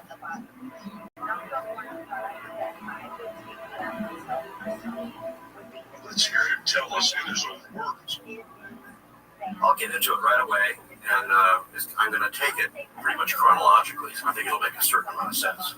When I was just out of high school, I was going to be an architect, I thought, and I started taking courses in illustration and painting and mechanical drawing and engineering drawing and things like that. I became very fascinated with kind of science fiction illustration, and it was all multiplane photography, fisheye lenses projected into a dome theater, and photographed with fisheye lenses and wide-angle lenses projected with fisheye lenses into a kind of a planetary dome theater. And the show was called To the Moon and Beyond. And Stanley Kubrick and Arthur Clarke saw this show, which I had done all the illustrations for, which were part of the multiplane photography. And Graphic Films got a job to start doing some preliminary early design work for 2001: A Space Odyssey, which at the time was called Journey Beyond the Stars in a very early draft. This is one of my early pencil sketches for kind of a lunar base. Let's see some similarity here to the horizon on the moon, the Earth in the distance, various kinds of lunar modules and stuff like that. An idea for a pod, which became like a pod in 2001. But I wanted to digress a little bit. So 2001, you had a little storyboard drawing. A lot of the storyboard drawings we worked with were very simple sketches almost, but you see shots in the movie, and then you see the moon bus. That was one of my first tasks on 2001 as a young man, maybe 24, starting to detail these miniatures, trying to make them look photorealistic, even though they were just fiberglass models with not much detail. And we started figuring out how to put detail and painting. And actually, since I was an illustrator, I was actually painting with my airbrush right on the model to create different panels of texture and brightness and reflection, and trying to make it look as big as we possibly could. And then I got involved in shooting some of these miniatures. Kubrick really got to like me and what I was able to do, and so I got into design. It's where you belong, deserted, and This was a 1,000-watt light bulb out of a slide projector. This is the painting back here, and this is the moon bus that's going to land, and it's mounted on this rod back here. It's kind of tilting up and down as nitrogen coming through the nozzles of the supposedly jet engines or rocket engines. Yo, what up? How are you, King Twan? And we had to mount on a glass in order to superimpose one thing. King Twan, how are you? So you get shots like this. Can you hear me? You can see all this detail and stuff that I got involved in creating. Yo, dog, how are you? Can you hear me? Yo, dog, can you hear me? How's your day going? Yeah, I can hear your ass, bro. How y'all niggas? What y'all, bro? How y'all get on my shit, bro? Oh, tight. Okay, are you on Kick? Yeah, bro. Word, dog. We're gonna make you a trillionaire. How's your day going? A trillionaire, bro. Get your goofy ass on somewhere, bro. I'm not no goofy, bro. Dog, you love Tired of it. you butts coming in my cake. You love Tired of it. you butts coming You in my love cake. it. You fucking love it. Your friend told me to do it. Yeah, I don't love it. Your friend told me I to don't do even it. have no friends. No, you don't. You're right. But I do it because I'm your friend. Bro. How you living, Fuck pimp? that, man. Hey, can I tell you about myself? Bro, what's up, bro? I'm Rabbi Rothschild. Apologies for my bots. I stream my life 24 hours a day, 7 days a week, 365 days a year for world peace. I've been doing so for more than 3.5 years. Have you ever seen the movie The Truman Show or the television show Big Brother? Yes, I've seen Big Brother. Okay, excellent. Well, that's essentially what I do. I'm live on 22 different YouTube streams simultaneously right now. The Economist magazine stated that data is Earth's #1 resource, that data overtook petroleum in 2018 as Earth's #1 resource, and I have more data archived online than anybody. When I go viral, I'm going to make sure you, your friends, and family become financially independent, that you're able to have generational wealth, and that you're able to start charities and philanthropic organizations of your own. How does that sound, son? But that shit sound goofy as hell, bro. Your ass ain't never gonna blow up, bro. All right. Even if you only got 33 subscribers on YouTube, your ass ain't really like that. Doug, I have over 40,000 on Twitch, and I've got over. Let me see. Let's see, telling the truth, bro. Yeah, look up Viral Rabbi, VIRALRABBI.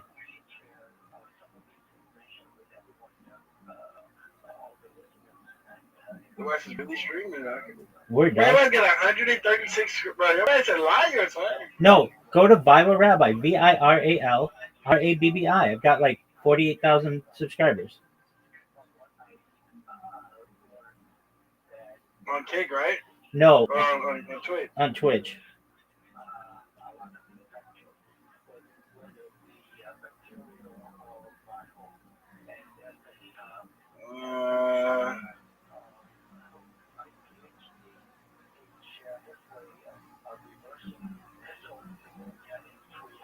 Let me see. You go ahead. Okay, I see the follower account. Okay, I peeped it. Okay. There you go. I've got 10,000 on Instagram. Instagram is shit, though. That's not me shit, bro. All right, well, I'm just letting you know. So what's good with you? I'm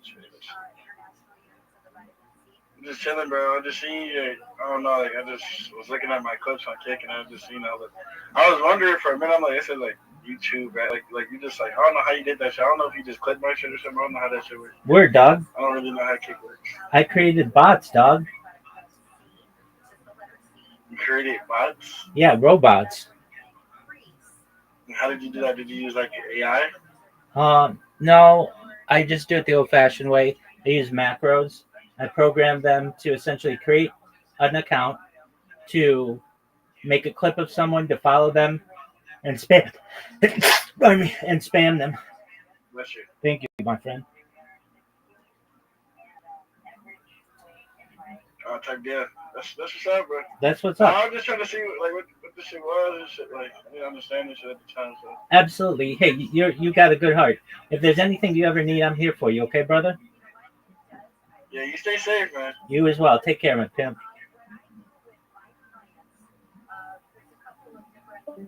He's not my pimp. He's a pimp. I'm the pimp.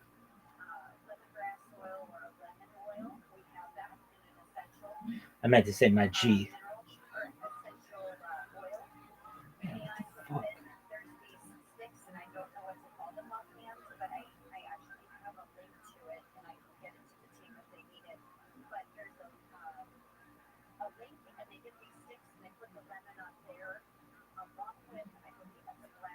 What a nice person. Said he was gonna shit on me.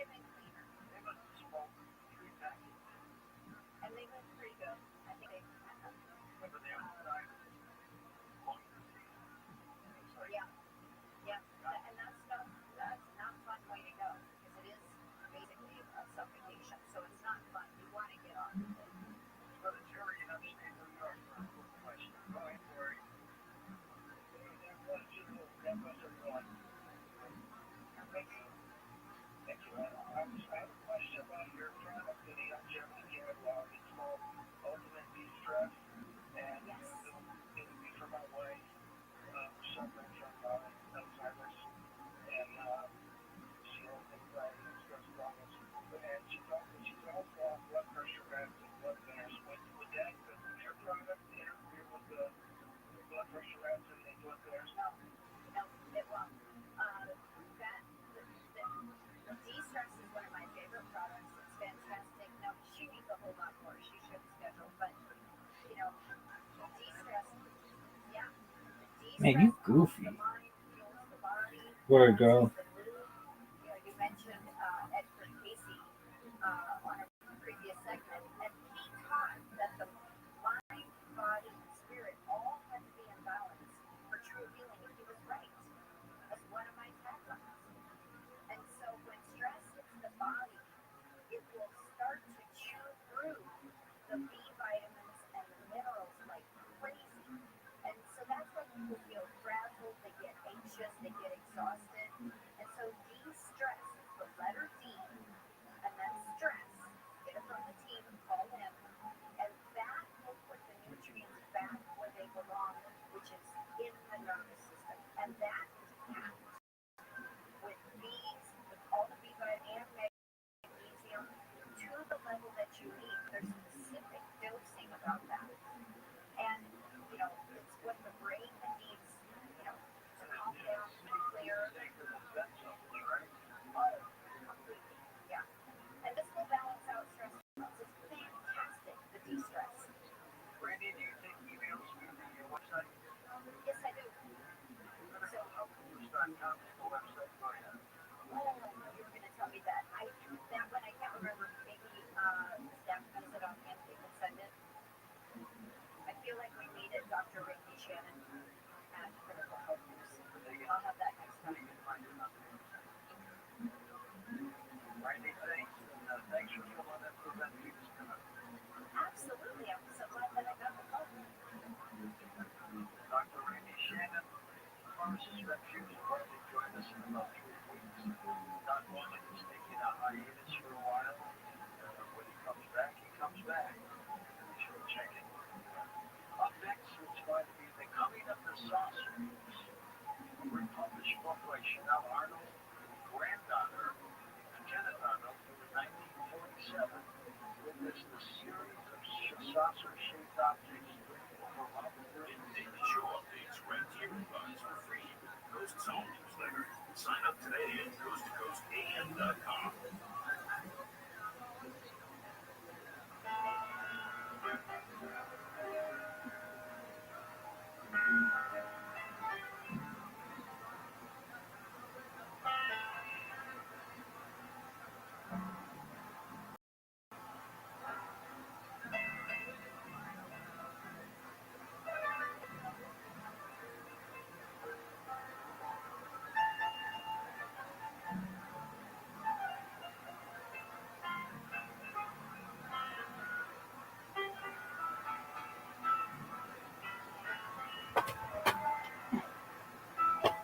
Streaks of grease and who knows what to try to make it look real.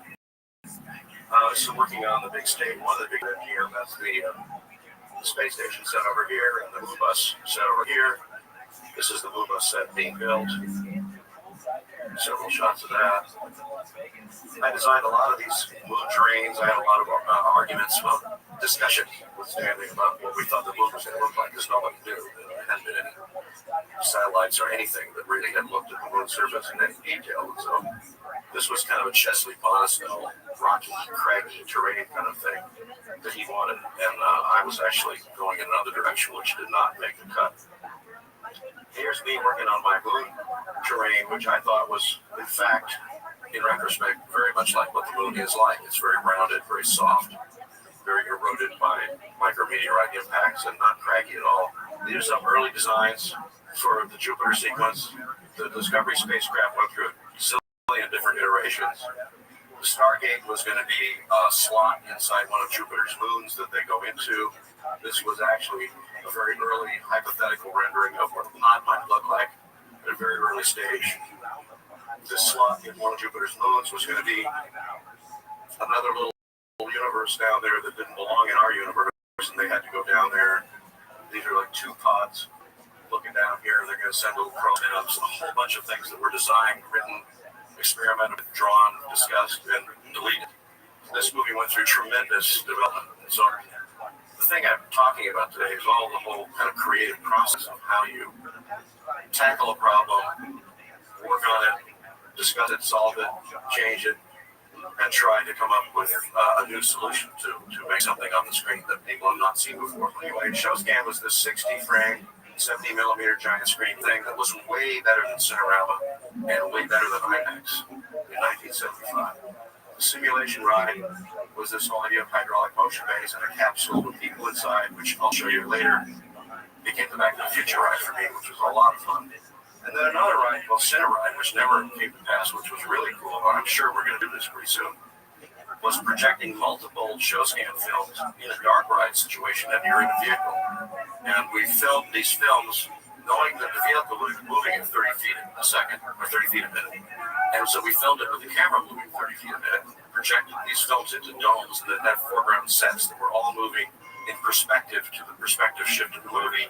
It was all 60 frame, and it was so real that everybody believed that everything that they were seeing was happening in real time, including explosions, breakaway glass, mummies, monsters, you name it. It was really wild. We started developing special electronic 70-millimeter projectors that could run 60 frames a second electronically, did not have a mechanical Geneva movement in them. One of the things this ShowScan thing led to was an experimental film, which I'm sorry I can't show you. But we knew the size and shape of the screen.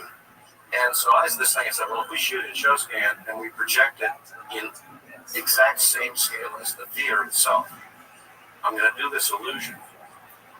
And so we had this scene where we projected a really bad movie on the screen that was kind of a fake documentary. Made everything go wrong that you could possibly think of. It goes out of frame, focus, the film burns in the gate. It's just terrible and it fails. Then the projection leaves the projection booth, goes around the theater, comes behind the screen, turns on a work light back there. Because, screens are perforated. You can see through them. If there was a light back there, you can see the speakers behind the screen. So he does that. And so you see the speakers in there. There's this big roll-up door. There's a door he comes through, and he comes up to the audience and touches the screen, which is catching the light from these house lights, and starts talking to the audience, apologizing for screwing up the show. It looked absolutely real. It was indistinguishable from reality. And his feet are on the ground, and he's 6 feet tall, and it was all in scale to my theater. And heavyweight people like Steven Spielberg and George Lucas, Coppola, everybody came to my screenings. And when I would get to this point, they would get up out of their seat and start leaving the theater, shaking my head, saying, Doug, whenever you get it fixed, give me a call. I'll see if I can get it on my schedule to come back. And it wasn't until they were off to the side of the theater they realized they'd been completely fooled. And this, to me, was a really important moment in movie history. And this little movie called New Magic has actually been requested by the Academy to be archived there. And I'm hoping we can get it digitally scanned so we can show it again in high definition. Now we're working on an entry-level version of this, which will enable films and colleges to do this kind of thing very inexpensively. And I'm working with a guy named Scott Lismondi at Hollywood General Machining, is building a zero-gravity boom out of a porta-chip components. And this is under construction in LA right now. We're just about to test it right after Christmas. And it's a really cool thing. This whole little gizmo, well, I can't use the word gizmo, device is going to cost about $5,000 instead of the original one that cost $250,000. So I've also been experimenting with digital single lens reflex cameras, which are quite amazing. If you've ever shot with a Nikon or a Canon, I'm using the Canon 7D with some Zacuto attachments. It's a very inexpensive camera. It's shooting full high definition 1K by 2K 24 frame movies very inexpensively, and I'm having good results with it. And my next step is I'm going to tear this camera apart and pull the chip out and build it into a new camera that will be able to be 2 chips side by side for an integrated 3D camera. Now, in the world right now, the red camera is the hot camera. It's not the only camera, but it's a good kind of mid-level priced camera, and I think we can start adapting this for 3D production as well. The 3D cameras we're seeing these days are really cumbersome, awkward, and heavy like the IMAX cameras have been and Cinerama cameras were. So we're in an early phase of 3D. Where shooting in 3D is a real pain in the neck, but it's going to get much better. Right now, I went to NAB just a few months ago in Las Vegas and saw all the latest 3D camera rigs. And I got to tell you, it's horrible because these cameras are clumsy, noisy, fat, heavy, obtrusive, hard to align. They create all kinds of horrendous post-production problems to composite 3D live action. And we're in our infancy of trying to solve a lot of these technical problems to try to make a whole new generation of 3D cameras and solve these problems so that shooting in 3D is not such a pain in the neck. I've been recently working with Terry Malick on Tree of Life. He won't let me talk about it. I think it's going to come out pretty soon. There's one shot, just a little hint. There's a phantom camera getting 1,000 frames a second in a vat of water. You can imagine how much paint or milk or whatever might have been in there. And we're designing one version of that film, which is called Voyage of Time, which is going to be in IMAX theaters in about a year after that, which is going to be this spectacular space experience, probably the closest thing to 2001 since then. And so we've been studying IMAX theaters, geometry, screens, projection. And this whole digital virtual studio I'm working on, which I want to do with my next film, is to build a stage that's designed with the zero gravity boom. And everything is designed around that technology to automate the lighting grid so that we can do rehearsals on this and pre-light scenes and come back into our stage and reshoot and even, hypothetically designing what a studio might look like if you did a whole bunch of these stages. There's a lot of advantages. Zero gravity crane, digital cameras, automated lighting, very limited sets, a very smaller stage, a smaller crew, faster shooting, increased production value, and lower cost. So there's a lot of benefits to working this way. So I'm working on this whole idea. I'm writing screenplays for this technology, and we hope to kind of clone this, and it can happen all over the world. We have to get funding. I'm not going to go through this. It's more like a business presentation. It's okay if we call me mad scientist. So the question is, who's behind this? Well, to start with, there's mission control, but almost no one was behind this. They were fooled along with us. There were perhaps a few agents in there. The only people talking to the people on the moon were the astronauts themselves. They were the ones who did all of the talking to these supposed astronauts on the moon. And that's not a real moon, by the way. And I believe that they were in the suits in the footage that we see, and they've been lying to us ever since. And not everyone in this picture landed on the moon, but I believe they were all involved one way or another. Someone could investigate that further. But in mission control, there were astronauts there, and they were the only ones that were allowed to talk to the astronauts. This is a camera controller. He's involved too, because obviously he's not the one controlling the camera. I suspect that he was possibly or probably involved in the fake footage camera movement. Why not? So, what is NASA? Is NASA real? I believe it is actually an intel operation with fake fronts. Intel likes to do this. You can say it was infiltrated, but I believe it was designed to be fake. In fact, all of them are. The entire space program is a front. Such companies say, yes, we're here for humanity, and yes, we put people in space, but no, we're putting spy satellites over the planet, trying to control the planet. It's an age-old technique of owning the sky. Yes, we try to communicate with the heavens, but we are in communication with the gods. Apollo is supposedly the god of light. NASA is not.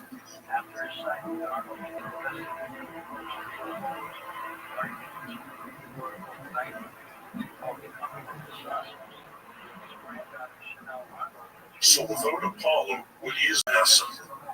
Apollo isn't real. It's nothing but a ghost.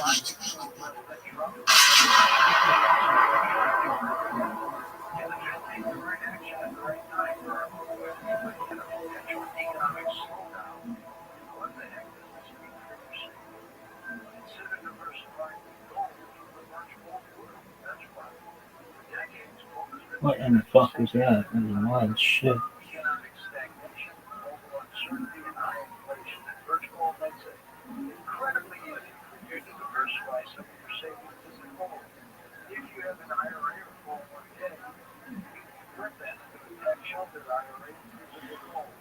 Advice from older Fucking finally. and educated, let's go over some of your free info, get on board.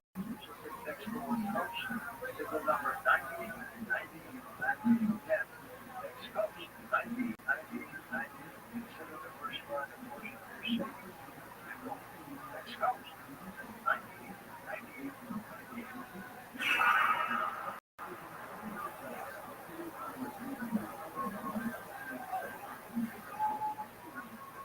I am Morgan's MT with KSCO's and we produce an AT.criticalhealthnews.com website that so many of you coast-to-coast listeners have come to respect and rely on for valuable health information that is not available in many other places, and it should be.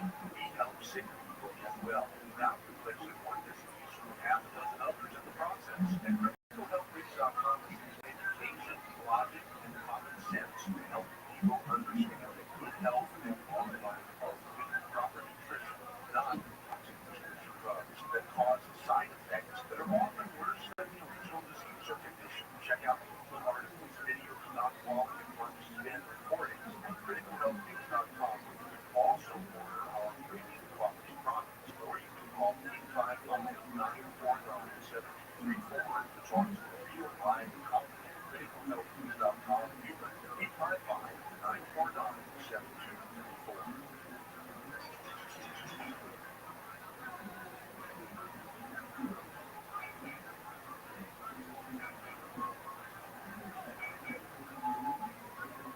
And welcome back to Coast, your story with your Chanel Reynolds with us, an author, astrologer, granddaughter, zoologist, and American aviator, Kevin Knox.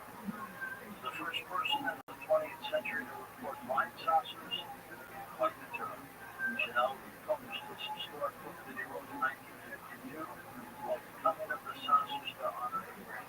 Chanel, great job. Welcome to the program. Oh, it's great to hear your voice again, George. This is exciting. Yes. I would have loved to have met your granddaughter. I know. There's not very many people left that actually got the chance to meet him. He died at 68, which is relatively young. Yeah, 1984. He, died telling me it wasn't the right time for UFOs. Was he your mother or father's father?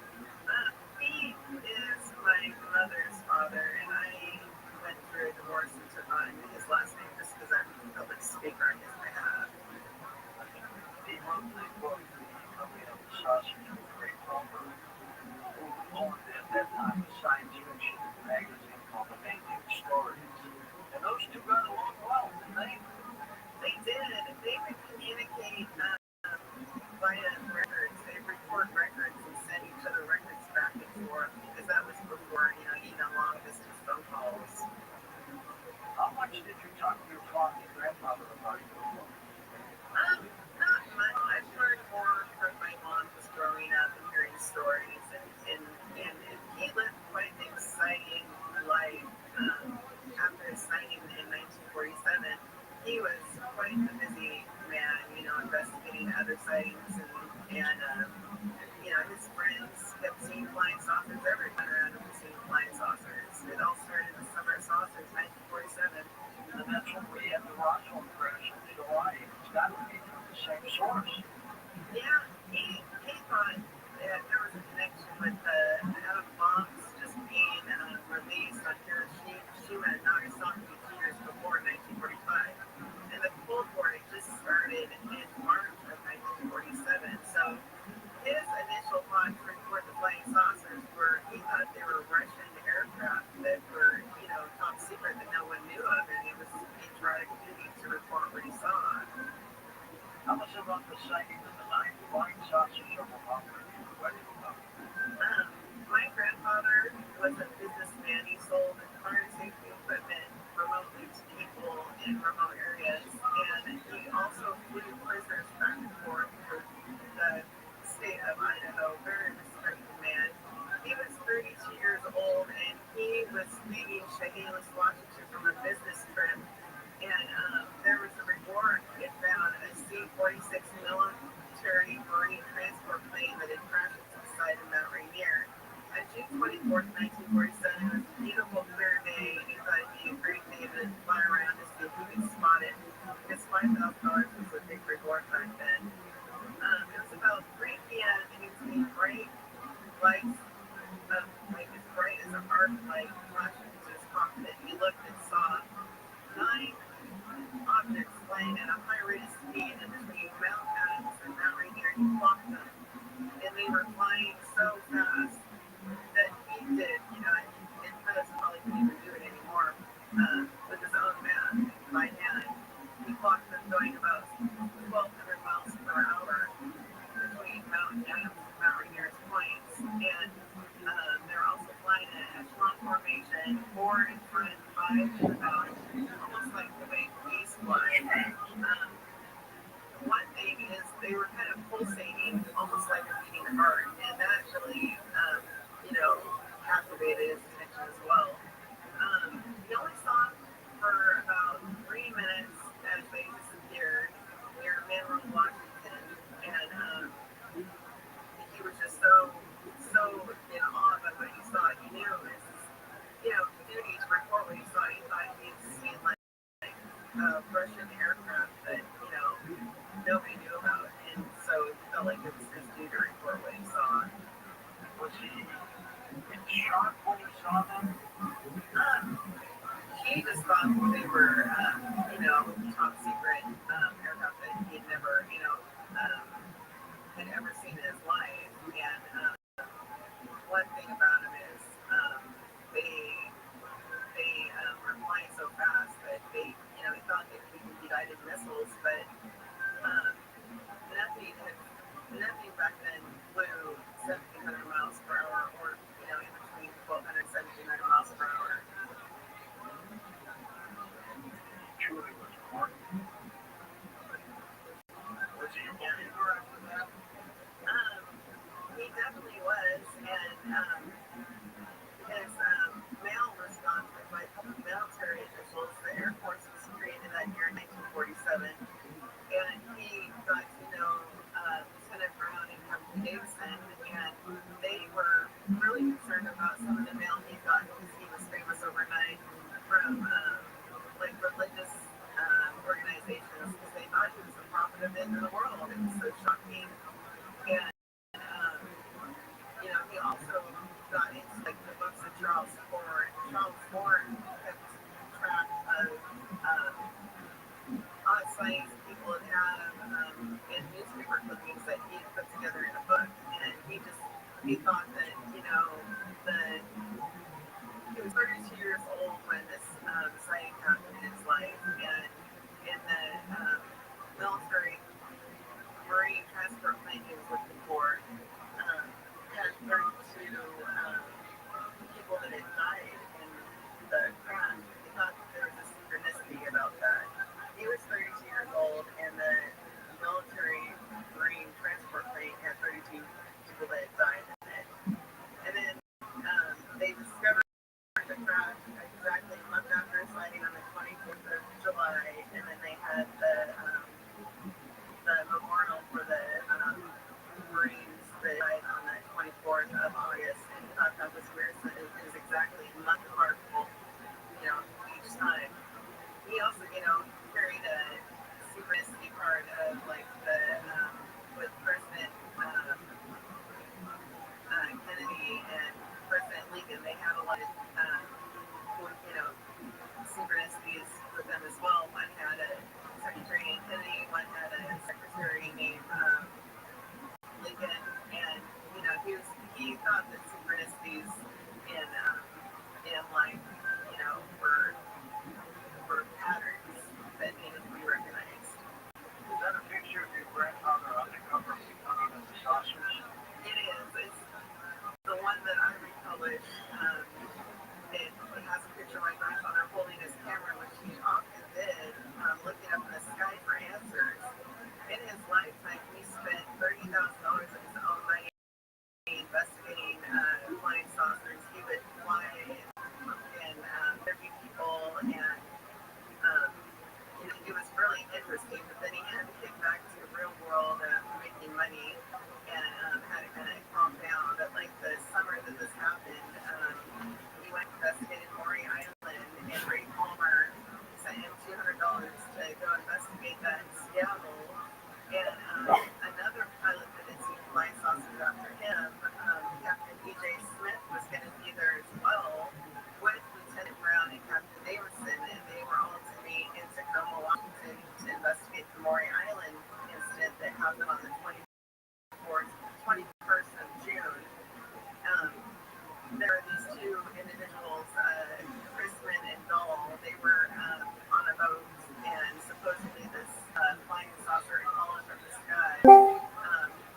Welcome. How are you, Sophie? I'm good. Excellent. How'd you find out about me? I just found you randomly. Was it through YouTube or Discord or Kick? No, just randomly. Okay. Well, how are you? Hello. I'm good, thank you. And you? I'm well, thank you. Just enjoying life. Okay. What's new with? What are you doing? I'm programming robots on a phone. And what's the main goal of this book? To create clips and publish them. Oh, It publishes them on social media. like your other clips? And other people's too. Oh, don't say this. And you like make money of it? Yep. Do you know how to do it? Yeah, I'm doing it right now. You can teach. Yeah.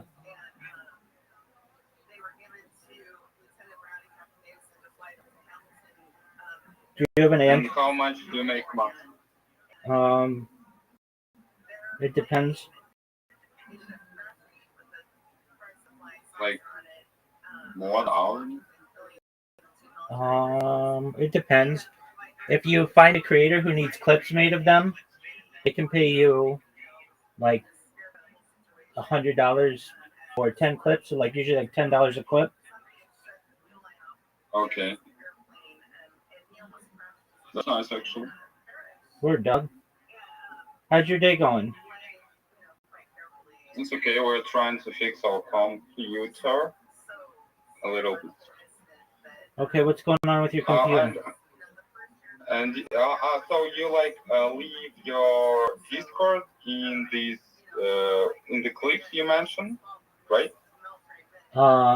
Did you find out about me from Kick? Huh? Did you find out about me from Kick? No. I found you randomly, but I just asked. You can.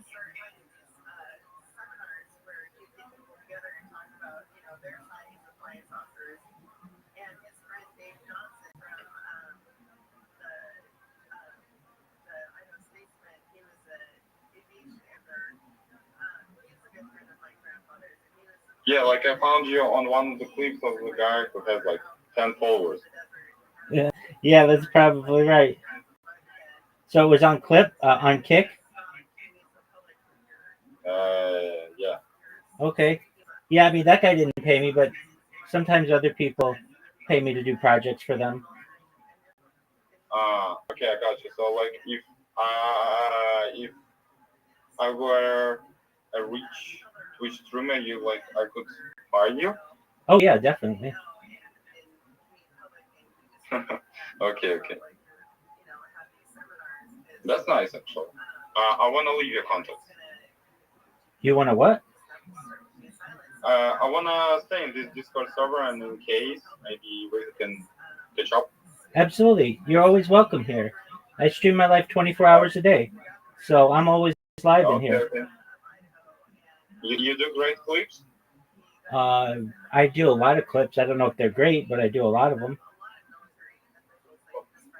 Okay. It's like a automatic thing, like these bots are doing this? Yeah. Oh, that's genius. Thank you, my friend. I'll teach you how to do it. Okay. We should stay in touch. So we will go back to fixing our computer. Okay, best wishes with that, but come back whenever you're ready. Okay. Pleasure to meet you.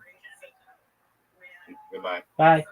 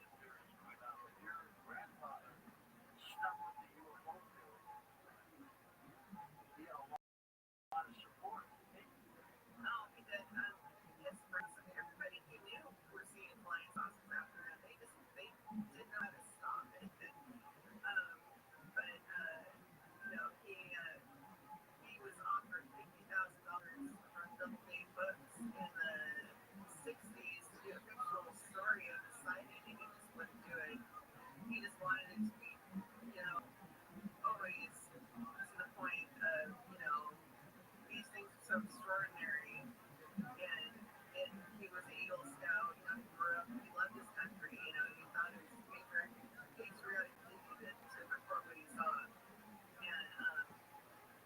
and then he felt like he was that fortunate though there was one that didn't because there were so many unbelievers, and now, I mean, look at it now. I was part of MUFON this year. I'm really trying to get my foot in the door with MUFON.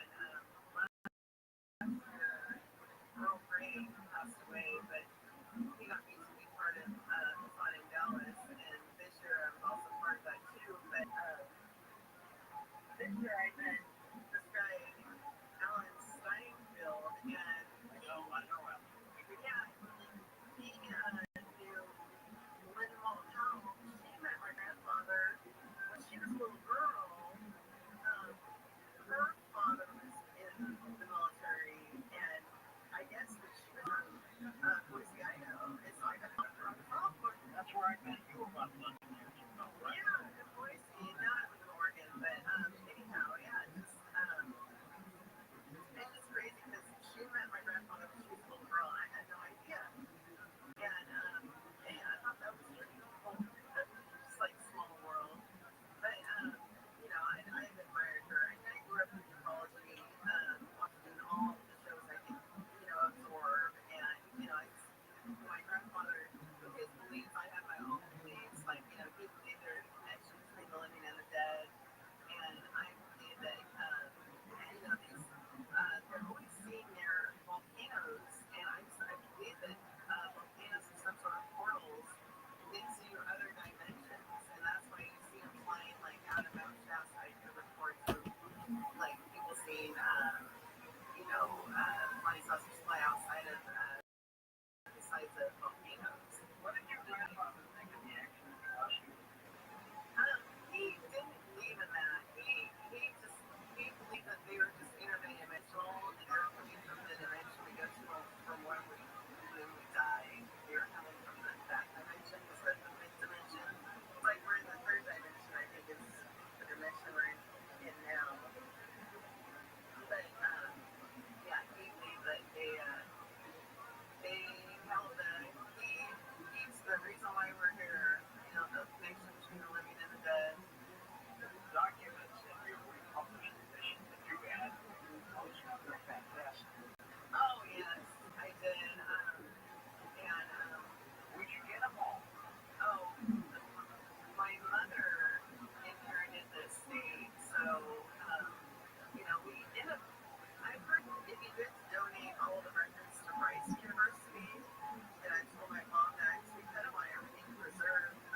Throughout the years, there's been ufologists here and there that have like stolen stuff, and he had a scrapbook, and there's somebody that my mom was writing a book with, and the guy just made copies of everything and sold it to some other guy for money. But mom's really kept a good job keeping everything protected and safe, and I have some more stuff she's passed on to me, like Captain E.J. Smith saw the flying saucers over in Idaho that he had during the Maury Island investigation. All right, stay with us, and now we're going to take a quick break and come back to watch your grandfather Indiana Donna coming up the stop signs. Coast Insiders, the new version of the Coast to Coast AM app, now available for iPhone and now Android 4.0 and above. Listen live or on demand, anywhere, anytime. Go to coaster.com and download it today.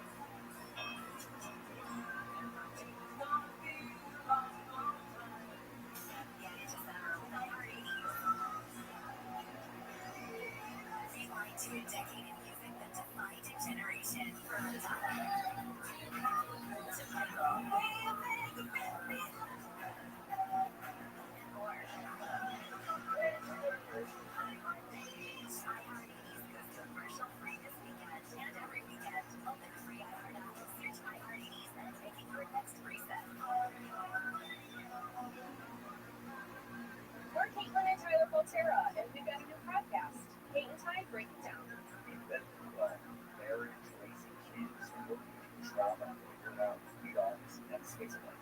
Marriage isn't always easy when it's worth it. And then there's just figuring out how to survive when something parents don't provide. So follow, rate, and review Kate and Ty Break It Down wherever you listen to podcasts. Listen on America's #1 podcast network, iHeart. Open your free iHeart app and listen now. Welcome. My name is Paola Pedros, a medium and the host of the Ghost Therapy Podcast, where it's not just about connecting with deceased loved ones. It's about learning through them and their perspective. Listen to the Ghost Therapy Podcast on the iHeartRadio app. iHeart is America's #1 podcast network. Free iHeart app to explore podcasts like this. A few miles from the glass spires of Newtown lies the celebrated place. In 2021 and 2022, the woods became home to activists from all over the country. I thought the struggle worth fighting for. Gathered to stop the nearby construction of a massive streamless became cops. There, in the forest, we built it differently.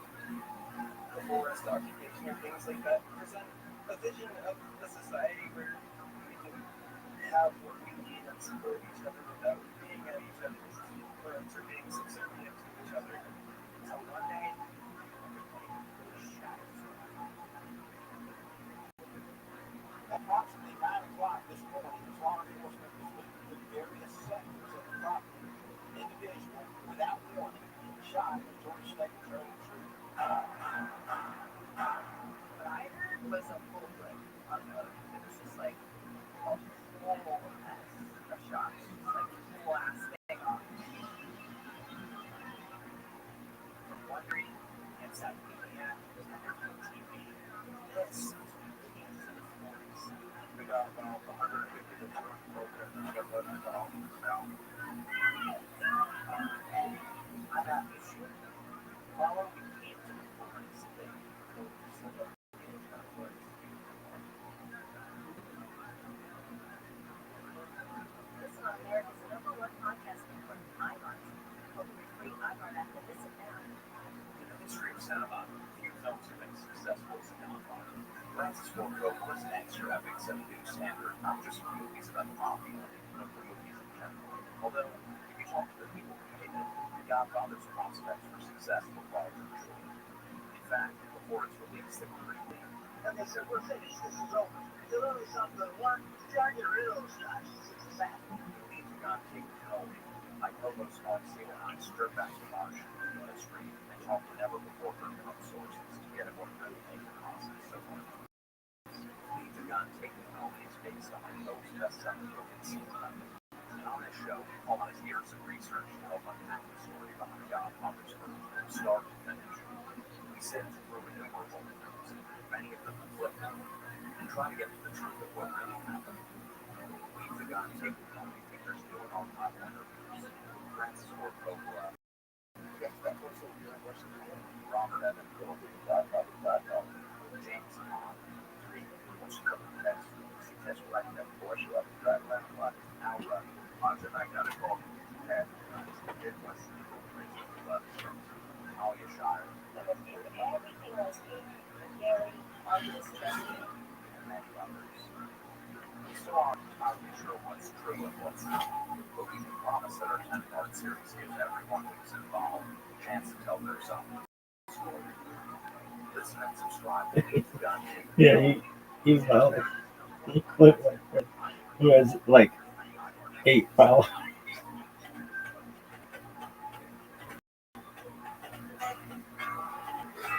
How'd you find me? Just randomly. Or was it Kick? It was just random. Was it YouTube? It was just random. Okay.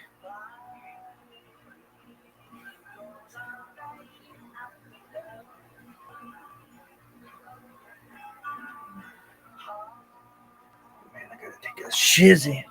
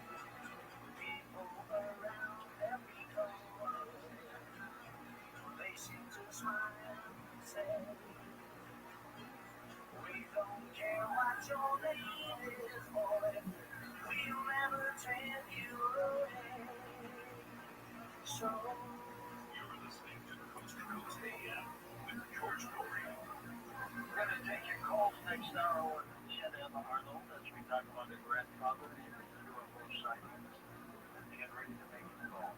Gina Salvati, you can talk to Anheuser this entire week. She's also the editor of the Whole Life Times digital magazine. She can run and send one to you electronically. We'd love to do that, George. Everyone is welcome to email me at Gina, that's Gina, at wholelifemagazine.com. Simple as that. Get it right out for them and how long is that? It'll be a couple of weeks, George. We're working on our autumn edition. Thanks, Gina. Thank you so much, George. Paranormalday.com features, eligible. Sign up at paranormalday.com. At paranormalday.com. You meet the most fantastic people. Hi, I'm Tom. Hi, I'm Jennifer. What brings you here? Yeah, I'm just going to be someone who understands. How so? Well, it's UFOs, ghosts, aliens, Bigfoot, conspiracy theories, the paranormal, that kind of stuff. But you can't seem to find anyone. Can't seem to. Well, nice to meet you, Tom. I gotta go. Okay. Guess that's not your cup of tea. You sure? Siri, good luck with that.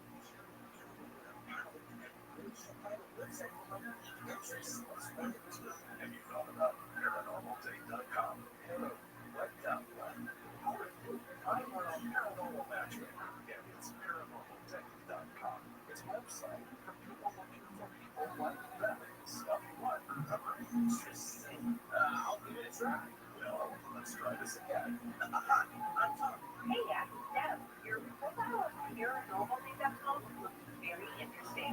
So you really saw a UFO? Yeah, it was so intense, but not as intense as me. Alien chasing flirt, but I kind of like it. Wow, this paranormalday.com thing. Isn't it alien chasing? Not you're an alien chasing flirt. It's alien chasing, baby. So if you're looking for that special something with an interest in UFOs, with conspiracy theories, and of course the paranormal, come to the dating site Inspired by George Norrie. It's always free to search, and if you decide to upgrade to our amazing new features, use promo code George for a great discount. Paranormalday.com. You are not alone. Mars Mission 1 is a fictional book based on real world facts that everyone hopes never happened. Author Christopher Lee Jones Williams brings us Mars Mission 1, available on Amazon.com. Real world facts of what our world could look like.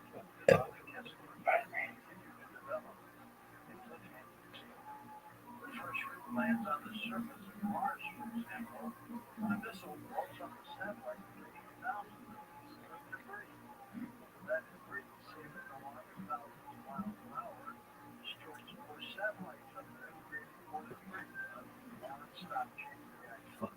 It's called the dreaded guesswork effect.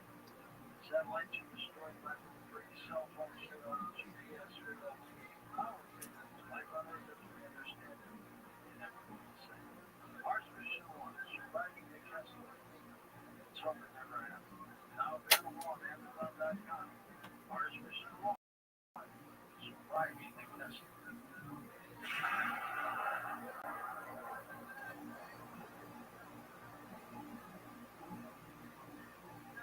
Sabre, the #1 pepper spray brand, presents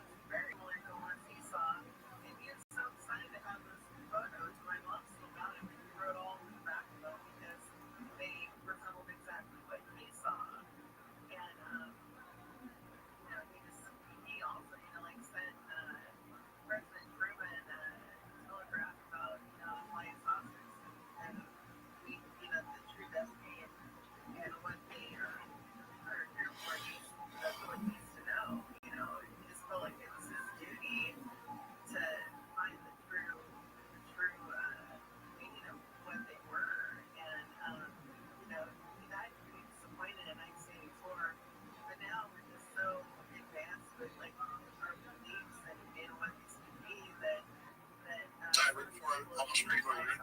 What did it mean to win the world championship in WCW? That was crazy. They didn't tell me Troy before I went to the ring. Eric Bischoff took me aside right before I almost ready to go to the ring. We're stretching the belt. And the whole Elizabeth put me over on national TV, not like a pay-per-view, not like a live show on TV. What's the 100th night, Joe? You just throw the fans a little bone. You're right out. I go, what's the finish here? Torture. He said, sit the rack. Just submit. He goes, Hogan didn't put a lot of people over. We always got along really good. We still do. They let Hogan pick me when he picked me. That was a massive respect from him for me. Same old.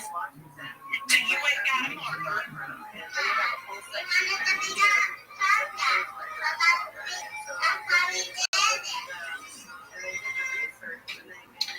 You did it for what?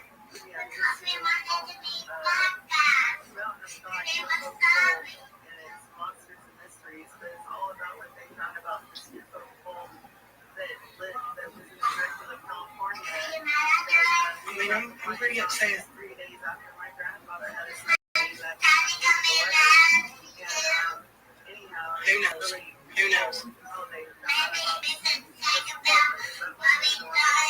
You think thinking about what you've done going to take away the marker all over your chest?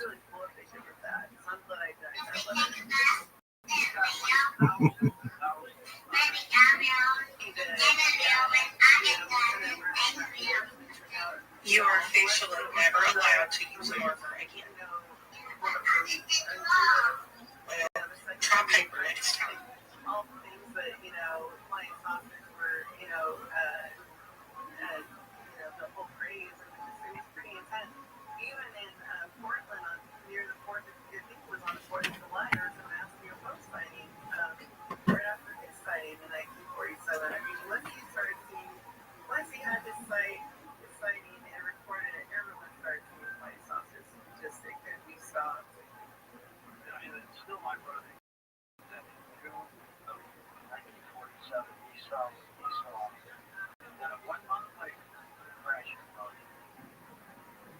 Yeah, I mean, the Roswell happened 2 weeks after his sighting. It wasn't big until the later 80s when it was brought back to the public's attention by Sam Freeman. But my grandfather, every year, he was the pioneer of flying saucers. He was the man that started it all. That's what they would call, his whole experience. He was the man that started it all. And he should be remembered for everything he sacrificed by having a sighting and giving up his privacy and being ridiculed. And he felt like he was a Orson Welles, just because people didn't believe him. So, did he know Dr. J. Allen Hynek? He did.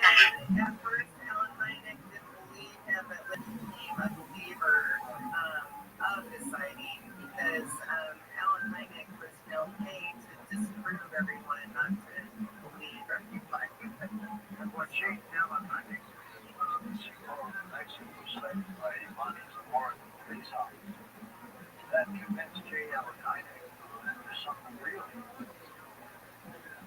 Yeah, I've heard of that sighting. And, when you have people that have a lot to lose, by saying what they've seen, it's definitely, you gotta listen. You gotta listen to the people that are, the respected, pilots and the police officers. I mean, they have a lot to lose by putting their careers online.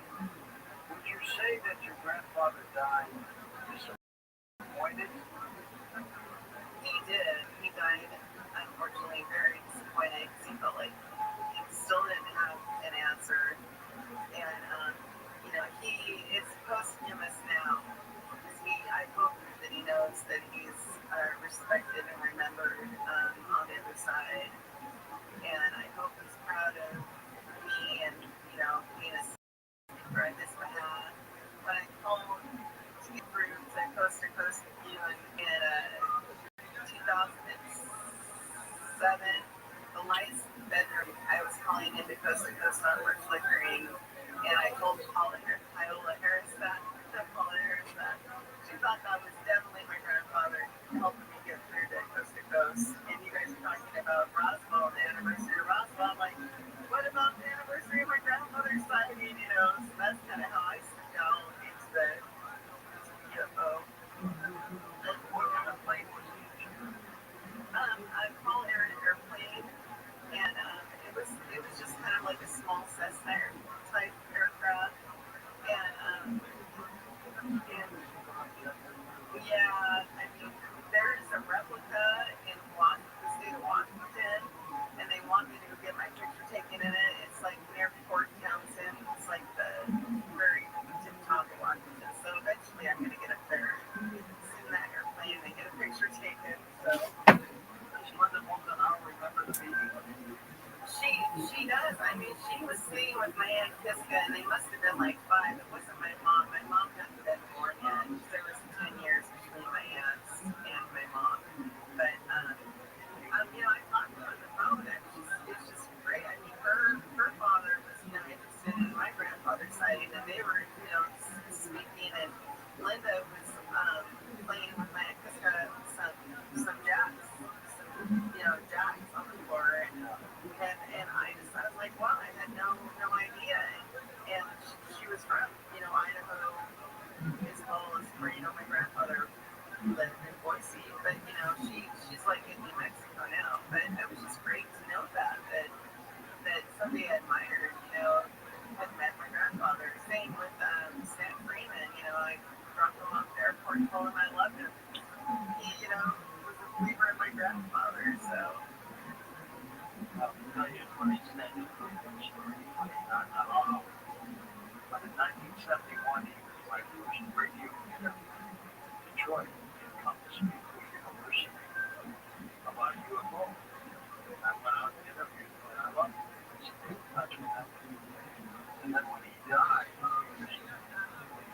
I was the last guy to interview him because he was on stage on the show. First person that I interviewed, I was the last person to interview. Unbelievable. Yeah. People are here and they're gone too quick. Like Earl Grey Anderson, he got diagnosed with cancer and died 2 months later. It's just so tragic. Why he believed in me. Documentaries being made? I do believe in the one that my mother was part of, and that was the 701 phenomenon. My mom's in that one. But, and then they're just the Maury Island people are going to make a Maury Island movie. Was your grandfather ever on tape? Well, I know there was this interview done of him, probably in the late 70s by England, film crew, but he...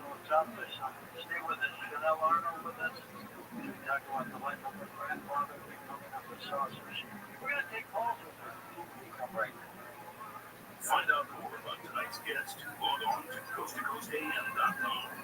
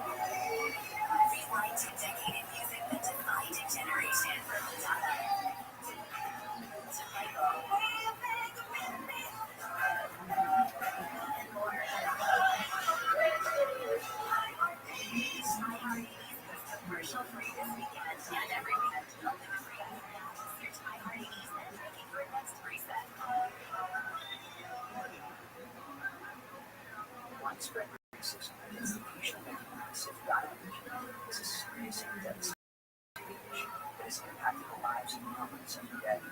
It's up to all of them to speak out against racism. Stop AAPI is a national coalition that tracks incidents of hate and discrimination against the AAPI community across the United States. To report any incident or learn more about what you can do to help, visit stopaapi.org now. Stop Asian hate. Fuck Asian chicks.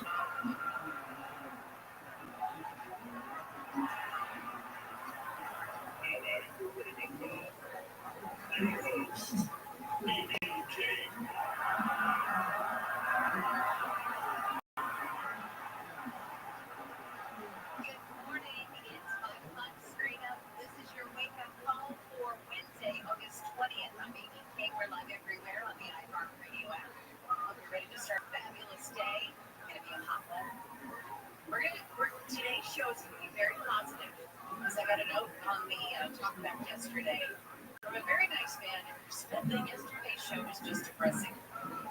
He said it was horrible. In fact, I'm going to play it for you if I can find it. Okay. But you know what? Sometimes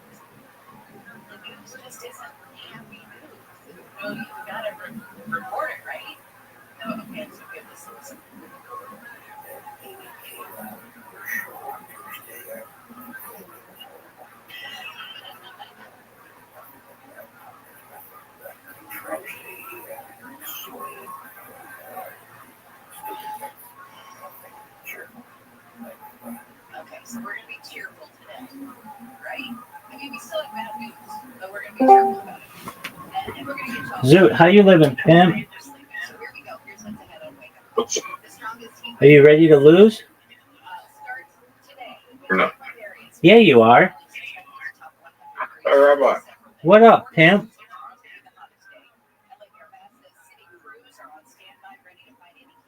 2,025 years ago, how many people could read and write? You mean globally? What percent? Globally? Yeah. Read and write? Yeah. Maybe 10%?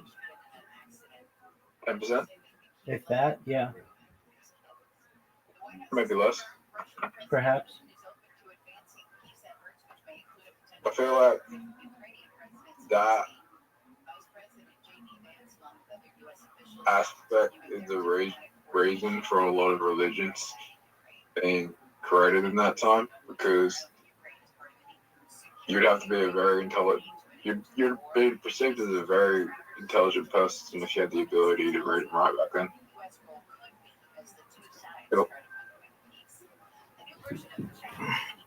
The education systems are different. Go in schools. Joe, you there? I am. You listening? Yes.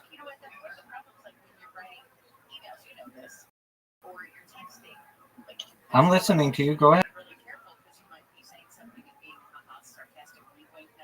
I'm looking at what ChatGPT says, and it says 10% of the world's population or less. Okay. So I got it right on the dot. 1 in 10. Yeah.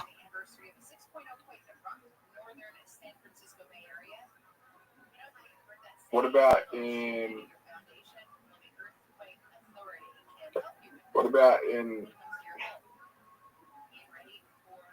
well, was it Israel wasn't a thing back then?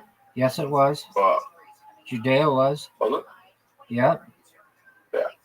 So what about in how many people could read and write in Jerusalem? Between 10 and 15%. Okay, so 1 in 10? Approximately.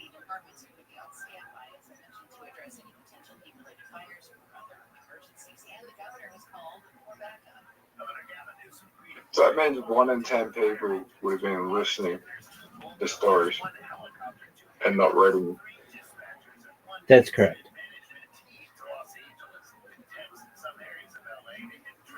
That's correct. So 9 in 10. Correct.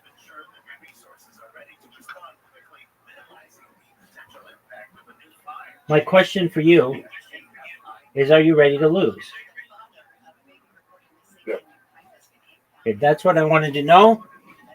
That's all I want to know.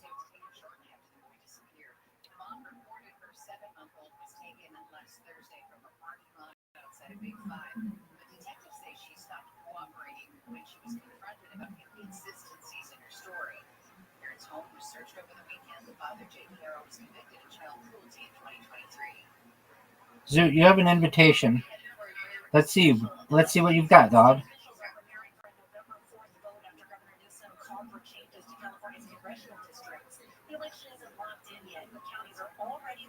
Are you gonna go? Or are you gonna jerk yourself off raw?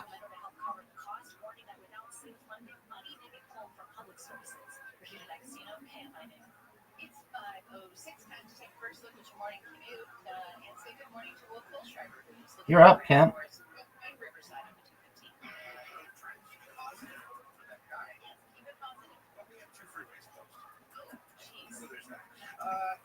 Big dog. Captured.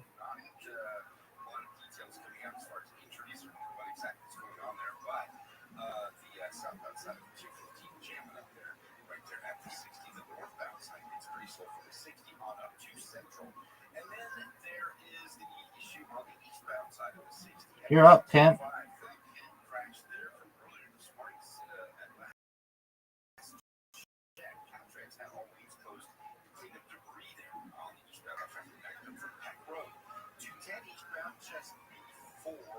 But I've figured out something about, I've noticed something.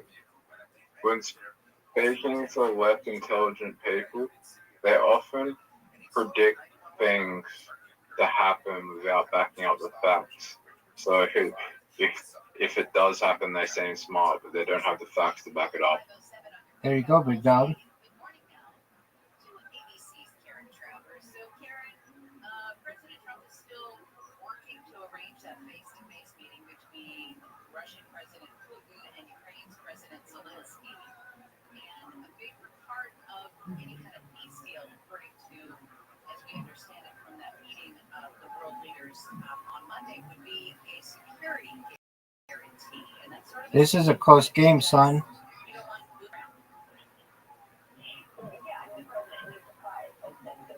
Oh, you're fucked. Word, dog.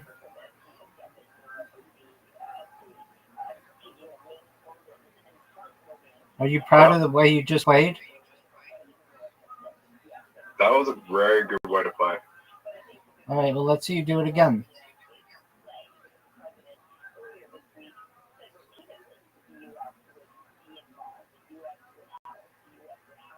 Now, this game would be boring if it was the only game you played for the rest of your life.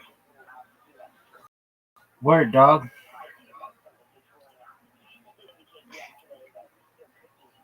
You could only play one game for the rest of your life. What are you picking? On here? Just any game in general. Like Grand Theft Auto?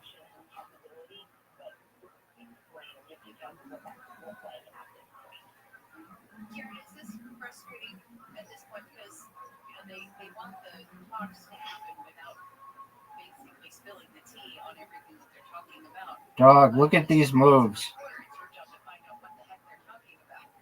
You're up, pimp.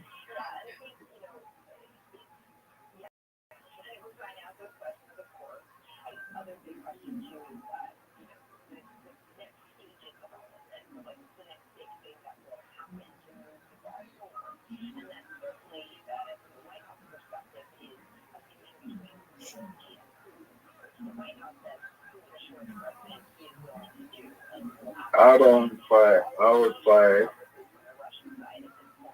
You're up, pimp.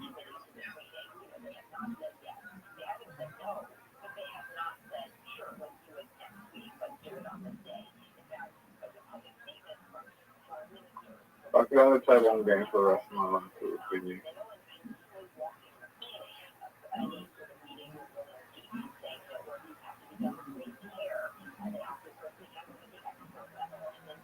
Skyrim. All right.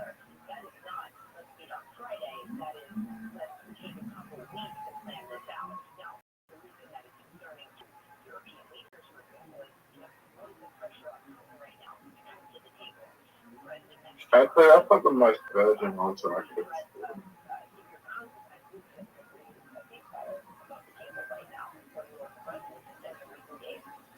Look at this move, Zoot.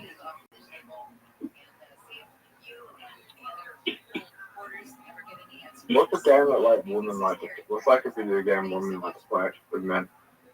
I don't know if they like to play with men, but a lot of women like to play The Sims. Yeah, fuck that. Zoot, it's over for you, son. Let's get back to some of the stories coming out of the KFI 24-hour newsroom. Lawyers for Rabbi Garcia trying to get his criminal case in Tennessee dismissed, arguing that their client is being selectively and vindictively prosecuted by the Trump administration. Rabbi Garcia was originally deported from the U.S. and what the Trump administration was a mistake. Remember, he got swept up in an ICE raid in Maryland, but then the administration later claimed that he was a member of the gang. Rabbi, I lost the six pack. Okay, big dog, what do you want me to do about it, son? Hold me accountable. All right, well, go to the gym then. Yeah, it's not just that. It's more of a diet.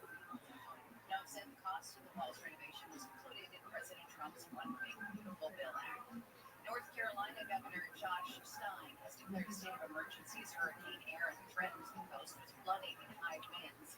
NBC's Aaron Gilchrist says Aaron is not expected to make landfall. Wait. The storm is still really I just lost 100,000. You did not. Flick yourself, Zoot.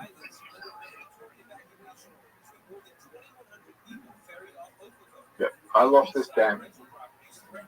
You don't know that. Residents being urged to have emergency kits ready and to listen to weather alerts. Aaron is now a Category 2 storm. The American Alliance of Museums is pushing back against President Trump's plan to review Smithsonian museums. BBC's Jonathan Carl says Trump wants museums to focus more on America's. You're up, pimp. The organization warned that Trump's actions, quote, represent a growing threat of censorship to museums in the United States. The alliance says no president has the power to impose the kind of review that Trump is demanding. Walmart has recalled frozen raw shrimp sold in 13 states because federal officials have warned of potential radioactive contamination. Oh, that's something to worry. The Food and Drug Administration asked Walmart to pull certain lots of Great Value brand frozen shrimp when the agency detected potential contamination with a radioactive isotope known as cesium-137. Contamination was found in shipping containers and in a sample of breaded shrimp. The shipping containers and shrimp were processed by a company doing business as BMS Foods of Indonesia. New research says you shouldn't believe all the new research out there. New studies say organizations are putting out fake or low-quality scientific studies on an industrial scale. Data scientists and journal editors and watchdog groups have been finding more papers with fabricated data and doctored images. They say scientists spend hundreds of Oh my fucking god, Rabbi. What up, pimp? Look how close I was. Let's see what happens.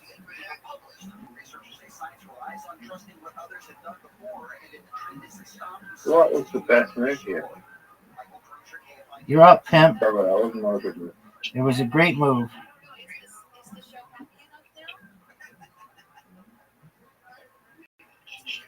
I still. Are you sure? Yeah. You don't know that.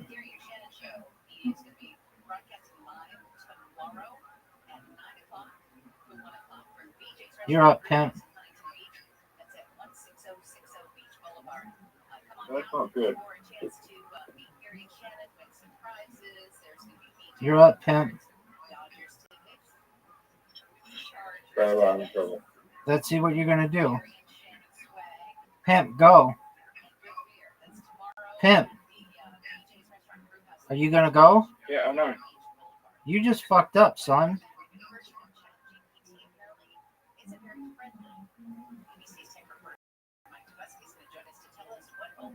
Stop. It's over for you, big dog. Big dog, it's over for you. Big dog. Zoot, you're done, son. Zoot, you're done. Zoot, it's over for you. You got spanked, baby.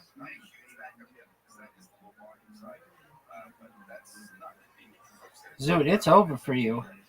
You ready, big dog? Look at this move.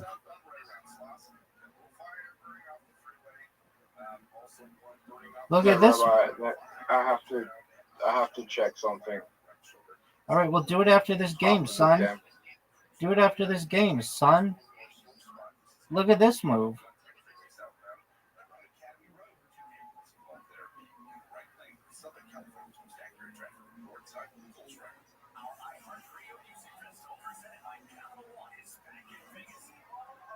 You're up, pimp.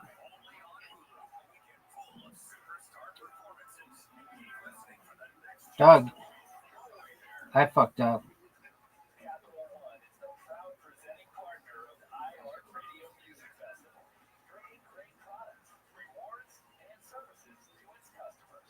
But I still won. Go check your shit, dog.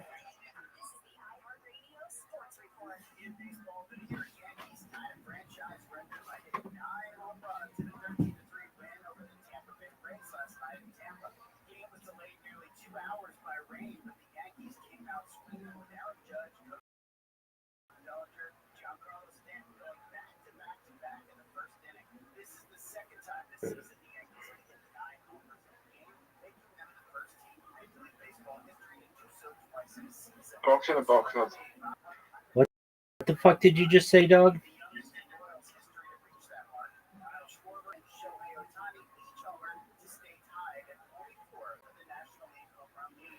Dog, what did you just say?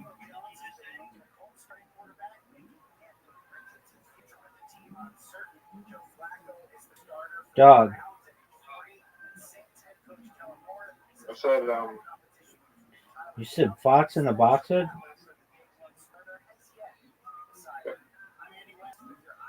What the fuck does that mean?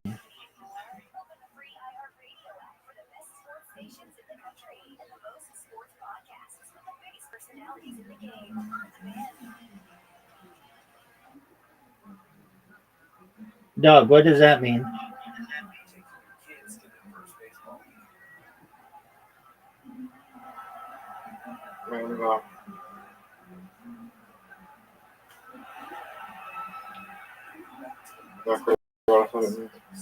Dude, what in the fuck are you talking about, big dog?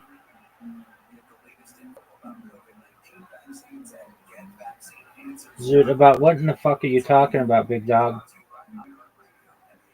We're gonna play. I'm doing something. Hey, Rabbi. What up, pimp? When you come to Australia, you're gonna live stream us in an escape room. Sure, dog.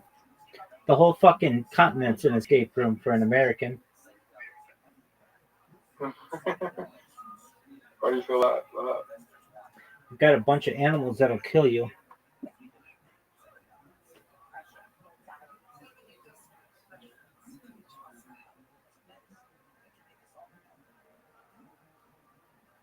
Have you ever been in an escape room? Yeah. Did you do well?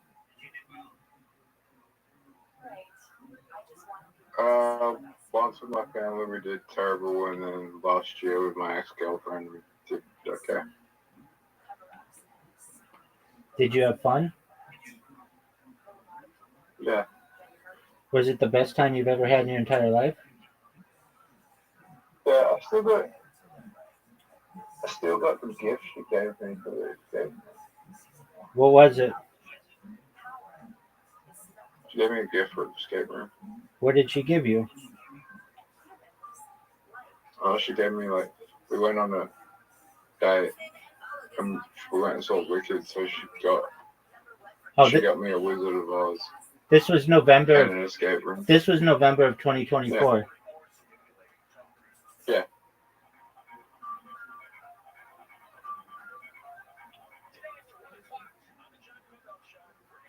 I don't know. I hope she's doing okay. Okay, why don't you hit her up? No. Why not?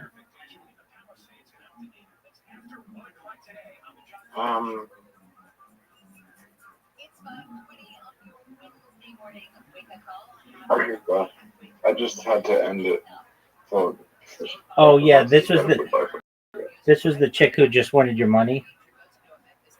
Yeah.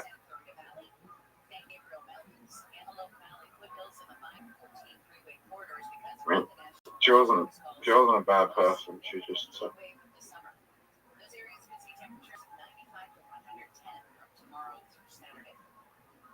she was just trying to escape something.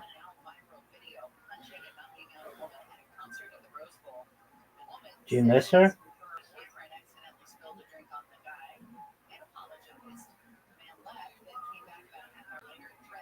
I've missed being around my mom. I don't know if I miss her. She hot as fuck?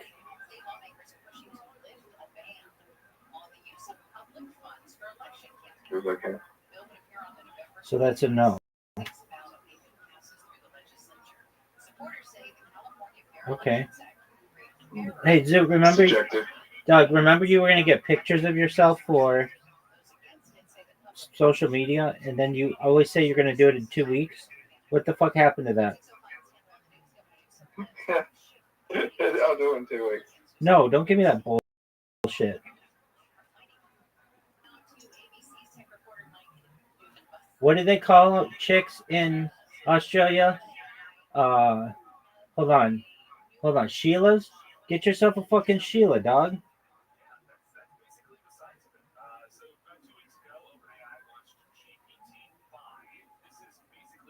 Okay, first of all, no one says that Wait. under the age of 45.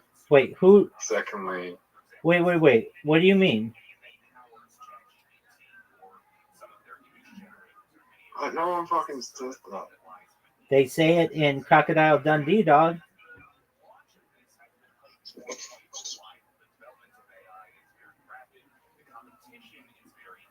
Dog. They say it in Crocodile Dundee.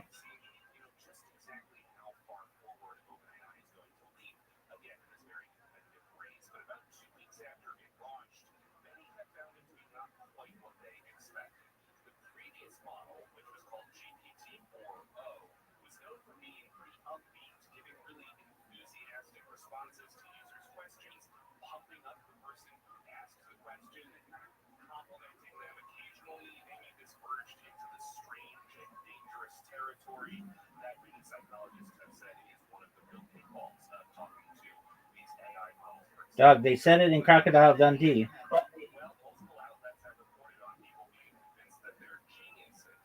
Okay.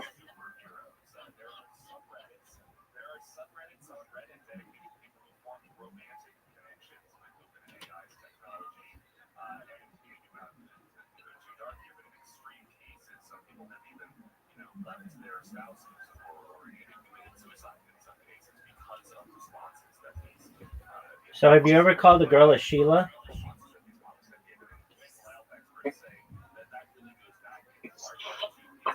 Have you ever called a girl a Sheila? No. Why not?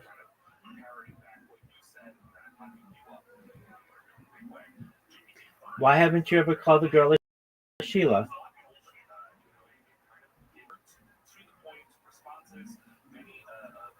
It's just a question.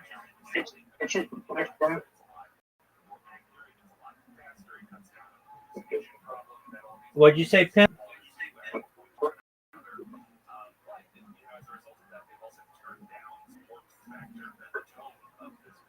Zoot, I'm going to ask you again. Why haven't you ever called a girl a Sheila? It's disrespectful. Why is it disrespectful?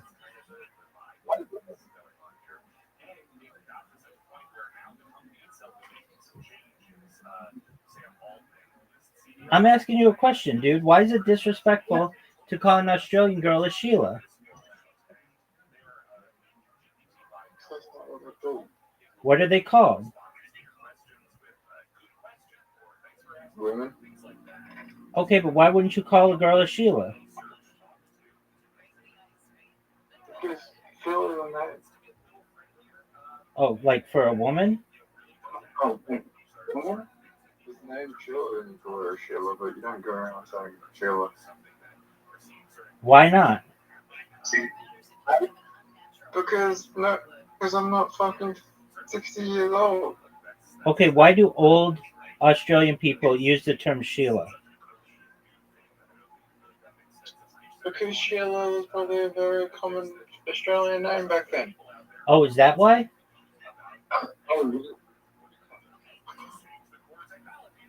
That's why they do that. That's why they call them Sheilas. Okay, but is it not common anymore? No. Have you ever met an Australian chick named Sheila? I've never met anyone called Sheila in my life. Okay. Have you ever called a woman Sheila? Okay. Why don't you start? No. Because I'm not fucking 60 years old. Okay. But I mean, maybe it's like a good thing. Maybe you should bring it back.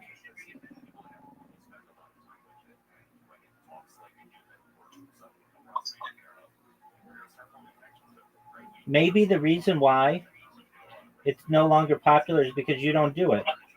and you should start doing it again and make it super popular.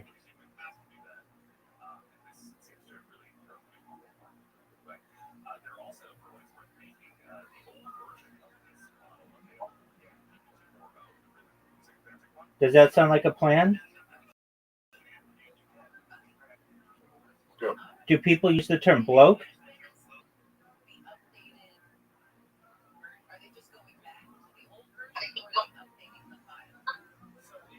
Yo, dog, I just asked you a question. Yeah. Do people use the term bloke? Yeah. Okay. Isn't bloke an Australian man and Sheila an Australian woman?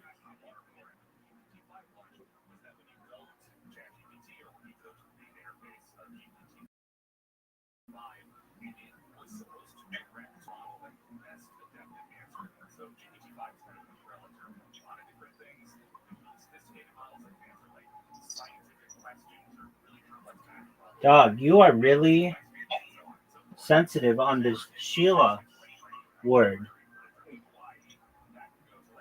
Because no one fucking uses it. Okay. But they use the term bloke? Oh. Yeah. Isn't that kind of sexist?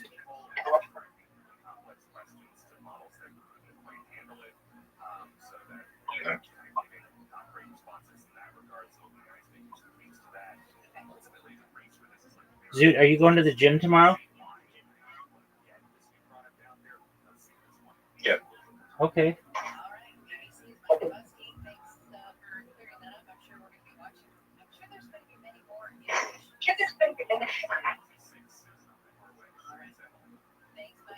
When are you going to get your pictures taken? Um, 2 days. 2 days. So you're going to get them taken on Friday? Saturday. Okay. Are you really going to do it? Saturday's free day.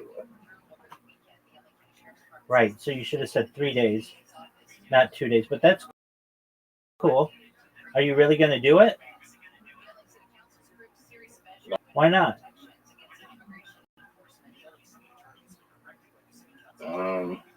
Need to find a photographer. Dog. You can Anyway. you can do that really quickly. Go on. I'll see you later. Peace.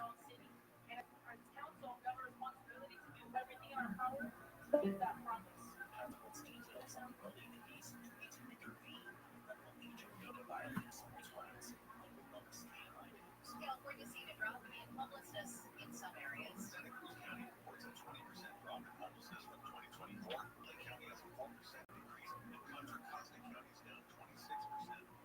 1935.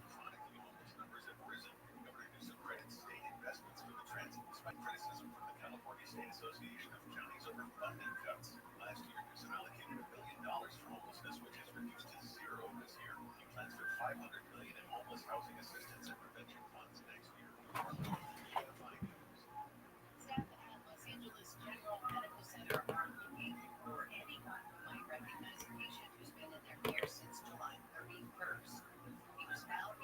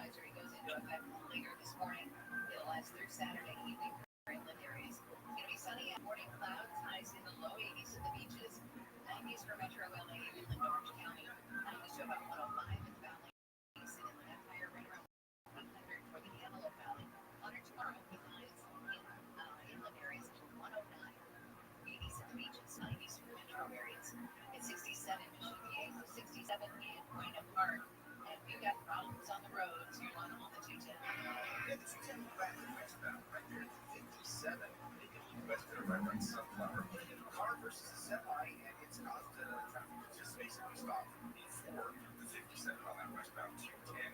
Also, we've got reports. This is troubling. The 91 freeway eastbound 215 driver says somebody threw a rock off the overpass through the windshield there. So they are investigating that. Again, that's the eastbound side of the 91 compared to 215 in Riverside. Got some issues on the southbound 5. If you are coming down from the Santa Clarita area, southbound 5, the Calgary off-ramp, as well as the 14 truck lanes closed to Caltrans Route 4 up another half an hour. Supposed to reopen at 6, but that's caused some delays as you approach there on the southbound side of the 5. 10 eastbound in Mid-City right there, the Grand crash is there, and on the 215 southbound, our big problem there in the Riverside area, 215 southbound of the 60, all lanes closed due to a multi-fuel crash. The Southern California spectacular traffic reports on the Pulse right. Our iHeartRadio Music Festival presented by Capital One is back in Vegas. Streaming live only on Hulu. A weekend full of superstar performances. Keep listening for the next chance to ride your way there. Capital One is the proud presenting partner of iHeartRadio Music Festival, bringing great products, rewards, and services to its customers. You're welcome.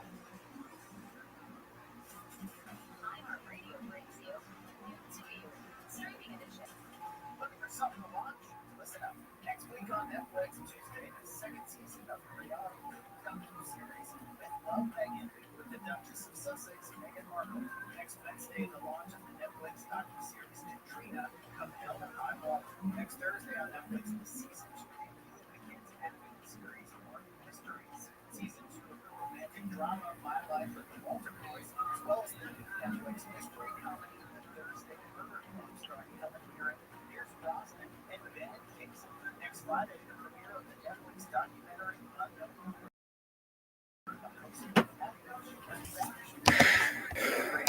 Next Tuesday on Hulu, the launch of the docu-series Red Hand, stealing America's most famous pair of shoes. Next Wednesday on Hulu, the debut of the reality series Throwback Danger. Next Thursday on Hulu, the premiere of the documentary Recorded. Next Friday on Apple TV Plus, the launch of the music competition series K-pop, as well as season 2 of the kids show Shape Island. Next Monday on Disney Plus, the debut of the Lego Disney Princess Villain Tonight. Next Monday on Paramount Plus, the streaming premiere of the movie The Friends, starring Bill Murray and Naomi Watts. Next Wednesday, the season 2 launch of the Disney Plus series Shipwreck Hunters Australia. Next Wednesday on Amazon Prime Video, the new action drama series The Terminal List Dark Wolf, starring Chris Pratt and Taylor Kitsch, a prequel to the original Terminal List series. And next Thursday on AMC Plus, the debut of the Brit from the Headlines true crime series Kidnapped, the Chloe Leone story, starring Julia Parks. And that's New to You on iHeartRadio. Happy Tuesday.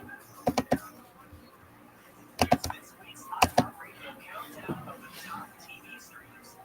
Here's what you've made popular back in your stream on. Starting us off this week is the debut of season 2 of the Seth Rogen comedy Plus. That's followed by Resident Alien on Peacock. Joining this week at 8 is the new action drama Butterfly on Amazon Prime Video. The Gilded Age on HBO Max is up 1 to 7, with Dexter Resurrection on Paramount Plus with Showtime slipping back to 6. Jason Momoa's new drama Chief of War on Apple TV Plus falls back to 5, and the new season of Wednesday on Netflix up 1 spot to 4. The top 3 starts off with the crime drama Untamed on Netflix. Last week's number 1, The Hunting Wives on Netflix, slips back to 2. And debuting at the top this week is Alien Earth on FX on Hulu, your number 1 stream show. Those are your top TV streams of the week on iHeartRadio. KFR Games Recording. An iHeartRadio station. More stimulating talk.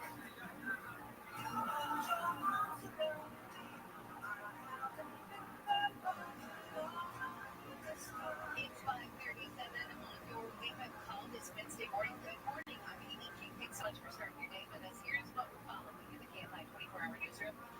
LA schools are taking out steps to keep kids cool during the heat wave, and that is descending on Southern California. Those steps include modifying recess and lunch schedules to minimize outdoor exposure, rescheduling or modifying high school athletic events and outdoor clubs, making sure air conditioners are working, and Boxer Julio Cesar Chavez Jr. is in jail in Mexico after being deported from the U.S. and he was arrested Monday. Chavez Jr. was picked up by federal agents outside his home in Studio City last month for overstaying his visa 4 days after he lost a fight at the Honda Center in Anaheim. The Trump administration's confirmed that it will take a closer look at Smithsonian Trump said on Truth Social, there's nothing in the museums about kindness and too much about how horrible our country is and how bad slavery was. Colleges and universities surrounding Trump added this country cannot be woke because woke is approach. At 6:05 is Handle on the News answers what went wrong in how Palisades fire was handled. Our article was going to tell you about that.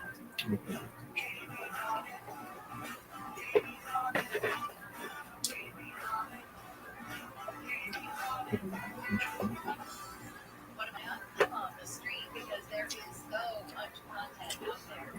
And there's some great shows and there's some shows that just make some. But they really are. So hopefully I can help you navigate through it and find some really great ones to watch. And here's one that was really great to watch, and that was Billy Joel and So It Goes on HBO Max. It's a documentary. It's 2 episodes, but I gotta warn you, the 2 episodes are very long. I think the whole thing, just the 2 episodes, was either between 4 and 5 hours. So each one was like 2 hours long. This is just a trip down memory lane. It's interviews with Billy Joel now, and then of course looks into the past. It's clips from shows, from the studio, radio stations, from all slices of his life, and you get right off the bat, music is everything to Billy Joel. And you see this as the documentary chronicles his life. There's love in it, there's heartbreak in it, and there's a lot of focus on the women behind the man. The women had a huge hand in Billy Joel becoming Billy Joel. So I saw him in concert like years ago, and it was just Billy Joel behind the piano, and it was spectacular. There's like so many songs, so many hits, and I got reminded of that watching And So It Goes. Of course, his signature song. Sing us a song, you're the piano man. Sing us a song. And he goes through how that song became a song and how it's actually from his life when he was playing in a piano bar because he was trying to pay his bills, and so there was a record deal that was going sour, and it was just, it's just fascinating. And then you go, well, what else could he have? Well, there's Just the Way You Are, which really kind of catapulted him to superstardom. And then you start, I don't want to name all the songs. I was going to name all the songs, but I don't want to because it's so fun while you're watching it. You go, oh, I forgot he did that one. Oh, I forgot he did that one because it's been a while. But I mean, like, there are so many, and then you get to the point in the documentary, you go, well, that's about it. This career must be, that must be the end of any new music. And then there's more, and then there's more. It's just so interesting, and you get caught up in the emotion of the music, and also just enthralled with how talented he is. Just the Way You Are, I think is my favorite. But I mean, they're just, but then, and I was thinking that watching the documentary, because again, that's kind of the one that really went over the top. And then I went, oh, wait, maybe that's my favorite. Oh, wait, maybe that is. So, I know, right? There's so many great ones. So, really interesting to see, too, how he fought for what he believed in. He fought for his women, his music, and his man, but he also struggled. And in the midst of this huge success in his career, his personal life is falling apart. He speaks about that. And, of course, Christy Brinkley thing, and his first wife, and his third, his fourth wife. But it's just a fascinating look into his life and an amazing trip down memory lane. I mean, like, I highly, highly recommend this. It's called Billy Joel, and So It Goes. It's on HBO Max. I'm on it, and if you've ever loved a Billy Joel song, I think you should be on it too. All right, tuning in your business with Bloomberg's Dan Schwartzman, who's in for Courtney Donahoe all week. Morning, Dan. Tremendous conversation on Billy Joel. You mentioned Christy Brinkley, and I had read that you met her playing the piano, I think in a resort or club, whatever it was.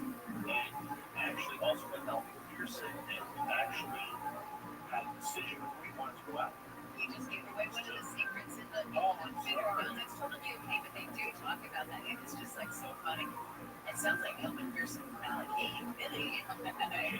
She's like 19 or something like that. I mean, for most guys, when we know we're supposed to break, we can't lose either way. That is true. That is true, but he did not. Okay. So, Dan, let's talk business. We got biofuels. Could see some big changes now. Absolutely. The renewable fuels market could have big changes. The Trump administration said they should be a new policy decision. We're learning that the EPA is expected to rule on dozens of blending petitions from small oil refineries seeking exemptions from ethanol and biodiesel blending mandates. All farmers and crop processors want to make sure more corn, ethanol, and vegetable oils are blended into fuels as their basic oil prices be impacted tariffs. Some refiners, though, even claim that the blending obligation is a costly burden, so that could become a battle on Capitol Hill. So they're saying that it's available, but if they have to do it, it can be a problem. Yeah, they don't want it. But obviously the farmers do because they want to sell more corn and vegetable oils, obviously. Make more money because they're suffering right now. But I think the consumer to not have the blend would actually make it cheaper for us. Weight loss drug maker and maybe business isn't so great. What's up? It's not. No, the board is implementing a global hiring freeze. The company's looking to cut costs and gain its foot in the competitive weight loss drug market. The biggest drug maker's workforce will employ more than 78,000 people as a company rushed to reduce production of popular obesity drugs, Wegovy and Ozempic. Novo Nordisk is about to be overtaken by rival Eli Lilly in weight loss drug sales this year. So not good news for Novo Nordisk. And I can't even probably wrap my hand or my fingers around or my mind around how much money those drug companies are making off this right now. Billions. And they obviously yesterday Novo was saying that if you pay cash, you get Ozempic for half price every month. $499. That's a nice car bike. What are we looking at for the markets today? Right now, well, Wall Street seems to be heading for liquidated losses. Investors aiming to evacuate the tech stock rally. NASDAQ futures are right now down 65 points, about 31%. S&P's down 8.5 points, or 10.1%. Dow is essentially flat. It's down 4 points again. It is essentially flat. Okay, we'll keep watching it, and we'll get your business again tomorrow with Bloomberg's Dan Schwartzman. Have a great day. All right, when we get back, you've heard the saying, it'll shake you to your foundation. Well, the Earthquake Authority can help you with that, literally, with your foundation when it comes to your home. We'll be checking in with the Chief Mitigation Officer for the California Earthquake Authority. That's coming up next. Now let's check in with Will. Still working on a crash. It's in Riverside up 215. From the freeway, 215 southbound, right there at the CC. Multiple vehicles involved in a wreck there. And some traffic here. This time is backed up almost to, looks like well past Central, southbound side, northbound side. Some spectators loading as well. So hopefully we'll get that out of your way shortly. Because that's the low volume side that's really stacking up. Westbound side of the 91 pretty slow from the 15 on out past the 240 does get better for you. Big problems in San Dimas, westbound side of the 210 freeway. Right around Sunflower, we've got a crash in lanes that has from the 4 to the 57 on that westbound 210. Starting to see brake lights right there at San Dimas Avenue. And the westbound 60 in Ontario, right around Milliken, Caltrans, working on the lanes there. It's going to be that way until this afternoon. Some slowing for you. With Southern California's most accurate traffic reports, have a little closer right now. Our iHeartRadio Music Festival, presented by Capital One, is back in Vegas. Streaming live only on Hulu. A weekend full of superstar performances. And keep listening for the next chance to go away there. Capital One is the proud presenting partner of iHeartRadio Music Festival, bringing great products, rewards, and services to its customers. What's in your home? iHeartRadio is here with a new way to enjoy our beautiful planet. Energy consumption is a primary contributor to a changing climate.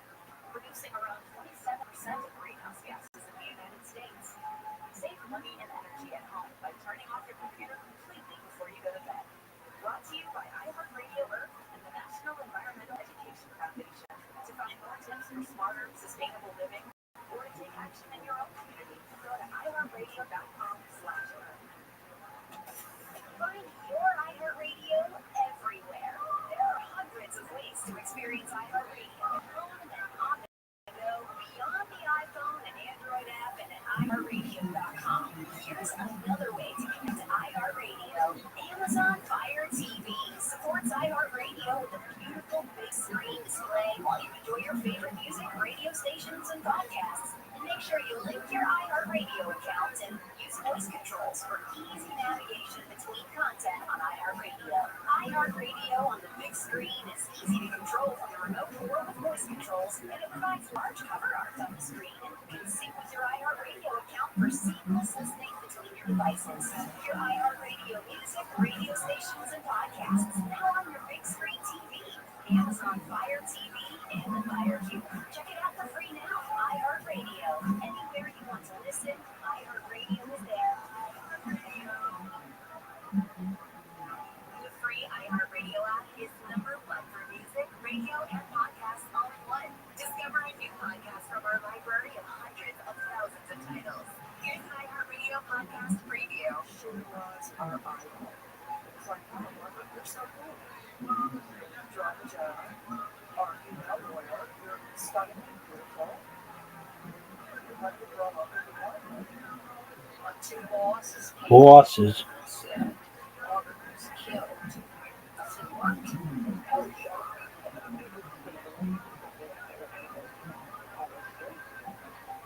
Promote this image of small town America. My two bosses. And maybe the reason they haven't made an arrest in Margaret is because they're not looking at themselves.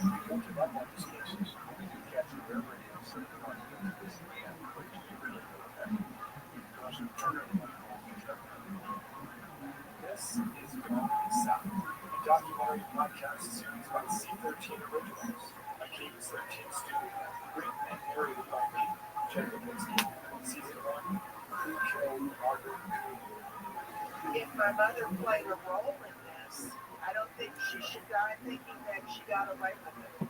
Me, a serial killer on the way. I asked her, what are you doing here? She looks at me and says, I'm here to kill you. Listen now for free, wherever you get your podcasts. Listen and follow this podcast for free on the iHeartRadio app. Number one for music, radio, and podcasts. All in one app. iHeart is America's #1 podcast network. Open a free iHeart app for podcasts like this. When was the last time you took a chance? I was turned away, and a cute girl sat down next to me. That was enough for me. I'm Francesca Streets. And this is cultural connections we make.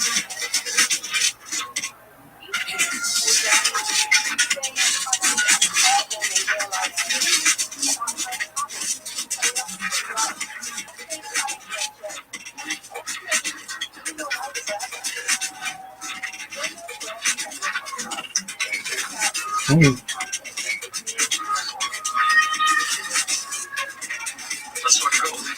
Got that shit. Out here.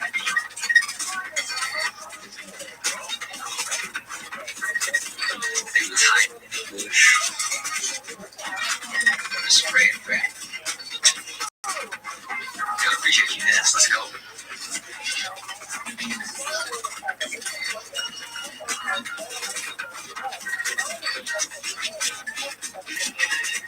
Thanks for the follow.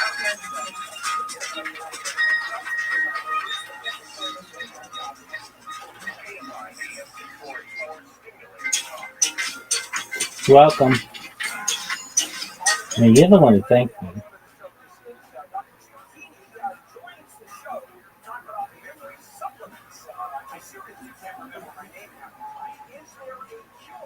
That's coming up at 8:30 today on the next whatever the hell the name of my show is.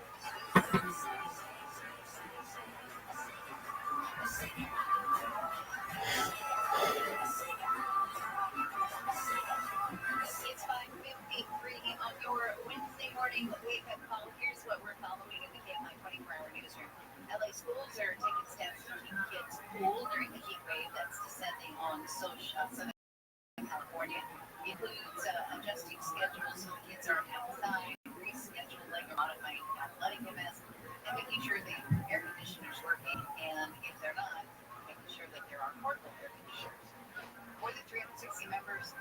Damn, girl. of UCLA's Jewish community have sent a letter to the UC Board of Regents to speak out against the Trump administration's $1 billion anti-Semitism settlement with the university. They say the punishment levied against UCLA is misplaced. Attention Fallout fans, the trailer for season 2 has dropped and the release date has been announced. The second season is based on the video game franchise. It's going to be released December 17th. Walter Goggins is back, so is the original cast, and there's a new member of the cast, Holly Culkin. We're just minutes away from the handle on the news. This could be a sign that TikTok isn't going to be banned. President just got a TikTok account. Let's say good morning now to the Chief Mitigation Officer for the California Earthquake Authority, Janelle Reed. Good morning, Janelle. Good morning. So when the shaking starts, the big question is your home braced to make it through the shaking? And that's where the California Earthquake Authority comes in. You can help make sure that your home does make it through. That's right. We have a program that provides grants up to $3,000 to help people who live in older homes that pre-1980 whose houses are not properly anchored to the foundation. We have a shovel stud wall to go around the house with plywood on it. That's a great business. We have a grant program with us that's $3,000, and it opens today. It opens today. Okay, so if you want to put like up to $3,000, let's talk a little bit about the molding thing because I wanted to kind of paint a picture of what can happen with shaking, especially in older homes. The problem, of course, is that these homes were designed and constructed before we knew a lot about how houses performed in earthquakes, so they didn't have the same building codes that we have today. They don't have the same protections. So they may have some holes they use for construction, but they really don't have sufficient bolts to keep that house from sliding off the foundation. And then, of course, if they do have those short stud walls, those stud walls are used in the top of the neighborhood, so that's where the plywood comes in. And it's a relatively simple process to construct. 2 to 3 days for a contractor to do. It's about $200. That's the median statewide for this 2-year retrofit. And we also have a supplemental aid for income qualifying households. Households who have an income of $80,040 or less will get additional funding. And what they do is a grant, and we have done over 33,000 retrofits across California.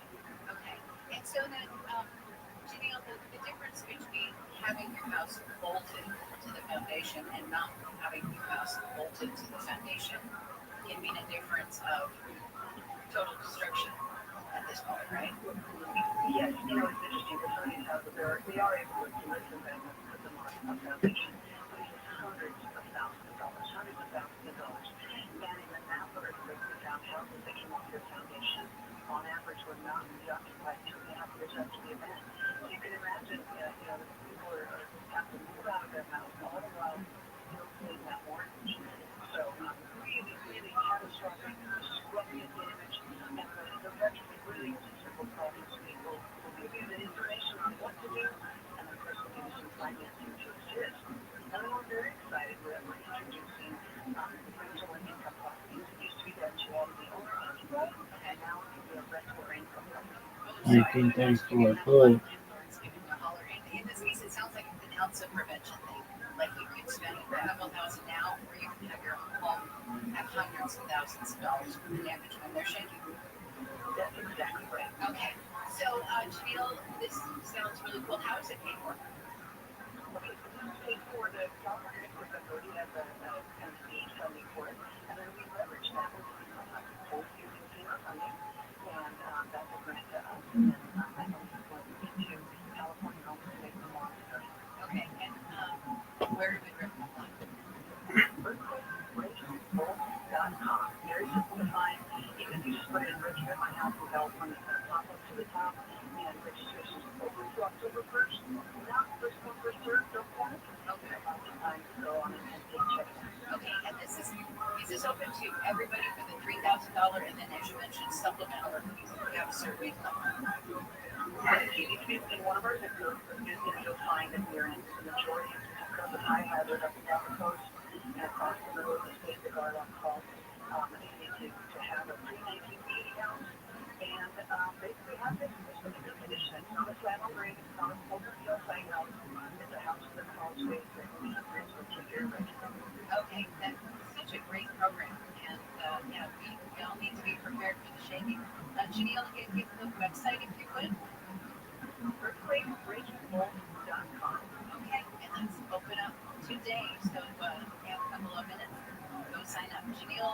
Rabbi, the Chief Mitigation Officer for the California Earthquake Authority. Thanks so much.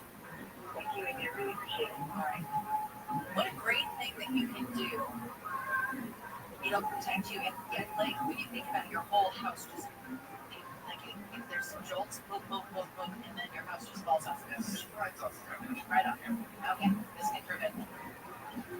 Let's go to some of the stories coming out of the KFI 24-hour news. The LA City Council has voted to oppose state legislation that would make it easier to build homes near transit stops. Bill 79 supporters argue creating residential density near train stations and high-traffic bus stops solves a couple of problems as housing and connects people to their communities.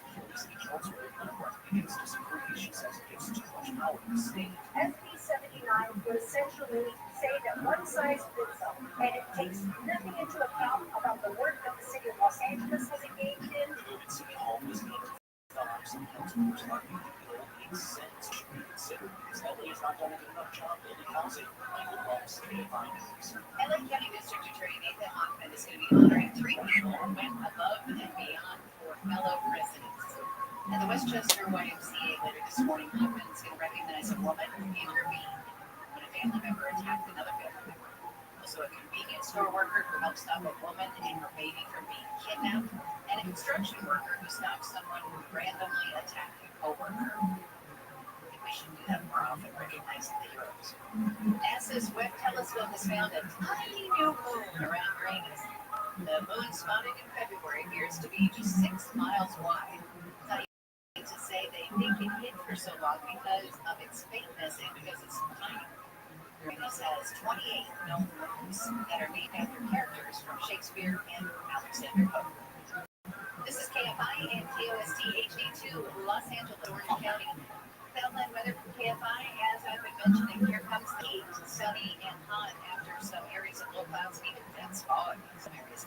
Highs will be in the 80s in the beaches, upper 80s to low 90s for Metro LA and Lindo Sea, upper 90s to 105 in the valleys and Inland Empire, around 100 for the Antelope Valley, overnight lows in the 60s and 70s, and even hotter tomorrow with highs in the mid 80s at the coast, low to mid 90s for the metro areas, and up to 109 in the valleys, 104 in the IE, 107 in the Antelope Valley, and it's going to be hot all the way through the weekend. 69 down Costa Mesa, 68 in Fountain Valley, 67 in Studio C, 69 in Claremont. Live from the KFI 24-hour newsroom, I'm Amy King. This has been your wake-up call, and if you missed any Wake Up Call, you can listen anytime on the iPhone radio app. We've been checking out this crash. The 210's playing this morning. So go back to San Diego.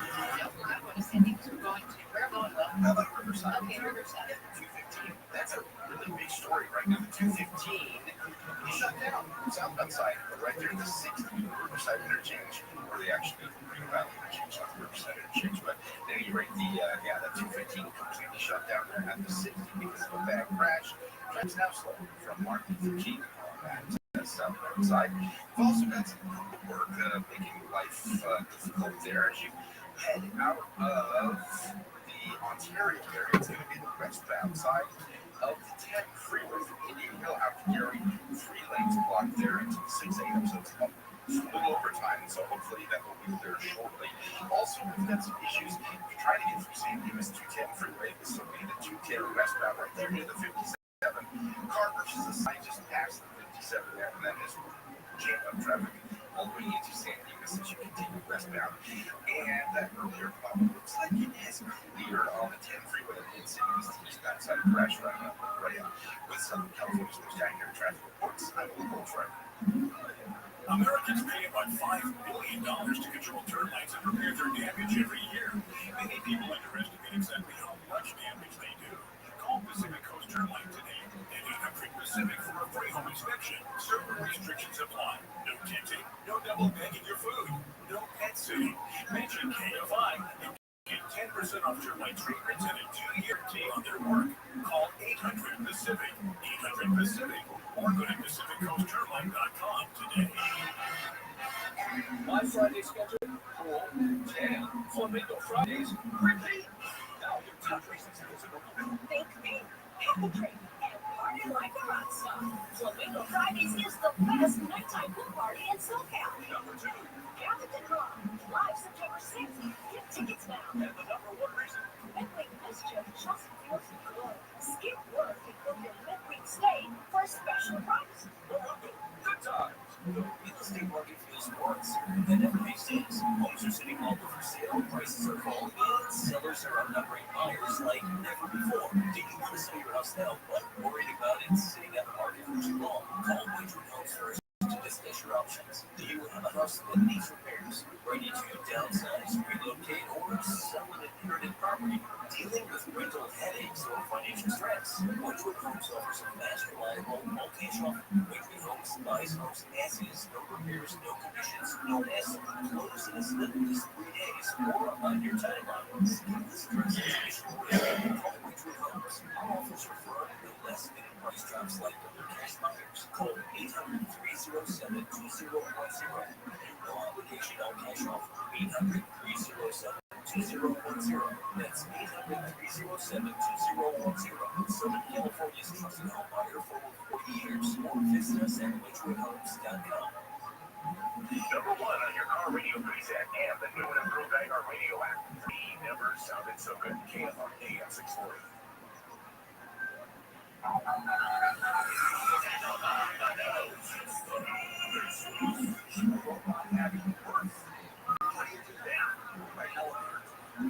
Opens up and out comes bacon.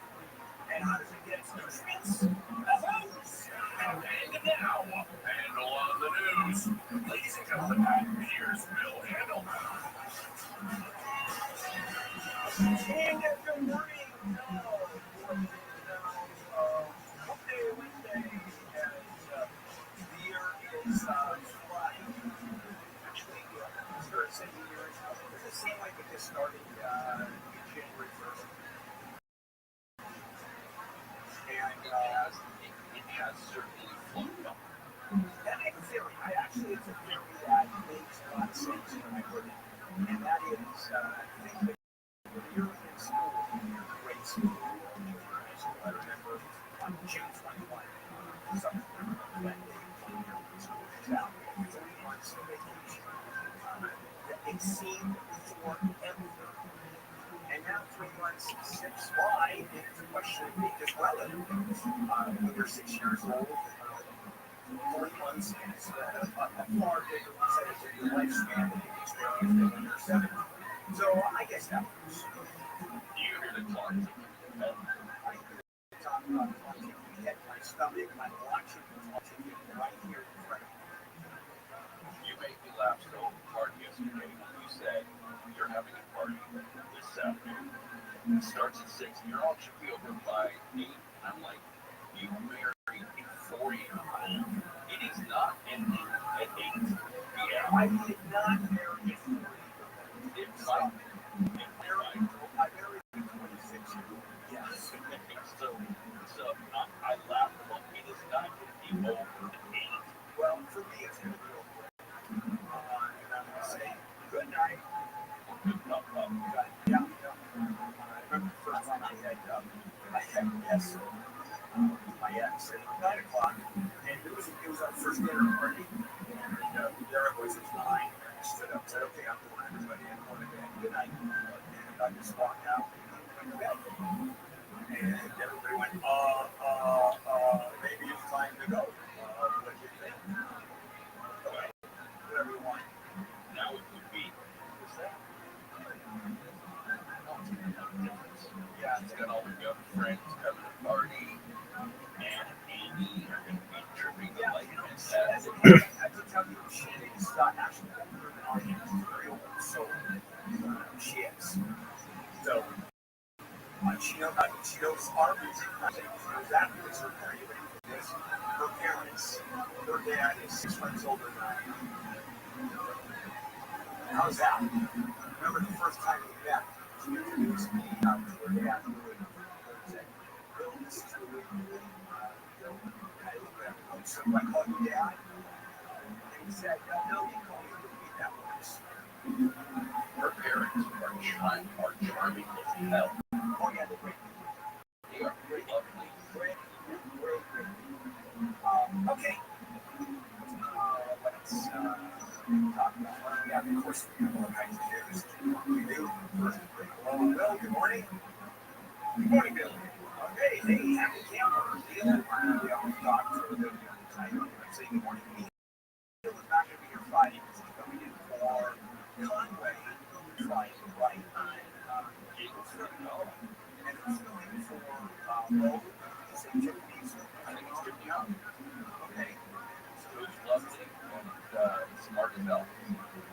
It's, yeah. It needs to have a real bench. I think it should be only weekend nachos that does during the week. We should have Chris Merrill and Chris is not a regular. Wait a second. Chris is not, is he and Mark is not a regular? I'm talking about regular weekend nachos. Yeah, I've got old theory. Maybe it's because when I was weekends, I still for everybody. It was different. It was very different back then.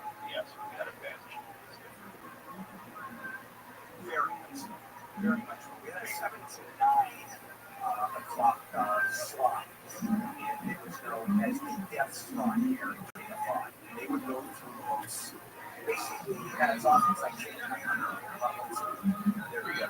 Wait, resting. You had Stephen Miller. So many people. And so Henry, I was now starting on Broadway or off Broadway.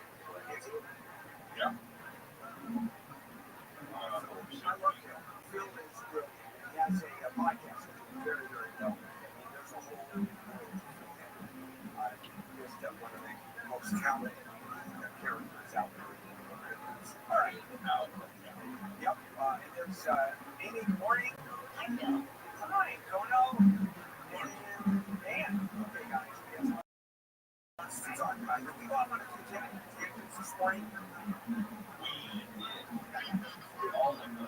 Yes, just look at the tangent show. Is what we're going to call it now. Okay, and on the news. Amy, Neil, and me. Lead story. Different thing here is going to happen.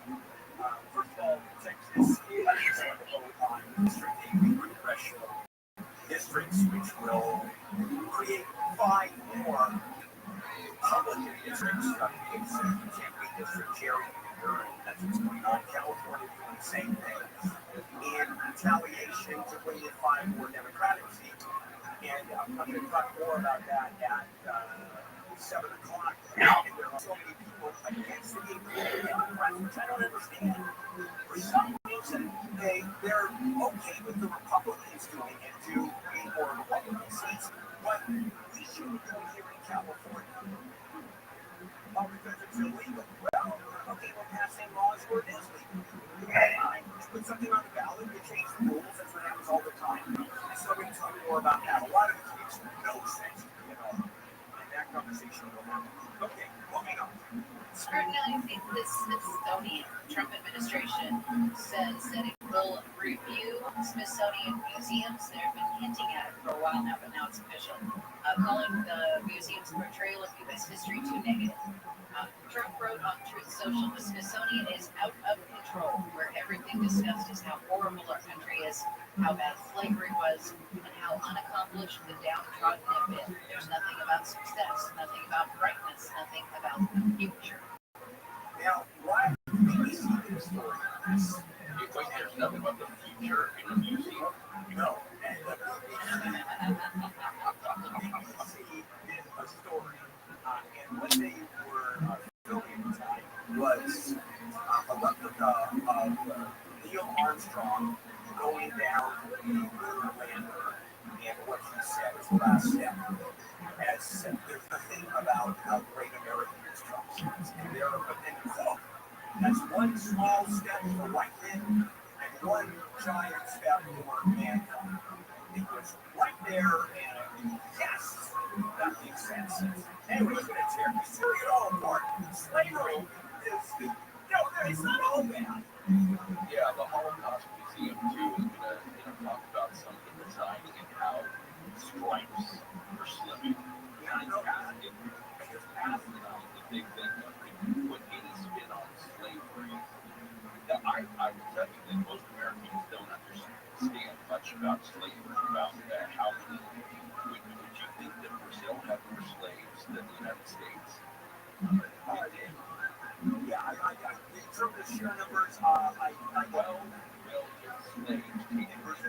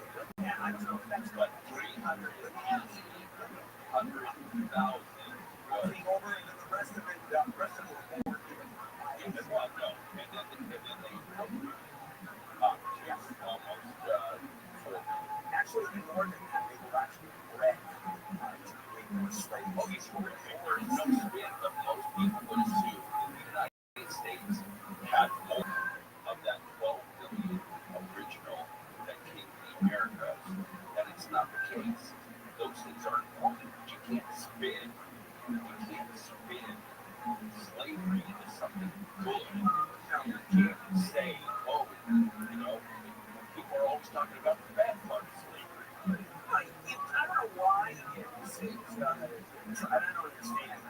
I certainly see the argument that we should spend more time, it's not like Sue and I, more time talking about our freedoms in the future and really concentrate on the great part of America. I don't have a problem with that, but then playing slavery and other parts of it, by the way, civil rights, that's not that big of a deal. And downplaying the negative parts of America. We have tons of negatives. I mean, tons. Yes, every country does. And our greatness should come from admitting those things and not reliving them by owning up to them and saying this will never happen again. Hey, Siri. How many slaves were there in the South during the Civil War? No, okay. Georgia, 462, Virginia, 490,000, Mississippi, 436. So we're talking just in those states, we're talking 5, 6 million. So, I mean, there were massive amounts. Okay, the peak was under 4 million. We got 388,000 in the first 12 million. I'm not doubting that. Okay, I understand. You're looking at the figures. I'm not. I can actually not look at the figures. I'm not looking at your. Thank you so much. All right, enough of that. We'll be back. We're doing that at 7:20. I'm going to be on the 7:20. All right, Amy, what's going on? We'll keep the tone right. Summer in Southern California today with inland areas, mountains, and valleys. Right, we need a battle on the map. For the next several days. The husband of a woman whose body was found over the weekend in the Angeles National Forest has apparently left the country. And the White House has confirmed No, so you're out of questions, right? to advancing peace efforts, which may include potential And Ukrainian president. you're probably going to say, oh, there's a question when that gets to At the bottom of the hour, we'll check out that problem in sunlight coming up next. If I get into a car accident, call the game. Oh, okay, it's not the worst. Right, call that. Let's keep this going for him. He's going to be a win here and here. And we'll start telling you about how much money the insurance company they can actually start negotiating. And then maybe you call me on Saturday and I'll tell you right here. You're negotiating with the insurance company. You're negotiating with people that are just experts, truly, and not paying money. This is what they do. This is their wheelhouse. And you're not, that's not your wheelhouse. This is not what you feel living. And so I'm going to suggest you get some representation with people who do this will be represented. By the way, it doesn't cost you anything. It's a percentage of what they settle for a lawyer. You're nuts not to have someone represent you. And I'm going to suggest handleonthelaw.com. That's why I created this website, handleonthelaw.com, to help people who are in that position. So if you've been injured in a car accident, it's not your fault. Visit handleonthelaw.com. From the Odoo.com Weather Center, Odoo, the only business software you need. Sunny after the burn off, highs in the 80s at the beaches, 90s to 105 inland. This report brought to you by Positive Coaching Alliance. From the Southern California Toyota Dealers Traffic Center, save more and come with Toyota's full lineup of fuel-efficient vehicles. Do not crash in Sunland on the 210. This is one of them, 210 freeway, she had westbound. This is going to be, we lived in Tampa, in the hospital there. Crash, they were all lanes blocked. All lanes closed for a big crash. There was one of them, so a big mess there in the southern area. She went westbound, she changed agenda from other issues include this problem that we've been talking about in San Dimas, Glendora area. It's also on the 210 freeway. 210 westbound, this is going to be right near Sunflower, where we have now just the 2 right lanes marked. For a while, it was all lanes, but now it's just the 2 right lanes. Westbound 210, they're jammed from San Dimas Avenue, also making for a slow drive right outside of the 57. We've got some issues as well in the Valley, Riverside area, 215 this time, 215. Freeway, as you head southbound right there at the 60. Now just have one lane. We had all lanes, one lane is open, traffic jam. I'm getting out of Riverside. I'm all the way back to the back. person with Southern California's most accurate tracking. It's at Locals, right? Got issues with youth or high school sports? Positive Coaching Alliance can help. PCA, a national nonprofit, offers more than like resources for youth and high school sports coaches, parents, students, and administrators. Visit PCA10zone.org. This report is sponsored by OPOLaw.com. Just knowing you from Oakville Law, if your vehicle took a hit, your body probably did too. Pain can show up days later. Don't ignore it. You handle the healing, we'll handle the rest. Call 888-OPO-WINS or OPOLaw.com. Hey, what's up? Allie High, joint college days. Those kids going back to school, their schools burned to the ground. So they're going back to the only campus they now know for the last 6 months, which is Sears. They thought they were going back to Dallas. Back to Dallas. Going back to Dallas, yo. I don't think so. They're going back to Sears. In Conway, Jim, they're Americans. This afternoon at 4 on KFI AM 640 or Stimulating Coffee. If you've been impacted by the Southern California wildfires this year, you don't have to recover alone. Join us for the Ashes to Answers Wildfire Expert Panel event August 21st and 20th in Pasadena. The event is free and hosted by the Rise Relief Project. We support those impacted by the wildfires with supplies, resources, and emotional care. Get real answers about insurance claim recovery, rebuilding your home, and your real estate options. Learn how to speed up your recovery and find out if you qualify for a wildfire class action lawsuit. Our team of experts, legal advisors, and community partners will be there, offering resources, support, and critical aid. In times of crisis, you need more than hope. You need help you can count on. Rise California, relief, intervention, support, empowerment. Call 800-484-RISE or visit risereliefproject.com to RSVP. Register now and receive a free gifted check August 21st or 23rd. 800-484-RISE.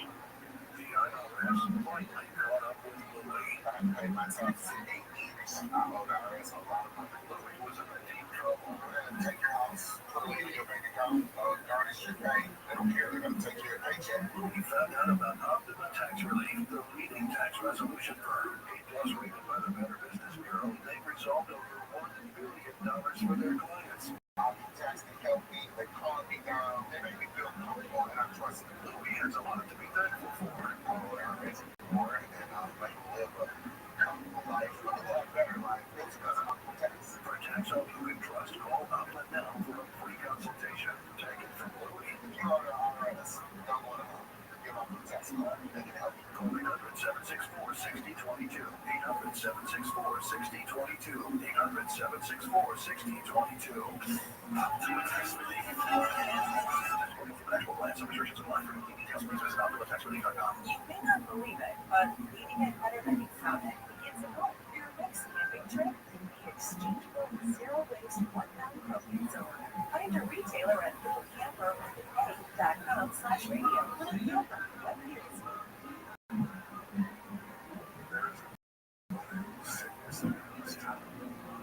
Most exciting.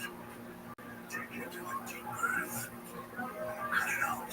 From iHeart Podcasts and Cricket Mile from Eric Mankey, this is Habit Town, a new fiction podcast set in the Bridgewater audio universe.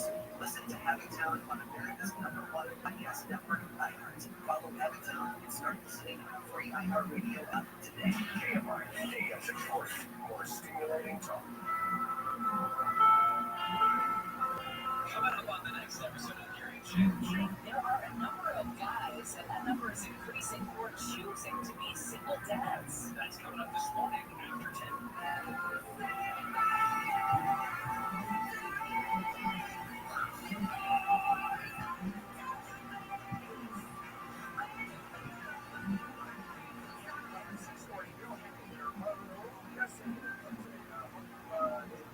August 20th, and continuing on morning one.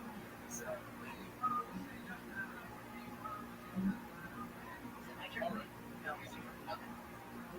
so the Palisades fire, still a lot of questions this far out from January, and one of them comes by, or some of them would be answered by way of a report detailing the handling of the Palisades fire.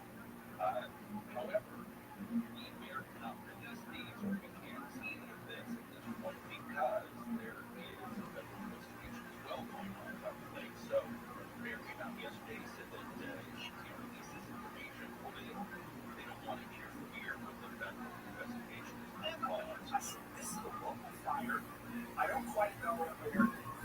on all other utility that is connected to the grid, that therefore goes across state lines.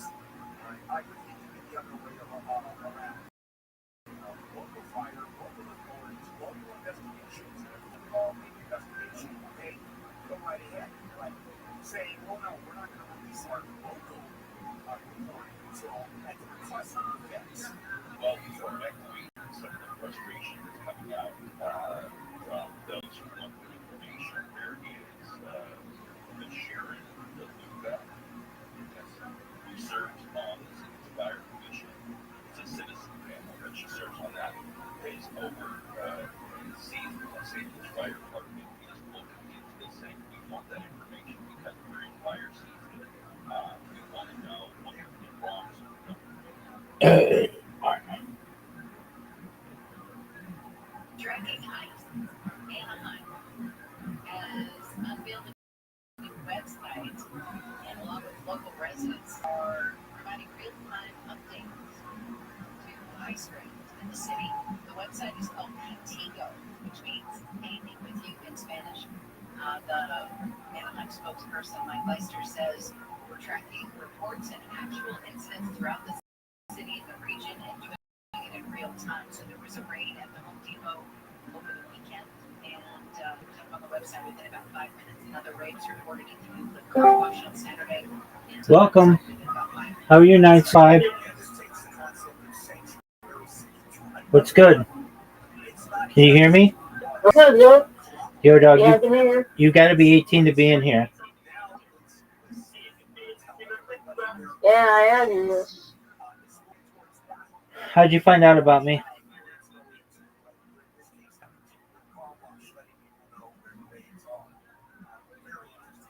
You gave me the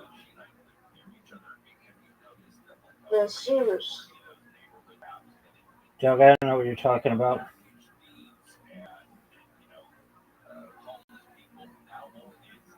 You've got to be 18 to be in here. And what year were you born? Go. I was born in 2020. Okay. 2021. Okay, you're not 18, so you have to leave. Okay. Bye.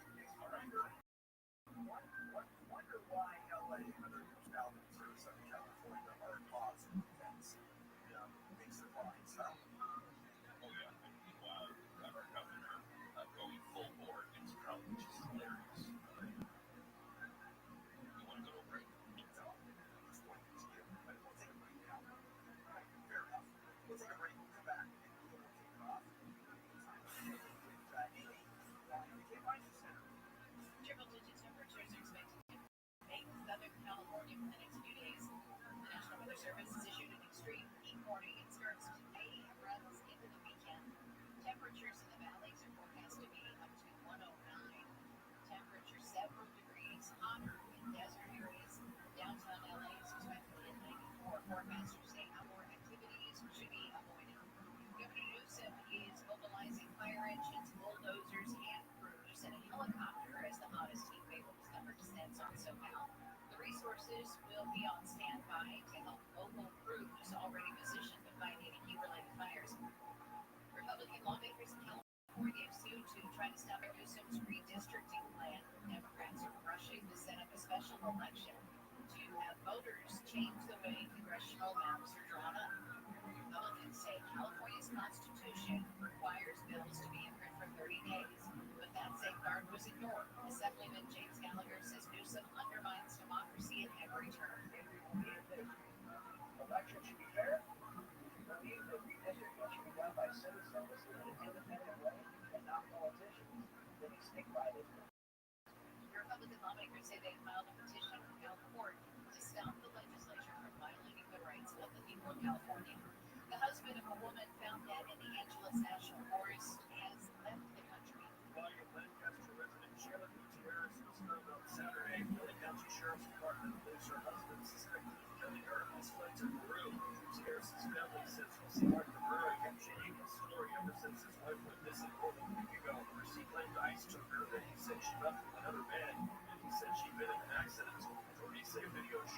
are dragging some large wrapped in fabric.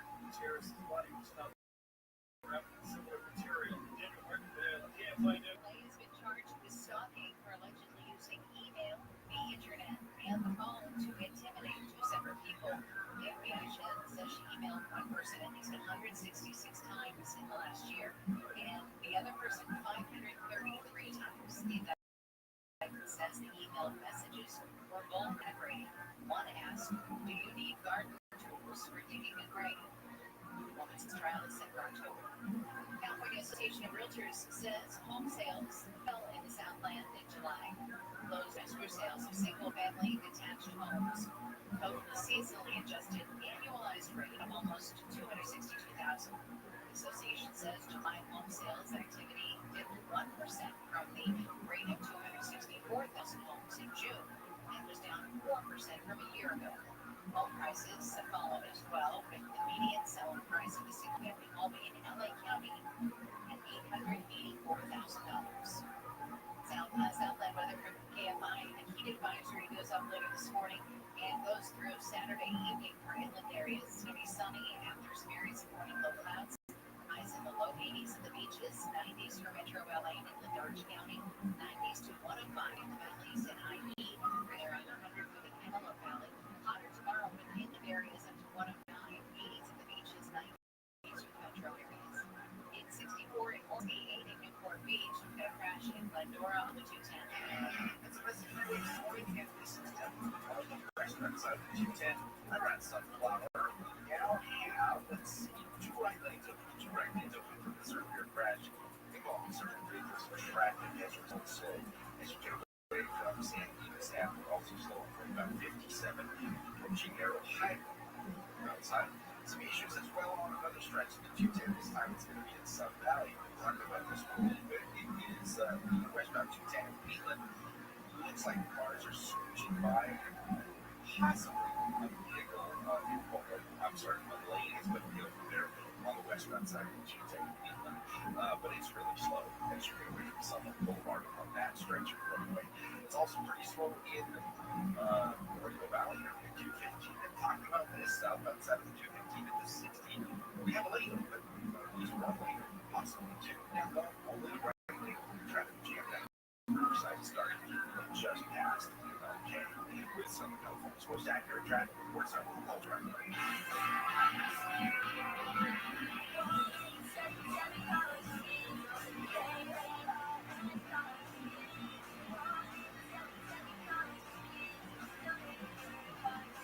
Call 1-877 Cars for Kids to reach your friendly live agent. Donations super easy and your car can be picked up as soon as tomorrow. Call us now, 1-877 Cars for Kids.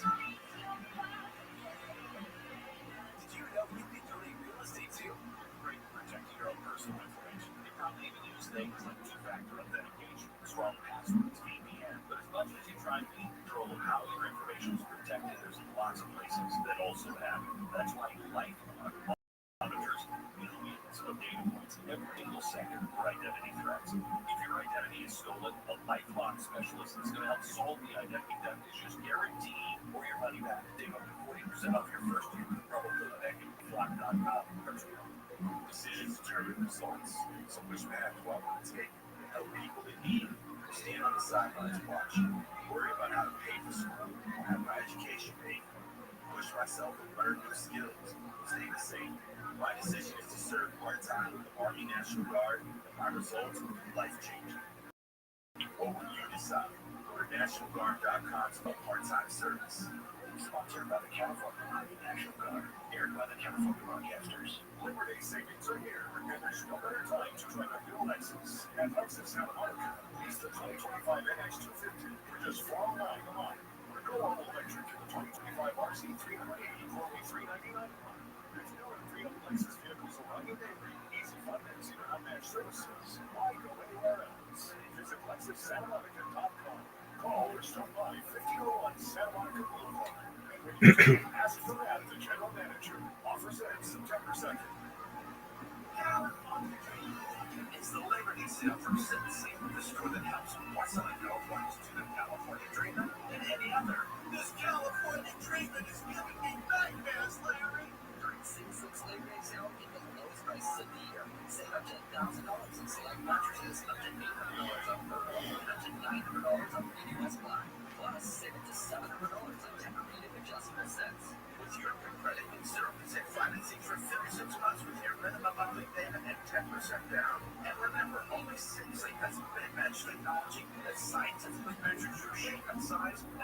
choose just the right mattress. You didn't recommend the right one, Larry, because you're killing me, Larry. So people are living the California dream every day. Count the mattress from more Southern Californians trust. Your California dreaming every night. Sit and sleep. Since it will beat anyone's advertised price on your mattress is free. It's official. The 30% federal tax credit ends this year. Need to act now. Switch to solar with Semper Solaris now or pay 30% more later. Go to SemperSolaris.com. Farm 811 starts with you. Always call 811 and wait for any underground lines to be marked. Safety Stay home. For more information, go to farmsafety11.org. And near that, see our sports development program. Every time you else, go to lifesourcewater.com. For official rules and more information about contests on this station, go to KFIAM640.com/rules. Nobody covers it like KFI. Extreme music-related illnesses and even fatalities are a possibility. Temps in some areas of LA to hit triple digits over the next couple of days. Fire danger extremely high. State officials are preparing for a November 4th vote after Governor Walter changes to California's congressional district. Counties are already lining up ballot printers and polling sites. The president wants the wall painted black. It gets even more and making it even harder for people to vote. Said the cost of the wall's renovation was included in President Trump's One Big Beautiful Bill Act. KFI AM 640, your number one preset for breaking news in Southern California. KFI AM 640, or stimulating talk. TikTok, all the market, that's really rocking in the old pocket, lock it like you knock out. Straight home, KFI AM 640. I knew I was talking to everybody about how depressing life is. And decided, and I was talking about technology, and there are technical. And that was, yes, I was. And when I jump off the building, a SWAT guy off the building, that's so impressed, we have to figure out a way to broadcast that. Because that ability is the news. Back we go. More evil on news. God. My favorite character in all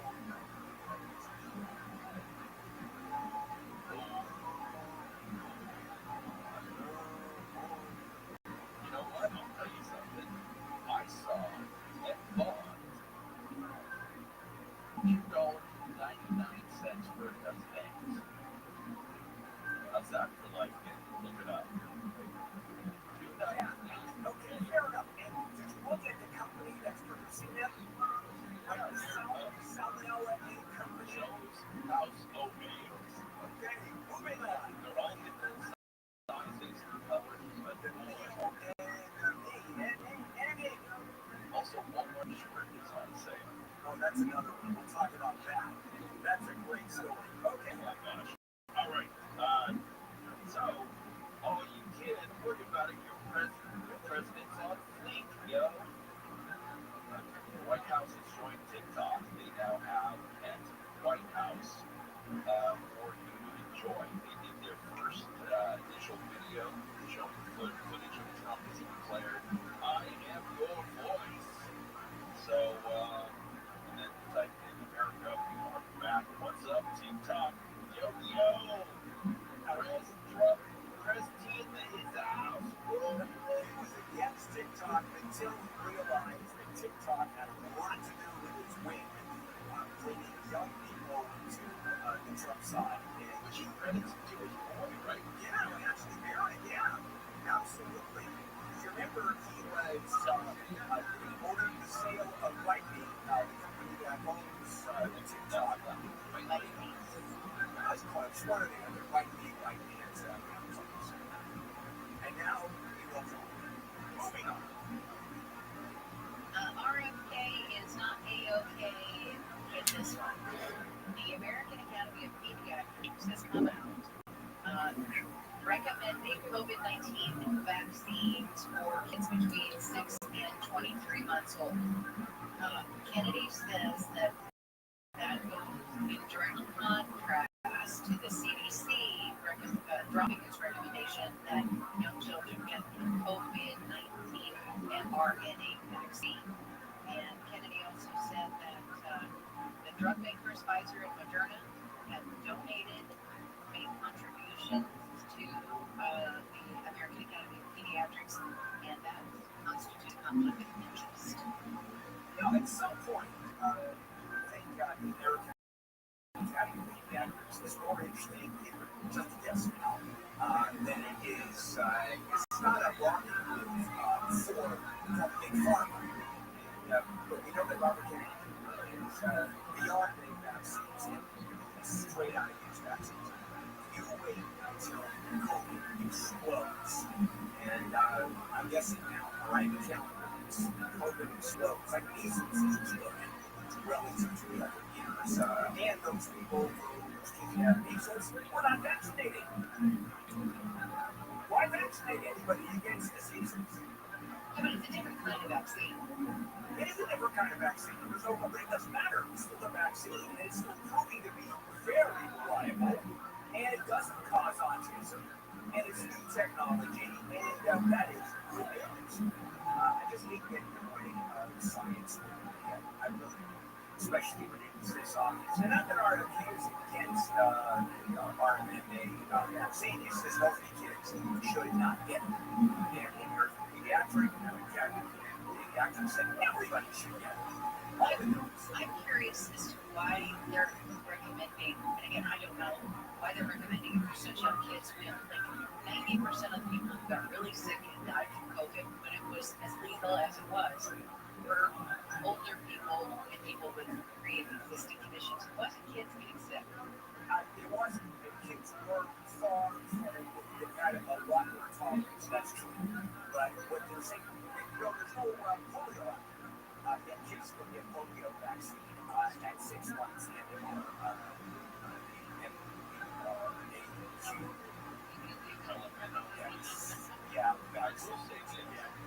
vaccines are the closest we have to actual cures. Because everything else is the old saying, they are built for everything, true for nothing. Vaccines are the closest we have to actually curing things. In fact, it's fighting against things. It's scary. All right, Trump administration, security clearance for you. You've got federal government intelligence community people being targeted and having their security clearances revoked. 37, as a matter of fact, folks, current and former national security officials are being pulled from this roster and being told that they have engaged in politicizing the nation. Yeah, that's what the artists were to say. Politicization or weaponization. Yeah, what's interesting about this is the argument they're doing is because they have really tapped into the administration. So they are going after people who somehow attack them, but they're not using politics to attack those people. It's straight out of retribution. That's exactly what they're complaining about. Yeah. But the memo that went out did not offer any evidence of the accusation. What more? Take a break. Okay, this is so wrong on so many fronts. There's a new development in the Ozark Mountains of Arkansas. It's about an hour away from the closest city. And this group of homesteaders building an exclusive community. Applicants are screened with an in-person interview, a criminal background check, a questionnaire about ancestral heritage, and sometimes even pictures. Because the community's two architects say they must personally confirm that applicants are white before they can be welcomed in. And it's been actually tests to make sure no one over the have an actually more than 8 is going to be allowed in. Well, tell us about those architects of this place. Yeah, okay, so one is a classic benchmark player who has live streamed his own sex videos. And the other is a former jazz pianist arrested, but not charged for attempted murder in England. How do you have such a ritualize sex with the French. Well, now we all know our thing. Let's take a break.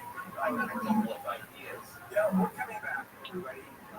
Yeah, it depends on how big you are, which side you. Okay, let's do it. Maybe if I do.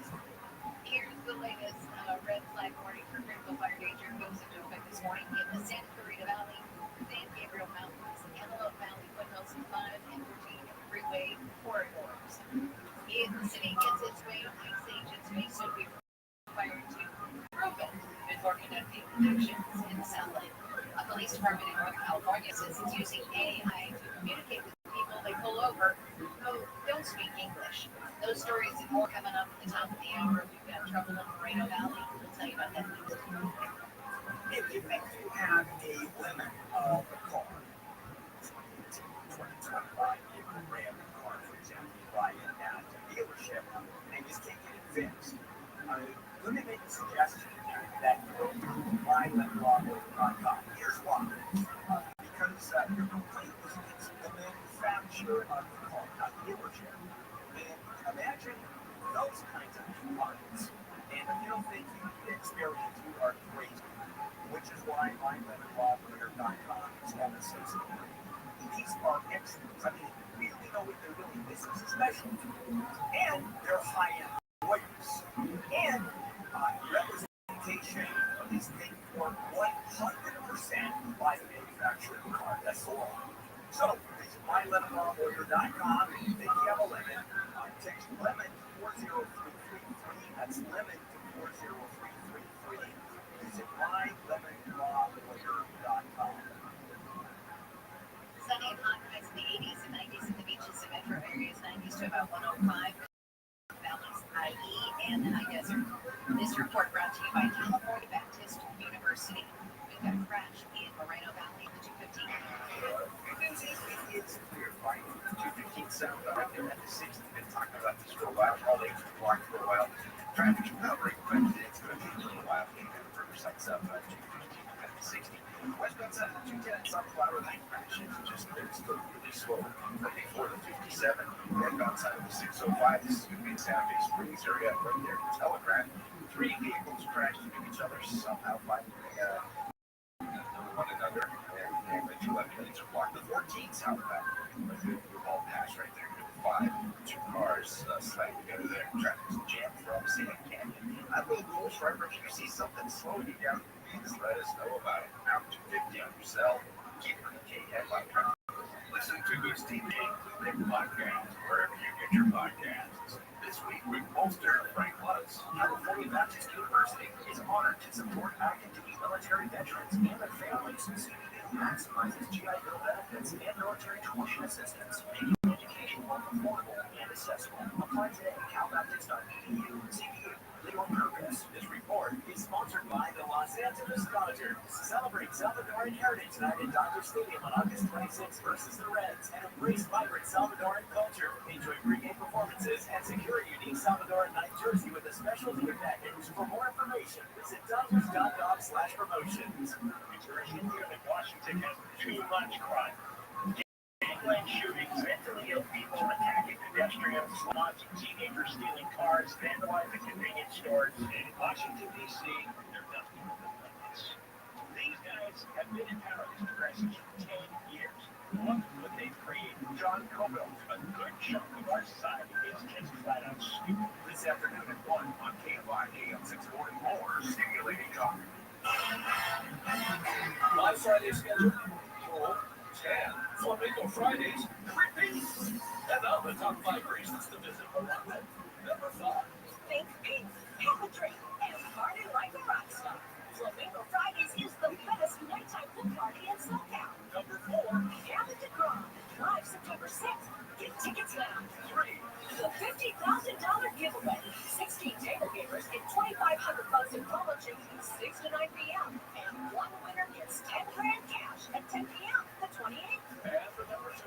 Midweek mischief just feels good. Skip work and book your midweek stay for a special price. The boss never has to know. And the number 1 reason.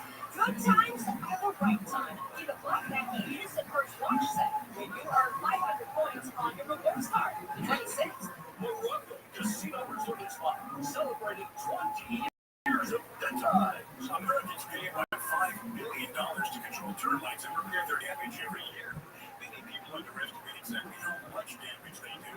Call Pacific Coast Termite today and 800 Pacific for a free home inspection. Certain restrictions apply. No tinting, no double bagging your food, no pet sitting. Mention KFI and get 10% off termite treatments and a 2-year guarantee on their call 800 Pacific, 800 Pacific, or go to PacificCoastTermite.com today.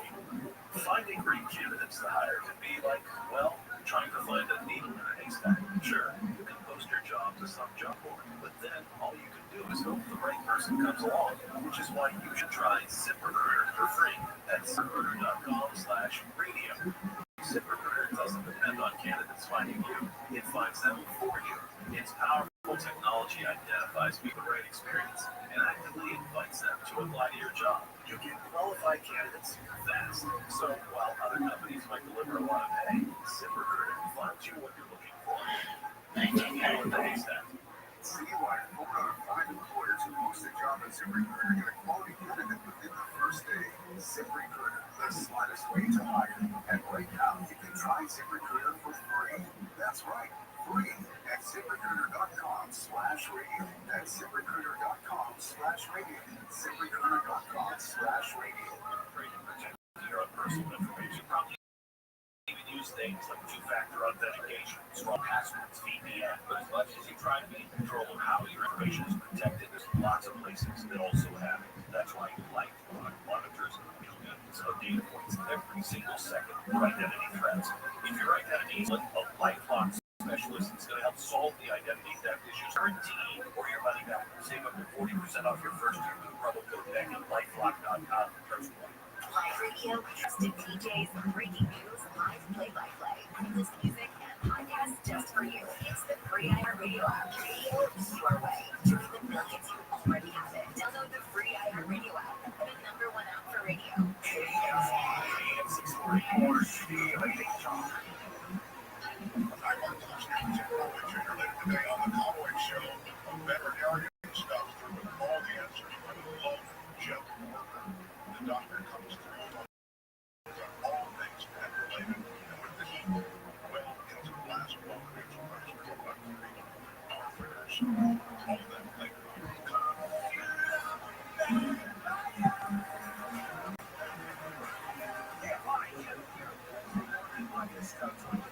So finish it up. Handle on everybody's going to get investigated, even the police. So you have DC officials say that the police stats that we talked about on the program about violent crimes dropping in Washington, D.C. Well, they're getting some pushback. Of course, Trump says that even if the federal takeover that he had been pushing, while the Justice Department of Washington, D.C. police that crime. So it's unclear what crimes the Justice Department could accuse D.C. police officials, I guess, manipulating federal debt, fraud, and like that. But they're being investigated. Yeah, I'd like to know where the police do get their figures. Is they keep track of these figures, whether they exaggerate or not. However, that is not Stay true. Nothing can make you break your promise. You're too stubborn. I have yet to see. Compare this to last week or compare this to last month when there wasn't a federal intervention. I don't know what that is. Which is what is taking those numbers. Comparison. You need to know what type of instruments to use. Specifically, but I was watching the show last night. Again, I don't have them sitting in front of me, so I don't know where they came from. But they were saying that both carjackings and armed robberies were down. Like, isolated incident with these people. It's like this was their content. They were doing this 24/7. So I think the question for me is, how is that not against TOS, and why was it allowed to continue for so long? Do you know what I mean? I changed my category in 2 seconds. But yeah, for real. Yeah. Now it's a question of statistics and how many federal Trying to drag yourself out of bed, get it, Graham. You can do it, mate. You can do it. I doubt that crime is out of control, and I have no doubt that the police is questionable as to the reporting there too. So you question both. I had no idea he was telling the truth. FBI has one number, and police have another number, the state has another number. It just calls the numbers that are given out by local jurisdictions. They're not making them. They're not going out with their own numbers. But the balance here is not you can stop crime easily. You put perfect controls so they can't make all about a police state and a whole balance about us being able to enjoy our freedoms and have the least crime possible. Okay. If it's glowing, don't eat it. I know that we can joke about it. It's actually pretty serious. The FDA is warning people to not eat raw frozen shrimp sold at Walmart because of possible contamination by cesium-137, which is a radioactive isotope. I know it was found in the shipment of imported frozen shrimp from an Indonesian company that uses the business name BMS Foods, and it's being sold at Walmart. And officials have detected the radioactive isotope at 4 ports across the country, including the Port of Los Angeles. Yep. Also, the WNA is floats. You have to. Oh, it's under great value at Walmart stores. Yeah. Great. Sweats. Yeah. So you don't need nightlights in the house. On the other side, Every grade across Southern California, people have these shrimp around their neck. All right, Italy, one of the biggest glaciers is melting. So much so they can't even measure the way they have for 130 years. They have to do it remotely now. Last summer, geologists discovered that the simple stakes used to benchmark, they measure put stakes in certain areas and see how they can track each year all of those things buried under rock slide, debris, and it's just too unsteady there to train for in-person visits. So it's already lost about a mile in length since first measuring the benchmark position in front of the glacier in 1895.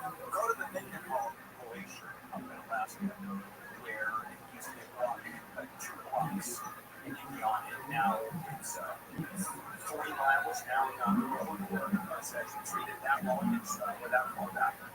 It's really impressive. It's gotten to the point where we have more ice in LA than they do in Alaska. Good night, everybody. Oh, okay. We're done, guys. Coming up, California Republicans pushing back on the Democrats' timeline districting, and I want to talk about that a little bit. To me, this is so simple. I am missing something here because I don't know where the controversy is. We'll talk about that coming up. This is KFRD 1640. KFI, HD2, Los Angeles, Orange County, or stimulating talk. flags are about to fly. I'm Amy King, and live in the KFI 24-hour newsroom.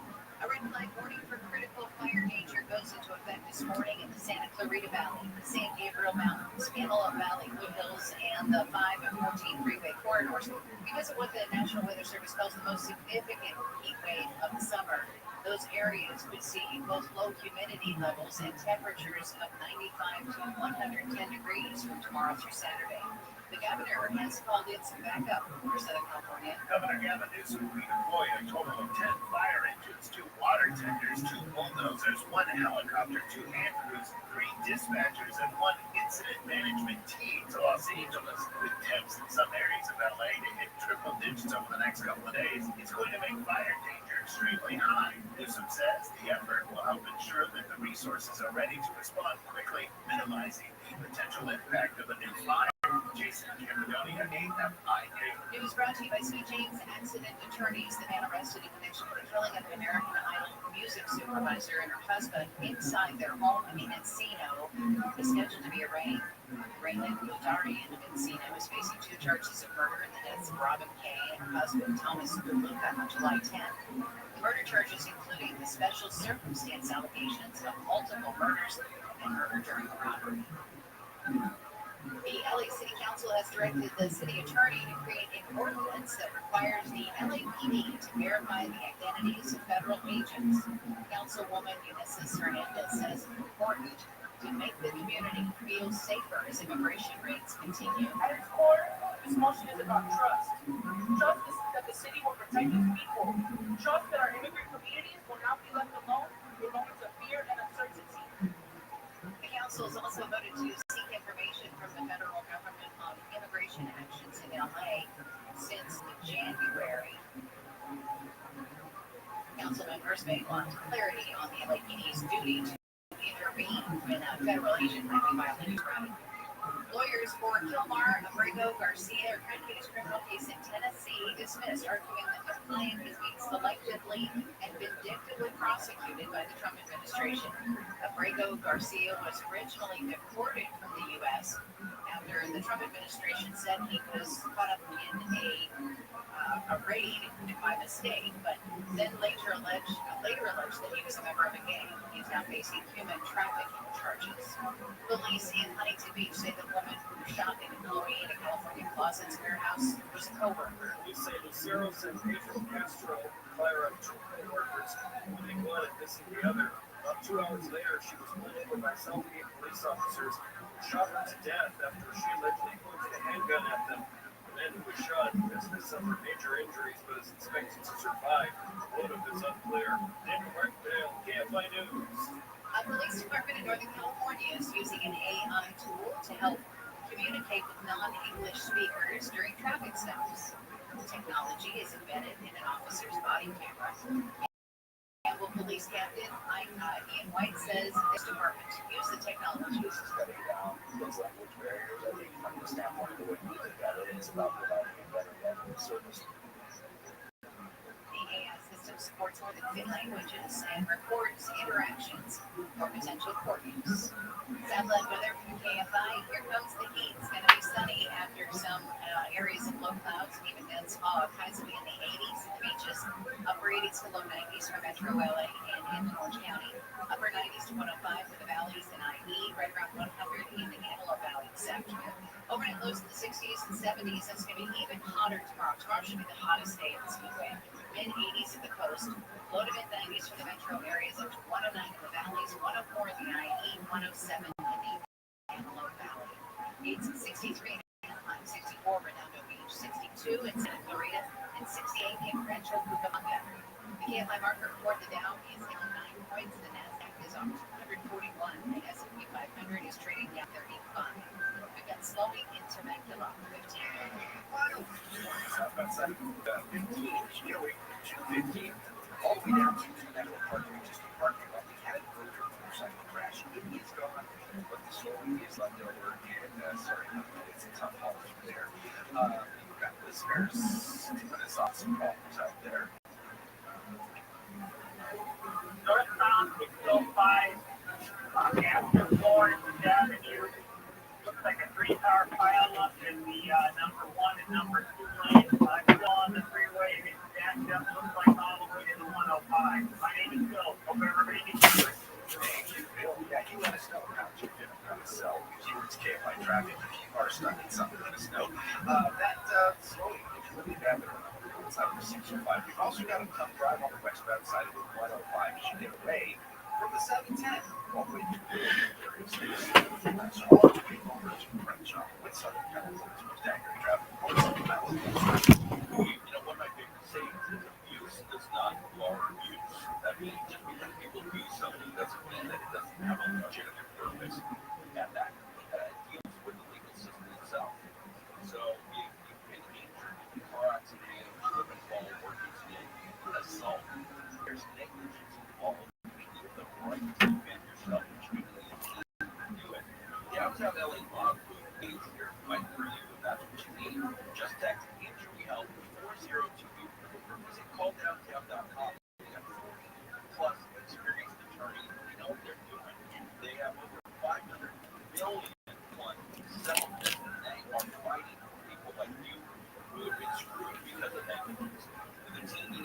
side right here in downtown LA.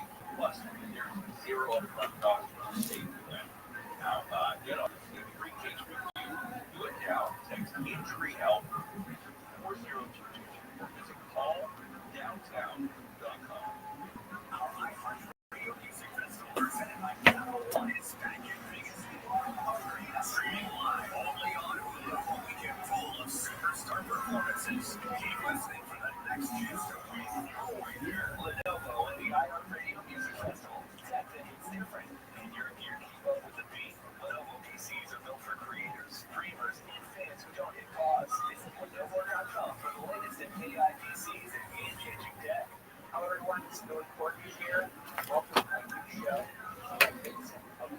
I told you before that guy now, so I don't know how I can breaking away game like that. So let's get real. Magnificent Others is a long ago where we explore with great artists and musicians, anybody I truly admire. We want to hear fresh stories, we want to hear fresh perspectives, we want to understand the times, their individuated perspectives. Folks, being national however, now on today's show, we got these big moments that definitely cracking the cycle. I can wait with it. Join me on the Magnificent Others. Very curious, one-of-a-kind exploration. Straight from America's #1 podcast network, iHeart. The iHeart app and listen everywhere. The free iHeartRadio app is another one for music, radio, and podcasts, all in one. Discover a new podcast from our library of over 350,000 titles. Here's an iHeartRadio podcast preview. In 2005, investigators in Palm Beach, Florida began uncovering a dark secret. A lot of girls knew about it, a lot of girls were doing it. And if anybody asks if you're over the age of 18, just go ahead and go with it. There was a wealthy man in Palm Beach who was offering young girls a way to make money. That man was Jeffrey Epstein, and he had set up a system designed to bring in underage girls. Local police and the federal government investigated and, by their account, find dozens of victims. Epstein would become one of the world's most infamous predators, a man who could have faced decades in prison and served just 13 months in his own wing of a county jail. Why would you have this deal with Jeffrey Epstein? Epstein's abuse would span years and cross state lines. New York, Palm Beach, New Mexico, Paris, Virgin Islands, and each one of those residents is in a luxury crime scene. I'm ABC's Mark Rumble, and with a team of journalists from the ABC News Investigative Unit, we've traveled around the country to look at Jeffrey Epstein and the allegations of his horrifying abuse, to hear from the girls who suffered it, who are now women fighting to recover from it. Truth Lies, Jeffrey Epstein. Listen and follow this podcast for free on the iRadio app, #1 for music, radio, and podcasts, all in one. #1 on your car radio preset and the new and improved iHeartRadio app. Free, never sounded so good. KFR AM 640.